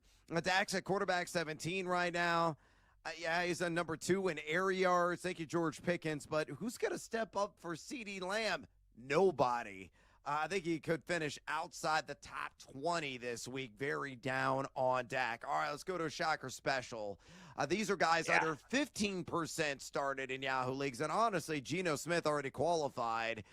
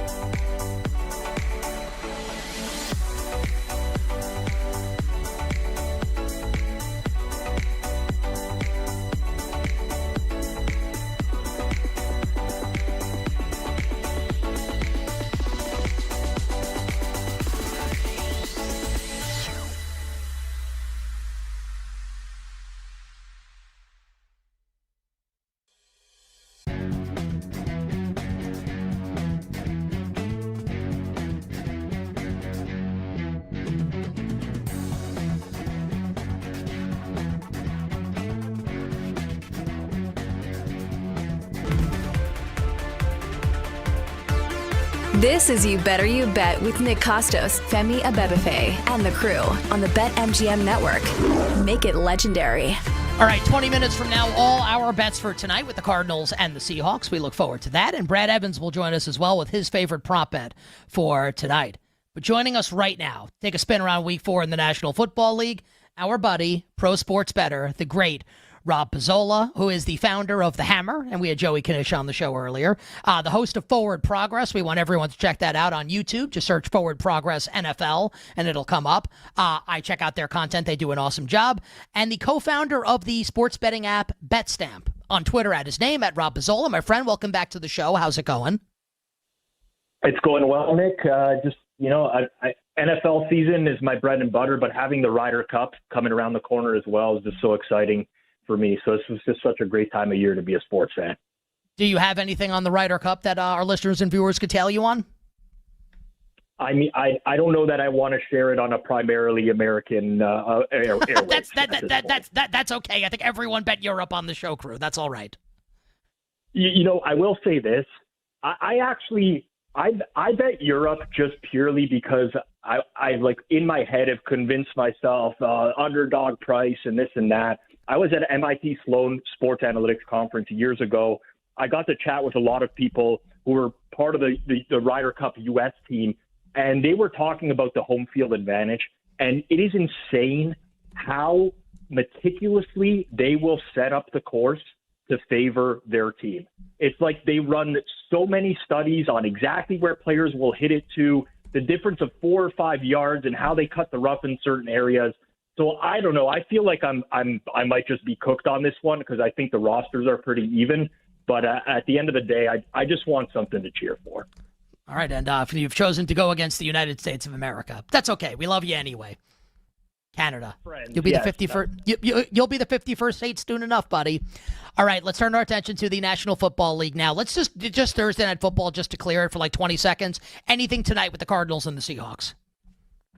I did not bet the game at all. So just so people know, my raw number in the game is like Seattle by about a half a point, somewhere between a half and 1 point. Obviously, big defensive upgrades for them. I had some interest in Arizona at first if we were going to see, more players out in the Seattle secondary. But as the injury reports played out, nothing I want to do here. I'm mostly just concerned about how Kyler Murray has played against Mike McDonald's defense in the past. They really put an emphasis on shutting down the run and making Kyler beat them with his arm, and he hasn't been able to do that. So I ended up with nothing here. All right, let's go to Sunday, Rob, and let's start with the Patriots and the Panthers in Foxborough. New England, a 5.5-point favorite in this game against Bryce Young and Carolina. Total sitting at 43. How are you betting this game? Yeah, I've gone back to the well with the Patriots, and I've actually bet a little bit of under as well. The one thing that I'm selling completely in this game is the Panthers' offense. I just don't think Carolina's offense will ever get to the point that we saw towards the latter half of last year. You look at so far this season against the Jags, they did nothing. Against the Cardinals, took until garbage time for them to do anything. Last week against the Falcons, they primarily won on defense. It was 10-0 at the half, pick six right out of the half. They averaged just 4.1 yards per play offensively. New England is very good on their defensive line, and I think they'll really pose problems for Carolina where they're missing players, Robert Hunt and Austin Corbett. Plus, you look at the skill position players that are out for Carolina. I mean, I'm not like a Xavier Legette fan. I think he stinks. Jatavian Sanders as well is not a top tight end, but they're so thin with skill position players at this point that I'm just willing to sell this offense completely. So Patriots, I lost sleep because of them last week. I didn't really want to go back to the well here, but I just think Carolina is overvalued right now. Well, we're considering pulling the trigger on New England in Survivor this week. We're going to make that decision tomorrow. You might have just helped us make the decision.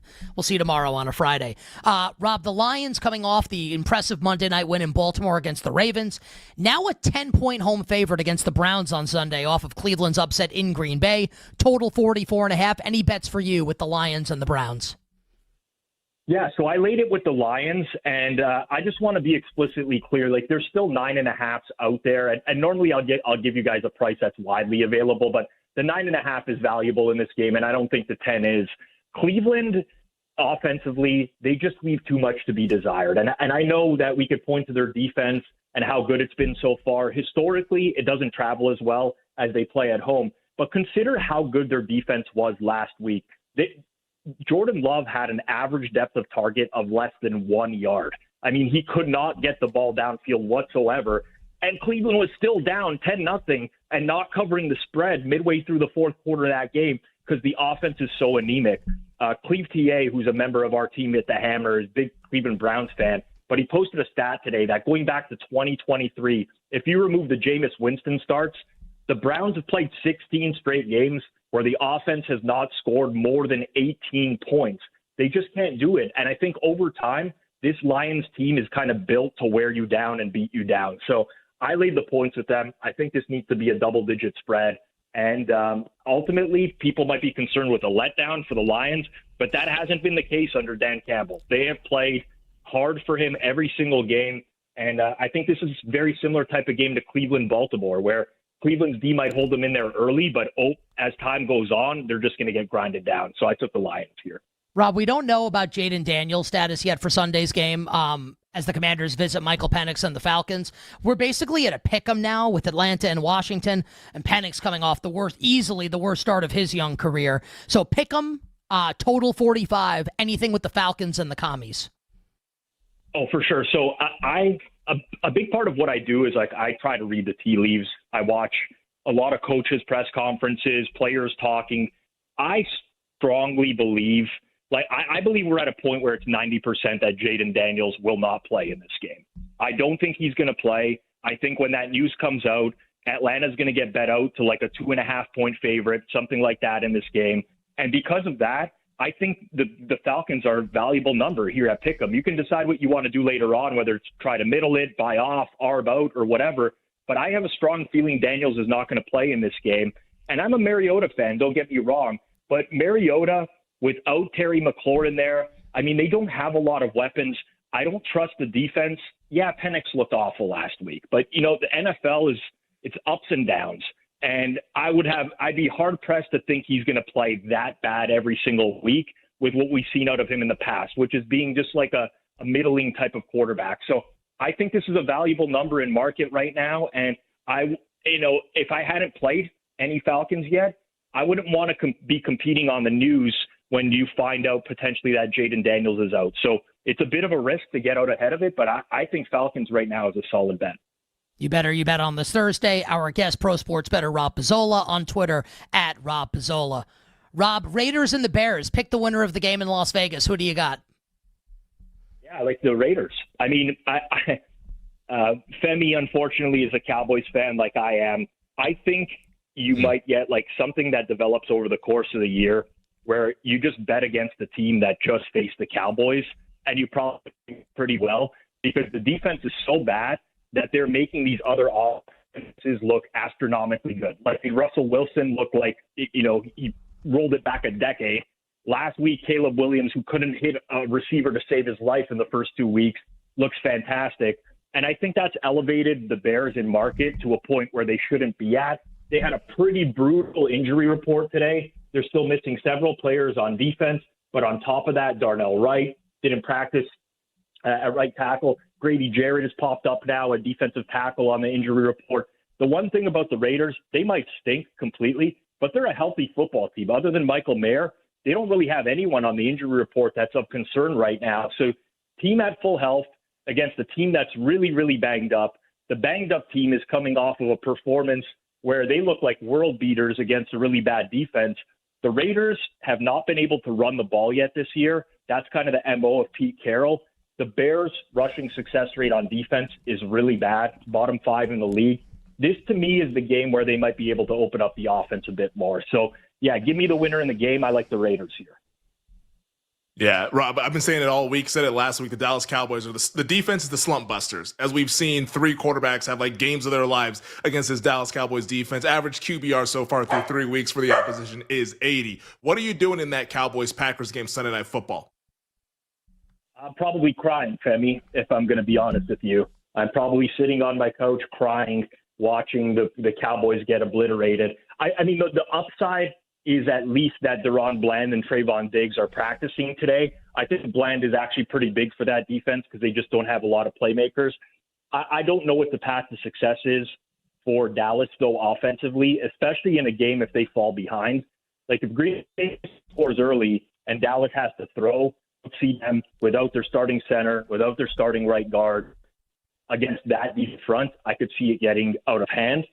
That said, I'm not betting the Packers. I think the price is fair in the game, but I'm gonna just watch it as a fan, and I got to do a show right after Sunday Night Football. I just hope that I'm not in a terrible mood. Well, I got bad news for you, buddy. Good news is, you ready to do some lightning around here? Let's get as many games in as we can. Let's do it. Chiefs and the Ravens at Arrowhead. Baltimore, a 2.5-point road favorite, total in the high 40s.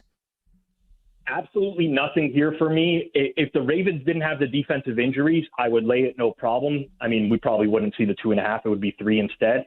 I just don't think the Chiefs can take advantage in the running game like Detroit did. Chiefs can't run the ball with Pacheco and Hunt. So it's a pass for me. If I had to pick, I would take the Ravens. Titans and the Texans, Rob. This was 7.5. Now it's 7 for Houston. 38.5 the total. I took Titans 7.5. I'm regretting it in a big way. That's got to be the point, though. I cannot buy 7. And this would not be a play on the Titans. It would just be against the Texans. Although, if there's a team that the O-line is going to hold up against, might be the Titans, because you just doubled Jeffrey Simmons and they can't do anything else. But 7.5, I thought, was a buy point on Tennessee. Rob, I think it's interesting that we've seen action on the New Orleans Saints this week. This was Buffalo minus 16.5 against New Orleans. We're down to 15.5. Do you want to make the case for New Orleans to cover the spread? Total of the game's 48. The case is that Buffalo builds up a big lead and then they don't care in the second half. That's really the case. It's unfortunate that it's the Saints playing Buffalo this week because Buffalo does have key injuries. Like Ed Oliver, Matt Milano not going to play again. Their right tackle Spencer Brown is hurt. If they were playing like a real team on both sides of the ball, I'd be interested in betting against the Bills. But at the end, no. I mean, I think the people buying the Saints are just purely numbers plays. I don't love to get involved in these big spread games. Any reason to believe that Jackson Dart and the Giants could cover 6.5 at home against the 3-0 Chargers? Yes, I think the reason to believe it is that nobody's really seen him yet. I think it could be a tough spot for the Chargers really going here, have limited sample to work with. With that said, I would never bet Giants 6.5. I would rather just bet Giants money line if I was going to bet the Giants. Like if you're betting the upside case for New York, just bet the upside case instead of taking the 6.5. Conversely, it's the same thing with the Chargers. If you like minus 6.5 in the game, just go bet an alt line at minus 14.5 or something like that. Like this is a game where it has so much more variance because of the unknown at quarterback for the Giants. But I didn't do anything with this one. I'm just interested to see how Dart plays. And market's valuing him as a slight downgrade to Russ. It's kind of hard to believe. I agree with that completely. 20 seconds for the Niners and Jaguars. We know a lot to be figured out injury-wise here. San Fran in between 3 and 3.5 at home, total 47. Yes, very slight lean to the Jags. Jags are defending the run really well. And for San Francisco offense to work, it starts with the run concepts for them a lot. That's working against them. On the other side, Fran plays a lot of too high on defense, tons of light boxes with Salah's defense. And Jacksonville has been able to establish the run. So I think Jacksonville can keep it close. I just haven't come around to betting it yet. I don't think the Jags are a good football team. I just think it's a good matchup for them. All right, so Jacksonville is the lean against San Francisco. Rams 3.5 at home against the Colts, total 49.5. I took a little bit of under 50 yesterday, small play, just thought it got too far out. I'm also waiting to see if there's a second wave of Colts money. I would like to bet the Rams at 3. I don't know we will get there. It's not that I don't believe in the Colts, because I do think they'll be good. I just think that we're going to be getting to a point where the market is ranking them as like this elite offense with certainty. I'm not sure that it'll be there when there's more and more tape. They're doing well with motion and play action, but I want to try to find a spot to back the Rams here. Any bets for you? Eagles 3.5 at the Bucs, total 44, or the 2 Monday games? Dolphins 2.5 against the Jets, 45. Broncos 7.5 against the Bengals, 44. 30 seconds for the answer. Yeah, so at current market, I don't want to tell you about stuff I bet previously, but at current market, I like the Dolphins team total over 23.5.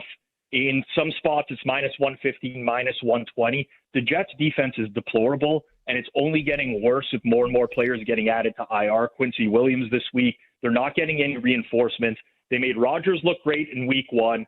Bills, you can give a pass for in week 2. Last week, the Bucs had like no offense. I mean, they're down their entire O-line basically. Mike Evans gets hurt, Godwin's out, and they still move the ball on them. So I like Miami to put up points in that game. I like their team to put over. Rob, you're the best. We literally hit every single game. What a legend. Rob supports us. Please support him on Twitter at Rob Pizzola, The Hammer, Forward Progress on YouTube, BetStamp. We love you, buddy. Good luck this weekend, and we'll catch up with you next week. Thank you. Thanks, guys. Good luck as well. The great Rob Pizzola joining us here on You Better You Bet. On the other side, Brad Evans, his favorite prop, and Femi and I, side total props, Cardinals and Seahawks. We'll be right back with You Better You Bet on the BetMGM Network. Make it legendary.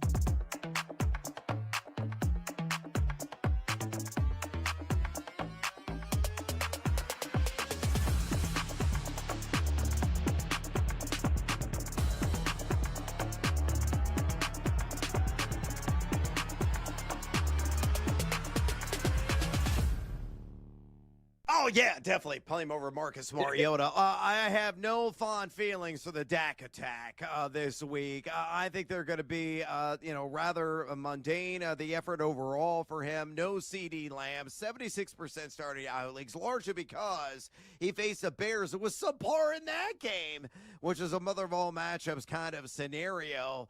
Now you get the Green Bay Packers. Green Bay, number 6 in dropback EBA defense, and they've allowed the fewest fantasy points to opposing quarterbacks on the season. They're only going to have 4.85 yards per attempt, 189 pass yards per game, 3 total touchdowns to the quarterback position.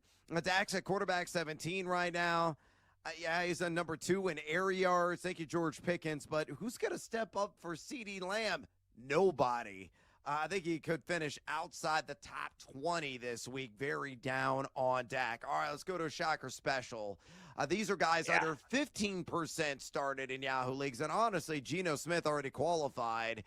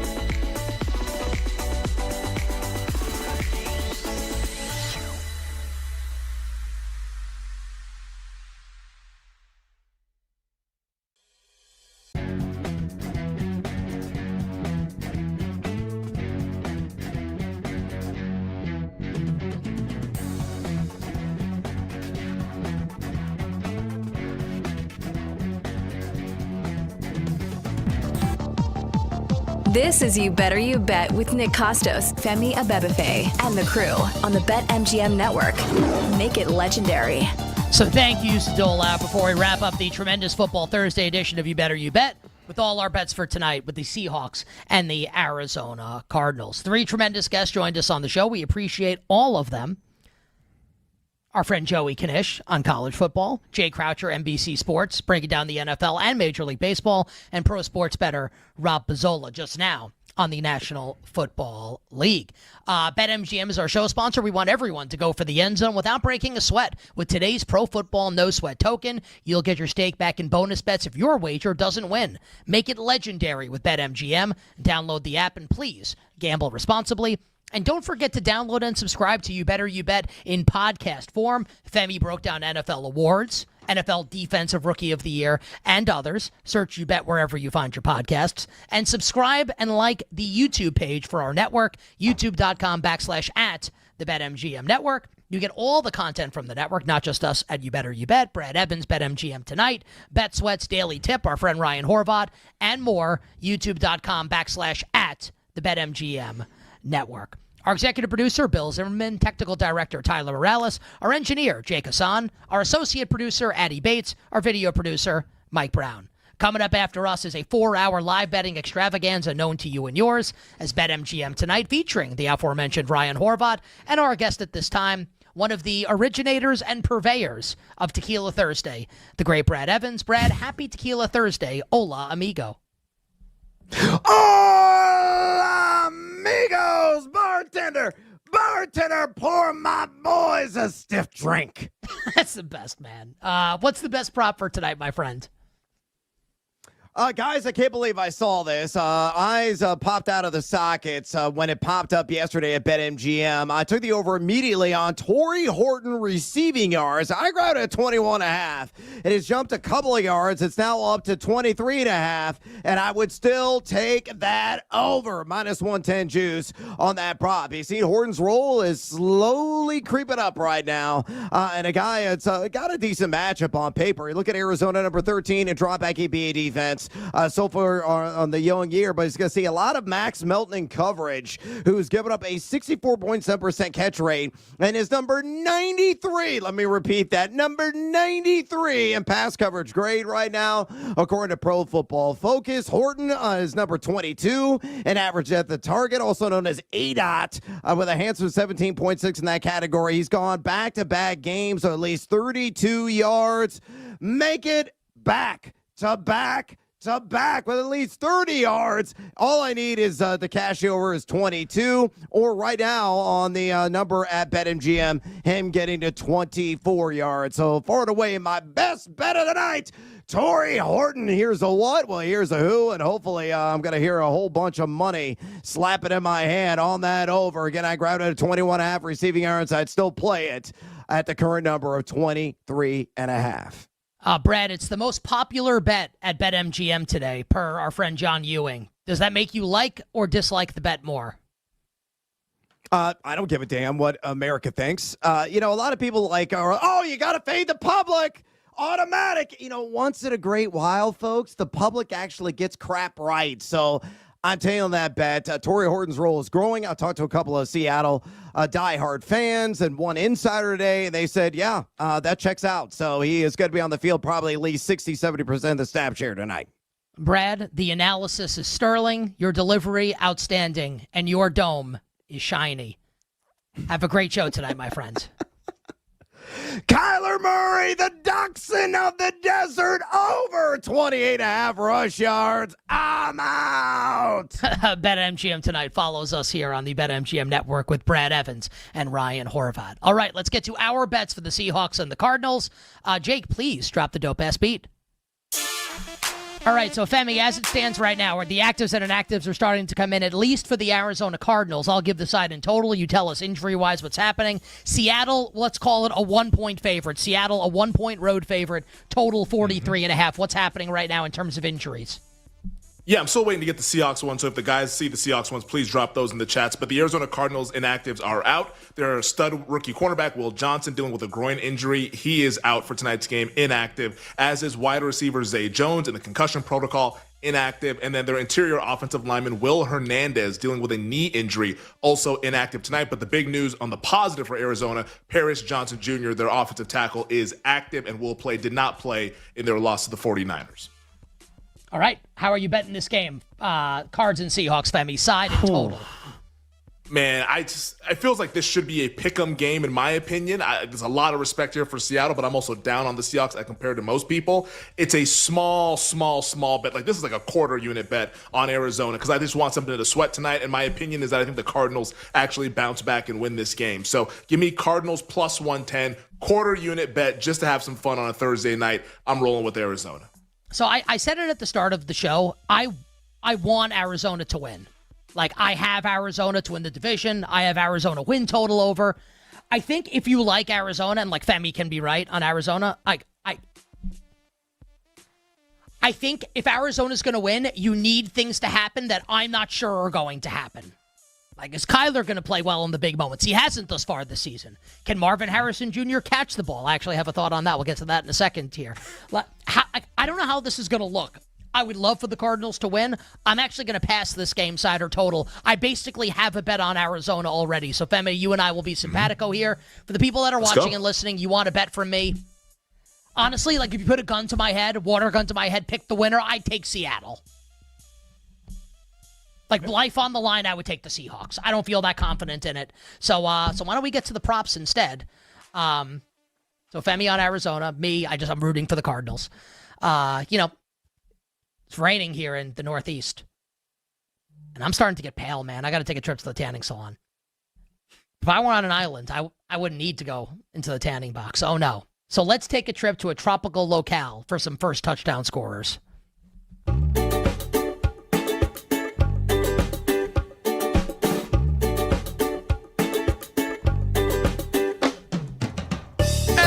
Let's go to a Thursday night football island for the Seahawks and the Cardinals. Going a little bit of desert. Can I interrupt the island for 1 you. second? Just interrupt for just 1 second just to get this in. So Seattle's actives and inactives are out. Zach Charbonnet is active for tonight. So for people that are in your fantasy, like Charbonnet is playing tonight for Seattle. He'll split duties with Kenneth Walker III. Charbonnet active. My apologies, Femi, on your island. Please continue. We'll have a little bit of Charbonnet on the island. Make sure it's nice and chilled as we watch tonight's football game between the Seahawks and the Cards. But for Seattle, the 12s, that's what they call their fans. They're going to be excited to see a lot of 12 personnel. What is that? That's the 2 tight ends. And it's a mismatch on paper when you look at it. The tight ends having a lot of success against the Arizona Cardinals. And I'm going to go with a guy for the Seahawks in A.J. Barner at 25-1. Like Jawan Johnson, like Ja'Tavion Sanders. A.J. Barner's going to have some success and will be your first TD scorer tonight. And for Arizona, on the Cardinals, this one is near and dear to the island. A friend of the program from last February. Our guy, Cardinals tight end, Trey McBride. 10-1, the positive regression of 2025 underway. So it's Barner at 25-1, McBride at 10-1, and I'll see you on the island. It's just like the way you say some words are just like that. It is a tour de force from Femi every week. Great job. I appreciate it. It's my island accent. It's very good. Maybe I should have like an accent because my picks suck. It's not been a great start to the year for the. I mean, seriously, like I'm pretty upset. So look, I'm gonna give thoughts on like a bunch of players here. If you're out there watching and listening, you're like, hey man, like your props suck. Like, yeah, I know. You can fade me. You don't have to listen. You could roll with me tonight. Like at some point, it's actually, I guess I could just lose all the time. And I don't lose all of them, but losing thus far on the season, and the Prop Kings used to racking up winning weeks betting props. Hopefully week 4 will be different than the ones that have come before. So let's get to it right now. I don't even want to do the pomp and circumstance. I'm the Prop King's a little down in the dumps. Let's get to it with thy royal plays.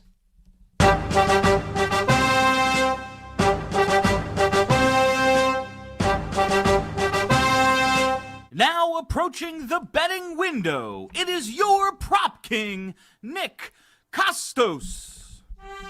All hail King Costos. All hail King Costos. Worship me, swine.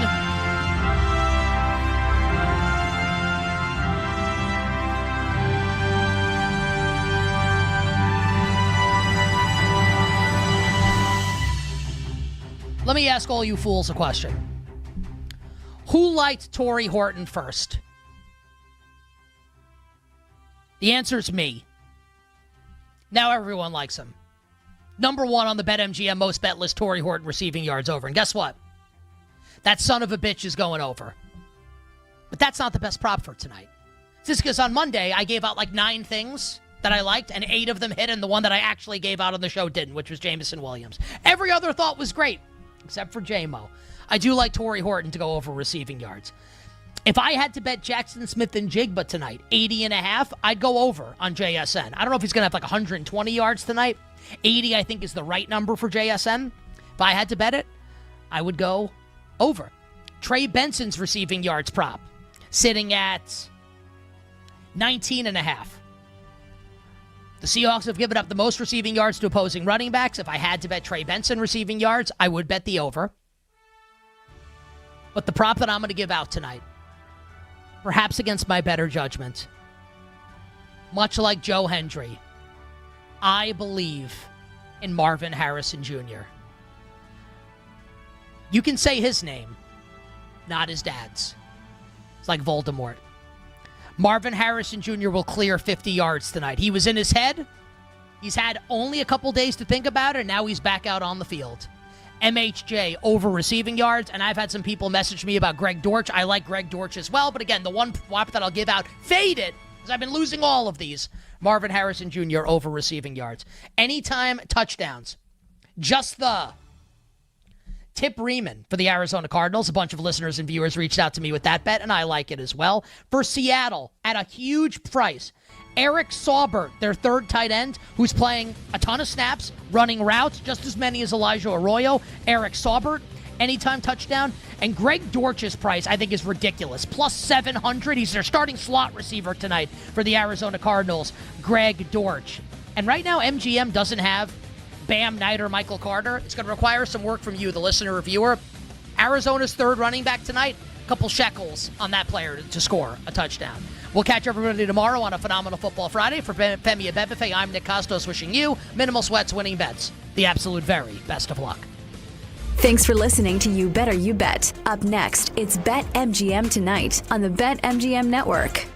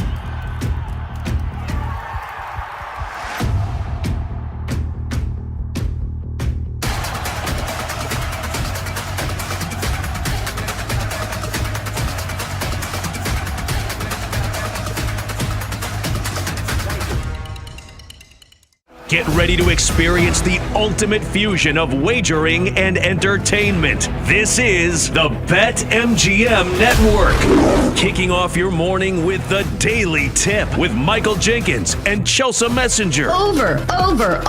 It's a very simple way to look at it. It's the best way to look at it. Followed by the newly branded Bet Sweats with Joe O and Sammy P. When I stop talking, that's when you jump in usually. He said, ring that bell! He said, ring that bell! Then it's You Better You Bet, hosted by Nick Costos and Femi Abebefe. Great teams and great players get a whistle. It's happened forever. It will continue to happen. Capped off every night with the electric Brad Evans and Ryan Horvath on BetMGM tonight. Oh, that's a sexy phrase. Quote Dr. Dre, creep with me and walk with me on this one. Welcome to a new era of Wagertainment. This is the BetMGM Network. Please gamble responsibly.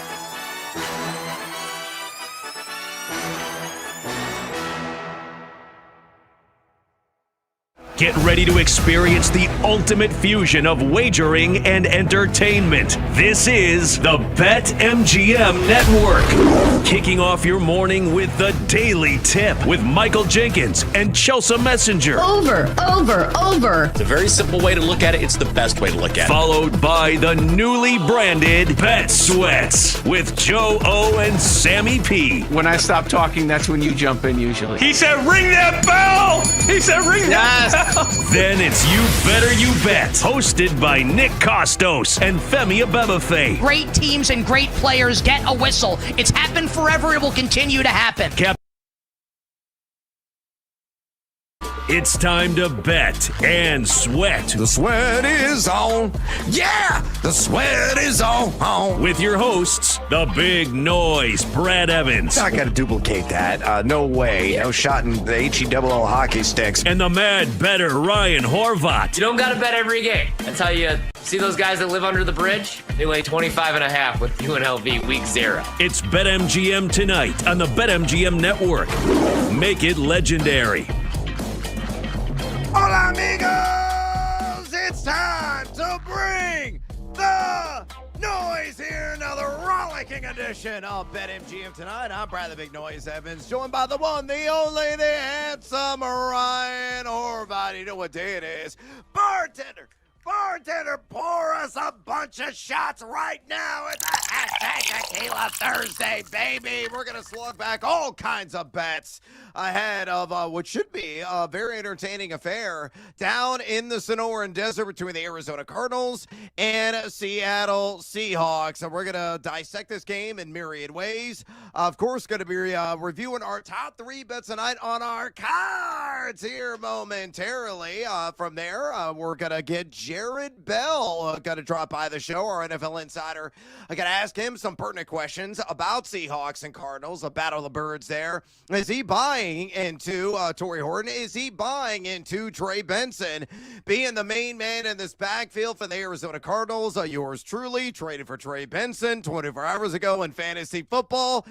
And I desperately need to get off on the right foot. So can't wait to hear what Jared Bell has to say coming up here in the very next segment. From there, Parlay Pete's going to drop on by, get his parlay of the day locked in, loaded. We're going to roll the shoulders that get seduced by the juice. We're going to say hello to our little friend, the Sledgehammer Special, and working some bonus time bets as well. All Thursday Night Football, all night long. And then Rachel Krychak, she's going to be stopping in, our wonderful and very heady and brainy mathematician from Betalytics. She's going to be crunching the numbers, talking about what her algorithm is suggesting are premium plays tonight in this matchup between the Birds, and as well looking ahead of the main slate in the National Football League here in week numero 4. From there, Fantasy Flames, Lames, and Shocker Specials at running back, followed by Fantasy Flames, Lames,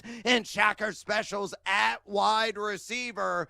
Who are some guys under the radar that could overperform? Who are some guys that a lot of people have their lineups that could underperform? And who are the guys that are way off the radar that could shockingly finish maybe inside the top 10 when the dust settles come Tuesday? We're going to be breaking all that down.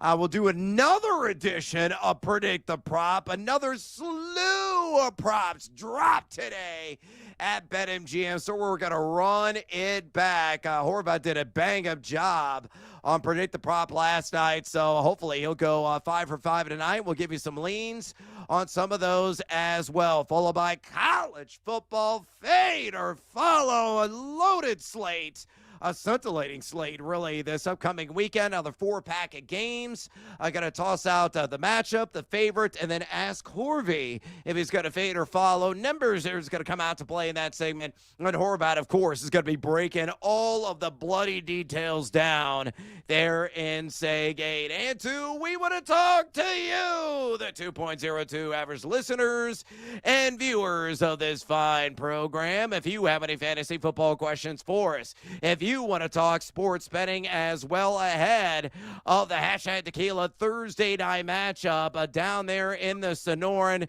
for the love of the gambling gods, pick up the phone and Dallas Fools at 833-732-3875. 833-732-3875. You can also fire off your questions and comments via the X or the Twitter at BetMGM tonight, where we have our pole dancing poll question of the day. And it's asking you this: which player at plus money is your pick to score a touchdown tonight in Seahawks Cardinals? Who your options are. And of course, these odds pulled from BetMGM.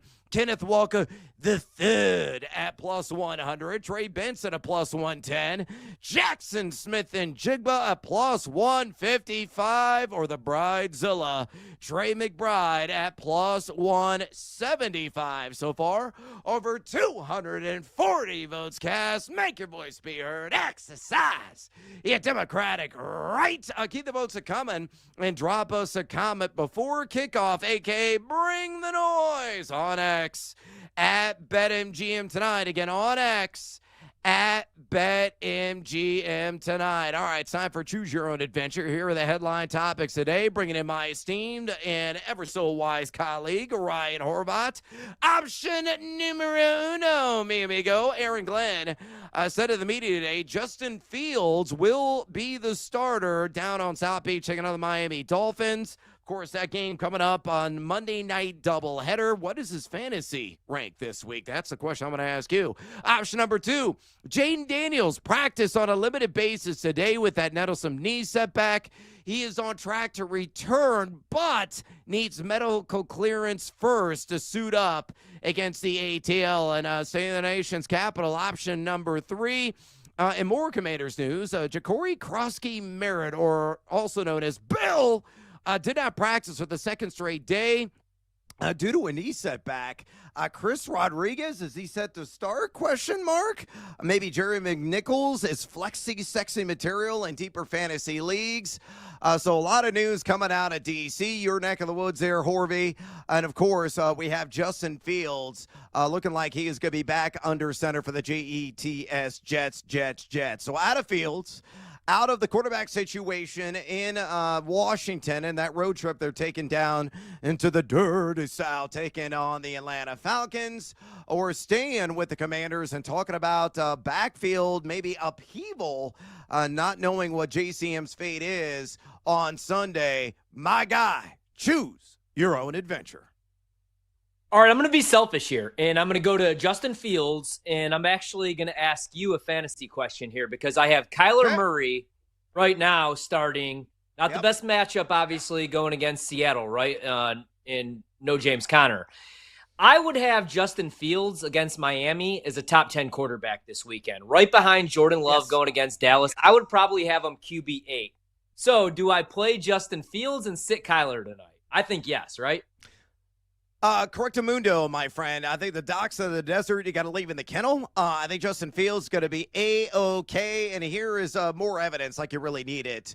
A very compelling case we'll add to the story. The Miami Dolphins dead last in drop-back EPA defense. We know how stanky the not-so-fighting flippers have been on pass defense. Of course, you got the upside on the ground, really with both quarterbacks, but I think even more so with Justin Fields. So, yeah, buy a ticket on that plane. It could be a first-class ticket there in the end. I think he'll outperform Kyler Murray on short rest tonight against a stingy and stout Seattle Seahawks defense. So just reaffirming what you already believe. Yeah, I mean, I don't really care about the projections, but Justin Fields was obviously questionable, and now 20 points. Kyler right now 18.3 PPR league, but even if he's still dinged, I trust Justin Fields going against that Dolphins defense. And is this the week, finally, that we see just a full-blown quit from the Dolphins defense? I know they performed well and covered the number last week, but it was also a standalone game, so everybody was watching. Now, they could kind of hide, especially if they want Mike McDaniel gone. So I'm going to go with Fields. I do think he's the better start for sure.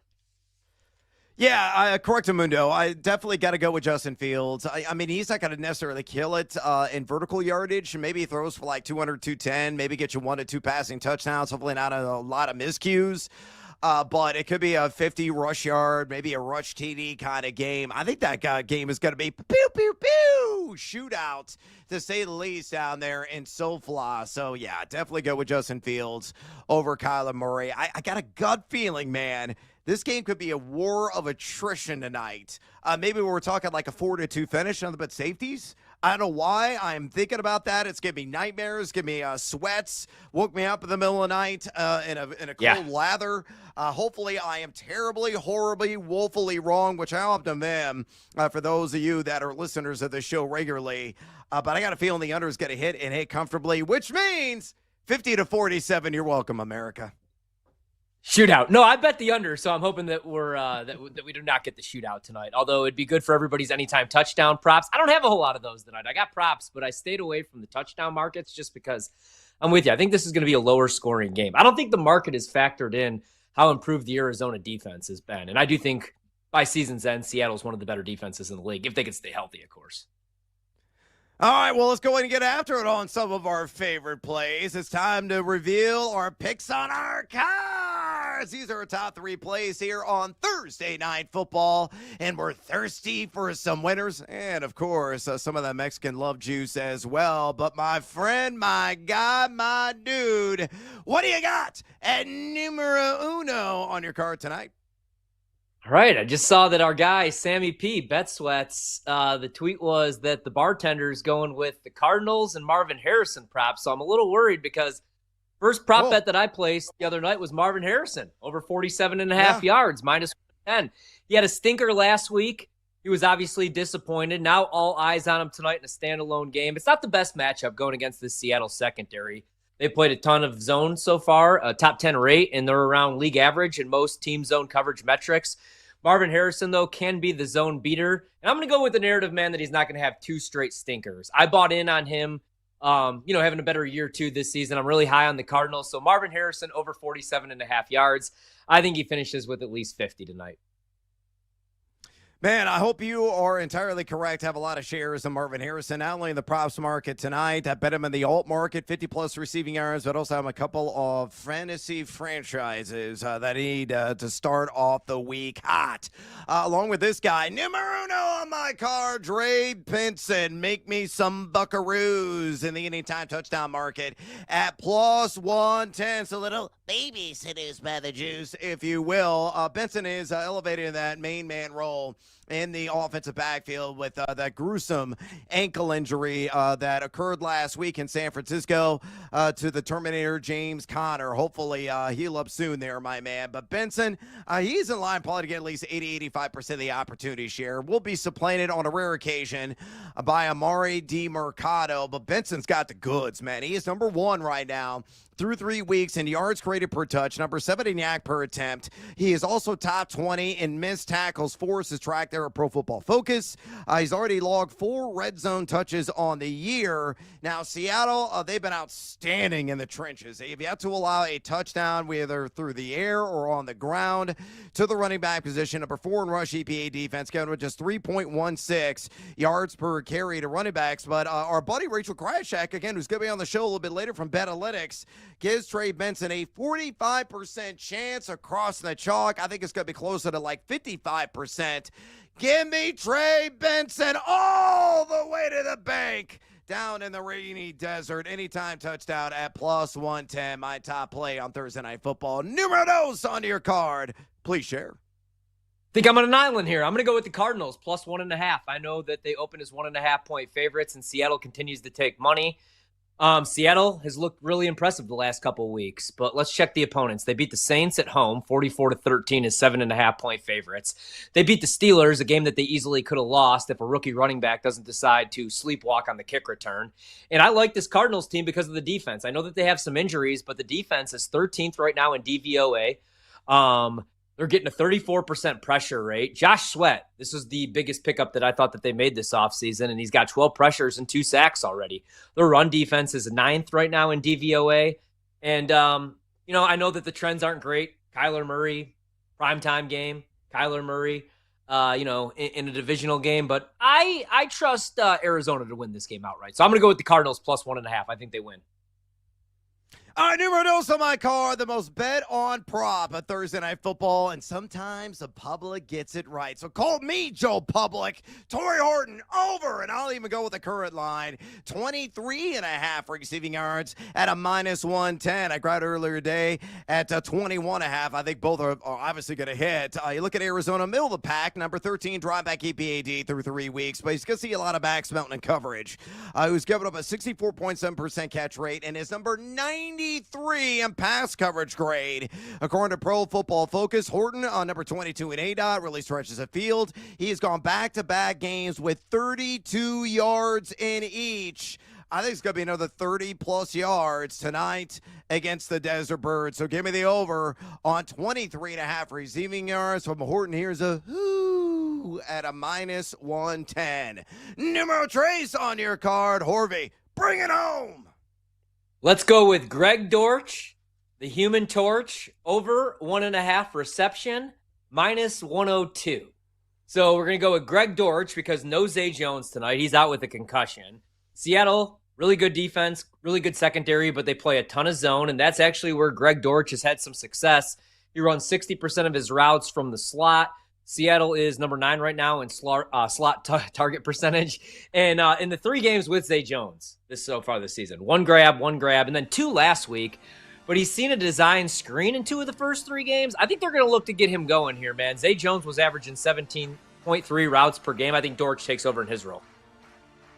Ultra quick on this one. Same gamer, two-way Trey action. Trey Benson, 3+ catches. Trey McBride, 50+ yards at -105. Absolutely love that last play there on my card. All right, we got to take a little siesta. We come back. Jared Bell from USA Today is joining us, breaking this game down. Don't you go anywhere, fools. This is BetMGM Tonight on the BetMGM Network.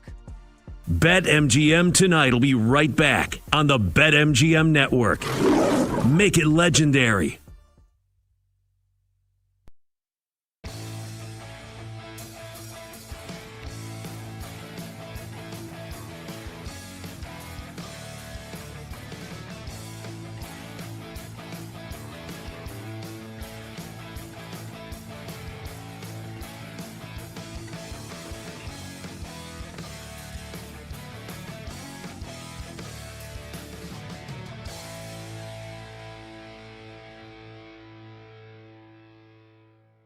It is Ole Miss laying 1.5, total 54 in the hook against LSU. You know, it's funny.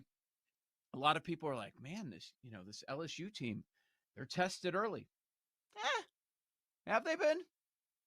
Does that win at Clemson look good now?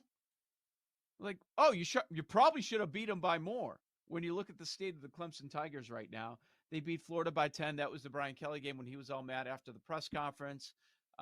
When he was being asked negative questions, he freaked out on the reporter. They win there, but again, they only put up 20 points. You know, with a true Heisman contender at quarterback, I think a lot of people are expecting more out of this LSU offense, which we're not seeing at this point. But it's close to a pick 'em here, LSU Ole Miss. Did you see earlier in the week that this was the big reveal that Lane Kiffin's daughter is dating one of LSU's star defensive players? And they did the big reveal this week. And no, Lane, you didn't see this? Oh, no, I missed it. They waited until Ole Miss LSU week to announce it. His daughter's name is Landry, I believe. Landry Kiffin. So she makes a post with her boyfriend, who's one of the best players at LSU. They waited to announce it this week. And then Lane commented on it. I don't know. You know, Lane's very out there, and you never know what he's talking about, and you can't really take anything he says seriously. He commented on the post and wrote, "Take the over." And everybody was like, Lane's awesome. Well, I mean, the obvious inclination is they're going to just run it up. Like, that's what he wants to do. He wants to run it up. But then somebody had said, is he saying take the over on the relationship? Is he saying what? Like, nobody knows. And is he saying it's over? Is he saying it's over? I don't know. I think what he was getting at was we are going to run it up on my daughter's boyfriend's team. I think that's what he was saying.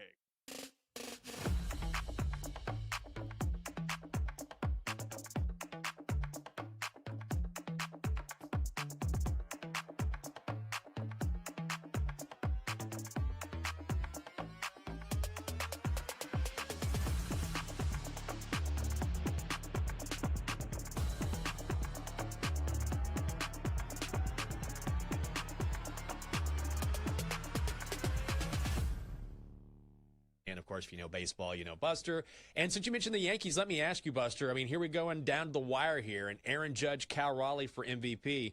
Who do you got?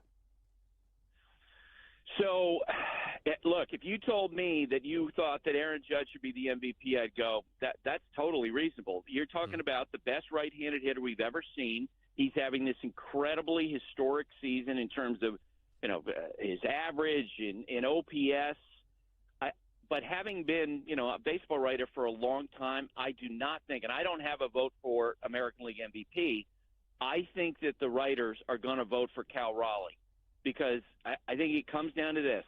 A catcher hitting 60 home runs and leading a pitching staff to a division title in Seattle, a switch-hitting catcher at that, and passing all these benchmarks, most home runs in a year by a catcher, most home runs ever by a switch hitter, most home runs in Mariners history. And, yes, he has a chance to break whose record for American League home runs? Aaron Judge. He still has a few days left, and who knows? He might tie it. He might pass it. I just think that's a story that the writers will not be able to pry themselves away from, and I think Cal Raleigh's going to win the MVP.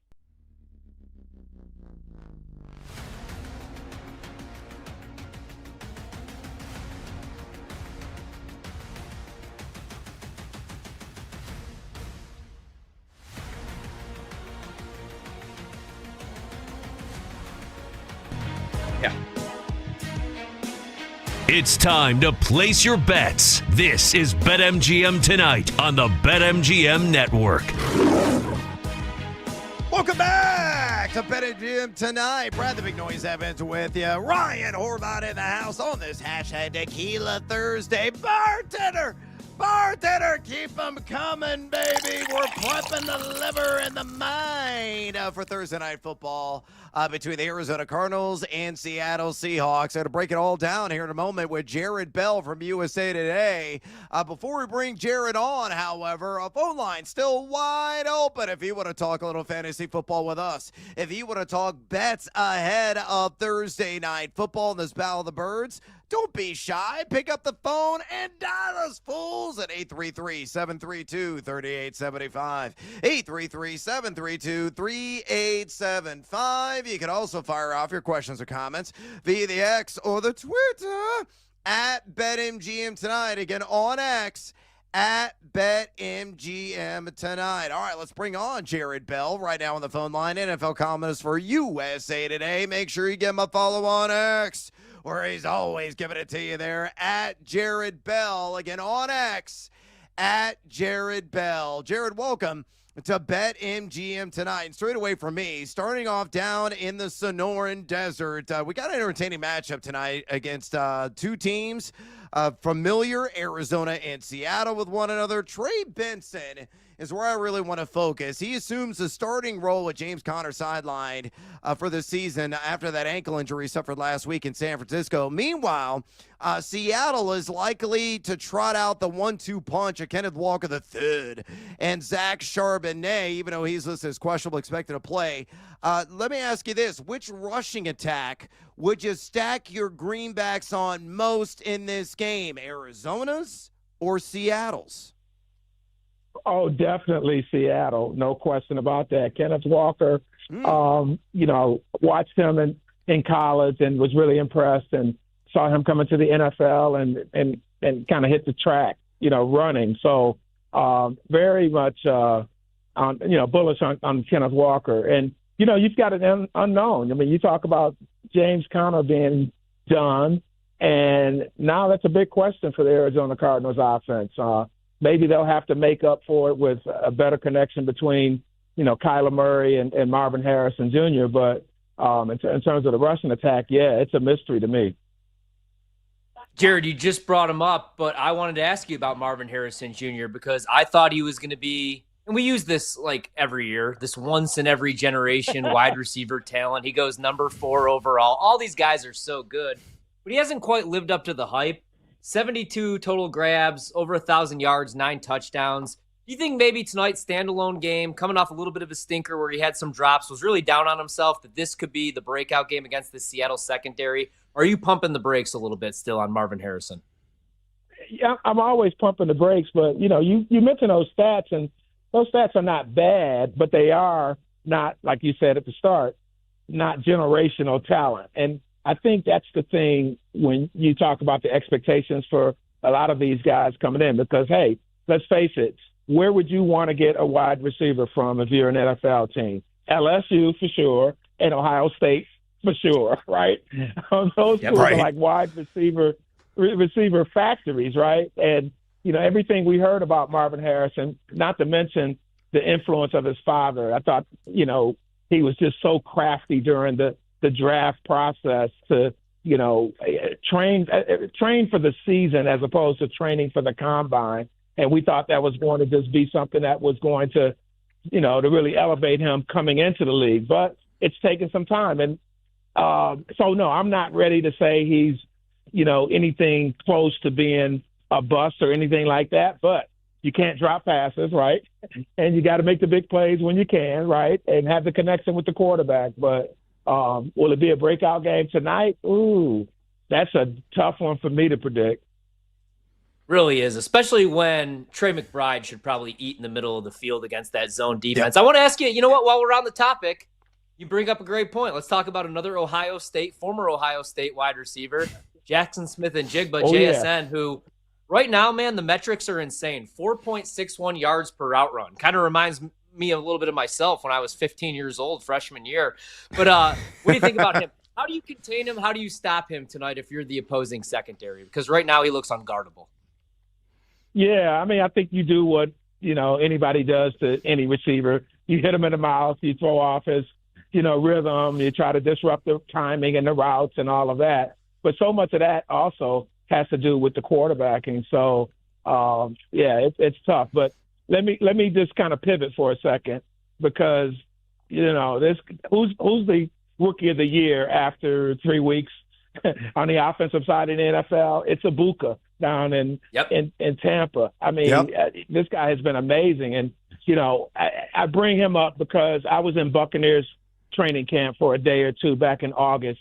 And it was interesting to hear the people talk about him, glowingly. And it was almost like a company line because I talked to Todd Bowles. He was like, well, this guy doesn't remind us of a rookie. He seems like he's been here before. I talked to Todd Bowles. He's like, yeah, he's definitely far above the curve of a normal rookie. I talked to Mike Evans. Oh, he doesn't act like a rookie. So that was the impression back in August. And I watched him in practice, and I saw, him really connect with Baker Mayfield and do some good things. And it just kind of, had me leaving there thinking, boy, really have to keep an eye on this guy. Well, 3 weeks into the season, this guy really looks like he's going to be dynamite. And, they could use him. Obviously, they could use him and can use him with Chris Godwin coming back from his injury. But just, you talk about, and now Mike Evans. So you can't get enough targets for a quarterback in a passing game in the NFL. And Ibuka has just kind of lived up to it so far in my eyes. So I'm just compelled to mention that. So, hey, if you got a fantasy team, play them.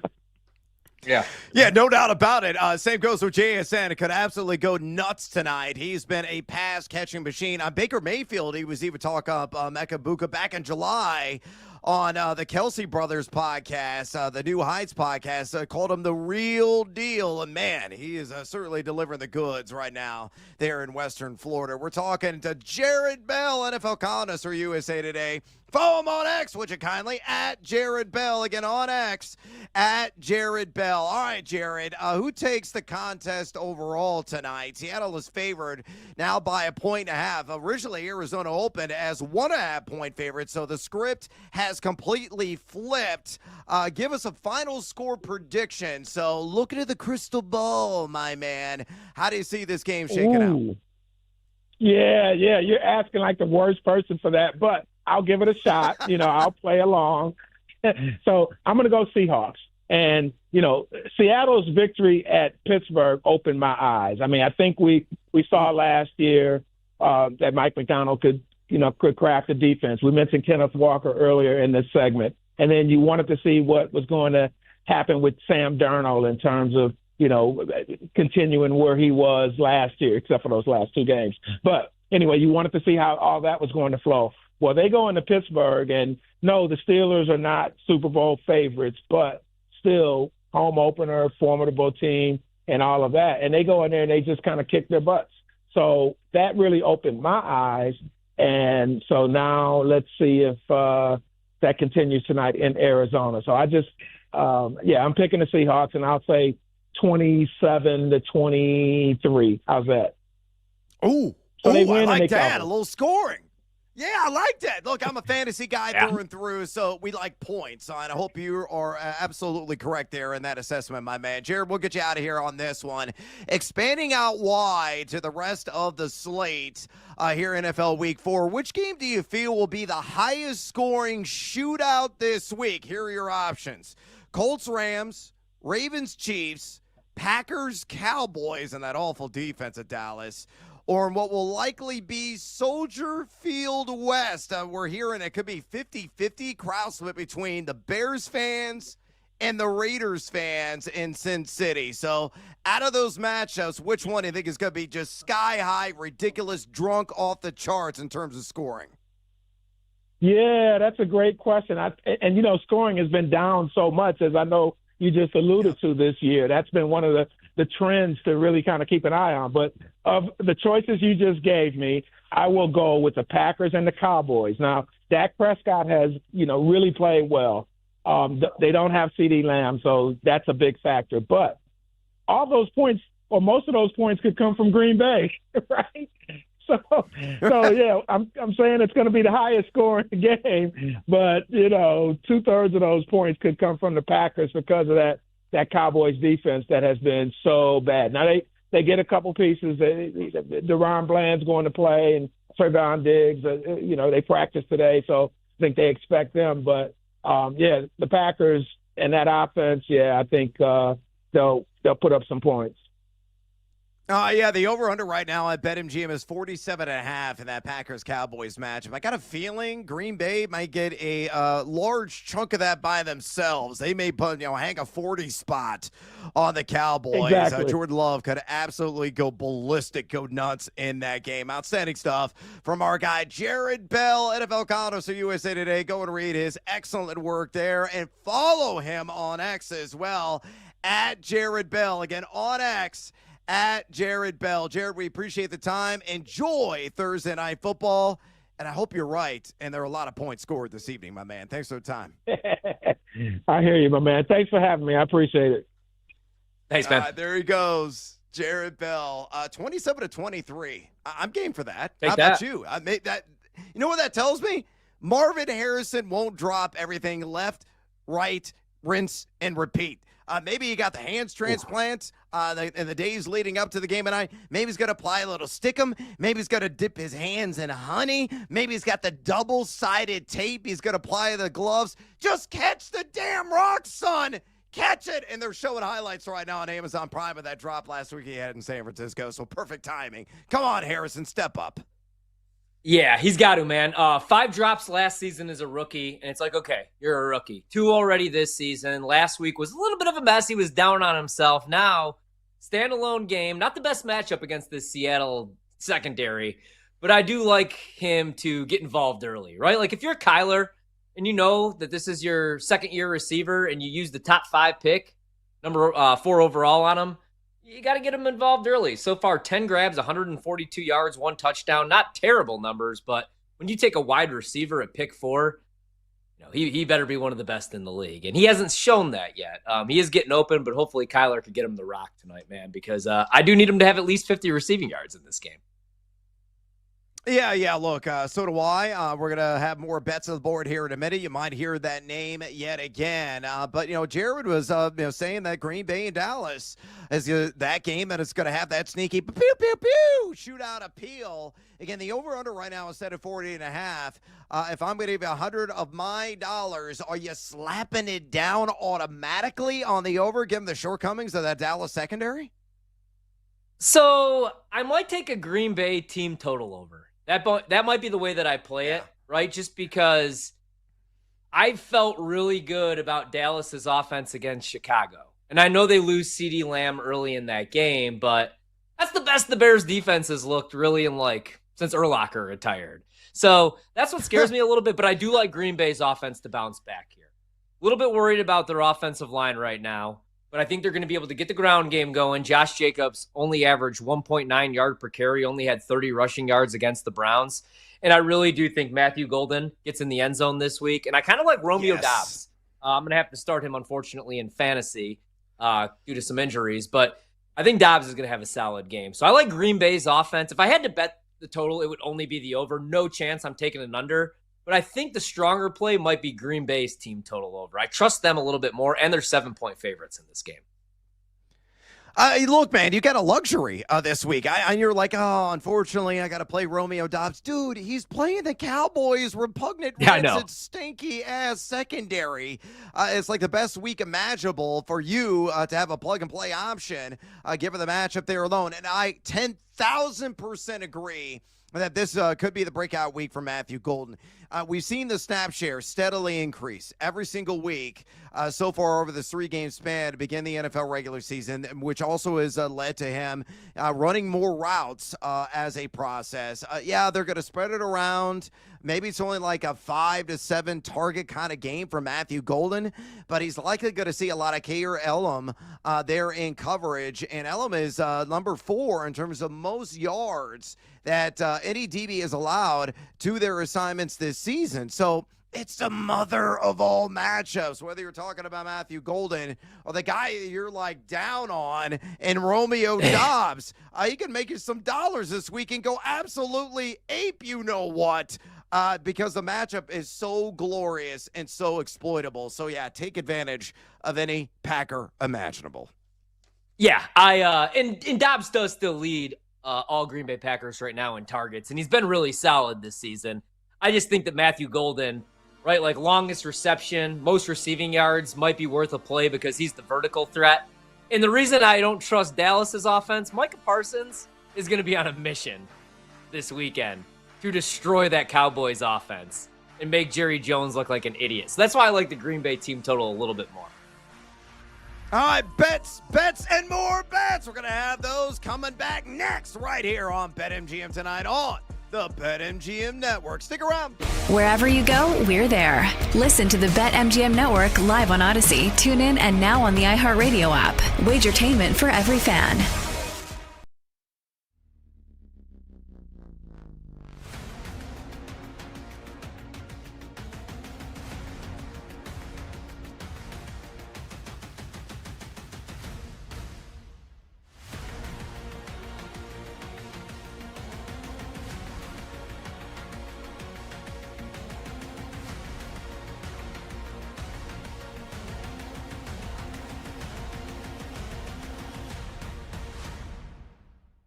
I don't think I've ever made it into October in Survivor, so I'm probably the worst person to talk about this. I'm being hyperbolic.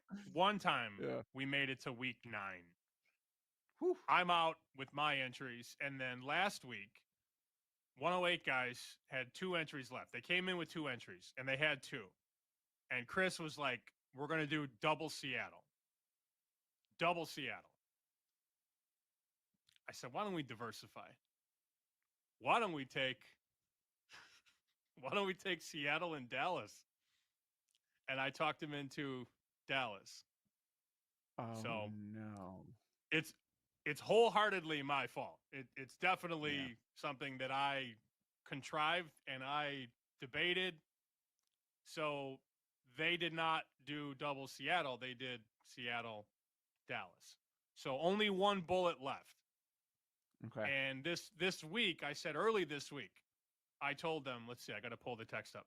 Ask me who I like, and then don't pick that side. That's how we win, is what I said. Which is true. Look, if anybody can own it, it's me. It's a different thought process. It's different game theory. I suck at it. Hand up. So take what I think and use that to get us off that side. I have no issue with that. That's fine. So as we get deeper into the week this week, I sent the Circa Survivor projections where it said Buffalo 30%, Houston 26%, Detroit 11%. And Chris said, damn, I was definitely looking Bills.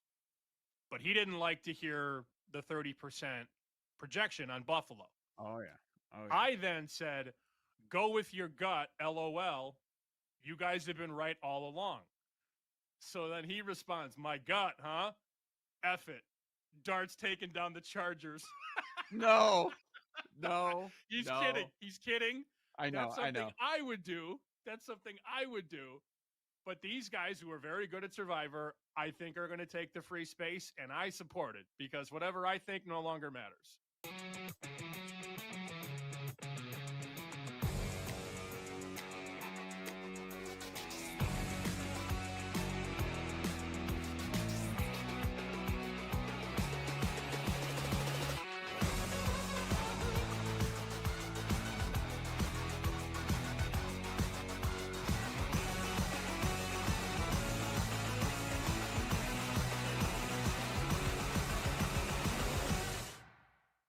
Yeah, I think you're right. That Skubal play and that whole series where he hit David Fry in the face, which was awful, and I'm glad David Fry's going to be okay. That was so God. I didn't want to watch that. I made myself, and I was like, oh my God. Glad he's going to be all right. And then Skubal with a wild pitch, and then that play, he just kind of lost his mind there. And between the hit batsman and then the pressure of what's happening here, the Tigers have just fallen apart. And like I said, there's no end in sight. I think I'm going to keep fading these guys. I don't think they're going to recover. I'm definitely not betting on them. Like, Yeah. maybe they win a game here soon just because they got to win one sometime, right? Yeah. I'm not so sure, but whew, what a disastrous month for Detroit. Oh, Wolf is right. Alabama's beating Georgia this weekend. I don't really need the points. I'll take plus 130. Big game for Ty Simpson. And there's a guy I know who says this is the time to bet him to win the Heisman. And I'm not quite there. But if you look at Simpson's numbers, and if they go into Georgia and win, that schedule opens up for Alabama, and he's going to put up big numbers. You know the talent is there. The two questions at Alabama are the quarterback and the coach. And if you can get there on Alabama and believe in the two, you can get a nice spot this week. So I like Bama. And this guy likes him to win the Heisman, Simpson. Again, not there myself, but Georgia's defense, if you go back and watch some of the footage against Tennessee, that secondary is a problem. And Bama certainly has the weapons to do things down the field against Georgia. So Bama wins outright. It's time to place your bets. This is BetMGM Tonight on the BetMGM Network. Welcome back to BetMGM Tonight. Brother Big Noise Evans with you. Ryan Horvat in the house on this what? Bartender, we are thirsty. I'm so parched. Give me some of that love juice, baby. Yeah.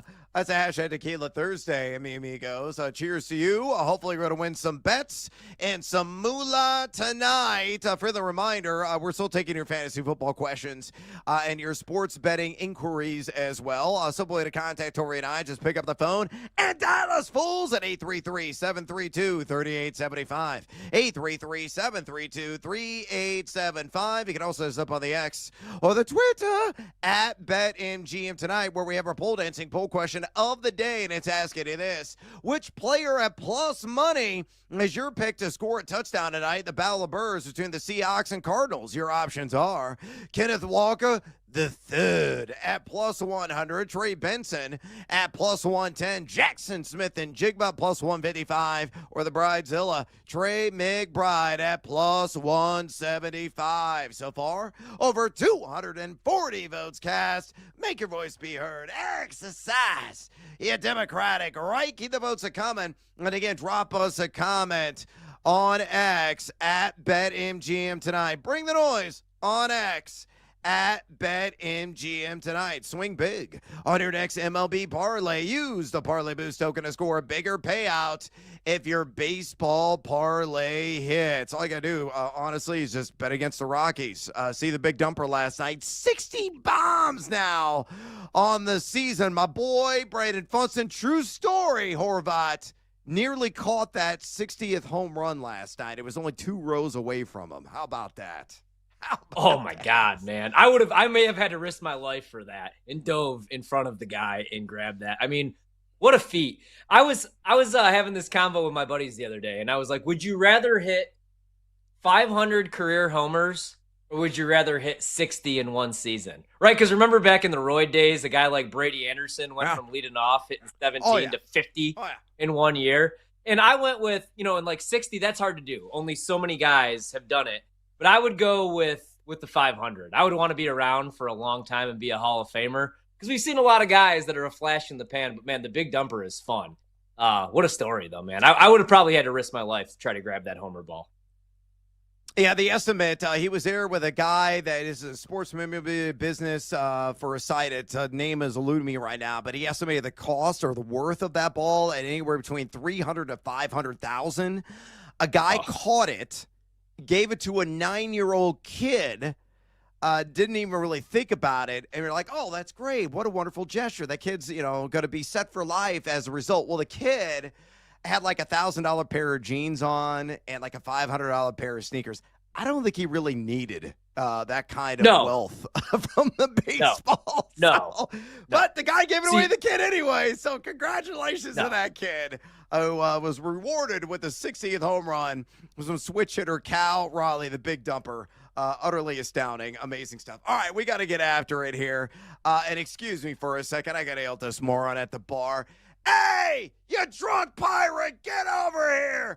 Yar, shiver me timbers. I'm here to make some booty. Parlay Pete is in the house, and he's itching to get some action on tonight's Thursday night football matchup of the Battle of the Birds. Leg numero uno on the SGP. Parlay Pete rolling with Zach Charbonnet. Ain't going to be all day, according to him. He's taking the under on 42.5 rush yards. And leg numero dos. Oh, Parlay Pete, ever so wise, confusing the algorithm and roll with Seattle plus 7.5 and linking it with a negative bet there on Charbonnet. Ooh, that's going to spike the juice so we can get seduced by that juice. I got the reason straight from the cold, dead hand of one Parlay Pete. Let me give you those first before I give you exactly what that juice is. Again, leg numero uno, Zach Charbonnet on the under 42.5 rush yards. A guy that's been battling a foot injury. He was questionable entering the night. Looks like he's going to be good to go. But how much action is he really going to see? Now, he missed a game last week, so he's had extended rest. That may be a good thing, but he's at a full-blown timeshare right now, almost a 50-50 split with Kenneth Walker III. And on top of that, he's been terribly inefficient on a per-touch basis. Number 54 entering the night in yak per attempt at 2.04. Has only forced 3 missed tackles on the entire year. Arizona, they have not been pushovers up front. And number 6 entering the night in rush EPA defense, giving up just 3.75 yards per carry. Then leg and numero dos, Seattle plus 7.5. Parlay People believes it's going to be a single score affair. And again, if you look over the last 10 games, stretching back to 2020, many of these contests have been exactly that. 10 points or fewer has been the outcome, so really good chance it's going to cash. Both these teams are near dead even in EPA per play offense, only separated by 5 spots in that category. Nearly dead even in EPA per play defense, only separated by 2 spots in that category. So, yeah, shiver me timbers. Parlay Pete on the Thursday Night Football SGP.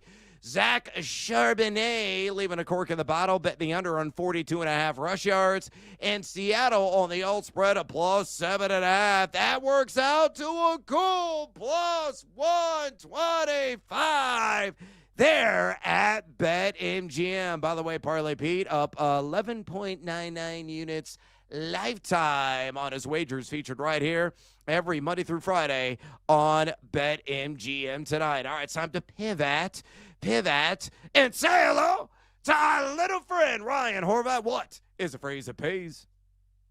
Daddy wants, daddy needs, daddy's got to have it. Give me the sledgehammer, Brando. Like one quite a bit. Quite a bit. My main man, Kenneth Walker III. We're going to go over tonight. Not on rushing yards. You brought up how improved the Arizona Cardinal run defense has been. They've also been much better generating pressure. Last year, 31%. This year, 34%. I really do like Jonathan Gannon as a defensive-minded head coach. We'll see if he's a good head coach. I like him as a defensive mind. Josh Sweat's been great. Brought that up in the first segment. 12 pressures, 2 sacks. So Sam Darnold's been really good, and I know everything's been really good off play action, but I think we might get more dump-offs in this game. So I'm going to go over 1.5 reception on Kenneth Walker. This has been being priced the first 3 weeks of the season, 2.5. Last week, the juice was minus 147. Now he's went under in both matchups of the last 2 weeks. He's only had 1 grab. Did have 3 in the opener against San Francisco, but I do think that he's going to see some checkdowns and maybe a design screen or two. So Kenneth Walker III, over 1.5 reception, minus 110 for the sledgehammer tonight. I like that. Let's stay in the same market. Let's stay with the same team, but going with a different name. Daddy want, daddy need, daddy gotta have it. Let's go.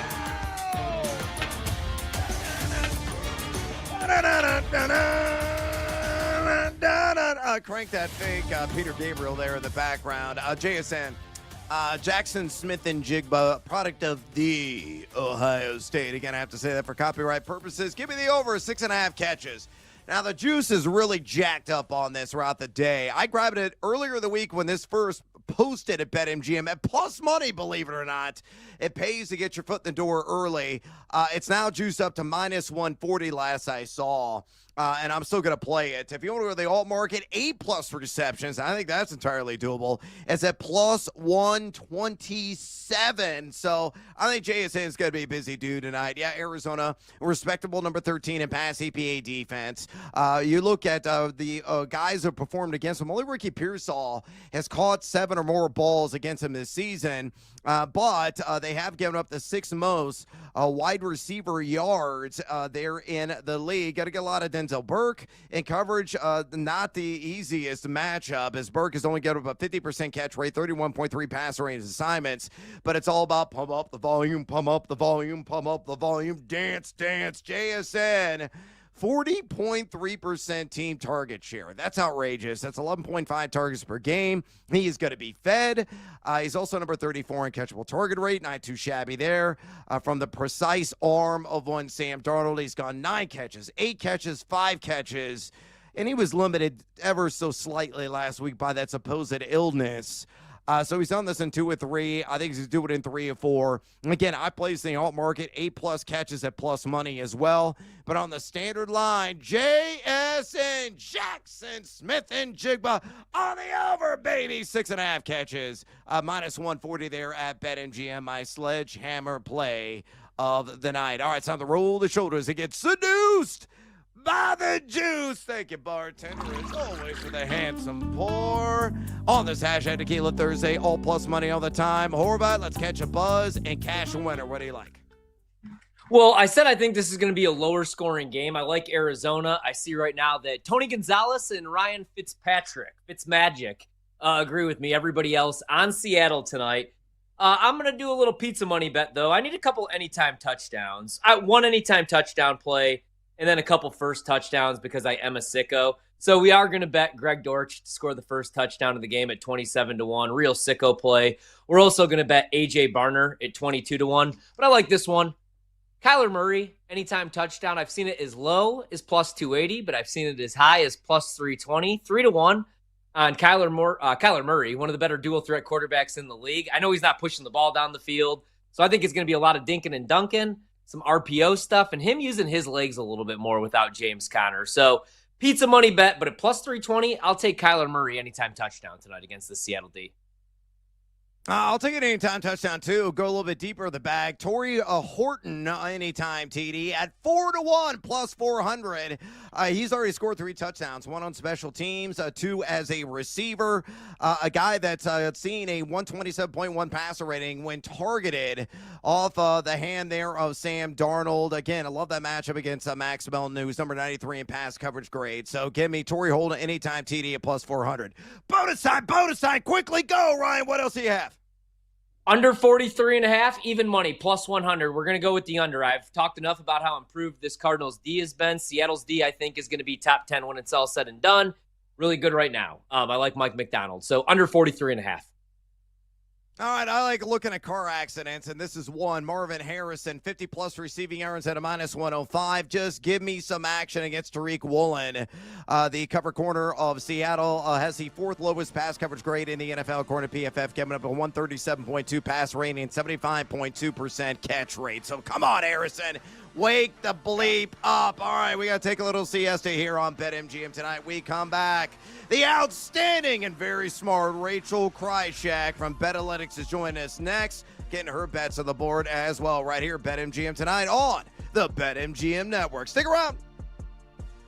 On the move, take the BetMGM Network with you. Catch live Wagertainment anytime on Odyssey, iHeartRadio, or TuneIn.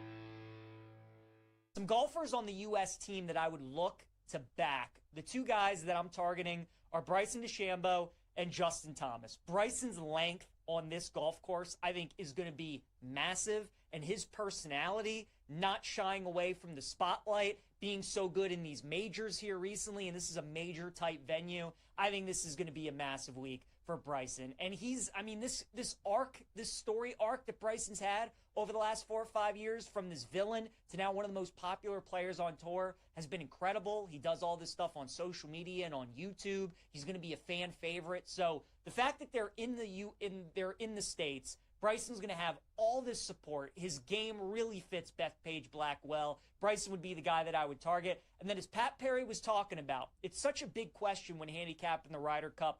Do you take more stock into player fit, course fit, or more stock into how guys play in the Ryder Cup? I think you got to do a little bit of both. For me, Bryson is definitely a player fit, course fit, but Justin Thomas is just all about this dude. When it's the Ryder Cup, he shows up, and I think he's going to show up this week as well. So I do like Justin Thomas and Bryson DeChambeau as 2 guys that I would target. On the European side, Tommy Fleetwood and Victor Hovland would be the 2 guys that I would target. Tommy's playing such steady golf, man. Fairway Jesus, you need to find the fairway at this course. He's got a great Ryder Cup history. I think he's going to be awesome this week. And Victor Hovland as well, played in the Ryder Cup a couple of years ago. He was great. This course should fit him very well. And Victor is cool and calm and has a good demeanor, and I think you compare him with just about anybody. You compare him and Tommy with anybody on this European team, and they'll fit in nicely. So I think both of those guys are 2 players to watch this week. And then another market I'm looking at is going to be the top rookie on the U.S. team. I'm going to go with J.J. Spawn at plus 500. J.J. has had an unbelievable year, obviously won the U.S. Open out at Oakmont. He is amongst the leaders on the PGA Tour if you combine driving distance with driving accuracy. So he is going to be a huge, huge asset this week. And you could pair him with a lot of these shorter hitters on the U.S. team, right? You pair J.J. Spawn with a guy like Russell Henley or a guy like Harris English, guys who are very accurate, good short games. I think they could make a really good pairing. So J.J. Spawn, I think, could be a nice secret weapon for the U.S. team this week. I'll take him at plus 500 to be the top rookie point scorer. Can't wait. Going to be an awesome event. I like Team USA to win the Ryder Cup.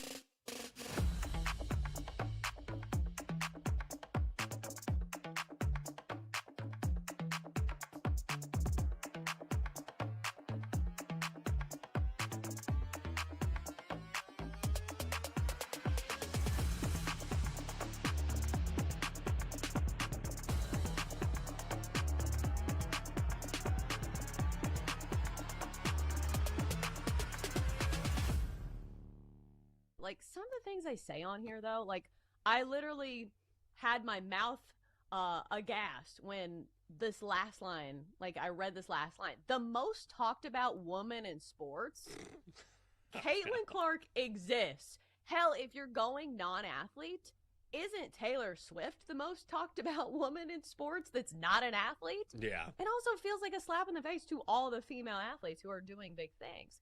So, like, no, Jordan Hudson is not the most talked about woman in sports. Yeah. I feel like most people don't even know her actual name. Like, people know of her, and Right. they've seen her face. Like, oh, that's Bill Belichick's 26-year-old girlfriend. But, like, let's stop the spin zone.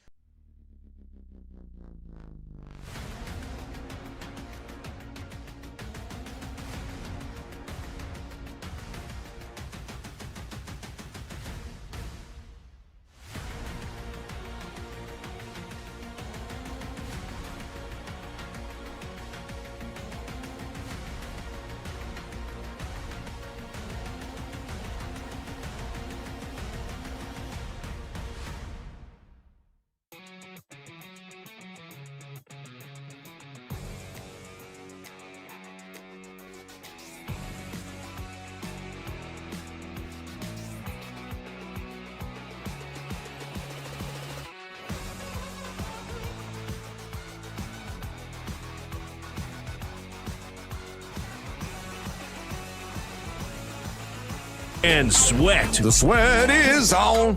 Yeah, the sweat is on. With your hosts, the big noise, Brad Evans. I got to duplicate that. No way. No shot in the HE-double-L hockey sticks. And the mad better Ryan Horvat. You don't got to bet every game. That's how you see those guys that live under the bridge? They lay 25.5 with UNLV week 0. It's BetMGM tonight on the BetMGM network.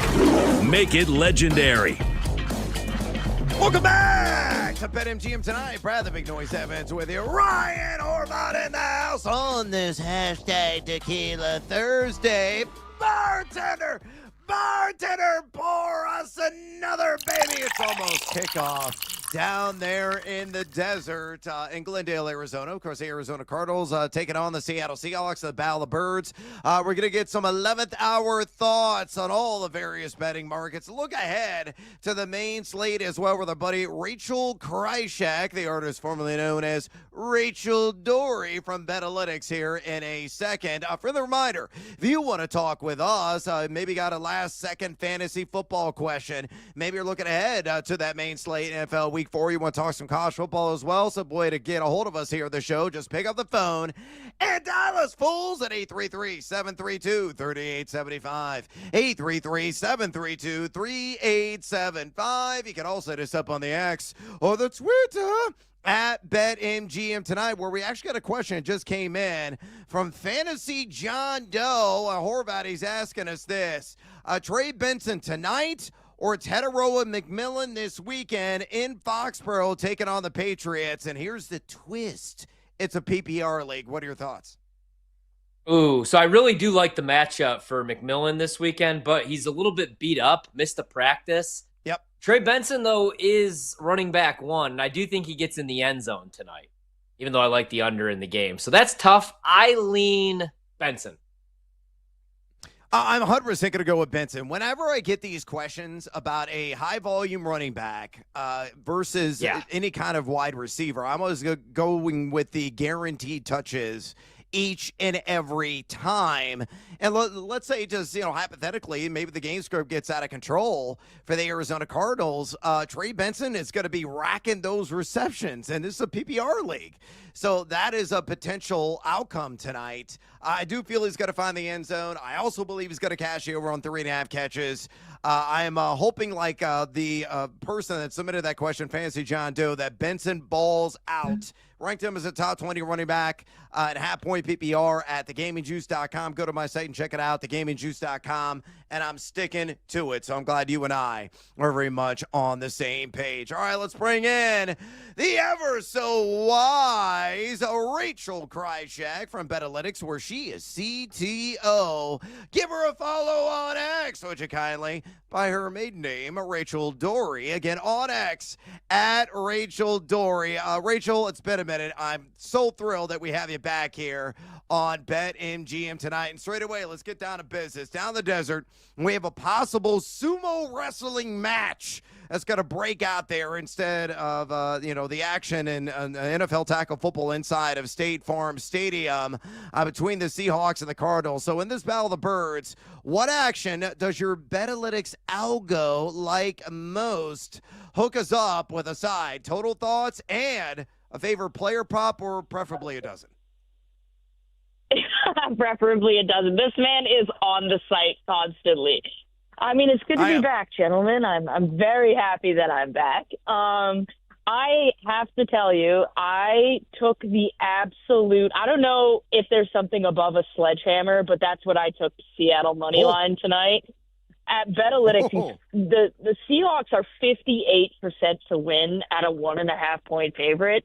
That is well out of line. And I also have the Seahawks at -6.5 at +190. I just think when you look at it, Seattle's got a top 4, top 5 defense, and Arizona's struggling to move the ball. They just lost James Conner, so they're going to have to rely heavily on Marvin Harrison and Trey McBride. And while I can scheme for Trey McBride, I have Trey McBride for 6+ receptions and 60+ yards. I think he's probably going to be the only offensive weapon that's really going to break through and have a big game. So I'm taking the Seahawks on the money line. Also, in that vein, you got to take Jackson Smith and Jigba over 6.5 receptions. In the 2 games where he wasn't sat down because the Seahawks were hammering their opponent, he has 7 and 9 receptions. I'm not sure that they're going to hammer the Seahawks, and given what the line is, I would say Vegas thinks the same thing. And I think he's going to be a significant piece for Sam Darnold tonight. So I'm going the Seahawks money line, Smith and Jigba for over 6.5 receptions, and then a parlay, Trey McBride, 6+ receptions and 60+ yards. Love it. Rachel, I know people hate betting unders. I am not one of those people. I love betting unders. What's your favorite, or I should say the site's favorite, under wager of the week, whether it's a traditional total or a player prop market? Yeah, the favorite under is actually tonight. It's under 43.5. I think when you look at it, you got Seattle's defense is performing really well. You got Arizona who's having trouble moving the ball. And I think when you get to it, if Seattle's leading, they're going to run the ball. They got Kenneth Walker. I'm pretty sure Zach Charbonnet is going to play tonight. They can go with a run-heavy game and just kind of run the clock out. And so I look at that, and I think under 43.5, I mean, you get there pretty easily. I could easily see a 23-17, like a 22-18 game. Like, I think there's a lot of ways that we can get to under 43.5 here. And especially without James Conner, like, he's worth 2.5 points on his own. And so I look at this and I go, without him, I think the under 43.5 is a pretty good play. Totally agree. I love the under tonight. You know, I was talking about this a couple times this week, how quarterback play has been down this year, unless you have like a Lamar Jackson or a Josh Allen, of course. Are there any prop markets, you know, that the model really likes this weekend as far as overs? Like right now, I'm looking for a fantasy football quarterback, so I'm trying to trade a second-round pick for Jordan Love because he gets the Dallas Cowboys in their secondary. But any quarterbacks that the model really likes this weekend as far as overs? Yeah, there's 3 of them, and the guy you're trying to trade for is one of them because, like you mentioned, he's playing Dallas. They gave up more than 400 yards to a quarterback that is now on the bench. I don't know what that says about your secondary, but it doesn't say anything good. So Jordan Love over 1.5 passing touchdowns because Dallas is giving up the most passing touchdowns this season by a lot. And when you're giving up more passing touchdowns than the Saints, we have a problem. So I like that. Josh Allen over 1.5 passing touchdowns because he is playing the Saints, and he's projected for 1.9 passing touchdowns. I really like that matchup. My favorite quarterback of the week, though, Justin Herbert. Have you so my new husband is a Giants fan. So I watch the Giants a lot. I don't know if you've seen the Giants passing defense, but it is trash. So Justin Herbert, 275 yards, is currently plus 175, and his over passing touchdowns and his 3+ passing touchdowns is plus 200. Not sure how we arrived at those numbers, but hammer time on both of them because, like I said, if you haven't seen the Giants defense play, not much better than the Cowboys. Yeah, there's no doubt about that. And condolences to your husband being a New York Giants fan. The struggle is constantly real for him, like every G fan out there. We're talking the great Rachel Krychak, CTO of BetAlytics. Give her a follow, would you kindly, on X by her maiden name, Rachel Dory. Again, on X at Rachel Dory. Rachel, generally speaking, I don't shun any market if I feel there's a book exploitable opportunity. However, if there is a fondness for one category in particular, it's running back receiving yards and or running back receptions. Are there any advantages your algorithm has spotted in any matchup heading into maybe the game tonight or the main slate NFL Week 4? What do you got? Yeah, there's two, and they're going to come as no surprise. I somehow managed to draft Bijan Robinson at 3rd overall in fantasy. Not quite sure how that managed to play out. But I have him over 3.5 receptions. He has an elite matchup based on our matchup rating at BetAlytics, and he's projected to go over. And generally speaking, we like to say at BetAlytics, if you have a 3-star projection or better to go over and an elite matchup, that's a ladder candidate. So not only is he over 3.5 receptions, he's a ladder candidate. I'd probably take him to 6. And Jahmyr Gibbs over 27.5 receiving yards. This is another guy with an elite matchup. I think when you look at it, Jared Goff is going to dump the ball down to Jahmyr Gibbs a lot. Yeah. And so he's going to get in trouble. He's going to get the pass rush that's happening. He doesn't have Frank Ragnow to protect him. So when you look at it, he's going to find himself in situations where he may be scrambling or he may be hurried, and Jahmyr Gibbs is the guy you're dumping the ball down to. You are not flying that ball down to Amon-Ra St. Brown or Jameson Williams because that's interception city. And so I look at this and I go, yeah, this is Jahmyr Gibbs written all over it. So I'm going to go with the 2 best pass-catching running backs there are. I do like Trey Benson tonight, but generally speaking, the edge in the matchup favored Gibbs and Robinson.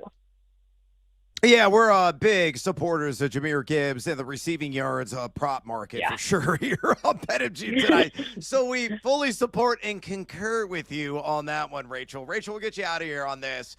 Examining traditional sides, totals, money lines. What games have the highest star ratings? It's one of those fancy components you guys offer there at BetAlytics. So highest star ratings, again, sides, totals, money lines in the NFL in Week 4. What do you have? Yeah, so I guess I probably should mention there will be no star ratings on the mobile application that is scheduled to drop either tonight or tomorrow. But they are on the website, so if you log in on the website, you can see them, and you will see Philadelphia money line over 43.5. Them in the Bucks. I mean, that's not a lot of defense and a whole lot of offense. I should say this projection includes Baker Mayfield, who is questionable.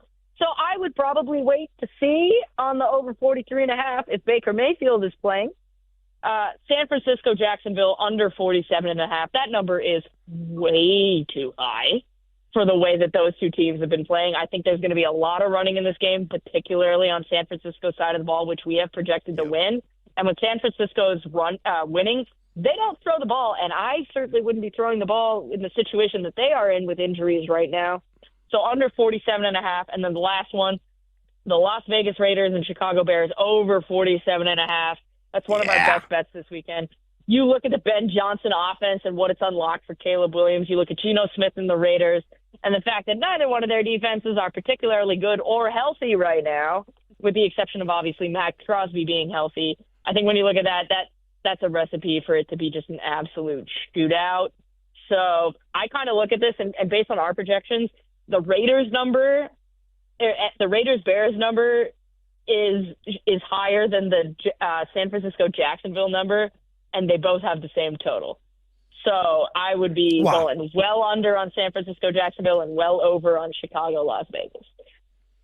Yeah, I think the sirens are going to sound on every slot machine in Vegas. They're going to just cash jackpots because I think that over is going to come through with flying colors. Completely agree with you on Raiders and Bears. Outstanding stuff. Reunited and it feels so good with Rachel Kryshak, CTO Betalytics. Give her a follow on X, which is kindly at Rachel Dory. She's smart. She's stupendous. And most importantly, America, she's a sharp bettor. Check out Betalytics.com right now. Rachel, we appreciate the time. Good luck on all your wagers tonight. And hopefully we're going to have you back right here on BetMGM tonight next week. Appreciate it. All right, boys. Good luck to you, too. Thank you. You too. All right, thank you, Rachel. There she goes. Okay, man. Lots of digest there. Man, she's just great. She's done all the computations, all the advanced, analytics and mathematical equations, punching the numbers and whatnot. And she's really big on Seattle tonight. 58% chance, she said, of them covering the standard line, which is at -1.5. She even said, taking it up to -6.5 and plus 190 is a card in play. Do you agree with her? Would you fade or follow that belief in the Seahawks and winning and possibly winning in convincing fashion?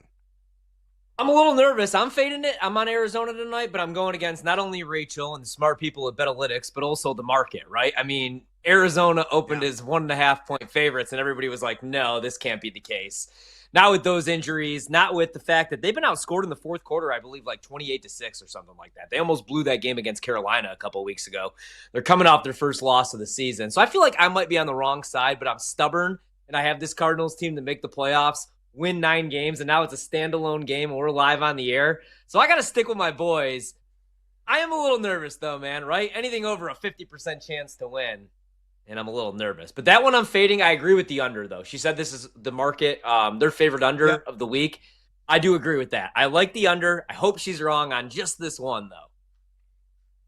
Well, she loves the Bridezilla like you do because of zone coverage. I mean, she's saying a same-game parlay, 6+ catches, 60+ yards. So you guys are congruent on that belief that Trey McBride's about to go off in a game and is about to kick off. All right, we got to take a little siesta here on BetMGM tonight. We come back. We'll keep you updated all the action Thursday Night Football, including some live dives. Also, Fantasy Flames, Lame Shocker specials at running back right here on BetMGM tonight, right here on the BetMGM Network.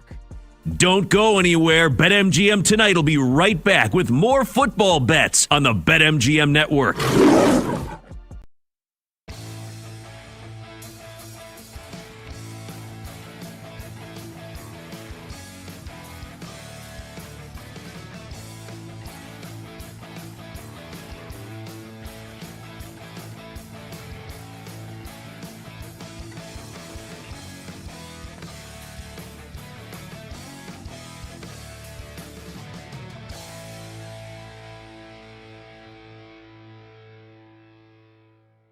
It is Ole Miss laying 1.5, total 54 in the hook against LSU. You know, it's funny. A lot of people are like, man, this LSU team, they're tested early. Have they been? Does that win at Clemson look good now? Like, oh, you probably should have beat them by more. When you look at the state of the Clemson Tigers right now, they beat Florida by 10. That was the Brian Kelly game when he was all mad after the press conference. When he was being asked negative questions, he freaked out on the reporter. They win there, but again, they only put up 20 points. You know, with a true Heisman contender at quarterback, I think a lot of people are expecting more out of this LSU offense, which we're not seeing at this point. But it's close to a pick 'em here, LSU Ole Miss. Did you see earlier in the week that this was the big reveal that Lane Kiffin's daughter is dating one of LSU's star defensive players? And they did the big reveal this week. And no, Lane, you didn't see this? Oh, no, I missed it. They waited until Ole Miss LSU week to announce it. His daughter's name is Landry, I believe. Landry Kiffin. So she makes a post with her boyfriend, who's one of the best players at LSU. They waited to announce it this week. And then Lane commented on it. I don't know. You know, Lane's very out there, and you never know what he's talking about, and you can't really take anything he says seriously. He commented on the post and wrote, "Take the over." And everybody was like, Wade's awesome. Well, I mean, the obvious inclination is they're going to just run it up. Like, that's what he wants to do. He wants to run it up.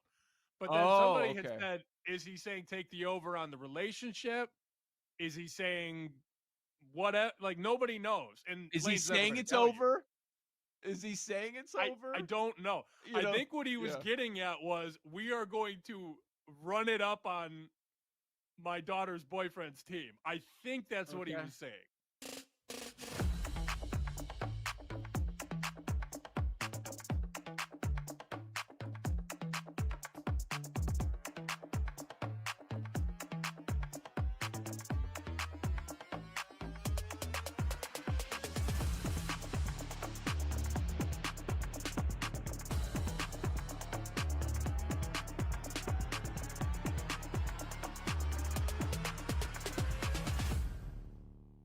And, of course, if you know baseball, you know Buster. And since you mentioned the Yankees, let me ask you, Buster. I mean, here we go and down to the wire here. And Aaron Judge, Cal Raleigh for MVP. Who do you got? So, look, if you told me that you thought that Aaron Judge should be the MVP, I'd go, that's totally reasonable. You're talking about the best right-handed hitter we've ever seen. He's having this incredibly historic season in terms of, his average in OPS. But having been, a baseball writer for a long time, I do not think, and I don't have a vote for American League MVP, I think that the writers are going to vote for Cal Raleigh, because I think it comes down to this. A catcher hitting 60 home runs and leading a pitching staff to a division title in Seattle, a switch-hitting catcher at that, and passing all these benchmarks, most home runs in a year by a catcher, most home runs ever by a switch hitter, most home runs in Mariners history. And, yes, he has a chance to break whose record for American League home runs? Aaron Judge. He still has a few days left, and who knows? He might tie it. He might pass it. I just think that's a story that the writers will not be able to pry themselves away from, and I think Cal Raleigh's going to win the MVP.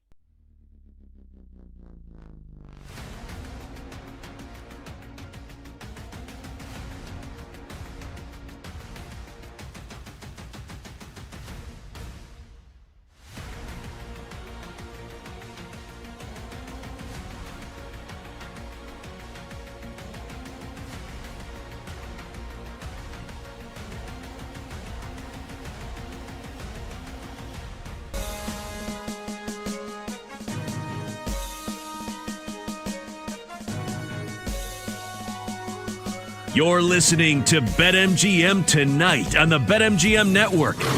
Presented by BetMGM. Make it legendary.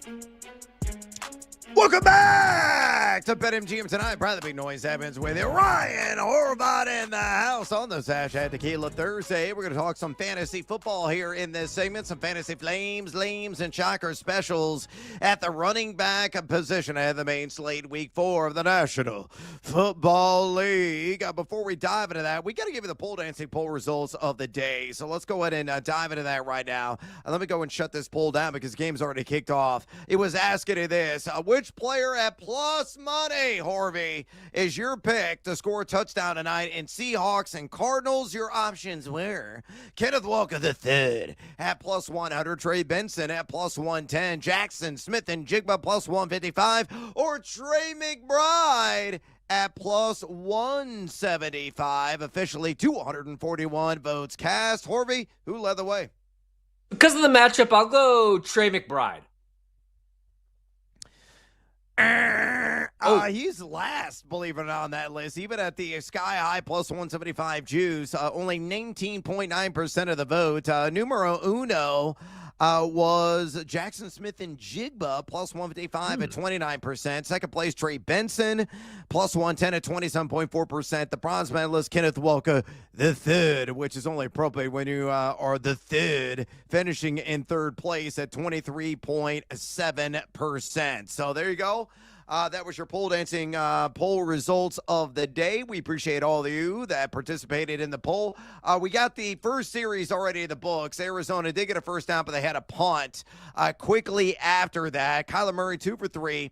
15 yards on that first short, an abbreviated drive. He also had a rush for 3 yards. Marvin Harrison, first play of the game, a catch. Designed, play to get his confidence up. Went for 8 yards. The Bridezilla, your boy, had a catch for 7. Trey Benson did have a carry, but went nowhere as he was stopped there at the line of scrimmage. There goes Kenneth Walker on a reception, my guy. All you need is one more catch, and you're cashing in on that over 1.5 receptions. Good to see. First down, Seattle here on their first possession of the game. Walker the third also got the first touch of the game on the ground, went nowhere, but that one was about a 20-yard gain. And again, what I love about the Amazon broadcast, I've got my Yahoo Sports app pulled up on my phone. Usually, this sucker refreshes a heck of a lot faster than what the action is on television. But Amazon, there is very little lag. It's like 3 to 4 seconds maximum. And there is JSN with his first catch. Only went for about a yard. By the way, that was a 29-yard reception for Kenneth Walker. Already cashed the over easily on his receiving yards prop, and naturally didn't have any action on that one. So, Ryan, I know it's early. We're only like 5 minutes in this game, but your early thoughts on the Battle of the Birds. Yeah, I feel good about the under, right? I mean, that drive stalls for Arizona. Kyler actually had one-on-one coverage on the outside, but felt the heat from the blitz and missed the throw. Fell a little short there. Seattle moving the ball here quickly. I want to see one more reception from Kenneth Walker. Instead, he gets a carry that he almost turns nothing into something, but loses some yards here.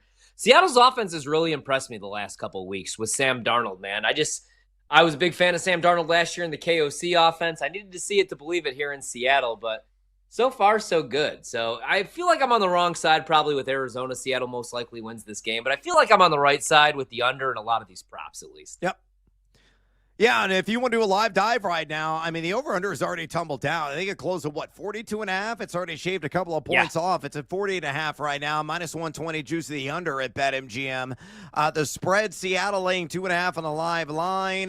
They are minus 160 on the money line. Arizona plus 124 on the money line as we have a reception there. And is that, that's my guy, Torrey Horton. Here's a who.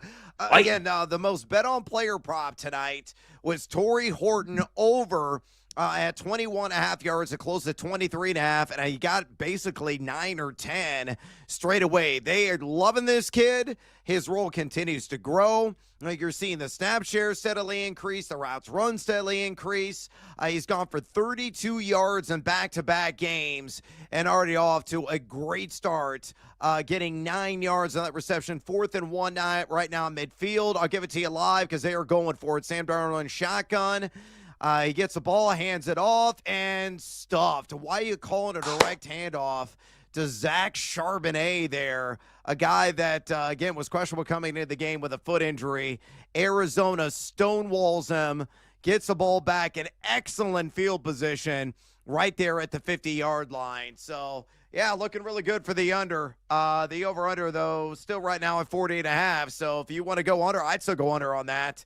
On the 40.5 at a minus 110 is a juice currently at BetMGM. All right, they're in break. There on the Amazon broadcast. Let's go and march on and get some more fantasy football advice dispensed right now. Let's do some Flames Lame Shocker specials at the running back position. Fantasy Flame, guys under 60% started as of right now in Yahoo leagues. Oh, and Horvat, you're going with a dude that's been running in quicksand. Who is it?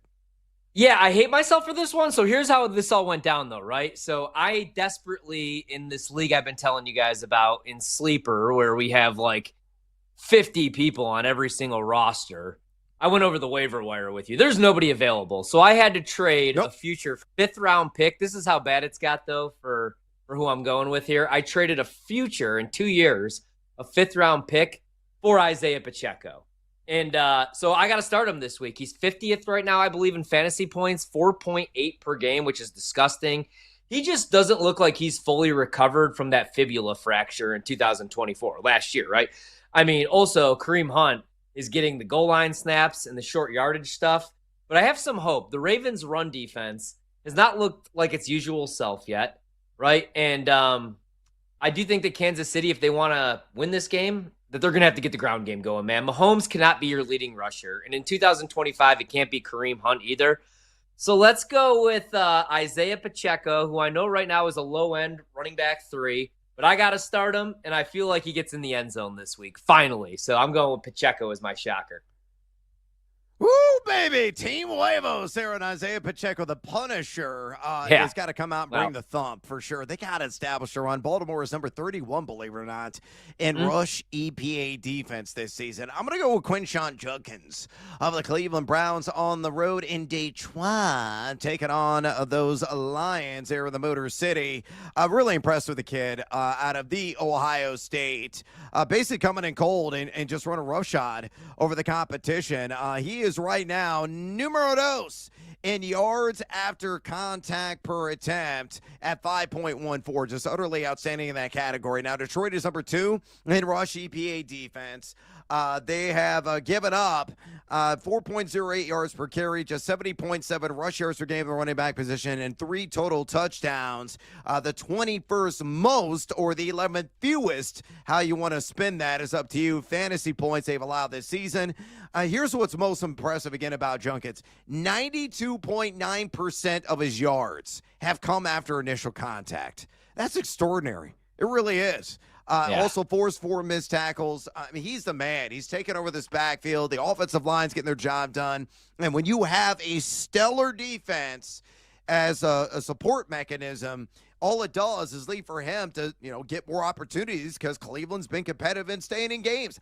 I don't think they're going to get blown out. I don't think they're going to get waxed and run out of the building. Quinshon Judkins, I think, is through and through a top 20 running back here in week 4. Definitely an RB2 as Kyler Murray throws an ugly interception. Oh, my God. That was just disgusting. Oh, we got a fumble, though, as Seattle ran into their own man. Some friendly fire there. And it looks like the Arizona Cardinals may have recovered. It was a clear INT. He had already gained about 15 yards after the pick, and I think they got the ball back with a slight gain as a result on the overall play. That is a wild sequence there, but my God, utterly disgusting interception by Kyler Murray. A dodge a bullet there. Yes, Arizona recovered. 8:46 remaining. Get the ball back. Way to go, Trey Benson. Johnny on the spot. Again, Bryant running in the ass of his own man, and that's what caught the ball up, Ryan. I'm trying to see if his knee is down, though. So it is friendly fire. His own dude. It's Brian on the pick. His own guy. I'm watching it right now on the replay. Runs right into close. him. It's very close. His butt may be down. I really need that to be Arizona ball. Regardless, they shouldn't be rewarded for that bad behavior. That's one of the worst throws you'll ever see from an NFL quarterback. That's Nathan. We brought up Nathan Peterman earlier. That's Nathan Peterman-like. Brutal ball from Kyler. So he's down. I'm listening to the broadcast. He's down, but he never gets touched by a Cardinal player. He gets touched by his own player. So the ball comes loose before a Cardinal player touches him. AZ ball. Yeah, dog. Good point, so Brando. It's going to be Arizona's ball. Yeah. Oh, great stuff. Way to interject there, Brando. We appreciate the clarity. All right, we got to march on. Otherwise, we're going to run time here in this segment. Fantasy Lane, flipped side of the coin, over 50% started. What presumably star player in a lot of starting lineups that you might want to have second thoughts on here in week 4. Yeah, so I see Jalen Warren 64% started this week against the Vikings. It's the Dublin, Ireland game, right? And also he was limited today at practice with an injury. And if you take away what Bijan Robinson did against this Minnesota run defense, man, they've given up 86 rushing yards per game. They only have a 6% missed tackle rate, and they're only giving up 1.51 yards after contact. 7th lowest, 3rd lowest mark. So I don't think this is a great spot for Jalen Warren. Now, PPR leagues, he's probably going to catch some balls. He does have the trust of Aaron Rodgers. Rodgers' ADOT is really down, not pushing the ball down the field. I like Freiermuth again, or one of the tight ends in the middle of the field a little bit more than I like Warren. So I'm avoiding him. I'd like him in PPR leagues, though. I think he's going to catch a few balls. Give me mandatory Montgomery. What? As a fantasy lame, I must be sick. I must be feverish. And no, folks, it's the Cleveland Browns. 62% started, coming off that monster game of $151 and 2 scores. I think it's going to be a duplication what he showed against Green Bay. That was a very subpar effort. Finished well outside the RB2 class. I know he's way up there, top 3 in yak per attempt. He's RB6 overall, but Cleveland, number 8 in rush EPA defense. Second fewest fantasy points allowed, giving up just 2.25 yards per carry, 42.7 yards per game on the ground, and they bottled up the football Frankenstein. They bottled up Josh Jacobs, Chase Brown as well. Dave Montgomery, got to be a very mundane effort, I feel, in week 4. All right, deeper into the bag. Shocker special, under 15% started. Harvey, who do you like? I'm going to go with Tootin, man. He's only 2% started right now against the 49ers. And again, I'm really desperate at this position. But Jacksonville obviously felt good enough to trade Tank Bigsby to Philadelphia. Limited chances so far over the last 2 games, only 63 rushing yards on 14 carries, but he's trying to make the most of them, 4.5 yards per attempt. And he's got Jacksonville's only goal line carry. It's weird. They're just really not getting into the goal line when they do score. So I do think that if that's the case, he could get some goal line work. So let's go with Tootin against San Francisco. Only 2% started.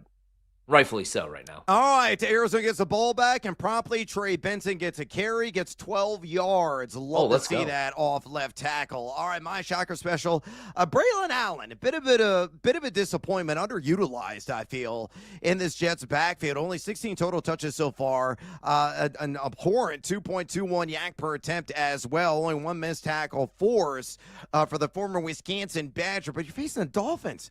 They're number 25 in rush EPA defense so far this season. A lot of the tempos, fantasy points, the running back position.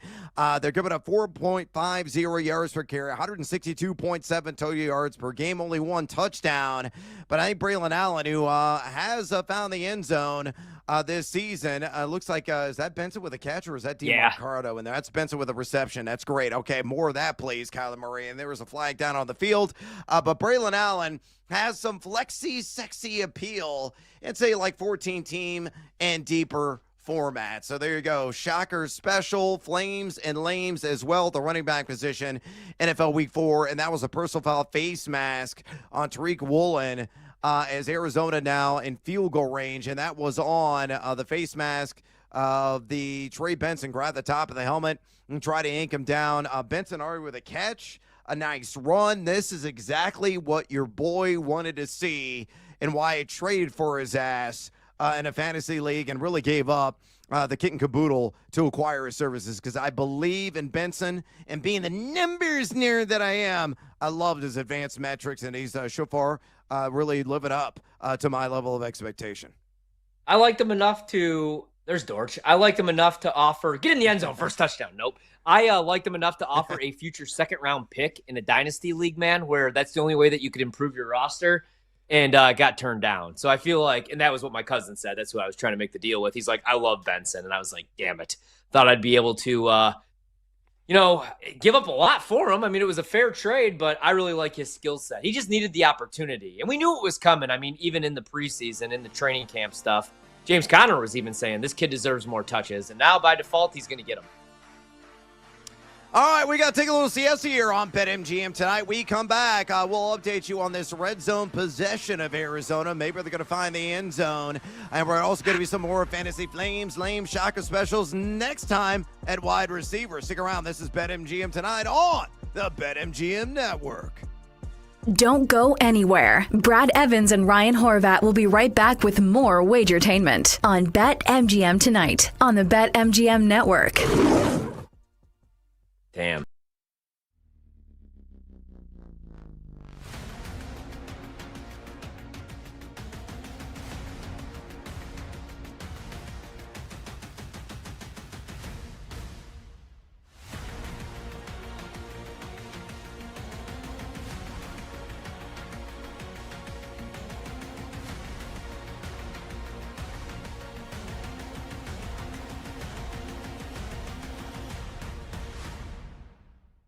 I don't think I've ever made it into October in Survivor, so I'm probably the worst person to talk about this. I'm being hyperbolic. One time we made it to week 9. Whew. I'm out with my entries, and then last week, 108 guys had 2 entries left. They came in with 2 entries, and they had 2. And Chris was like, we're going to do double Seattle. Double Seattle. I said, why don't we diversify? why don't we take Seattle and Dallas? And I talked him into Dallas. Oh, so no. It's wholeheartedly my fault. It's definitely something that I contrived and I debated. So they did not do double Seattle. They did Seattle, Dallas. So only one bullet left. Okay. And this week, I said early this week, I told them, let's see, I got to pull the text up. Ask me who I like, and then don't pick that side. That's how we win, is what I said. Which is true. Look, if anybody can own it, it's me. It's a different thought process. It's different game theory. I suck at it. Hand up. So take what I think and use that to get us off that side. I have no issue with that. That's fine. Mm-hmm. So as we get deeper into the week this week, I sent the Circa Survivor projections where it said Buffalo 30%, Houston 26%, Detroit 11%. And Chris said, damn, I was definitely looking Bills. But he didn't like to hear the 30% projection on Buffalo. Oh, yeah. I then said, go with your gut, LOL. You guys have been right all along. So then he responds, my gut, huh? F it. Dart's taking down the Chargers. No. He's kidding. I know. That's something I would do. That's something I would do. But these guys who are very good at Survivor, I think are going to take the free space, and I support it because whatever I think no longer matters.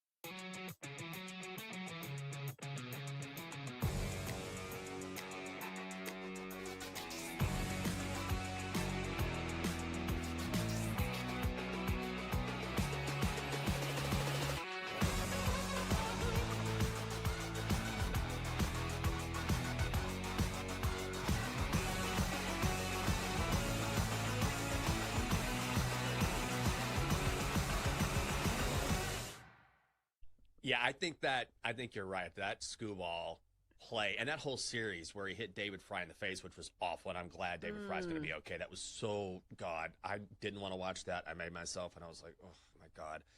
Glad he's going to be all right. And then Skubal with a wild pitch, and then that play, he just kind of lost his mind there. And between the hit batsman and then the pressure of what's happening here, the Tigers have just fallen apart. And like I said, there's no end in sight. I think I'm going to keep fading these guys. I don't think they're going to recover. I'm definitely not betting on them.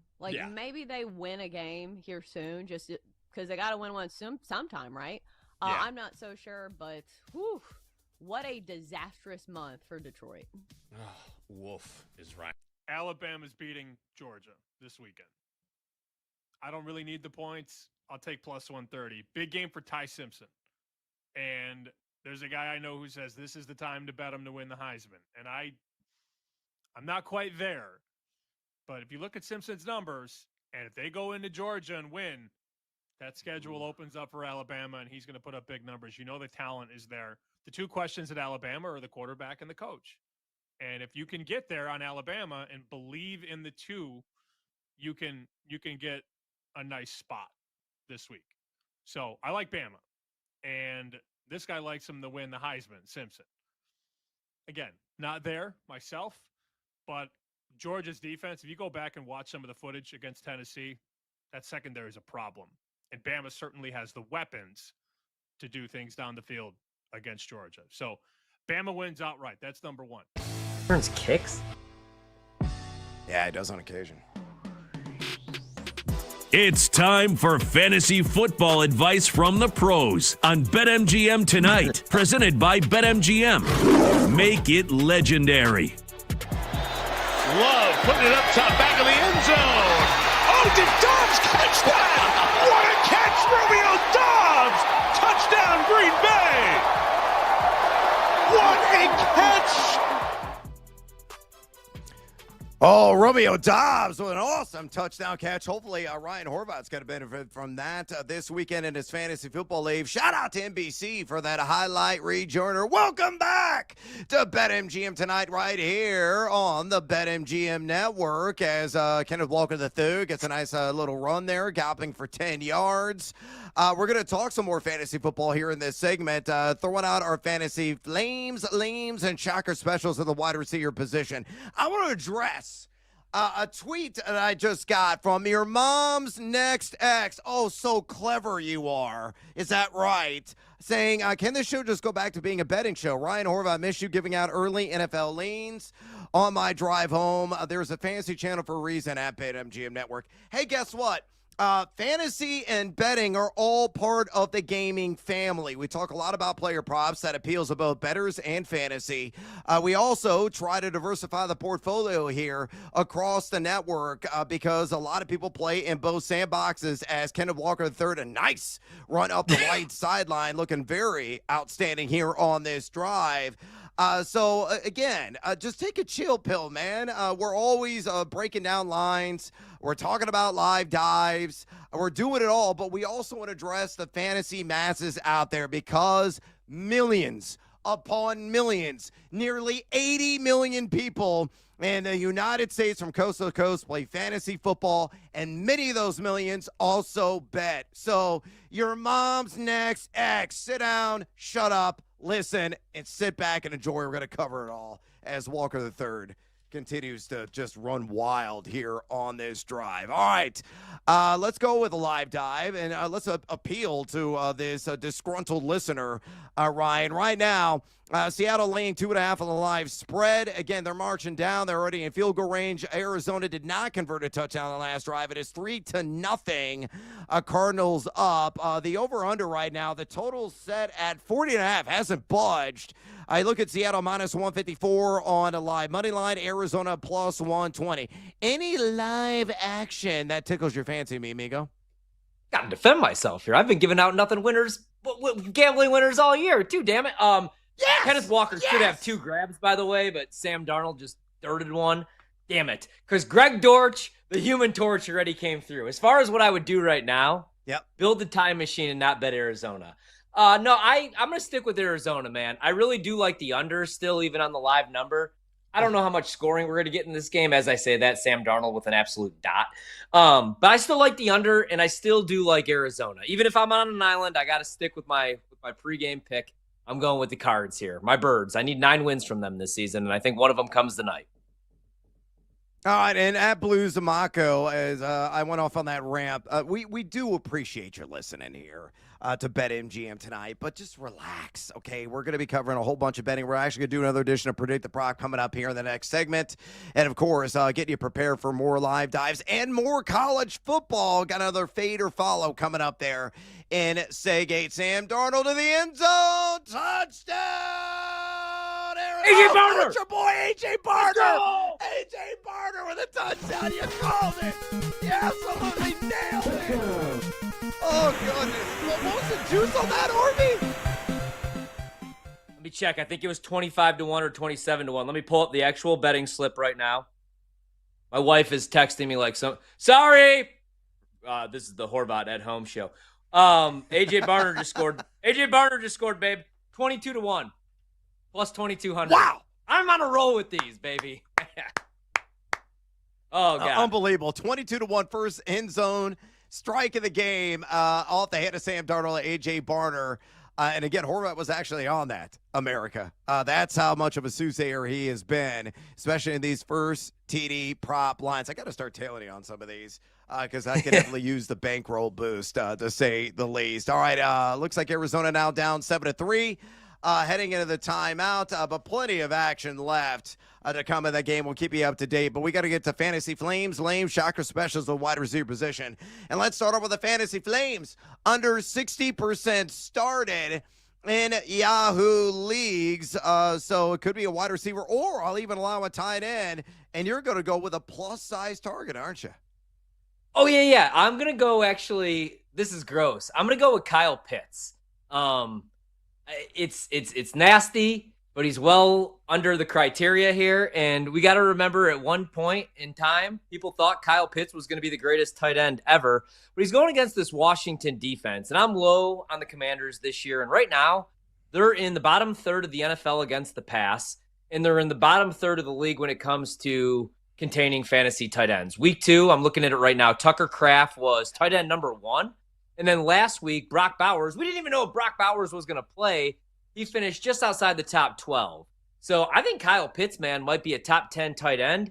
And they're going to split him out, obviously, in the slot here. As long as Michael Penix could bounce back from that 58.6% completion percentage, which only Trevor Lawrence and Cam Ward had a worse completion percentage so far, I think that Kyle Pitts is going to have a decent little weekend, and I think he gets in the end zone as well against the Commanders. So I'll roll with him. Man, that's definitely another Team Waivos play there. It always is, really, with Kyle Pitts. I know. But he's actually played, to his credit, fairly well. It's just Penix has been awful. He's outside the top 35 right now and adjusted completion percentage according to Pro Football Focus. I'm going to go with a guy that you and I both believe in, and here's the tie-in to sports betting for you listeners out there. Matthew Golden, Lumman Fantasy, bet the over on his player prop at 40.5 at BetMGM as well. Taking on who? Oh, the craptastic Dallas Cowboys. Only 25% started as Golden right now in Yahoo leagues. And why I'm big on him, here's the snap share the first 3 weeks of the NFL season. 48.9%, 60.6%, 70.3%. Tick, tick, tick, up in each game. Coming off a season high, 4 targets, 4 catches for 52 yards last week. You might say, oh, that's mundane, rather subpar, but that was against the Cleveland Browns. We know how good that defense has been. He's got a 22.8 ADOT, which is outstanding. And Dallas' number 31 drawback EPA defense. He's got to see element coverage, who's given the 4th most yards to his assignments of any DB in the National Football League. Dallas has allowed the 6th most yards as well and 6th most fantasy points to the position. So Matthew Golden, a primo situation for him. Like 70 yards and a touchdown. The breakout is about to come, and I know Horvat is on board with me with that point of view. Flip side of the coin, Fantasy Lame, over 50% started right now in Yahoo leagues. Oh, man, you're going with a big name because you don't trust the rookie quarterback? So Malik Neighbors all of a sudden pops up on the injury report. We got a rookie quarterback making his first start, and it comes against the Chargers. And I think Harbaugh is going to want to make life a living hell for Jackson Dart in his first start. See what I did there? I just rhymed. Malik Neighbors is fully healthy, and I do think that eventually they're going to get on the same page and everything's going to be just fine, and he's going to be a top 10 fantasy wide receiver. But with the injury, with this matchup, and with Dart making his first start, I think he could be a bust this week. It's scary because he's 97% started, and he's one of the better receivers in the league. He even came out and he said, just get the ball to number 1. And you got no problems. I don't know if that happens this week, man. I think he's going to see some bracket coverage, too. So I'm going to fade Malik Neighbors. I'm going to stay away from him. If I had him, I'd be playing him, though. Don't get me wrong. Yeah, that's bold cotton. I love it. Calvin Ridley, riddle me this, riddle me that. I think he's going to go splat, just like Kyler Murray did on that sack. 3rd and long right now for Arizona. Remarkably, is over 50% started still in Yahoo League, taking on the Houston Texans. And I don't trust Ridley at all because the Texans passed EPA defense at a number 11 in the NFL, which is technically in the country. They've allowed, though, the 14 most fantasy points out. The mano-a-mano matchup is a major upside. Is you're going to see a lot of Lassiter in coverage. He's given a 137.3 passer rating, 84.6% catch rate. But Calvin Ridley, only wide receiver 69, not so nice so far on the season. 21 targets, 8 catches, 111 yards, no touchdowns. He's only got 1 game of 30-plus. As a matter of fact, that offense under Callahan has issues. Nick Costos very passionately said yesterday, it's broken, discombobulated, disarray, just falling apart right now. I can't trust Cam Ward to get the ball to Ridley despite a very good on-paper matchup against the DB. I think Calvin Ridley is going to be fantasy lame material. How about a shocker special? Under 15% started in Yahoo League's wide receiver tight end. Who do you think could ball out that might be sitting on your bench? All right, here's another guy that I am starting this week. I'm going with Romeo Doubs against the Dallas Cowboys. And right now, Romeo Doubs leads the team in routes run, air yards per target, which is kind of a surprise. He is as close to wide receiver number one as you get in this offense. Now, I do really like Matthew Golden, but both of these guys could go off against this Cowboys secondary. I like the team total over for Green Bay. I think they score at least 28 points minimum. So I'm going to go with Romeo Doubs, man. Again, he does still lead all Green Bay receivers in routes run and air yards per target. So against this Dallas secondary, I think he goes off. Christian Kirk, man, I like him quite a bit. He's got a game under his belt coming off that soft tissue issue, the hamstring, taking on the Tennessee Titans, number 22 in drop-back EPA defense. They've allowed the fourth most fantasy points opposing wide receivers. Roger McCreary, the primary slot DB, is a guy he's got to see in coverage. He's given up the 24th most yards of any defensive back in the NFL through 3 weeks. Kirk had 8 targets last week. And remember, folks, he was brought in to help alleviate a lot of the pressure, the heat that C.J. Stroud has been under. This offensive line has been a turnstile yet again for the Texans, number 27 in run blocking and pass blocking efficiency so far in the young year. I like Kirk a lot this week. I think he's going to be a wide receiver 3, and I also bet on the over 3.5 receptions. Grab this afternoon at BetMGM at plus 100. So again, correlate, synergize, bring it all back together. Betting, fantasy, living together. So there you go. Fantasy lames, flames, and shockers specials at wide receiver and tight end. We're on a break.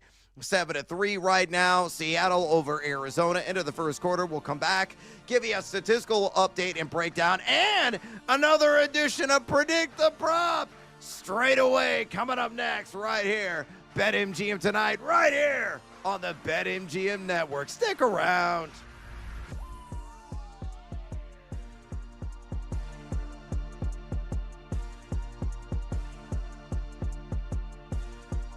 Don't go anywhere. Brad Evans and Ryan Horvat will be right back with more Wagertainment on BetMGM tonight on the BetMGM Network.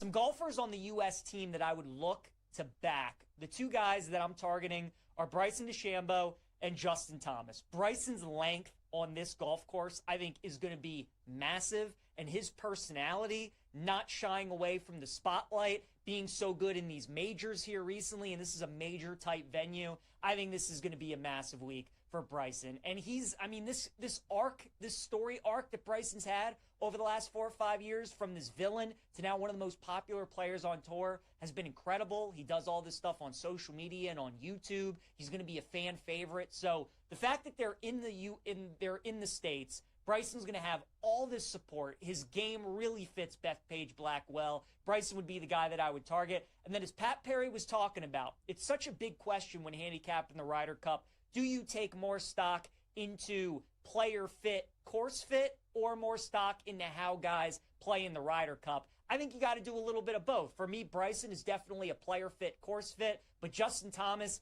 is just all about this dude. When it's the Ryder Cup, he shows up, and I think he's going to show up this week as well. So I do like Justin Thomas and Bryson DeChambeau as 2 guys that I would target. On the European side, Tommy Fleetwood and Victor Hovland would be the 2 guys that I would target. Tommy's playing such steady golf, man. Fairway Jesus, you need to find the fairway at this course. He's got a great Ryder Cup history. I think he's going to be awesome this week. And Victor Hovland as well, played in the Ryder Cup a couple of years ago. He was great. This course should fit him very well. And Victor is cool and calm and has a good demeanor, and I think you can pair him with just about anybody. You can pair him and Tommy with anybody on this European team, and they'll fit in nicely. So I think both of those guys are 2 players to watch this week. And then another market I'm looking at is going to be the top rookie on the U.S. team. I'm going to go with J.J. Spawn at plus 500.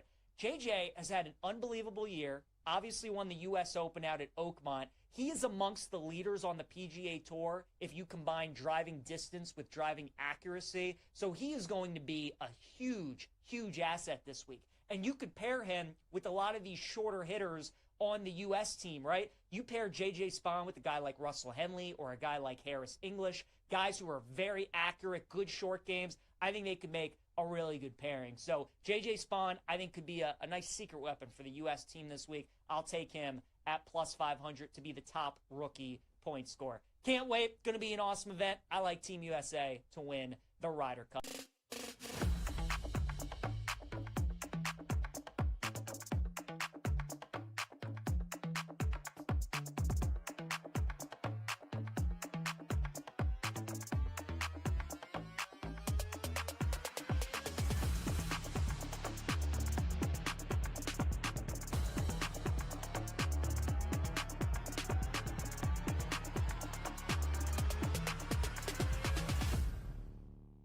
Like, some of the things I say on here, though, like, I literally had my mouth aghast when this last line, like, I read this last line. The most talked about woman in sports, Caitlin Clark exists. Hell, if you're going non-athlete, isn't Taylor Swift the most talked about woman in sports that's not an athlete? Yeah. It also feels like a slap in the face to all the female athletes who are doing big things. So, like, no, Jordan Hudson is not the most talked about woman in sports. Yeah. I feel like most people don't even know her actual name. Like, people know of her, and Right. they've seen her face. Like, oh, that's Bill Belichick's 26-year-old girlfriend. But, like, let's stop the spin zone.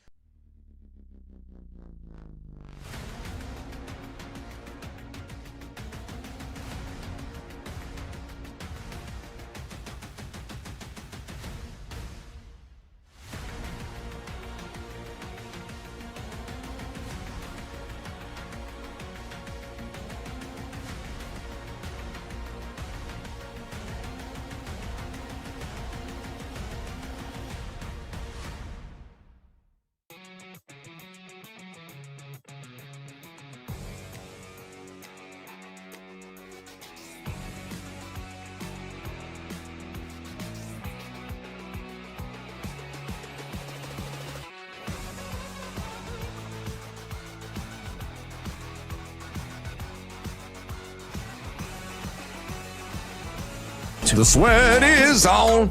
Yeah, the sweat is on. With your hosts, the big noise, Brad Evans. Not going to duplicate that. No way. No shot in the HE-double-L hockey sticks. And the mad better Ryan Horvat. You don't got to bet every game. That's how you see those guys that live under the bridge? They lay 25.5 with UNLV week 0. It's BetMGM tonight on the BetMGM network. Make it legendary.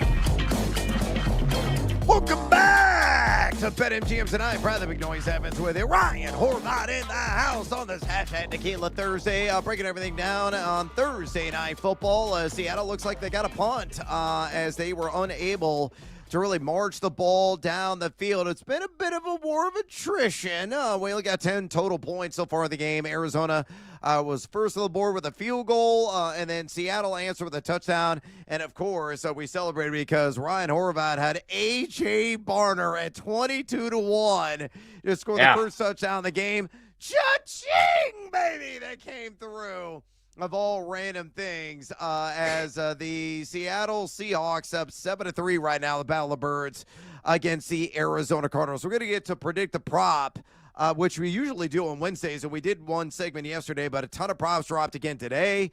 So we're going to do another round. But before we do that, let me give a live dive and also a stat update. We'll start with a stat update first. Let's go with Seattle. Sam Darnold, 5 of 6, 78 yards and a touchdown so far. Kenneth Walker III has been glorious in this game. 6 carries, 39 yards. Also has a catch for 29 to lead all receivers. Charbonnet, 4 carries for 6 yards. That's it for him. And JSN, Jackson Smith and Jigba, does not have a reception, but he's got a rush for 2 yards, and that's it for him. Arroyo's got a reception for 12. Cooper Kupp, a reception for 11. Horton, a reception for 10. I got a lot of action on him. Hopefully he's going to get a couple of more catches in this game. Meanwhile, for the Arizona Cardinals, Kyler Murray, 6 of 9 with that ugly INT. Also 31 yards passing. Trey Benson looked decent. 3 carries for 15 so far. Kyler Murray, 2 carries for 7. McBride, your leading receiver for the Desert Birds, 3 targets, 2 catches for 11. Your boy, Greg Dortch, you also had the over 1.5 receptions. You cashed that one as well. So hot start for Ryan Horvat.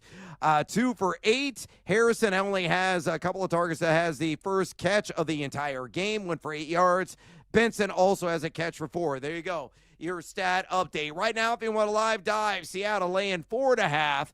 Over under at 41.5. If you're still buying, Horvey, Arizona come back and win this thing. Nice value on the live money line at plus 175. And I'll throw one more option out for you. JSN, 6+ receptions live, plus 130. Yeah, I like it better now, man. I would go over right now because eventually they're going to have to get him some targets. Now, what we need, though, is Arizona to put some points on the board. Field goals aren't going to win this game because if Seattle isn't pushed, I could also see them just running the rock with Kenneth Walker, the way that he's running the football right now. So for JSN to go over this number, I think Arizona's going to have to score here.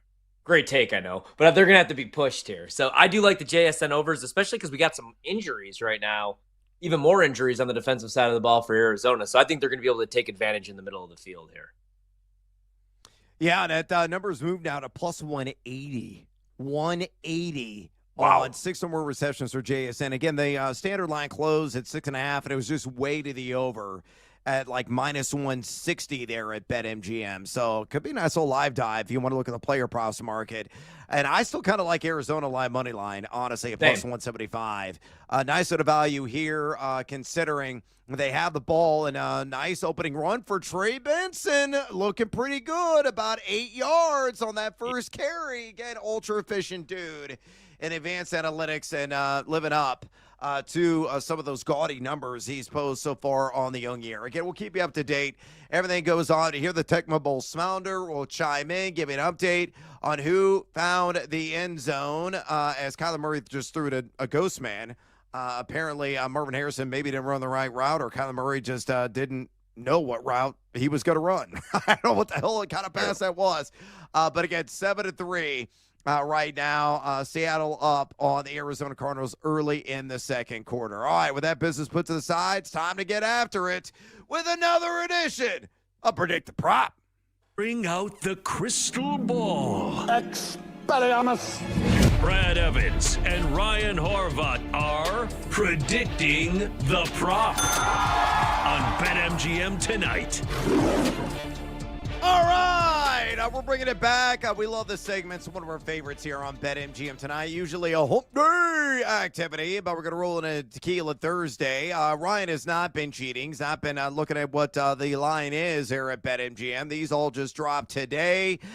So these are props. So what I'm going to do is give Ryan the player. I'm going to give Ryan as well the category and the matchup, and he's going to simply predict the prop. He's got to be within 5 yards, and if he is, he gets a ding, ding, ding, ding, ding. If he's outside of the 5-yard range, he gets a and then we'll have a conversation whether we're leaning over or under on the prop. Let's start off with Josh Allen, a guy who's a front runner in the NFL MVP market right now at plus 250, but taking on New Orleans, massive spread. The lines come down a tick. Was at 16.5, now at 15.5. By the way, I'm on the Saints. Too many points back. They're always wide open in those situations. But pass yards for Josh Allen against the fleur-de-lis. Horvey, predict the prop.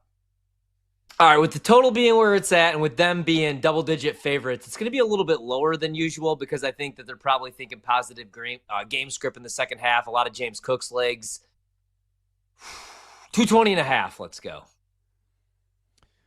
Ding, ding, ding, ding, ding. Correct. You're within the 5-yard range. And right on cue, Trey McBride with the first down reception. 216.5 is the actual number. Slight overlean for you then? Slight overlean because I'm with you. I think the Saints might keep this game a little bit closer than the market projects, even if it is just a backdoor cover. And it's just such a low number. I think that Buffalo could hit some explosive passes. I like Keon Coleman in this game to get in the end zone. I like the over here. I like the under. I'll go opposite, man. I think he's going to be in like the low 200s in the end because of the massive line. Trey McBride, another reception. He is eating right now. That one went for about 15 yards. But you look at Josh Allen, Betalytics, we had Rachel Krashek on earlier. She agrees with your point of view. She's got him at 223.4. New Orleans only number 29 in pass EPA defense. That is a clear weakness. They're only giving up, though, 225 pass yards per game, 7.58 pass yards per attempt. Allen's gone 163, 279, and 218 in his first 3 games. So he's been over in 2 of 3. But I just don't know if he's going to get there, man. Number 21 in air yards. I think it's going to be a ground and pound second half for him. He is going to have to come out with guns a-blazing to hit this. So I am going to live and land down under. You're taking the over on 216.5 pass yards for Josh Allen. How about J.K. Dobbins? Monday night doubleheader taking on those new Hello Kitties of the Queen City, that being the Cincinnati Bengals. Rush yards for J.K. Dobbins. Ryan, predict the prop. Ooh, against that run defense. I forgot that game was Monday, not going to lie. We got the doubleheader. 62.5 rush yards, minus 115 to the over. Sounds about right. Ding, ding, ding, ding, ding. Within the 5-yard range, it is 59.5. You going over? Yeah, I lean over actually against Cincy, right? I don't know what to make of this Bengals team right now, but I do know that run defense is still struggling. So, slightly into the over for Dobbins. I think he gets into the 60s here. Yeah, I might be in the 70s, quite frankly. I'm well over on this. I think Denver's going to be in control. The Bengals are broken, folks. Offensively, defensively, Betalytics has them at 66.7.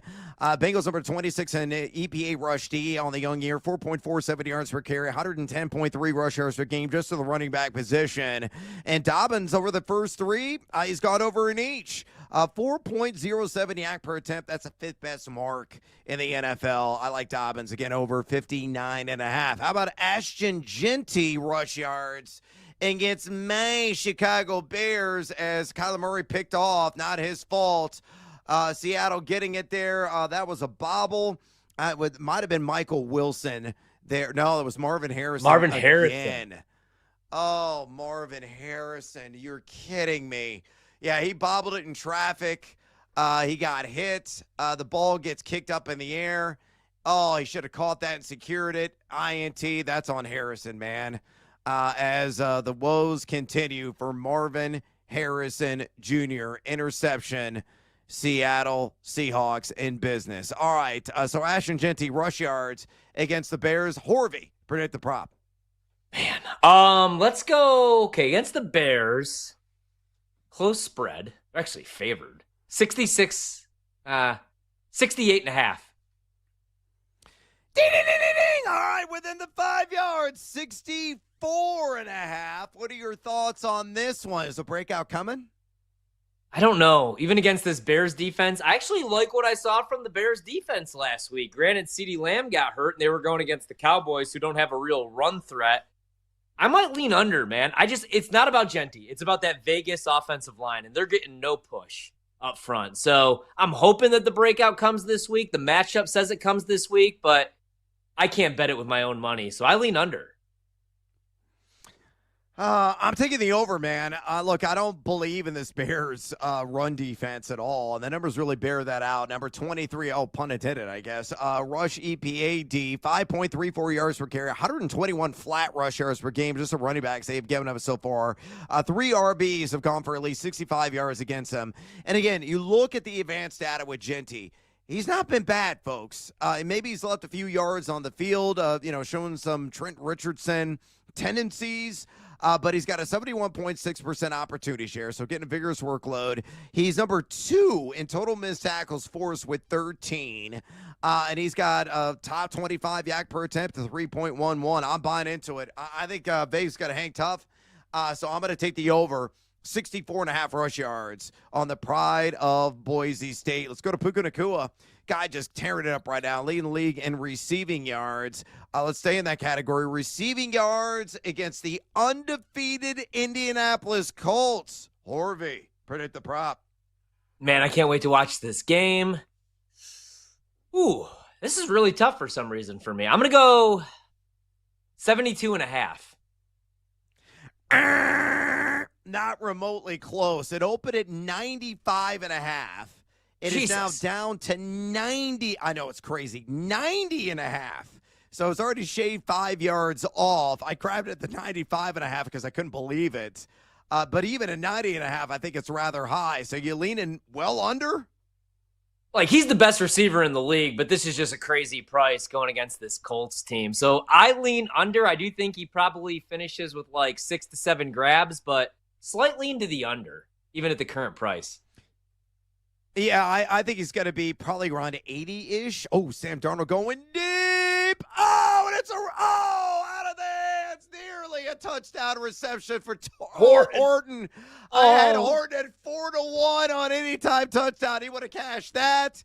Would have cashed the over on receiving yards as well. I thought he corralled it at the last second. I'm watching the replay right now. A really great ball adjustment by him in the air. Yeah, hits off his chest, ricochets off the defender, lands back into his hands, and he could not secure it. Oh, so close, Horvat. On a lot of cash on over there with Torrey Horton. But Nakua, I think this is too high as well. I'm going to live and let down under on 90.5 receiving yards. There's JSN, his first reception. Oh, no, that's Cooper Kupp. Excuse me, that is not JSN. That's Cooper Kupp across the middle with a catch. Again, no receptions yet for Jackson Smith and Jigba. But Nakua, I like the under because you look at Indianapolis, number 7 in pass EPAD on the year. And you're going to see a lot of Shavarius Ward, who's only given up 37 yards of assignments, 74.8 passer rating as well. Troy Franklin is a guy who's had the most yards against his defense this season. That was 89. I don't think Nakua gets there. I really don't. I know he's light years better than Franklin, but that number's way too high. All right, one more. Drake London. Ike Hilliard has already been canned, the wide receiver coach of the Atlanta Falcons. So are we going to see a bounce back here? Dead cat bounce, as you like to say. Receiving yards against the Commanders. Horvey, predict the prop. Oh, man. This one, for whatever reason, is tough, too. Especially I think it's because Penix had the stinker last week, and they didn't even score. I'll go 65.5. Ding, ding, ding, ding, ding, and nailed it exactly right. So what's your feeling here, over or under? Jesus. Yeah. I lean over. I like Atlanta a lot in this game. I think they're going to put out an offensive show because I think they're embarrassed, man. Listening to Michael Penix's comments this week, I'm a big Drake London guy, so I think he goes over this number. Slight underlean for me, man. I just don't trust this offense right now. I don't trust the wonky mechanics of Michael Penix. Amos is going to see a lot in coverage, only giving up 41 yards and a 58.1 pass rate as assignments. London, I think, is going to be around 60 yards, not quite to 66. So there you have it. All right, we got to take a little siesta here on BetMGM tonight. When we come back, sides on college football week number 5. Got another 4-pack of mammoth matchups to discuss and another rousing edition of Fade or Follow. And we'll update you as well on Thursday Night Football. Don't go anywhere, fools. This is BetMGM tonight on the BetMGM Network. Stick around. Wherever you go, we're there. Listen to the BetMGM Network live on Odyssey, tune in, and now on the iHeartRadio app. Wagertainment for every fan.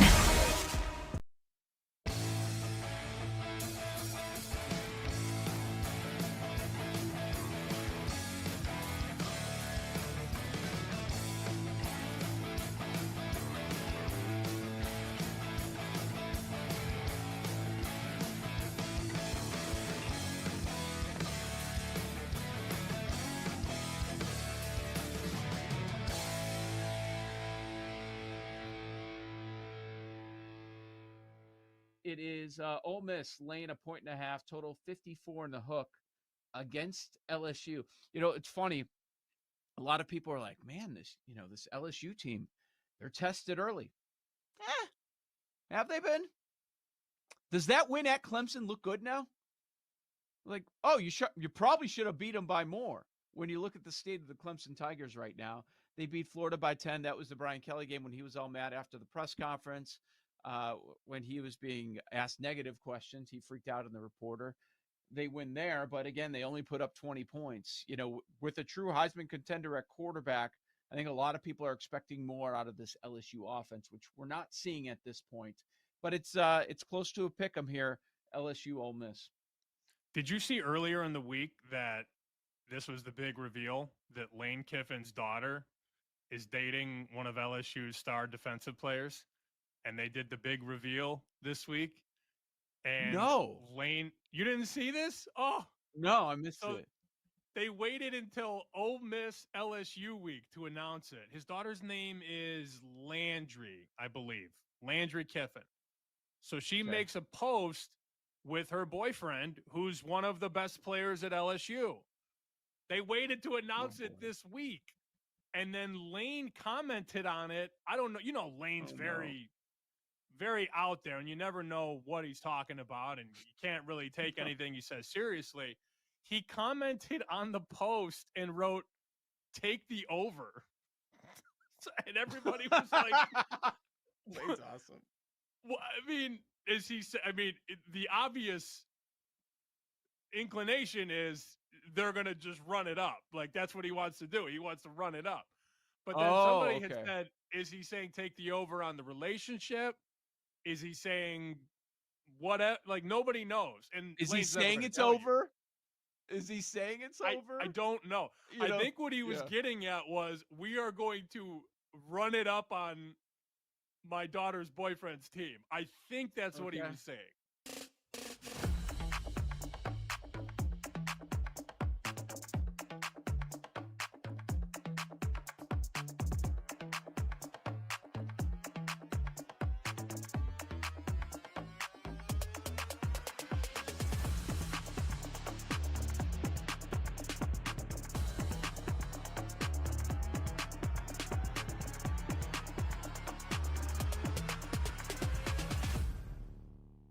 And, of course, if you know baseball, you know Buster.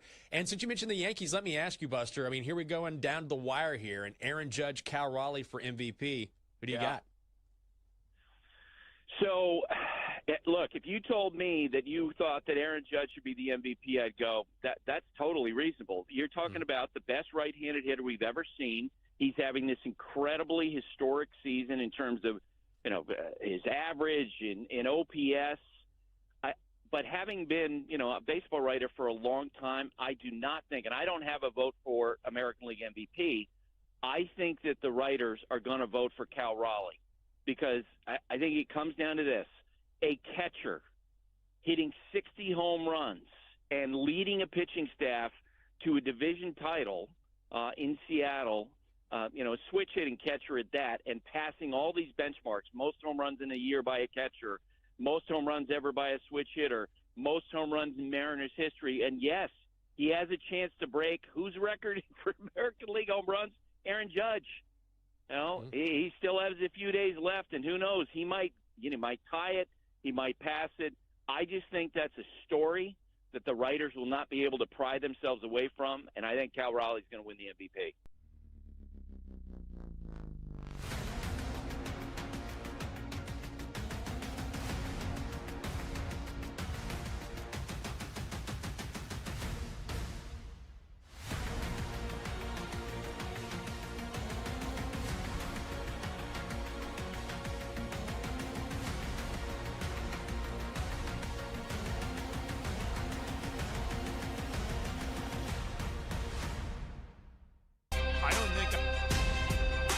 We're headed to the college gridiron right now on BetMGM tonight. Running behind a great offensive line. First down throw for Aller. Steps up in the pocket. Fires on the run. Keandre Lambert-Smith is gone. Welcome to the Drew Aller era. It's a Penn State touchdown.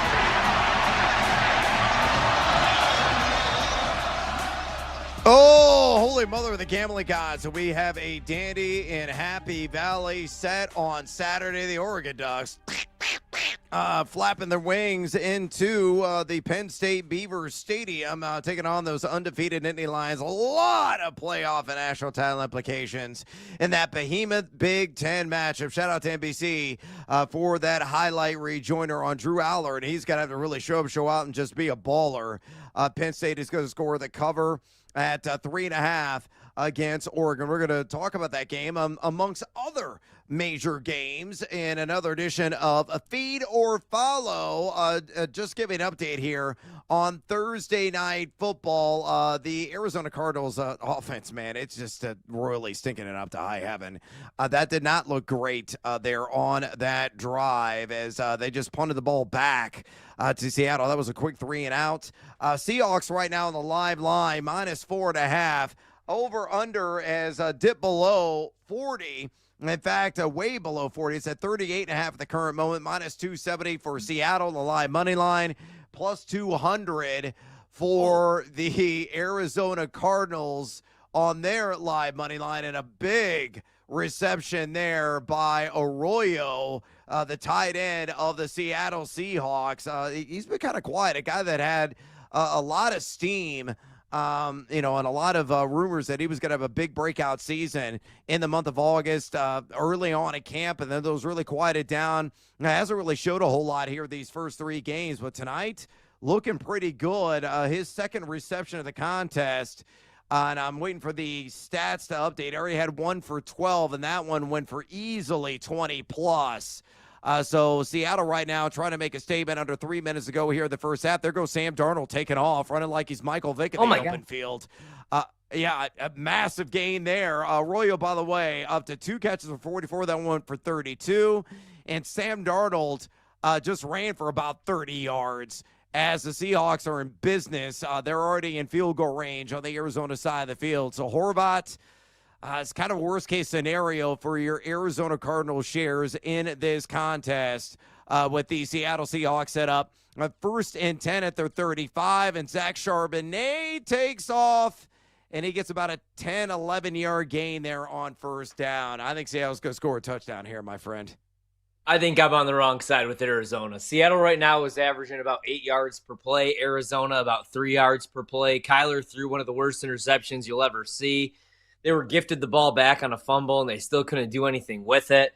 I'm not feeling so good about Arizona. I feel decent about the under, even with Seattle averaging 9 yards per play, because they only got 7 points on the board here with 2 minutes to go in the first half.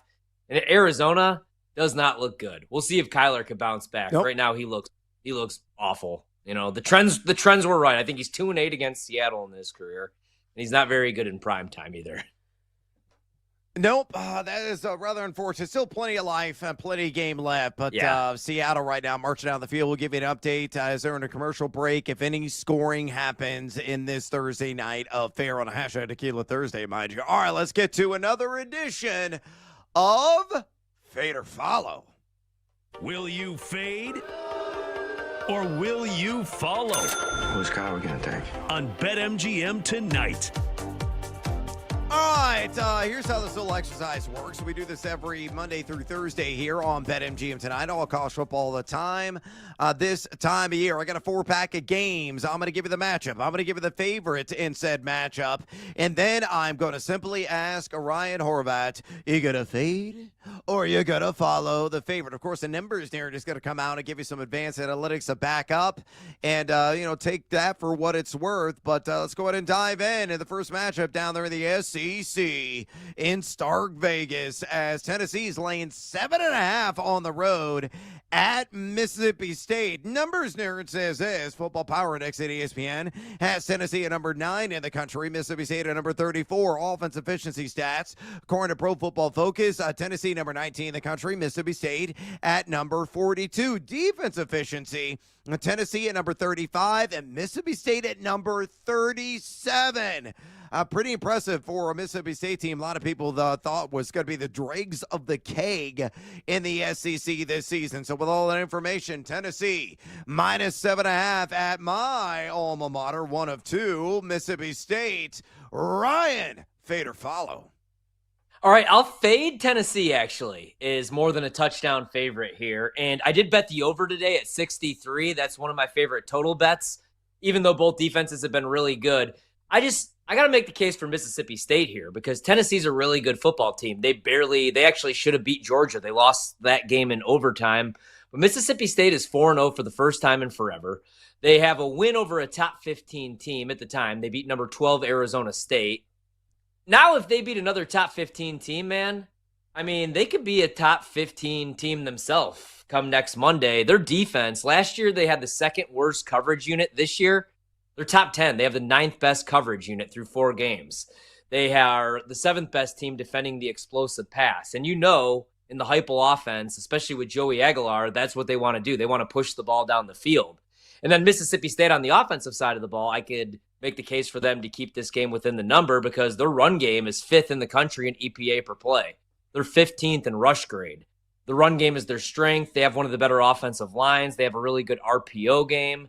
And their running backs are both really good. Fluff Bothwell, one of the best running back names in the country, 5.8 yards per carry. Devon Booth, over 4 yards per carry. Both of them have over 3 touchdowns. And they both have combined 20 explosive runs this season, which is a top 10 mark. Tennessee's defense is good. But if they're able to run the ball and then open up the play action with Blake Shapen, I think that they could win this game outright, man. So I'm taking Mississippi State with the points at 7.5, and I love the over at 63.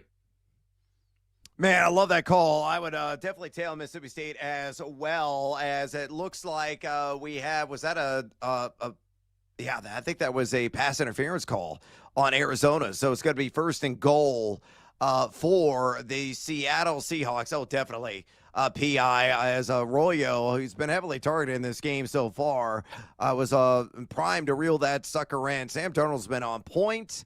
They got a defensive pass interference call again on Arizona. 1st and goal for the Seattle Seahawks is going to be Charbonnet, who's been in on the series, or Kenneth Walker. The opportunity. I'll give this to you live right now. At the 1-yard line, it is Charbonnet in the game right now.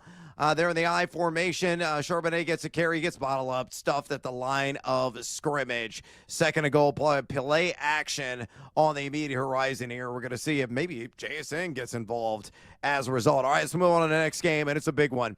Georgia, -3 against Alabama. Football Power Index, Bulldogs at number 4 in the country at ESPN. Alabama, number 3 in the nation. Offense efficiency ranks.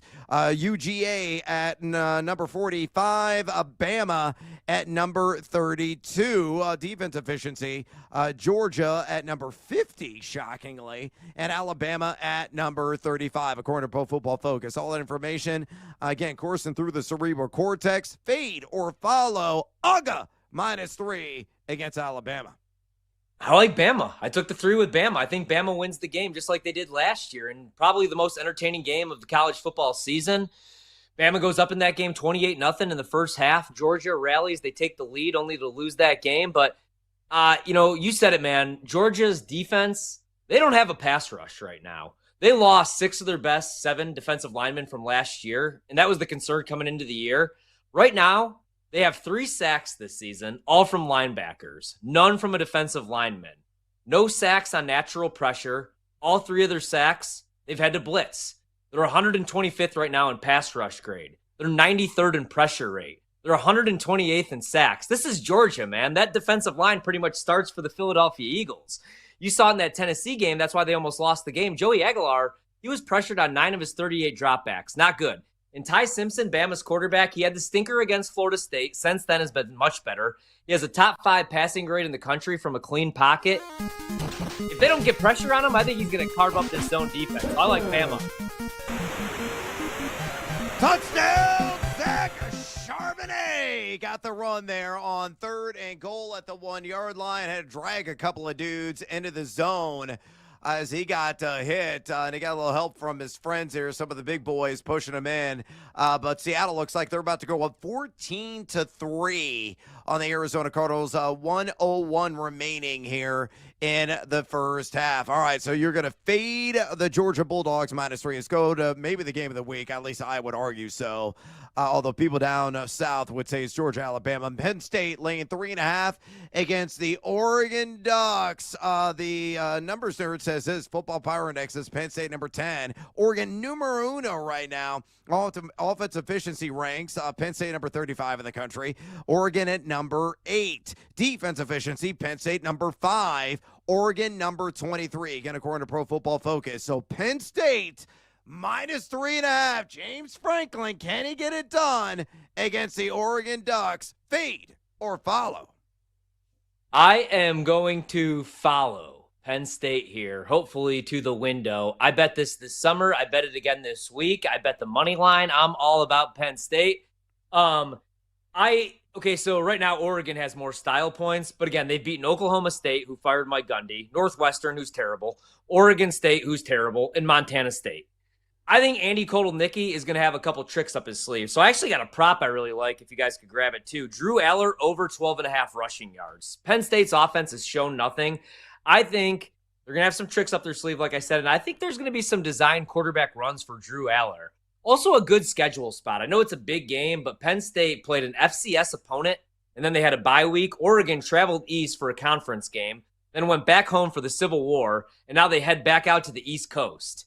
And this is a tough game in Happy Valley. Last night we talked about that with a former Penn State wide receiver himself, Allen Robinson. James Franklin, everybody's going to talk about how he can't win the big game. You're going to hear he's 5-12 against the spread against top 5 teams with only one outright victory in those 17 games. You know what people aren't talking about? It's a whiteout game, and James Franklin is covered in 9 straight whiteout games. Penn State wins this game by at least a touchdown. Oh, I love it. I'm going to tell you on Penn State as well, but I'm going to play that on a money line and take the spread out of the equation and find something else I like. I may just go ahead and take Alabama. That'd be a nice little juice on that two-legger. All right, let's get in one more here. BYU, the last game to kick off on the late night tip. They're in Boulder taking on Colorado. Neon Dion and company there. BYU laying the 6.5. Football Power Index at ESPN, as a numbers nerd likes to say. The Cougs, 16 in the country. Buffs at number 54. Offense efficiency. The Cougs number 10. Colorado number 105. Yikes. Defense efficiency. BYU at number 31. Colorado at number 99. No bueno. So BYU again on the road in Boulder, laying 6.5 against Colorado. Fade or follow? I will follow BYU. It's a big number, but I trust BYU a whole lot more than I do Colorado right now. They're 3-0, and right now their average margin of victory is over 30 points per game. Granted, they haven't really played anybody inside the top 75, but Colorado is a 2-2 football team. They have played a top 60 schedule as far as strength of schedule. But I like this BYU team. Their quarterback, Beard Bachmeier, is a true freshman. He is going on the road against a desperate team here, but they made life really easy for him. Their defense is really solid. They're top 40 in coverage grade, not giving up explosive passes. And right now they're able to run the ball, which sets up the play action. I like this BYU team to win, man. Colorado's a little bit of a mess right now. They keep playing like hokey pokey with their quarterback situation. Now it looks like they're going back to Caden Salter in this game. I do think he gives them the better chance to win and cover, but I'll go BYU even at a big number, even on the road. I think they win this game by a touchdown against Dion and the boys. They may win by double figures, quite frankly. I mean, Colorado's just repulsive right now. No matter what angle you kind of splice and dice it, they're a team that is just underachieved, to say the least. And BYU's rolling. Very good offensive squad. I think they cover with relative ease. Famous last words, will probably lose by 50. Kyler Murray nearly threw another pick. I mean, that was an atrocious pass over the middle, man. He has been dog poop, to say the least here. 49 seconds ago, he just took the snap there. Another incompletion on the side of Marvin Harrison. Now 3rd and long. Just a mess this Arizona offense has been. You got cool jerseys on. Everybody's talking about, the desert-themed alternatives, and they're letting the jersey game down. Absolutely killing me, to say the least. He has got to get his crap together, and really in a hurry. And it's got to start right now on 3rd and 10. I'll give it to you live since we're about to go to break. But before we do that, again, Horvey is going to fade Tennessee minus the 7.5, taking Mississippi State plus the points. Fading Georgia -3, going with Alabama. Following Penn State minus 3.5. And BYU following them minus 6.5. Oh, your boy Greg Girrch. Touchdown, Arizona Cardinals. Nice play there. All right, we got to take a little siesta. When we come back, we'll review our cards so far. My best looking. Oh, not the greatest. Although a couple of these might actually hit. We'll get Horvey's thoughts as well and give you a rundown of some additional action here on Thursday Night Football. Stick around. This is BetMGM tonight on the BetMGM Network. On the move? Take the BetMGM Network with you. Catch live Wagertainment anytime on Odyssey, iHeartRadio, or TuneIn. Big first down there.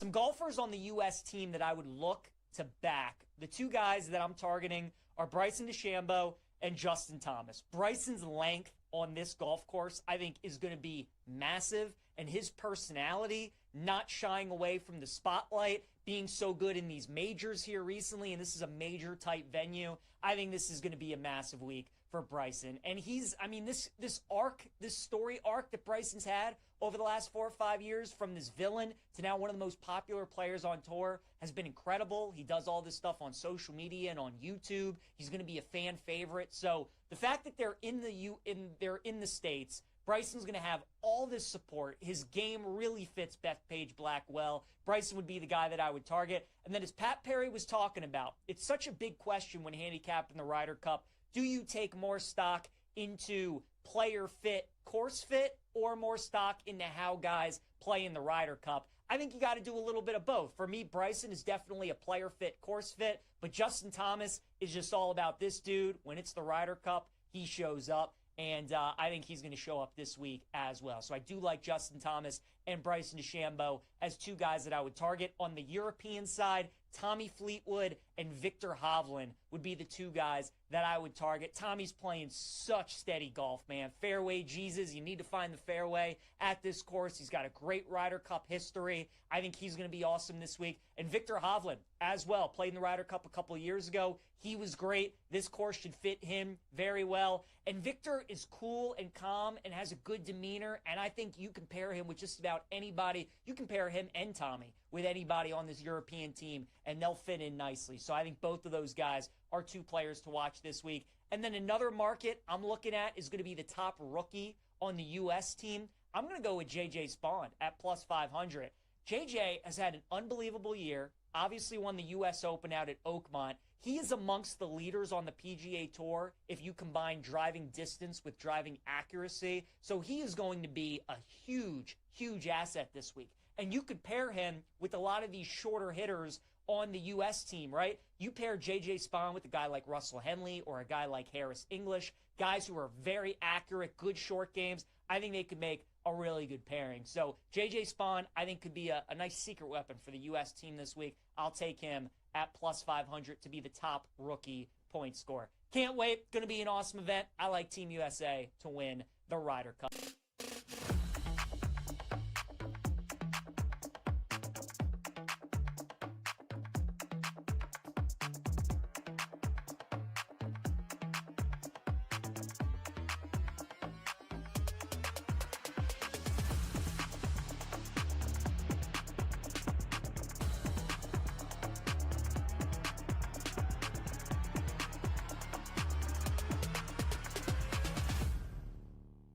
Like, some of the things I say on here, though, like, I literally had my mouth aghast when this last line, like, I read this last line. The most talked about woman in sports, Caitlin Clark exists. Hell, if you're going non-athlete, isn't Taylor Swift the most talked about woman in sports that's not an athlete? Yeah. It also feels like a slap in the face to all the female athletes who are doing big things.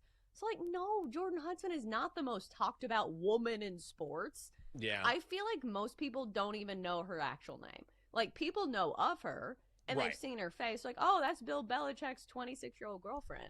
But, like, let's stop the spin zone.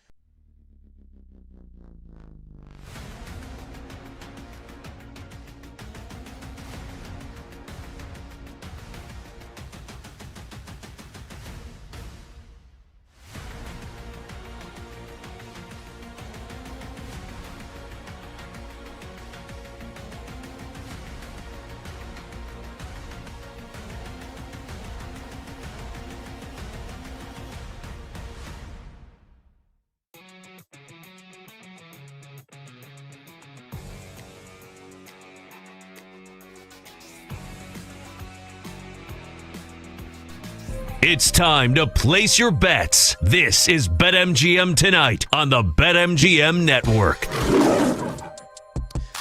Welcome back to BetMGM Tonight. Brad, the big noise happens away there. Ryan Horvath in the house on this hashtag Tequila Thursday. And bartender, come on, just pour it. I'm into the entire bottle right now because I am in utter dismay and shock Thank you, mi amigo. At what has transpired here this first half. The halftime score isn't jarring at 14-3 Seattle over Arizona. But looking at the box score, the fact that Jackson Smith and Jigba, A, does not have a single reception, B, doesn't have a single target. He ain't hurt, folks. He had one touch. It was a rush for 2 yards, and yet Seattle is up by 11 at the half. Kyler Murray has looked like straight hot garbage, to say the least, here in this first half. Let me give you the statistical update. Murray, 14-23 in that first half for just 83 yards and a pair of picks. Did not throw a touchdown, obviously, with the 3-point scored. Trey Benson has looked really good. And, I mean, they're still in this game. They got to get him the rock, man. He's got 4 carries for 23 yards. It's 5.8 yards per clip. They've only ran him the 4 times. Inexplicable. Trey McBride, your leading receiver for Arizona. As you mentioned, 5 receptions for 39 yards, looking good. Girrch, the over 1.5 receptions that came through. He's got 3 catches on 3 targets for 20 yards. Michael Wilson, 2 for 10. Harrison has got 5 targets. He had another, it wasn't even a drop. It just turned into an INT. Didn't hit the ground. He had the first catch of the game, but, man, his confidence is just sapped. It's gone. So I don't know if they're going to try to get him going in the second half, but they desperately need so. Trey Benson also has 3 receptions for 6 yards. Meanwhile, for Seattle, Sam Darnold, 8 of 11, $123 and a touchdown. Kenneth Walker the third, 8 carries for 46. Darnold, a 24-yard rush, his only of the first half. Charbonnet, 24 yards on 8 carries for a touchdown. And then Arroyo is your leading receiver right now for Seattle. That's a bit stunning. Again, Jason doesn't have a single catch. 3 targets, 2 catches for 44 yards. Kenneth Walker the 3rd, 1 for 29. Kupp, 1 for 11. We need Horton to get going. He's got 1 for 10. Nearly had a long touchdown reception, but some pretty good defense on the ricochet. Again, 14-3 Seattle over Arizona. Here are the live numbers right now at BetMGM. Seattle's laying 10.5. Right now, the live line at a -110. Over under at 37.5. Arizona plus 520 on the live money line. Horvey, whether side, total, money line, anything entice you at all on a live dive? I don't know about the money line, but I'll take the side with Arizona to make this a game. Now they're being outgained by over 100 yards here in the first half. Kyler's looked atrocious, 14-23 passing, 2 picks. 1 was on Marvin Harrison, who is in his own head right now. I saw Albert Breer actually from SI tweeted this earlier today. He's like, they're gonna get him involved early. He's a perfectionist and he's in his own head right now. Well, now he's probably really in his own head.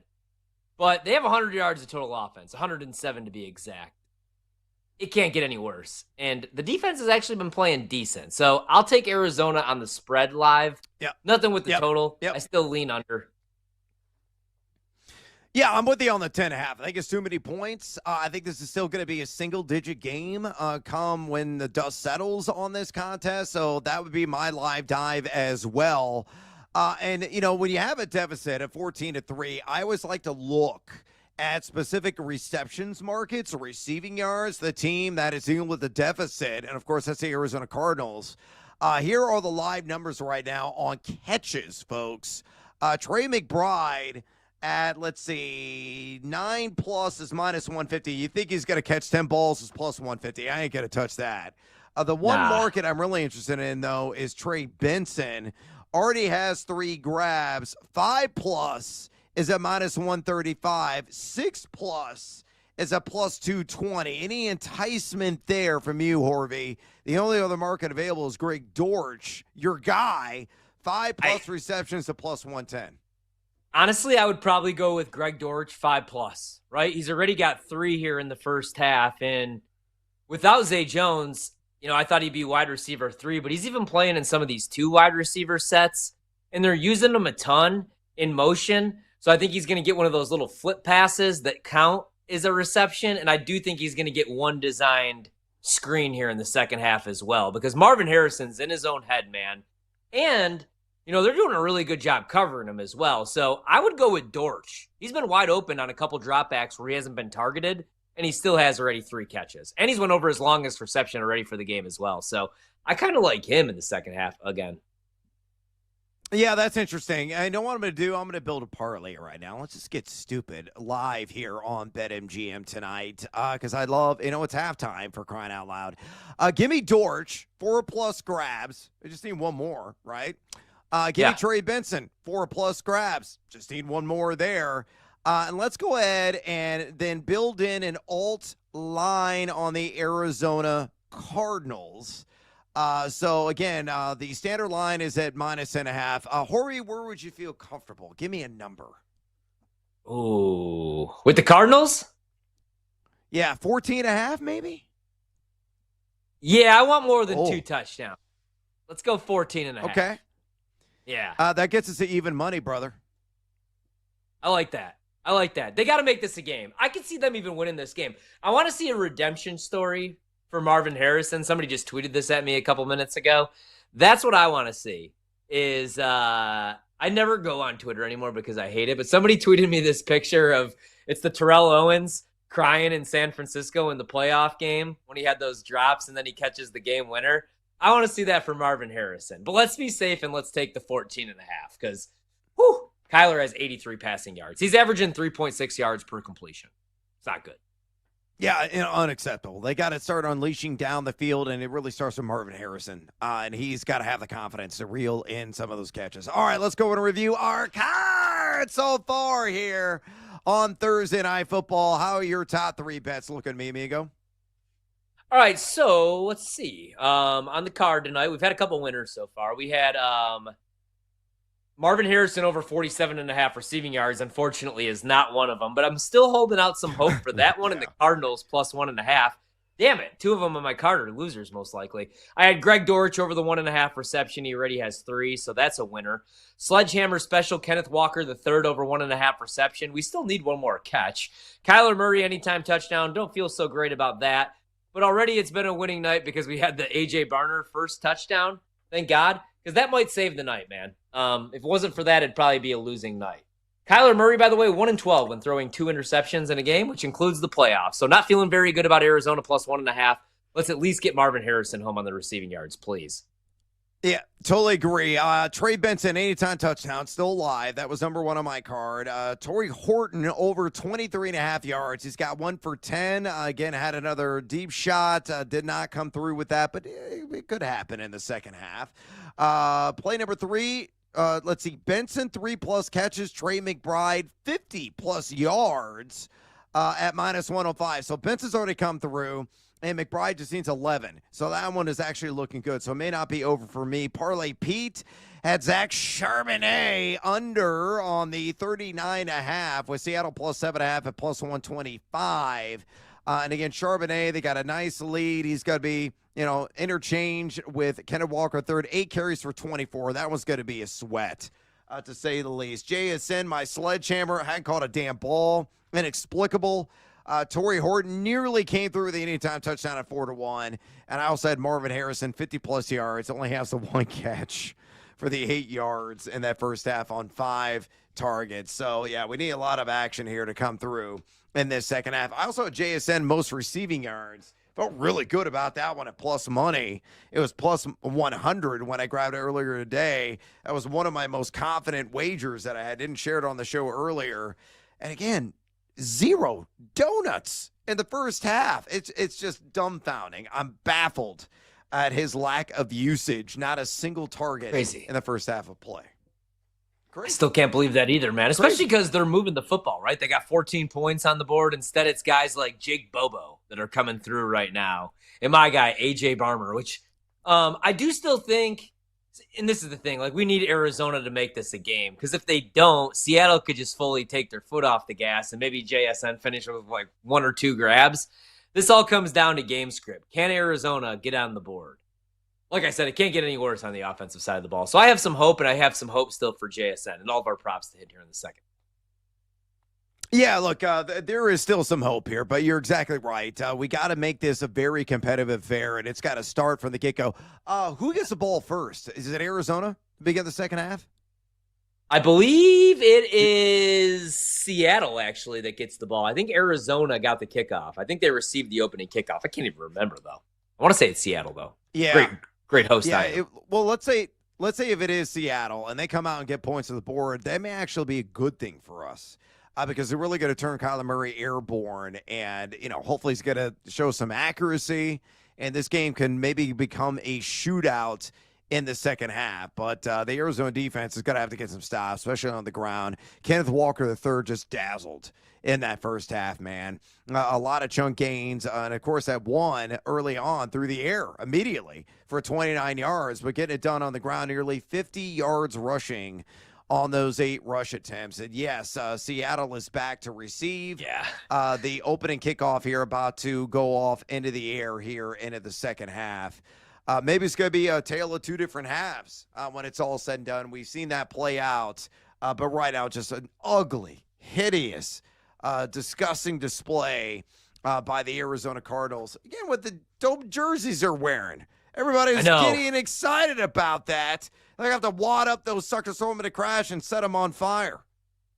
That's what I don't understand, man. Usually it's if you look good, you feel good. If you feel good, you play good. Instead, they got, these threads on, these jerseys, these unis, and they're getting absolutely smoked.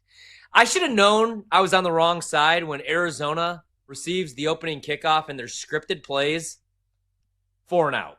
3 and out, I mean. That's when I should have known I was on the wrong side. When you go 3 and out on your opening scripted drive. That's never good. Never good at all.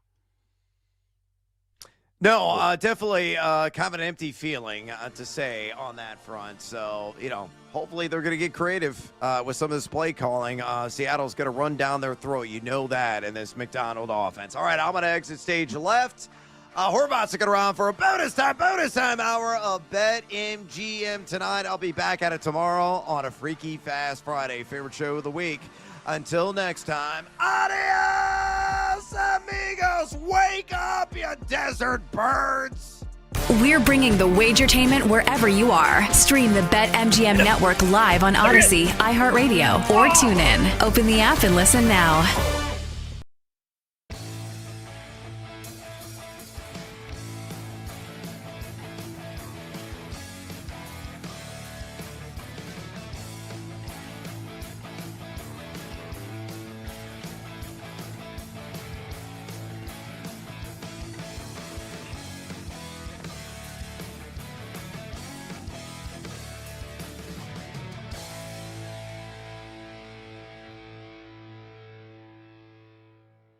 It is Ole Miss laying 1.5, total 54 in the hook against LSU. It's funny. A lot of people are like, man, this LSU team, they're tested early. Have they been? Does that win at Clemson look good now? Like, you probably should have beat them by more. When you look at the state of the Clemson Tigers right now, they beat Florida by 10. That was the Brian Kelly game when he was all mad after the press conference. When he was being asked negative questions, he freaked out on the reporter. They win there, but again, they only put up 20 points. With a true Heisman contender at quarterback, I think a lot of people are expecting more out of this LSU offense, which we're not seeing at this point. But it's close to a pick 'em here, LSU Ole Miss. Did you see earlier in the week that this was the big reveal that Lane Kiffin's daughter is dating one of LSU's star defensive players? And they did the big reveal this week. And no, Lane, you didn't see this? Oh, no, I missed it. They waited until Ole Miss LSU week to announce it. His daughter's name is Landry, I believe. Landry Kiffin. So she makes a post with her boyfriend, who's one of the best players at LSU. They waited to announce it this week.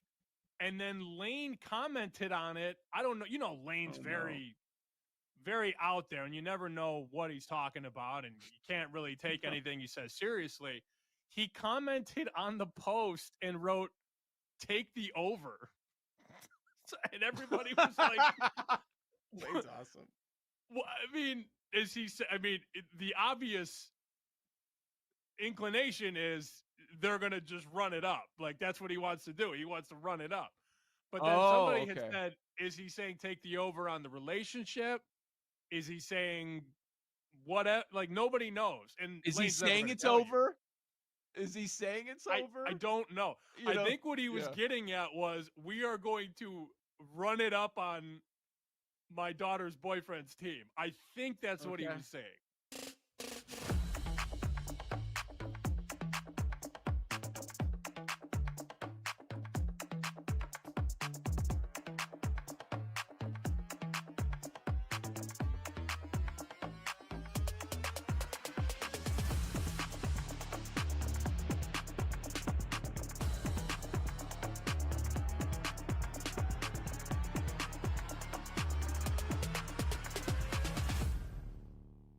And, of course, if you know baseball, you know Buster. And since you mentioned the Yankees, let me ask you, Buster. I mean, here we go and down to the wire here. And Aaron Judge, Cal Raleigh for MVP. Who do you got?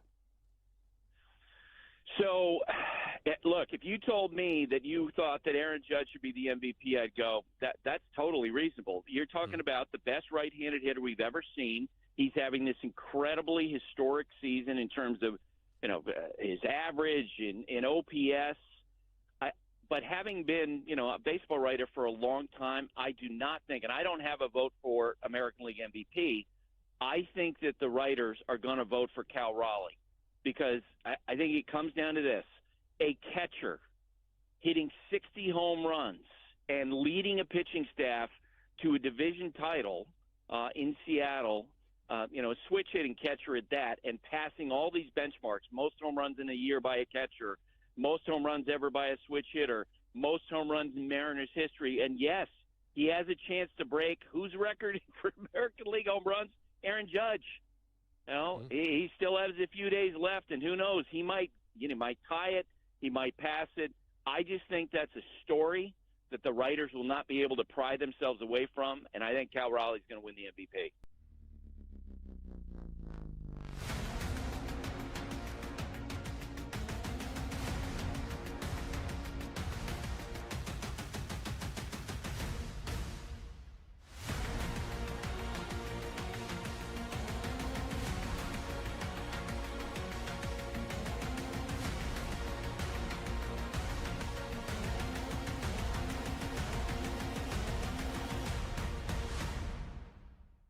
I don't think I've ever made it into October in Survivor, so I'm probably the worst person to talk about this. I'm being hyperbolic.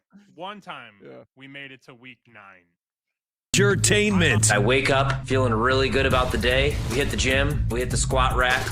More than 3 plates still, even though we're pushing 40 years old. It's time for the madness. You just go right on Twitter or X. That's where you're going to see me giving out college football bets. We don't win every week, but we are going to win 8 of the 12 weeks. It's BetMGM tonight, After Dark, with Ryan Horvat. BetMGM tonight after dark. Ryan Horvath solo hour. Right now we got Thursday Night Football in progress here on Amazon Prime or Prime Video. I don't know why I say Amazon Prime. That's what happens when you're married and you got one of those accounts. Right now, 14-3 Seattle. Arizona has about 107 total yards of offense. Kyler Murray, atrocious tonight. 14-23 passing, only completing 60% of his passes. 83 yards. 3.6 yards per attempt right now for Kyler Murray. He has 2 picks. One of them was on Marvin Harrison, the other on Kyler, one of the worst balls you'll ever see from a pro quarterback. So right now, not looking good for Arizona. Meanwhile, for Seattle, though, Sam Darnold's cooking. 10-13 passing, 139 yards and a touchdown. Kenneth Walker, 10 carries for 52 yards. And it's Elijah Arroyo, the tight end, the rookie tight end out of Miami, leading all receivers right now with 2 grabs for 44 yards. 14-3 is the score. 4th down here for Seattle. We'll keep you updated. There's 9:20 to go in the 3rd quarter. Right now, though, as we do every single time this week, we welcome on Jonathan Coachman, who was just with us. And I think Coach just disappeared. Brando, do we have Coach? I don't see him. I think he was trying to fix his mic, and I think he just restarted. But it looks like he's logging in right now. There he is. All right, we got a field goal attempt here for the Seattle Seahawks, 44 yards out, and it's good. So now 17-3 Seattle, and they're double-digit favorites right now on the live line. All right, we got Jonathan Coachman. You can give him a follow on X, Coach Rules. You can check out his TV shows. Guy does radio, streams. He's everywhere. Coach and Company, Coach and Bro, which I checked out today. Flopapalooza. I love that headline. Let's actually start there, man, because I'm mad. I don't really care about, like, I try not to be the guy, I got to get another streaming service, right? But I was already paying for ESPN Plus for my UFC pay-per-views, right? And then I'm paying for Peacock, Netflix, all these sports packages, Sunday Ticket, Red Zone. Maybe I need one of those Fire Sticks, but my kid talks me into the $29.99 for WrestlePalooza, and I see Triple H make all these promises. There's going to be a ton of surprises. Well, where were the surprises? The only surprise, Stephanie McMahon going into the Hall of Fame. They have the American Badass Undertaker come out. That was pretty cool. But it was like you said, Coach, off the air, a glorified SmackDown. So your thoughts on WrestlePalooza and the start, I guess, of this relationship between the WWE and ESPN? Well, clearly they rushed it 8 months in advance. I give ESPN a lot of credit. They did everything promotional-wise, Ryan, that they could possibly do. I mean, last Saturday, if you watched any games on ESPN networks, they had a promo. I mean, somebody's got to teach Chris Fowler what John Cena's name is on Monday Night Football. That was a little embarrassing. But here's the deal. We had Andreas Hale, who was the writer for ESPN on my radio show on SiriusXM yesterday. He gave the show a C+. And this is where wrestling fans don't understand the difference between ESPN and a dirt sheet that covers wrestling. They're, oh my God, how can ESPN say this about their own show? This is an ESPN show. They have people that write for the NFL, for NBA. This is what you do. It's a news organization. Wrestling fans don't understand that. And Andreas Hale's like, listen, that's what the show was. And you know what the number one thing, Ryan, is what you brought up first. You can't go out there and say, man, it's going to be crazy surprises and expect a Rock or expect a legend. And all you get is The Undertaker and then the wife of the head of creative going into the Hall of Fame. That's it. That's what we're getting. And oh, by the way, good news for you. Once we hit January 1st, ESPN Plus, when all those contracts are over, everything morphs into the ESPN app. So you don't even have to pay for ESPN Plus anymore. So you're good. Just for $30. Yeah, just $30. Not bad, right? I mean, as long as, if we're promised surprises, I want the surprises. What did you think about the John Cena Brock Lesnar match? Would you have had Cena go over? It's not even so much him going over. It is how he lost. It was an absolute squash. He got dominated. Yep. The only thing that makes sense in the wrestling world for the sports fans that are listening right now is if you get payback down the road because of that. He's not. He's got 2 matches left, 4 appearances, and then the natural thing would be for Crown Jewel, which is going to be in Australia, to have Brock. It's going to be AJ Styles. So it doesn't even look like he's going to get back at Brock. So all you did was literally obliterate one of the guys that's on the Mount Rushmore of my all-time wrestling. It doesn't, to me, it made no sense to do it that way. And then you got those 35-year-olds that walked out with him. They had to watch that. You had kids crying in the audience because John Cena just got destroyed. To me, if I'm an ESPN executive, and Burke Magnus, who's the head of content, he was very political, but I am calling Triple H saying, listen, we need to get on the same page because that is not what we paid for. And the surprise being your wife, that's not enough for $1.6 billion.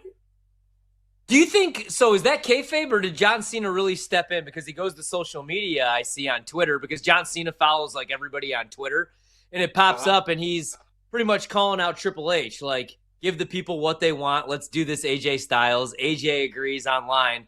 Was that always planned that match was going to take place, or did Cena really have to go into business for himself? Here's what we always joke that Triple H is the king of pops, that he books to get a pop.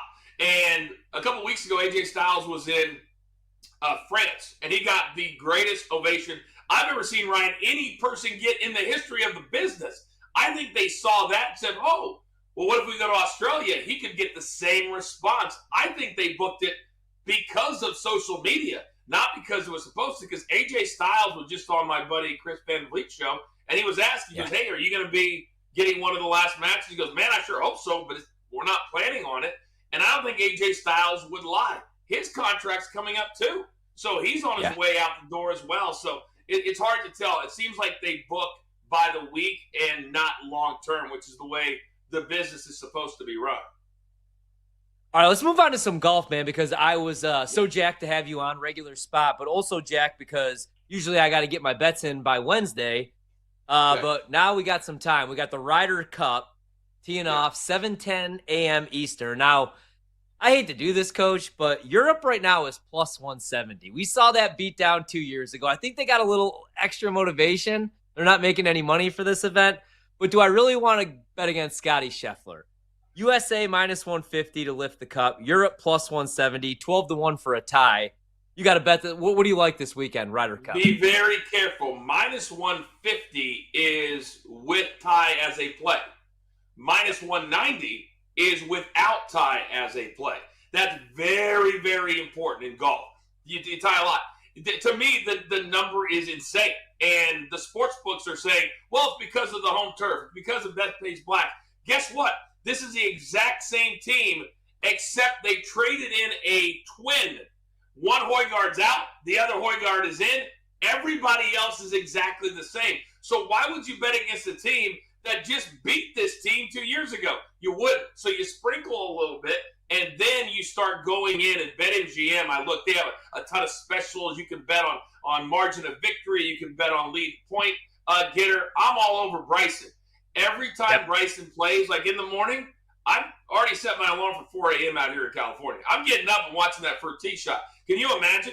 We did a Ryder Cup preview for Coaching Company, and one of the guys on my show, he lives in New York, right around the corner from Bethpage Black. He said it's been insane, the traffic, the vibes, everything.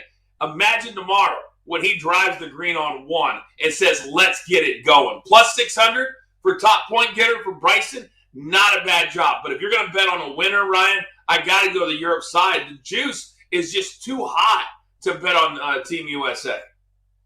Completely agree, man. So I'm going to be on Europe with you. I really like that price. And I'm with you on Bryson, right? Especially because he has to, prove his worth or whatever. So I like that narrative as well, even though his teammates have been defending him all week. All right, let's go to a little NFL. I'm a Green Bay Packer fan, so I'm excited for this weekend. I did bet against them last week with the Browns. Browns are a good football team, man. I'm telling everybody about that defense. I think they're a quarterback away. But now you get the Dallas Cowboys in Jerry's world, and you have Micah Parsons going against his former team. What do you think about this one? Because it's a big spread. It's a big number. Green Bay laying 6.5, and no CeeDee Lamb for the Cowboys. What's your angle here? What would be your bet? I would not lay the 7 if CeeDee Lamb was playing, but since CeeDee Lamb is not playing, they're going to double cover George Pickens, and Dallas is going to find it very hard to move the ball. Also, it takes the over out of play because Dallas is normally an over team. Last week, the fact that the over didn't cash in their game is one of the bad beats of the year. There have been a lot of bad ones, but they had 38 points at halftime combined. The over was 50, 51, and they scored 7 in the second half. 2 interceptions in the end zone. They had it at the 1, 3rd and 1. All they do is hand it off, and they throw 2 fade routes from the 1. This Dallas team has no clue what they're doing. If you're going to bet the Packers, buy it down to 6.5. And by the way, Micah Parsons, stop being SAWFT soft. It's not going to be painful when you sack your former best friend, Dak Prescott. It's going to feel good, right? I mean real good. And I would pop up and say, I got 47 large to do this to you. Take that. And they move to 3-1. Maybe also it's a great tee spot. You bring that down 6. You're laying 1. Now you don't have to worry about that big spread. Love it. 4:25 p.m. Eastern, CBS. We get the Baltimore Ravens taking on the Kansas City Chiefs. Most people probably thought these teams would be 3-0, maybe 2-1 at worst. Instead, they're both 1-2. Ravens are laying 2.5 at Arrowhead. Are you buying low on the Chiefs, or do the Ravens finally get their stuff together? Maybe Derrick Henry doesn't fumble for a 4th consecutive game. How embarrassing is that? And the only thing more embarrassing than that was the fact that he almost bit it when he went to the bench and slammed his helmet down. And he almost bought it there. To me, that they were exposed. If you can sack Lamar Jackson 7 times, and he's supposed to be the most elusive quarterback in the league, I think they figured something out. And the one thing about my Chiefs is that our defense has played pretty well. They really, really have. We get Xavier Worthy back. I think we unlocked a few things. Underdogs at home, give it all to me. There's no way that Patrick and Kelsey and all these guys want to fall to 1-3. I think Baltimore, the way they lost that game to Detroit, it's going to be long-lasting effects much past this week. I love that we get them this week because there's going to be, I mean, how do you come back from that, Ryan? That's one of the worst losses that you could ever possibly imagine to lose that way. And then Detroit, man, they're flying high. So the Chiefs wasn't pretty against the Giants, but I'll take it. I think they get it done on the field. I'll take that 2.5. Totally agree. All right, let's go out to Tampa Bay where the Buccaneers just, man, Baker Mayfield, game-winning drive after game-winning drive. This week, 3.5-point dogs taking on the Eagles, who beat the Rams, but the Rams, that was a terrible beat, man. I mean, the Rams are going to win the game with a game-winning field goal. Instead, it gets blocked for 6. Stop. It was my best bet of the week. Stop. It was my worst bad beat in the history of my I almost quit betting because of it. The odds of that happening had to be like, sorry, continue. I'm still hot. I'm real hot about it. But please. No, same. Like, out of all the things that could happen, man, right? Like, a kick gets blocked, but it gets returned for a touchdown with no time on the clock. It's an unnecessary touchdown. Unnecessary. And the dude's 350. Go down. And that's the thing, dude. It's Jalen Carter, who's 350 pounds. Just fall down, man. Oh, crazy. There's been a lot of bad beats. That was the worst one I've seen in years. I think it's the worst of my life. There's been some bad ones in college basketball. But what do you think? Eagles, do they stay undefeated, or do you like Tampa here as 3.5-point dogs? The Eagles are lucky to be 3-0. They're really lucky to be 3-0. And to me, Tampa also set NFL history. I mean, they've taken it down to the last minute in all 3 games. First time in the history of the league that a team has scored in the final minute to win all 3 games to start the season. I like the Bucs, but here's the problem, Ryan. No Mike Evans. And Mike Evans is a big dog. Mike Evans is a difference maker. That hamstring has been an issue for a couple of years. Without him, I don't think they're good enough to stay with the Eagles. And also, remember, in the second half, they started figuring out, oh, yeah, I've got A.J. Brown on my football team. Maybe I should throw him the rock. When they started doing that, 6 catches, over 100 yards, almost all of it in the second half. I think they follow that same game script. I like the Eagles to win. I always buy 3.5 down to 3. Even if it's 20 or 30 cents, I'm okay with that. I think the Eagles get it done over the Bucs. Love it. Coach, we're up against it, but I got to ask you. I don't really got to ask you. I got to promote it. So I saw you guys did your Ryder Cup USA or your Ryder Cup preview, and I agree, man. This is, other than if it's not involving football, this is my favorite event. I like this more than I like the Final Four these days, to be honest with you. But you guys did your preview, coaching company. Tell the people about that, because I know there's a lot of people that are wanting to get that info and their bets in before 7 a.m. tomorrow. We've got incredible guys. One guy works the PGA Tour, Jeff Eisenbed. Harry Mays is a legend in Philadelphia. It's up on our YouTube page, our coaching company YouTube page right now. If you go to my social media, I've got the link there. Take the time to watch it. A lot of great information. Even if you're not betting the whole thing, you need the information so you can bet Friday, Saturday, or Sunday. I'll be up at 4 a.m., Ryan. I'm ready to go. Maybe you and I can be texting buddies during the Ryder Cup, because this is my favorite event in sports. I know, man. I want to make the trip to New York. I'm just going to sit this one out, but we'll see next year. Thanks so much, man. Enjoy the golf. Enjoy the football this weekend. Really appreciate it. You're the best. You bet. See you next week. Jonathan Coachman, Coach and Bro, Coach and Company. Give him a follow on X. That's the way to stay up to date with what he's up to. Coach and Company, like I said. And on Twitter, the Coach Rules. We're going to take a quick break. When we come back, we got our college football ATS challenge, and we'll recap what's going on Thursday Night Football. Spoiler alert, not a whole lot from the Arizona side. BetMGM tonight will be right back on the BetMGM network. Make it legendary.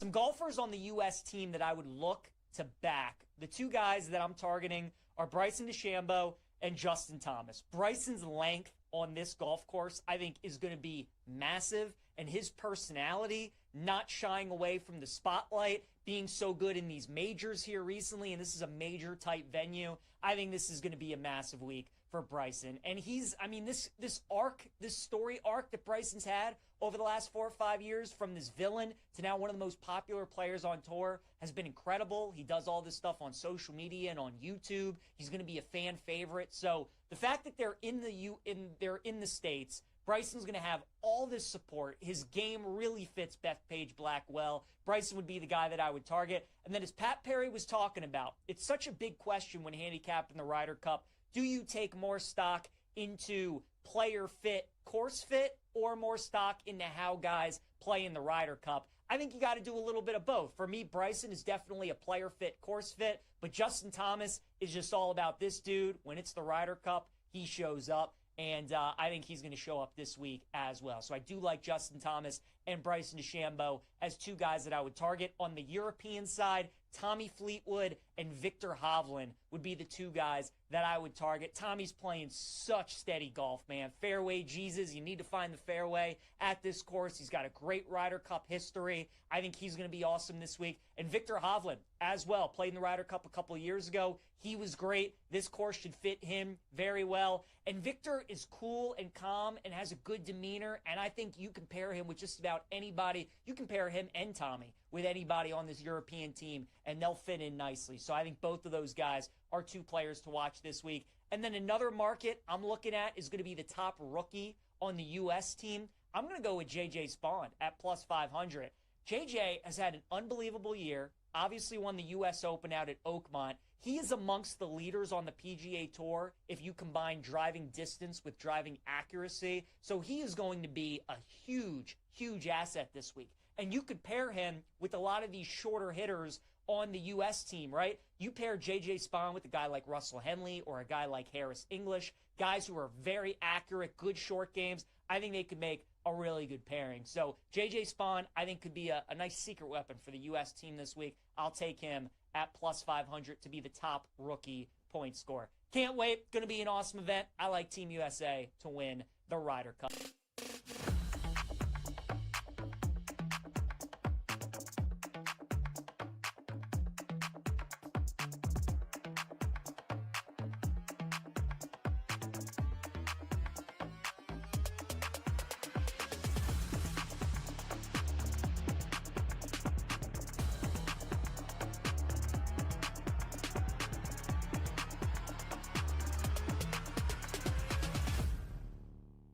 Like, some of the things I say on here, though, like, I literally had my mouth aghast when this last line, like, I read this last line. The most talked about woman in sports, Caitlin Clark exists. Hell, if you're going non-athlete, isn't Taylor Swift the most talked about woman in sports that's not an athlete? Yeah. It also feels like a slap in the face to all the female athletes who are doing big things. So, like, no, Jordan Hudson is not the most talked about woman in sports. Yeah. I feel like most people don't even know her actual name. Like, people know of her, and they've seen her face. Like, oh, that's Bill Belichick's 26-year-old girlfriend. But, like, let's stop the spin zone.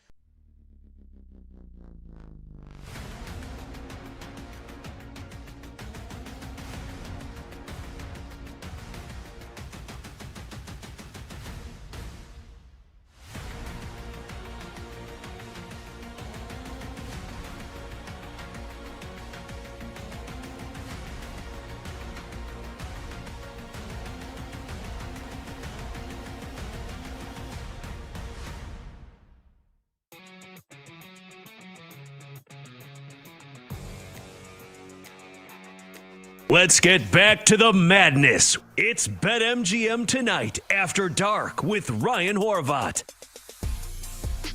Guys, I'm not going to lie. Well, the show BetMGM Tonight, if you're listening, you're probably, you know that. I'm Ryan Horvat. We got Brandon Combs, the great Brandon Combs, executive producer of the show. Mike Montgomery running the video tonight. He's like the Martin Scorsese of the BetMGM network. Brandon Combs, the director. He's like the Quentin Tarantino. And me, I'm like the Leonardo DiCaprio. Why I bring up Leonardo DiCaprio, you know what's a great move for all men and women out there? So, right, like you're married. I'm going to go, I don't want to discriminate here or just be like, team man, right? Because I like to, make content for the female audience as well. Right, Brando? But like, let's say that you're married and your husband has a 9 to 5. You have a 9 to 5. Maybe you have a different work schedule, right? And you got the day to yourself. You know what's a great move? Man, woman, alien. Go to a movie by yourself. Maybe you don't even tell anybody you're going to said movie. Yes. Now, it sucks for me weekdays because for whatever reason, we do a show at 7 p.m., but yet it's like all day planning for whatever reason, even though we do the same show every night. So like I'm getting all these texts from everybody within the company, and it's like, do. Sometimes, though, you just got to say F it. And you got to turn on that little sleep button, the do not disturb. And you go into a movie. And now, ladies, men, you could get a glass of wine. You could get a beer if you want. I'm on a crazy workout kick, so no alcohol during football season for me. As soon as football season ends, it's beer season again, baby, once we get to concert season. But right now, trying to get lean and mean after having a broken frickin' shoulder blade for 3 months. So it's a great move, though, man. Go to a movie by yourself. I used to think, because like growing up, I always had to be with my friends, man. It was like Entourage. I was always with my buddies. I've had the same best friends since the first grade. Kindergarten, actually. And to kindergarten. We've all stayed friends, man. We went to college together. But now I don't see them anymore because, like you, Brando, they live in heaven, a.k.a. Chicago, Illinois. The best city on this planet, and it's not even close. I'm stuck here in D.C. Now, I live in Maryland because D.C. is, woo, you guys are watching the news, right? So I'm here in Bethesda, Maryland with the elite, like Scott Van Pelt. I am probably the brokest, poorest person in Bethesda. Luckily, I make a lot of money gambling, and my wife runs Apple pretty much. So shout out to Apple, and shout out to my wife. But man, there is nothing better than doing things by yourself. You guys, I used to think that people were weirdos. Like when I would see a guy at a bar by himself, I would always joke, like, what's this guy here to do? Hold up the wall? I still do think going to bars by yourself is pretty weird. Unless it's like during the day and you're going to get a bite to eat and you're going to watch a game and have a couple beers. I still think that's kind of weird because, I don't know, it gives off like the wrong impressions, like you're there maybe to hit on younger girls or something. But going to a movie by yourself, going to a concert by yourself. Let's say maybe you like the Dave Matthews Band and you've seen him 250 times. And everybody's like, I don't want to go see Dave Matthews Band in the year 2025 8 times this summer. Do it by yourself and make a road trip out of it. There's nothing better. I'm going to so many Goose shows this year, but I got to go see this new Leonardo DiCaprio movie. That's how I got on this. And I think I'm going to do that tomorrow. I forgot that it came out. My good buddy just posted on his, social media Instagram page. One battle after another. It's got Leonardo DiCaprio, Sean Penn, Benicio del Toro, and it's written and directed by P.T. Anderson. Does it get much better?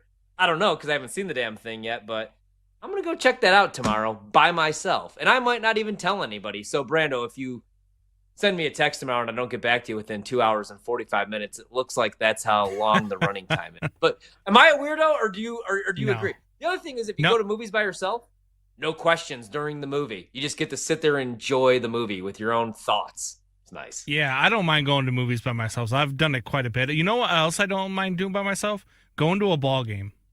I'll go to a ball game by myself any day of the week. I have no problem doing it whatsoever. I think I've been to at least 3 or 4 Cubs games this year just by myself. 1:20 afternoon start. The school's already out. I'm done working. I'm like, you know what? I'm gonna ride over to Wrigley before I head over to the radio station and just watch a 1:20 baseball game by myself. Yeah, things change. Things change, right? Yeah. Like when you're young, you want company. When you're older, right? Like this is why we sit on the toilet and give ourselves hemorrhoids for an hour and a half checking social media. We love our children. We love our husbands. We love our wives. Sometimes you just need a little alone time, and that's okay. Yeah. It's okay. The people that don't think that's okay are weirdos. The people that always have to be around people. I had this cousin growing up, man, and anytime we took a family vacation, she would have to bring a friend. And I thought that was unnecessary. You know, family time sometimes should be about family time. You don't always have to have a friend. Anyway, the reason you might be thinking like, Ryan, why the hell are you talking about movies and alone time? Because the Thursday night game sucks. End of the third quarter, it's 17-6 right now, Seattle. Luckily, it's been a great prop night because I bet the Cardinals like a big dum-dum. And I felt pretty good about it too, man. Just because everybody likes Seattle, and I'm pretty high on this Cardinals team, was high on this Cardinals team. If I could build a time machine, I'd probably not bet this team to make the playoffs. Kyler Murray looks like he's in the 8th grade. And I know one of those picks isn't on him, but a couple minutes ago they ran a flea flicker, and right as the pitch went back to him, he just fell to the ground and took a sack. I hate this football team. I think they're well coached. I like Jonathan Gannon. I think the defense has been damn good. They had a top 15 defense right now. But I just don't know that you could win with Kyler. I feel like Kyler, you're in like football hell. Because he's not bad enough where you could cut him or you just want to trade him away. He shows you promise and flashes, but he's not good enough that you're ever going to win a Super Bowl. And at the end of the day, if you're not good enough to win a Super Bowl or at least believe that you are, what the hell are you even doing it for, Brando, right? Yeah. And look, you're watching this guy play, and I've been out on Kyler for a long time, but and people think that I'm messing with him when I talk about his height, but I think it's a real problem.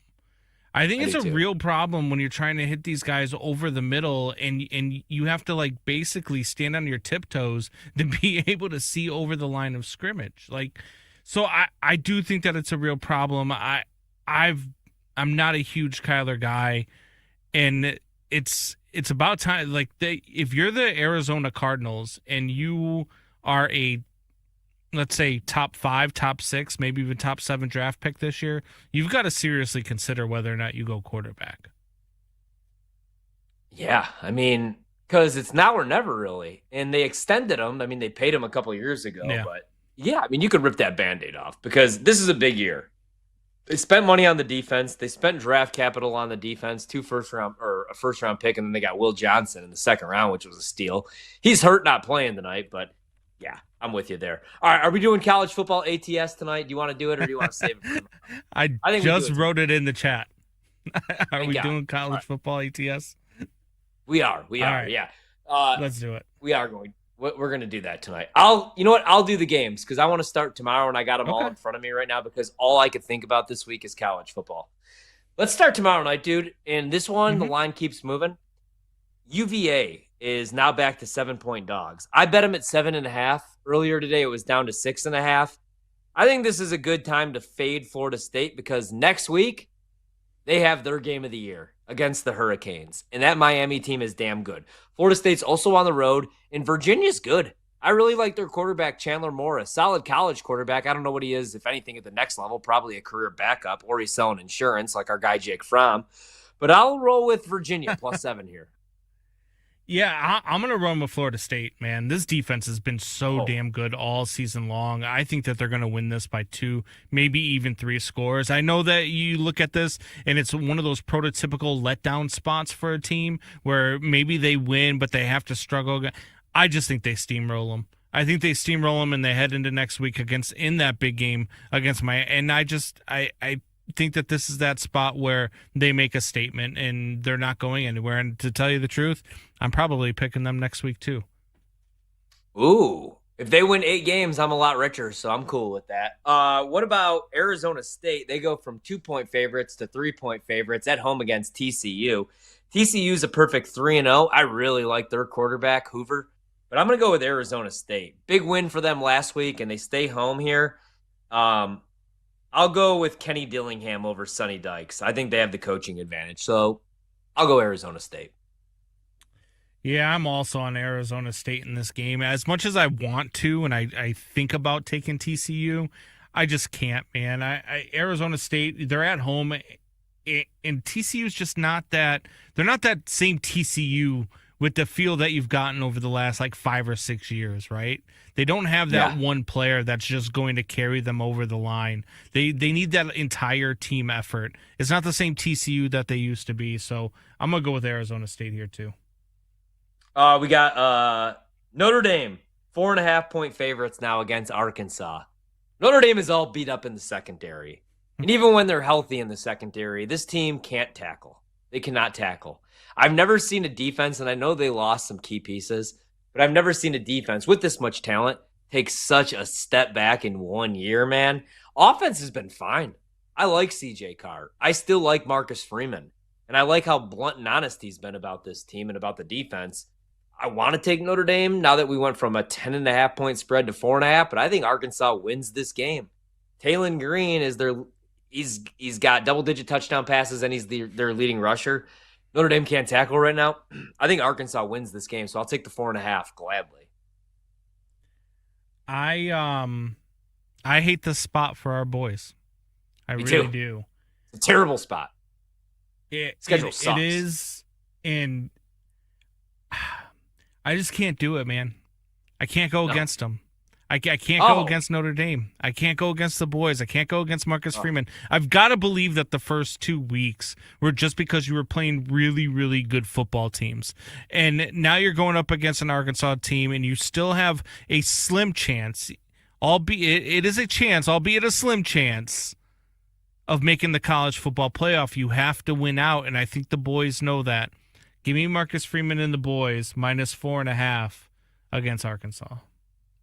It does suck that if they do lose this game, season just over. Like, that's the crazy thing about college football, right? Like the NFL, you could lose a couple games and you're still all right, right? I mean, more pressure to win down the stretch. But college football, you have 3 losses right off the bat. Boom, season over. We'll see you in 2026, Notre Dame. All right, what about Brad's boys? Illinois down to 6.5 now. What number did I get with Illinois?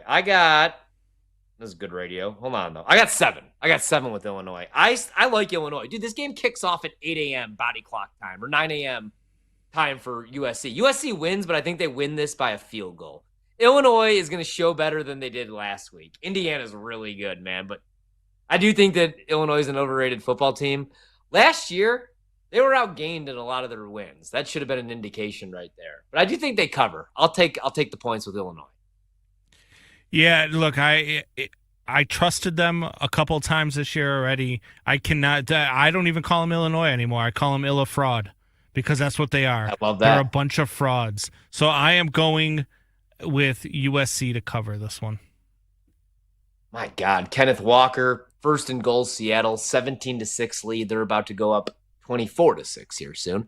Yeah, I like that pick. No, I don't. What about Ole Miss? Now down to 1.5. Okay, it just bounced back up to 2 and then went to 1.5 right in front of my eyes. So I was like, what is happening here?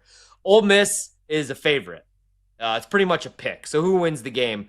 I like Ole Miss, man. I'm going to go with Lane Kiffin over Brian Kelly, who for whatever reason, even though they're undefeated, is like spiraling out right now, calling media members spoiled. Garrett Nussmeier, one of the better quarterbacks in the country when kept clean, but when you get pressure on him, he folds, and I think Ole Miss's pass rush is going to get pressure. So give me Ole Miss, dude. I like their backup quarterback, man. I like Trinidad. And it's easy to root for a kid that comes over from Ferris State, isn't it? I'm in. It's always easy to root for a guy from Ferris State. Yeah, I'm with you, man. I want to go against you just for the sake of the segment, but I like this team as well, so I'm with you on this one. It's okay to be right, Brando. It's okay, baby. All right, let's go out to Iowa City. I wish we were really going to Iowa City because we'd be partying, not sitting here staring at each other watching a crappy Thursday night football game. Your daughter's going to be there. Monty's going to be there. And Iowa's going to cover against Indiana. You know why? Because Iowa's a better football program than Illinois. They're not complete frauds. And I know the secondary's down, but Iowa has the best offensive line in the country, and it's not even close. All 5 of those dudes will be in the National Football League. And Gronowski, pretty solid with his legs. They've scored 10 rushing touchdowns. He's got 6 of them. Give me Iowa to cover the number, even if it's on the back door. Yeah, look, my daughter, she got into the nursing program and the occupational therapy program over at Iowa. Congratulations. Got accepted yesterday. Thank you very much. Very excited for her. I can't go against them, man. I mean, they accept her. I have to accept them. Give me Iowa. They cover. They cover Indiana. You're part of the family now, you and Monty. All right, we'll take a break, and then when we come back, we'll wrap up the bigger games, the biggest games. One minor complaint for me. I'm happy that Penn State, Oregon, the whiteout game isn't at noon, right? So I want that where it's at 7:30 p.m. Eastern. Well, why the hell are we playing Georgia, Bama also at 7:30 p.m.? Now, I do have multiple screens, so don't be that guy and come at me there. But I want the audio on, and I want to enjoy those games as standalones. Is that so much to ask, man? We used to be a proper country around here. All right, when we come back, Seattle's probably going to score again because Arizona sucks. BetMGM tonight. We're bringing the Wagertainment wherever you are. Stream the BetMGM network live on Odyssey, iHeartRadio, or TuneIn. Open the app and listen now.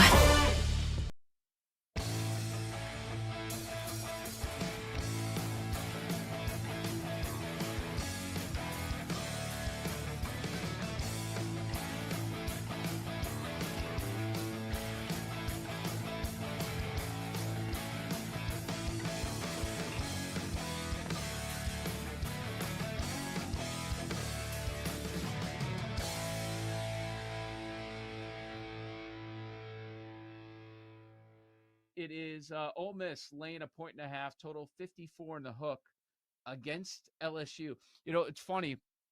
A lot of people are like, man, this LSU team, they're tested early. Have they been? Does that win at Clemson look good now? Like, oh, you probably should have beat them by more. When you look at the state of the Clemson Tigers right now, they beat Florida by 10. That was the Brian Kelly game when he was all mad after the press conference. When he was being asked negative questions, he freaked out on the reporter. They win there, but again, they only put up 20 points. You know, with a true Heisman contender at quarterback, I think a lot of people are expecting more out of this LSU offense, which we're not seeing at this point. But it's close to a pick 'em here, LSU Ole Miss. Did you see earlier in the week that this was the big reveal that Lane Kiffin's daughter is dating one of LSU's star defensive players? And they did the big reveal this week. And no, Lane, you didn't see this? Oh, no, I missed it. They waited until Ole Miss LSU week to announce it. His daughter's name is Landry, I believe. Landry Kiffin. So she makes a post with her boyfriend, who's one of the best players at LSU. They waited to announce it this week. And then Lane commented on it. I don't know. You know, Lane's very out there, and you never know what he's talking about, and you can't really take anything he says seriously. He commented on the post and wrote, "Take the over." And everybody was like, Lane's awesome. Well, I mean, the obvious inclination is they're going to just run it up. Like, that's what he wants to do. He wants to run it up. But then somebody had said, is he saying take the over on the relationship? Is he saying what? Like, nobody knows. And is he saying it's over? Is he saying it's over? I don't know. I think what he was getting at was, we are going to run it up on my daughter's boyfriend's team. I think that's what he was saying.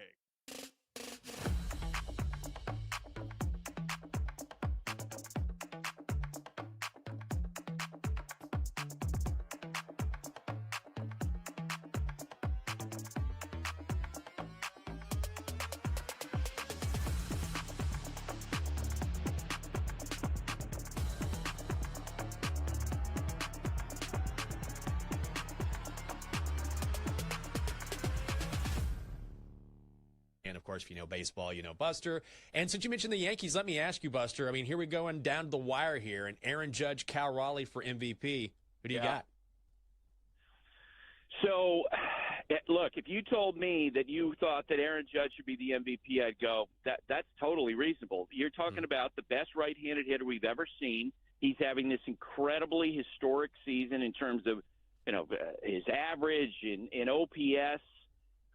But having been, a baseball writer for a long time, I do not think, and I don't have a vote for American League MVP, I think that the writers are going to vote for Cal Raleigh, because I think it comes down to this. A catcher hitting 60 home runs and leading a pitching staff to a division title in Seattle, a switch hitting catcher at that, and passing all these benchmarks, most home runs in a year by a catcher, most home runs ever by a switch hitter, most home runs in Mariners history. And yes, he has a chance to break whose record for American League home runs? Aaron Judge. He still has a few days left, and who knows? He might tie it. He might pass it. I just think that's a story that the writers will not be able to pry themselves away from, and I think Cal Raleigh's going to win the MVP.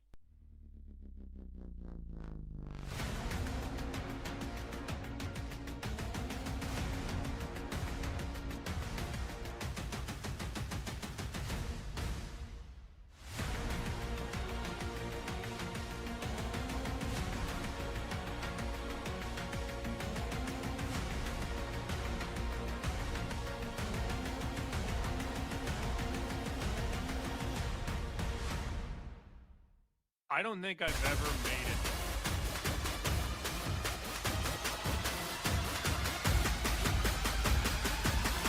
it. Let's get back to the madness. It's BetMGM Tonight After Dark with Ryan Horvat. BetMGM the night after dark. Ryan Horvat here. We got one more segment to go. Thursday night football. Not so exciting. Seattle up 20-6 in the fourth quarter. Cardinals, last I checked, had 107 total yards of offense. They haven't done a whole lot since. Seattle looked pretty good, man. They win this game. They're about to be 3-1 on the season. I still really like the Niners in that division, but man, are they beat up. Brock Purdy's going to be coming back, but no Nick Bosa the rest of the season. They are going to get a little healthier on the offensive side of the ball once Brandon Ayuk returns and George Kittle returns. But even though they played the easiest schedule in the league, the Niners are beat up. But I still do like them, but Seattle's going to be a threat. I thought the Cardinals would be a threat, but Kyler Murray out there looking like a third grader, checking the ball down to Marvin Harrison, who I still need about 20 yards from, so he goes over his prop. Kyler Murray, they're showing it right now, his career against the NFC West. He's 8-21 with a .276 winning percentage, the second lowest in division games since 1970. Rick Meyer. Wow, gross. Second and That's 7. not Let's good, see what he right? does before we. No, it's not. It is not. Second and 7, he's in the empty. There's his legs. There you go, Kyler. There you go, buddy. It's Oh, always Mighty funny Mouse. watching him run. Isn't it? It's like, if you're watching on the street, you can see what I'm doing. His legs move so quickly, but he's so little. Just a It little reminds guy. me of, remember when you were a kid and you were playing Mario Brothers and you hit that fire flower and you just start running and his little Yeah, that's what he legs- looks like, dude. That's what he looks like. It like looks like you're watching a high school quarterback. He's a little Yeah. guy. He's got 4 carries for 40 yards. So if you played the rushing yards, you did go over on that one.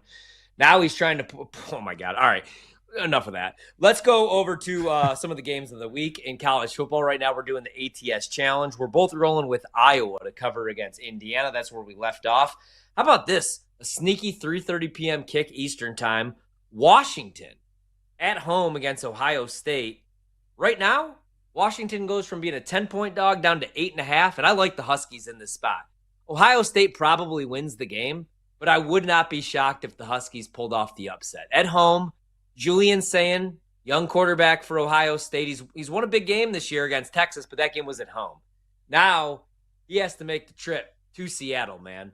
And I really like this Washington team. They can run the ball. Damon Williams, their quarterback, is an absolute stud. I think he's going to score a rushing touchdown in this one.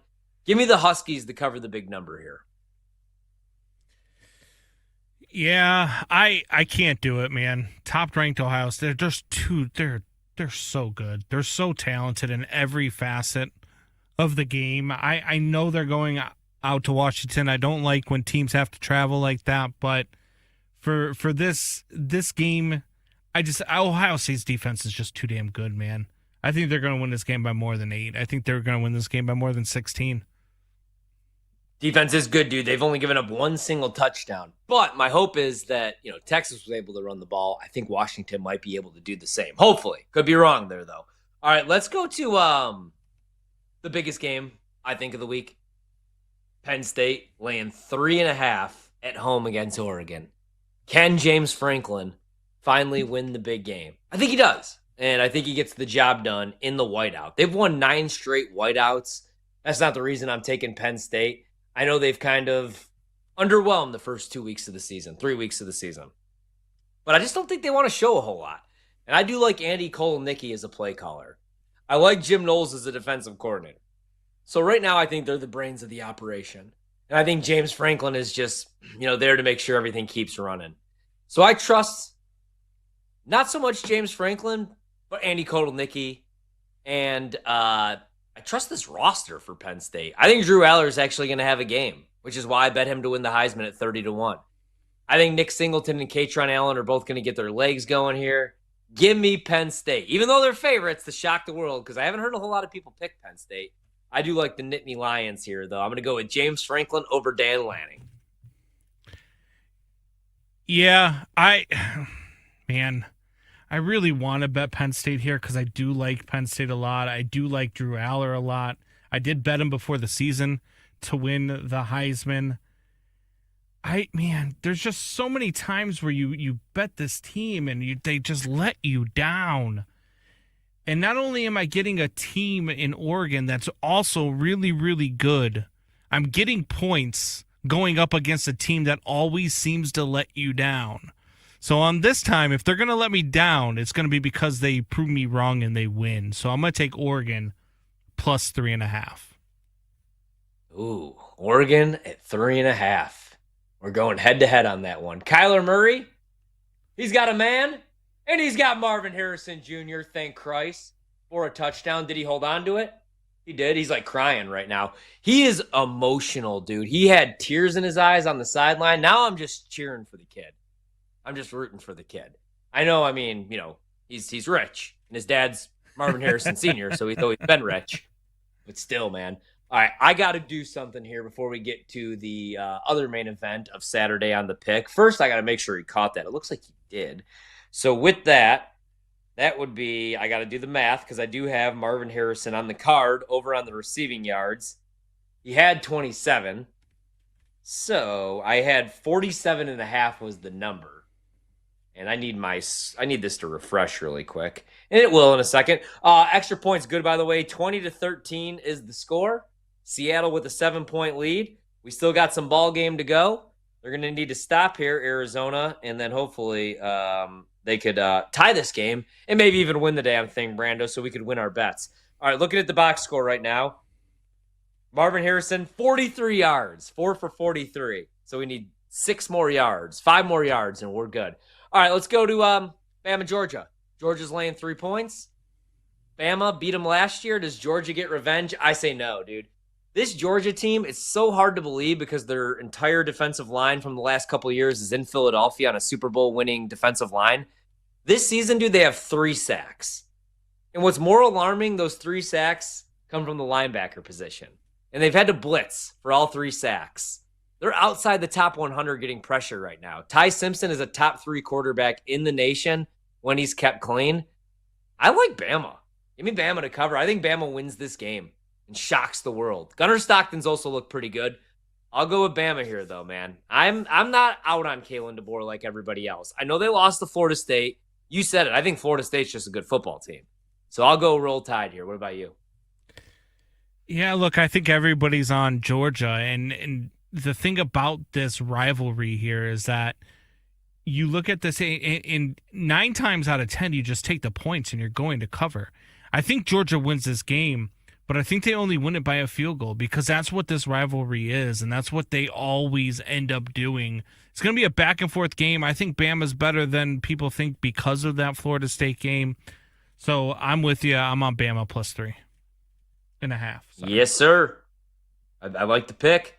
Let's sneak in one last one that we didn't get to for whatever reason. Auburn's catching now 6.5 against Texas A&M. I think Auburn's going to cover. A&M really struggles to defend the run. That's literally all Auburn could do. Now, they could just stack the box like Oklahoma did and said, hey, Jackson Arnold, beat us with your arm, which you can't. But I don't know that they have the personnel to do so. So I want A&M to win this game because I do like Mike Elko. But I think Auburn at least covers the 6.5. What about you?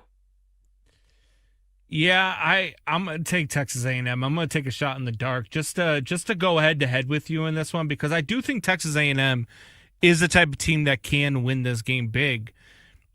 There are some things that concern me in this game, but I'm going to take Texas A&M. I'll be on the other side of this one. All right. We're going head-to-head on that one. A gross bet that I'm about to place. Oh, no, never mind. I'm not going to place it again. So I bet Stanford is 2.5-point favorites over San Jose State. Stanford's terrible. I have their under at 3.5, but I would make this number 3. And according to somebody else, they agreed. So Stanford, wow, took money. So never mind. We're not going to place a live bet because I could do it with Stanford winning by 3, but not by 4 points. Speaking of winning, hopefully that's what the Arizona Cardinals are at least going to attempt to do here because now it's 20-13, 5:44 to go in the game. 1st and 10 here for Seattle, who's looking to wrap this one up and move to 3-1 on the season. Man, Arizona loses this game, and all of a sudden they're a 2-2 football team, which is just nonsense to me, damn it. Yeah. Nonsense, I tell you. Sam Darnold has looked like a top 5 quarterback in the league this year. Oh, my God, as I say that, I got to keep saying nice things. As I say that, Sam Darnold almost throws and just gift wraps an interception. Dropped, though, by the Arizona defender. So that'll bring up 2nd and 10. Clock stops, obviously. 5:41 to go. And right now, if you're looking to live bet this game, I don't know that there's a whole lot of opportunities available at the current moment. Yep, they just popped back up. You could get Seattle. You could get Arizona, is a 6.5-point dog, down by 7. Live total in the game all the way down to 33.5. So the market's saying they don't expect another score in this game. I think we do get another score in this game. Whether it's a field goal, Seattle's facing a third down here, 5:30 to go. Kenneth Walker, another carry. He's been really efficient. Now he checks out. Zach Charbonnet's the third down back. Big third down here if Arizona wants to get off the field and have any shot at covering and winning this game. It's got to be right here. Known passing down, 3rd and 6. We're up against it here. I'm going to stick with it because it's 10:52 p.m. Eastern on a Thursday night, and like the rest of the country, I want to watch the last 5 minutes of a football game. We got 90 seconds. Motion. That's Charbonnet. Little single back formation here for Darnold. We need to stop because I bet Arizona huge. Darnold back to pass, one-on-one to JSN, and it's just that easy. It's just that easy against the Arizona Cardinals, unfortunately, and that'll be a first down, and most likely that's going to wrap up the game. Even though there's 4:52 to go, Arizona's now in field goal range. Even a field goal makes this a 2-possession game. They might be able to eat a bunch of clock because Arizona's struggling right now on both sides of the ball, unfortunately. Little bit under 5 minutes to go. We're back tomorrow night. Myself and Brad Evans, 7 to 11 p.m. Eastern. BetMGM tonight. You could watch the show, stream it on Twitch as well as YouTube. First hour of the show, of course. We will be live on Twitter. 2 big college football games tomorrow night that I'll be sweating out. Florida State, a 7-point favorite on the road against Virginia. That one kicks off at 7 p.m.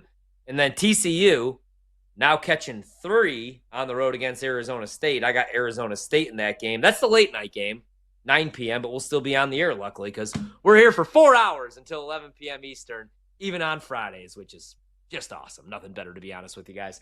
All right, 20-13 is the score. 4:52 to go here. Seahawks with the lead, and there's the music. So I will be back tomorrow night for another riveting 4 hours here on the BetMGM Network. BetMGM tonight. Go Cardinals. Shock the world. That's a wrap. Come back for more Wagertainment on BetMGM tonight, Monday to Friday, 7 to 11 p.m. Eastern on the BetMGM Network. Make it legendary.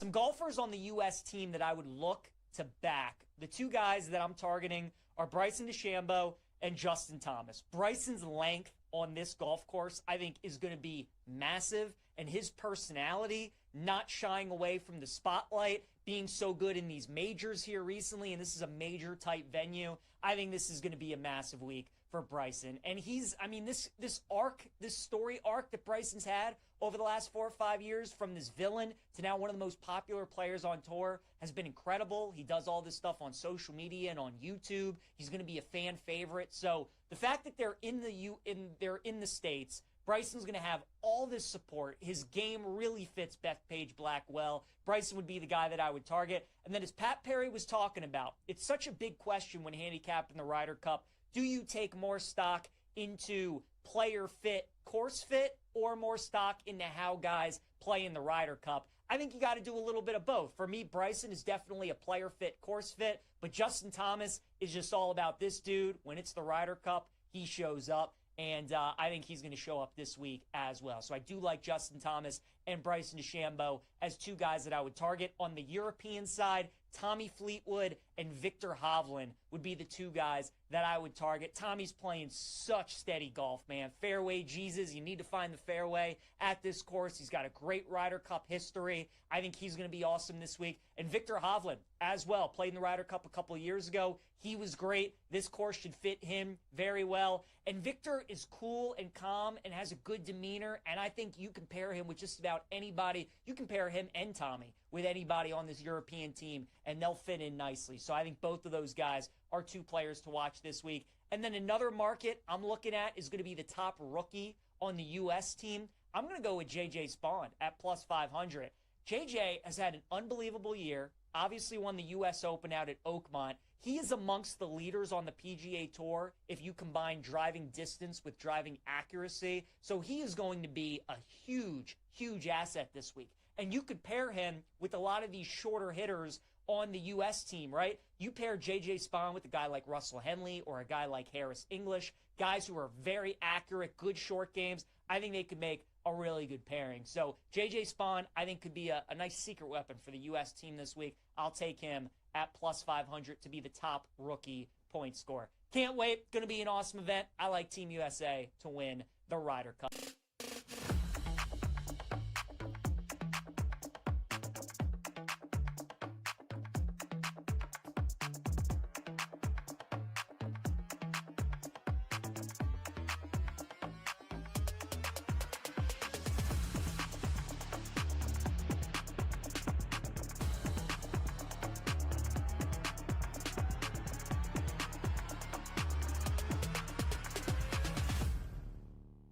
Like, some of the things I say on here, though, like, I literally had my mouth aghast when this last line, like, I read this last line. The most talked about woman in sports, Caitlin Clark exists. Hell, if you're going non-athlete, isn't Taylor Swift the most talked about woman in sports that's not an athlete? Yeah. It also feels like a slap in the face to all the female athletes who are doing big things.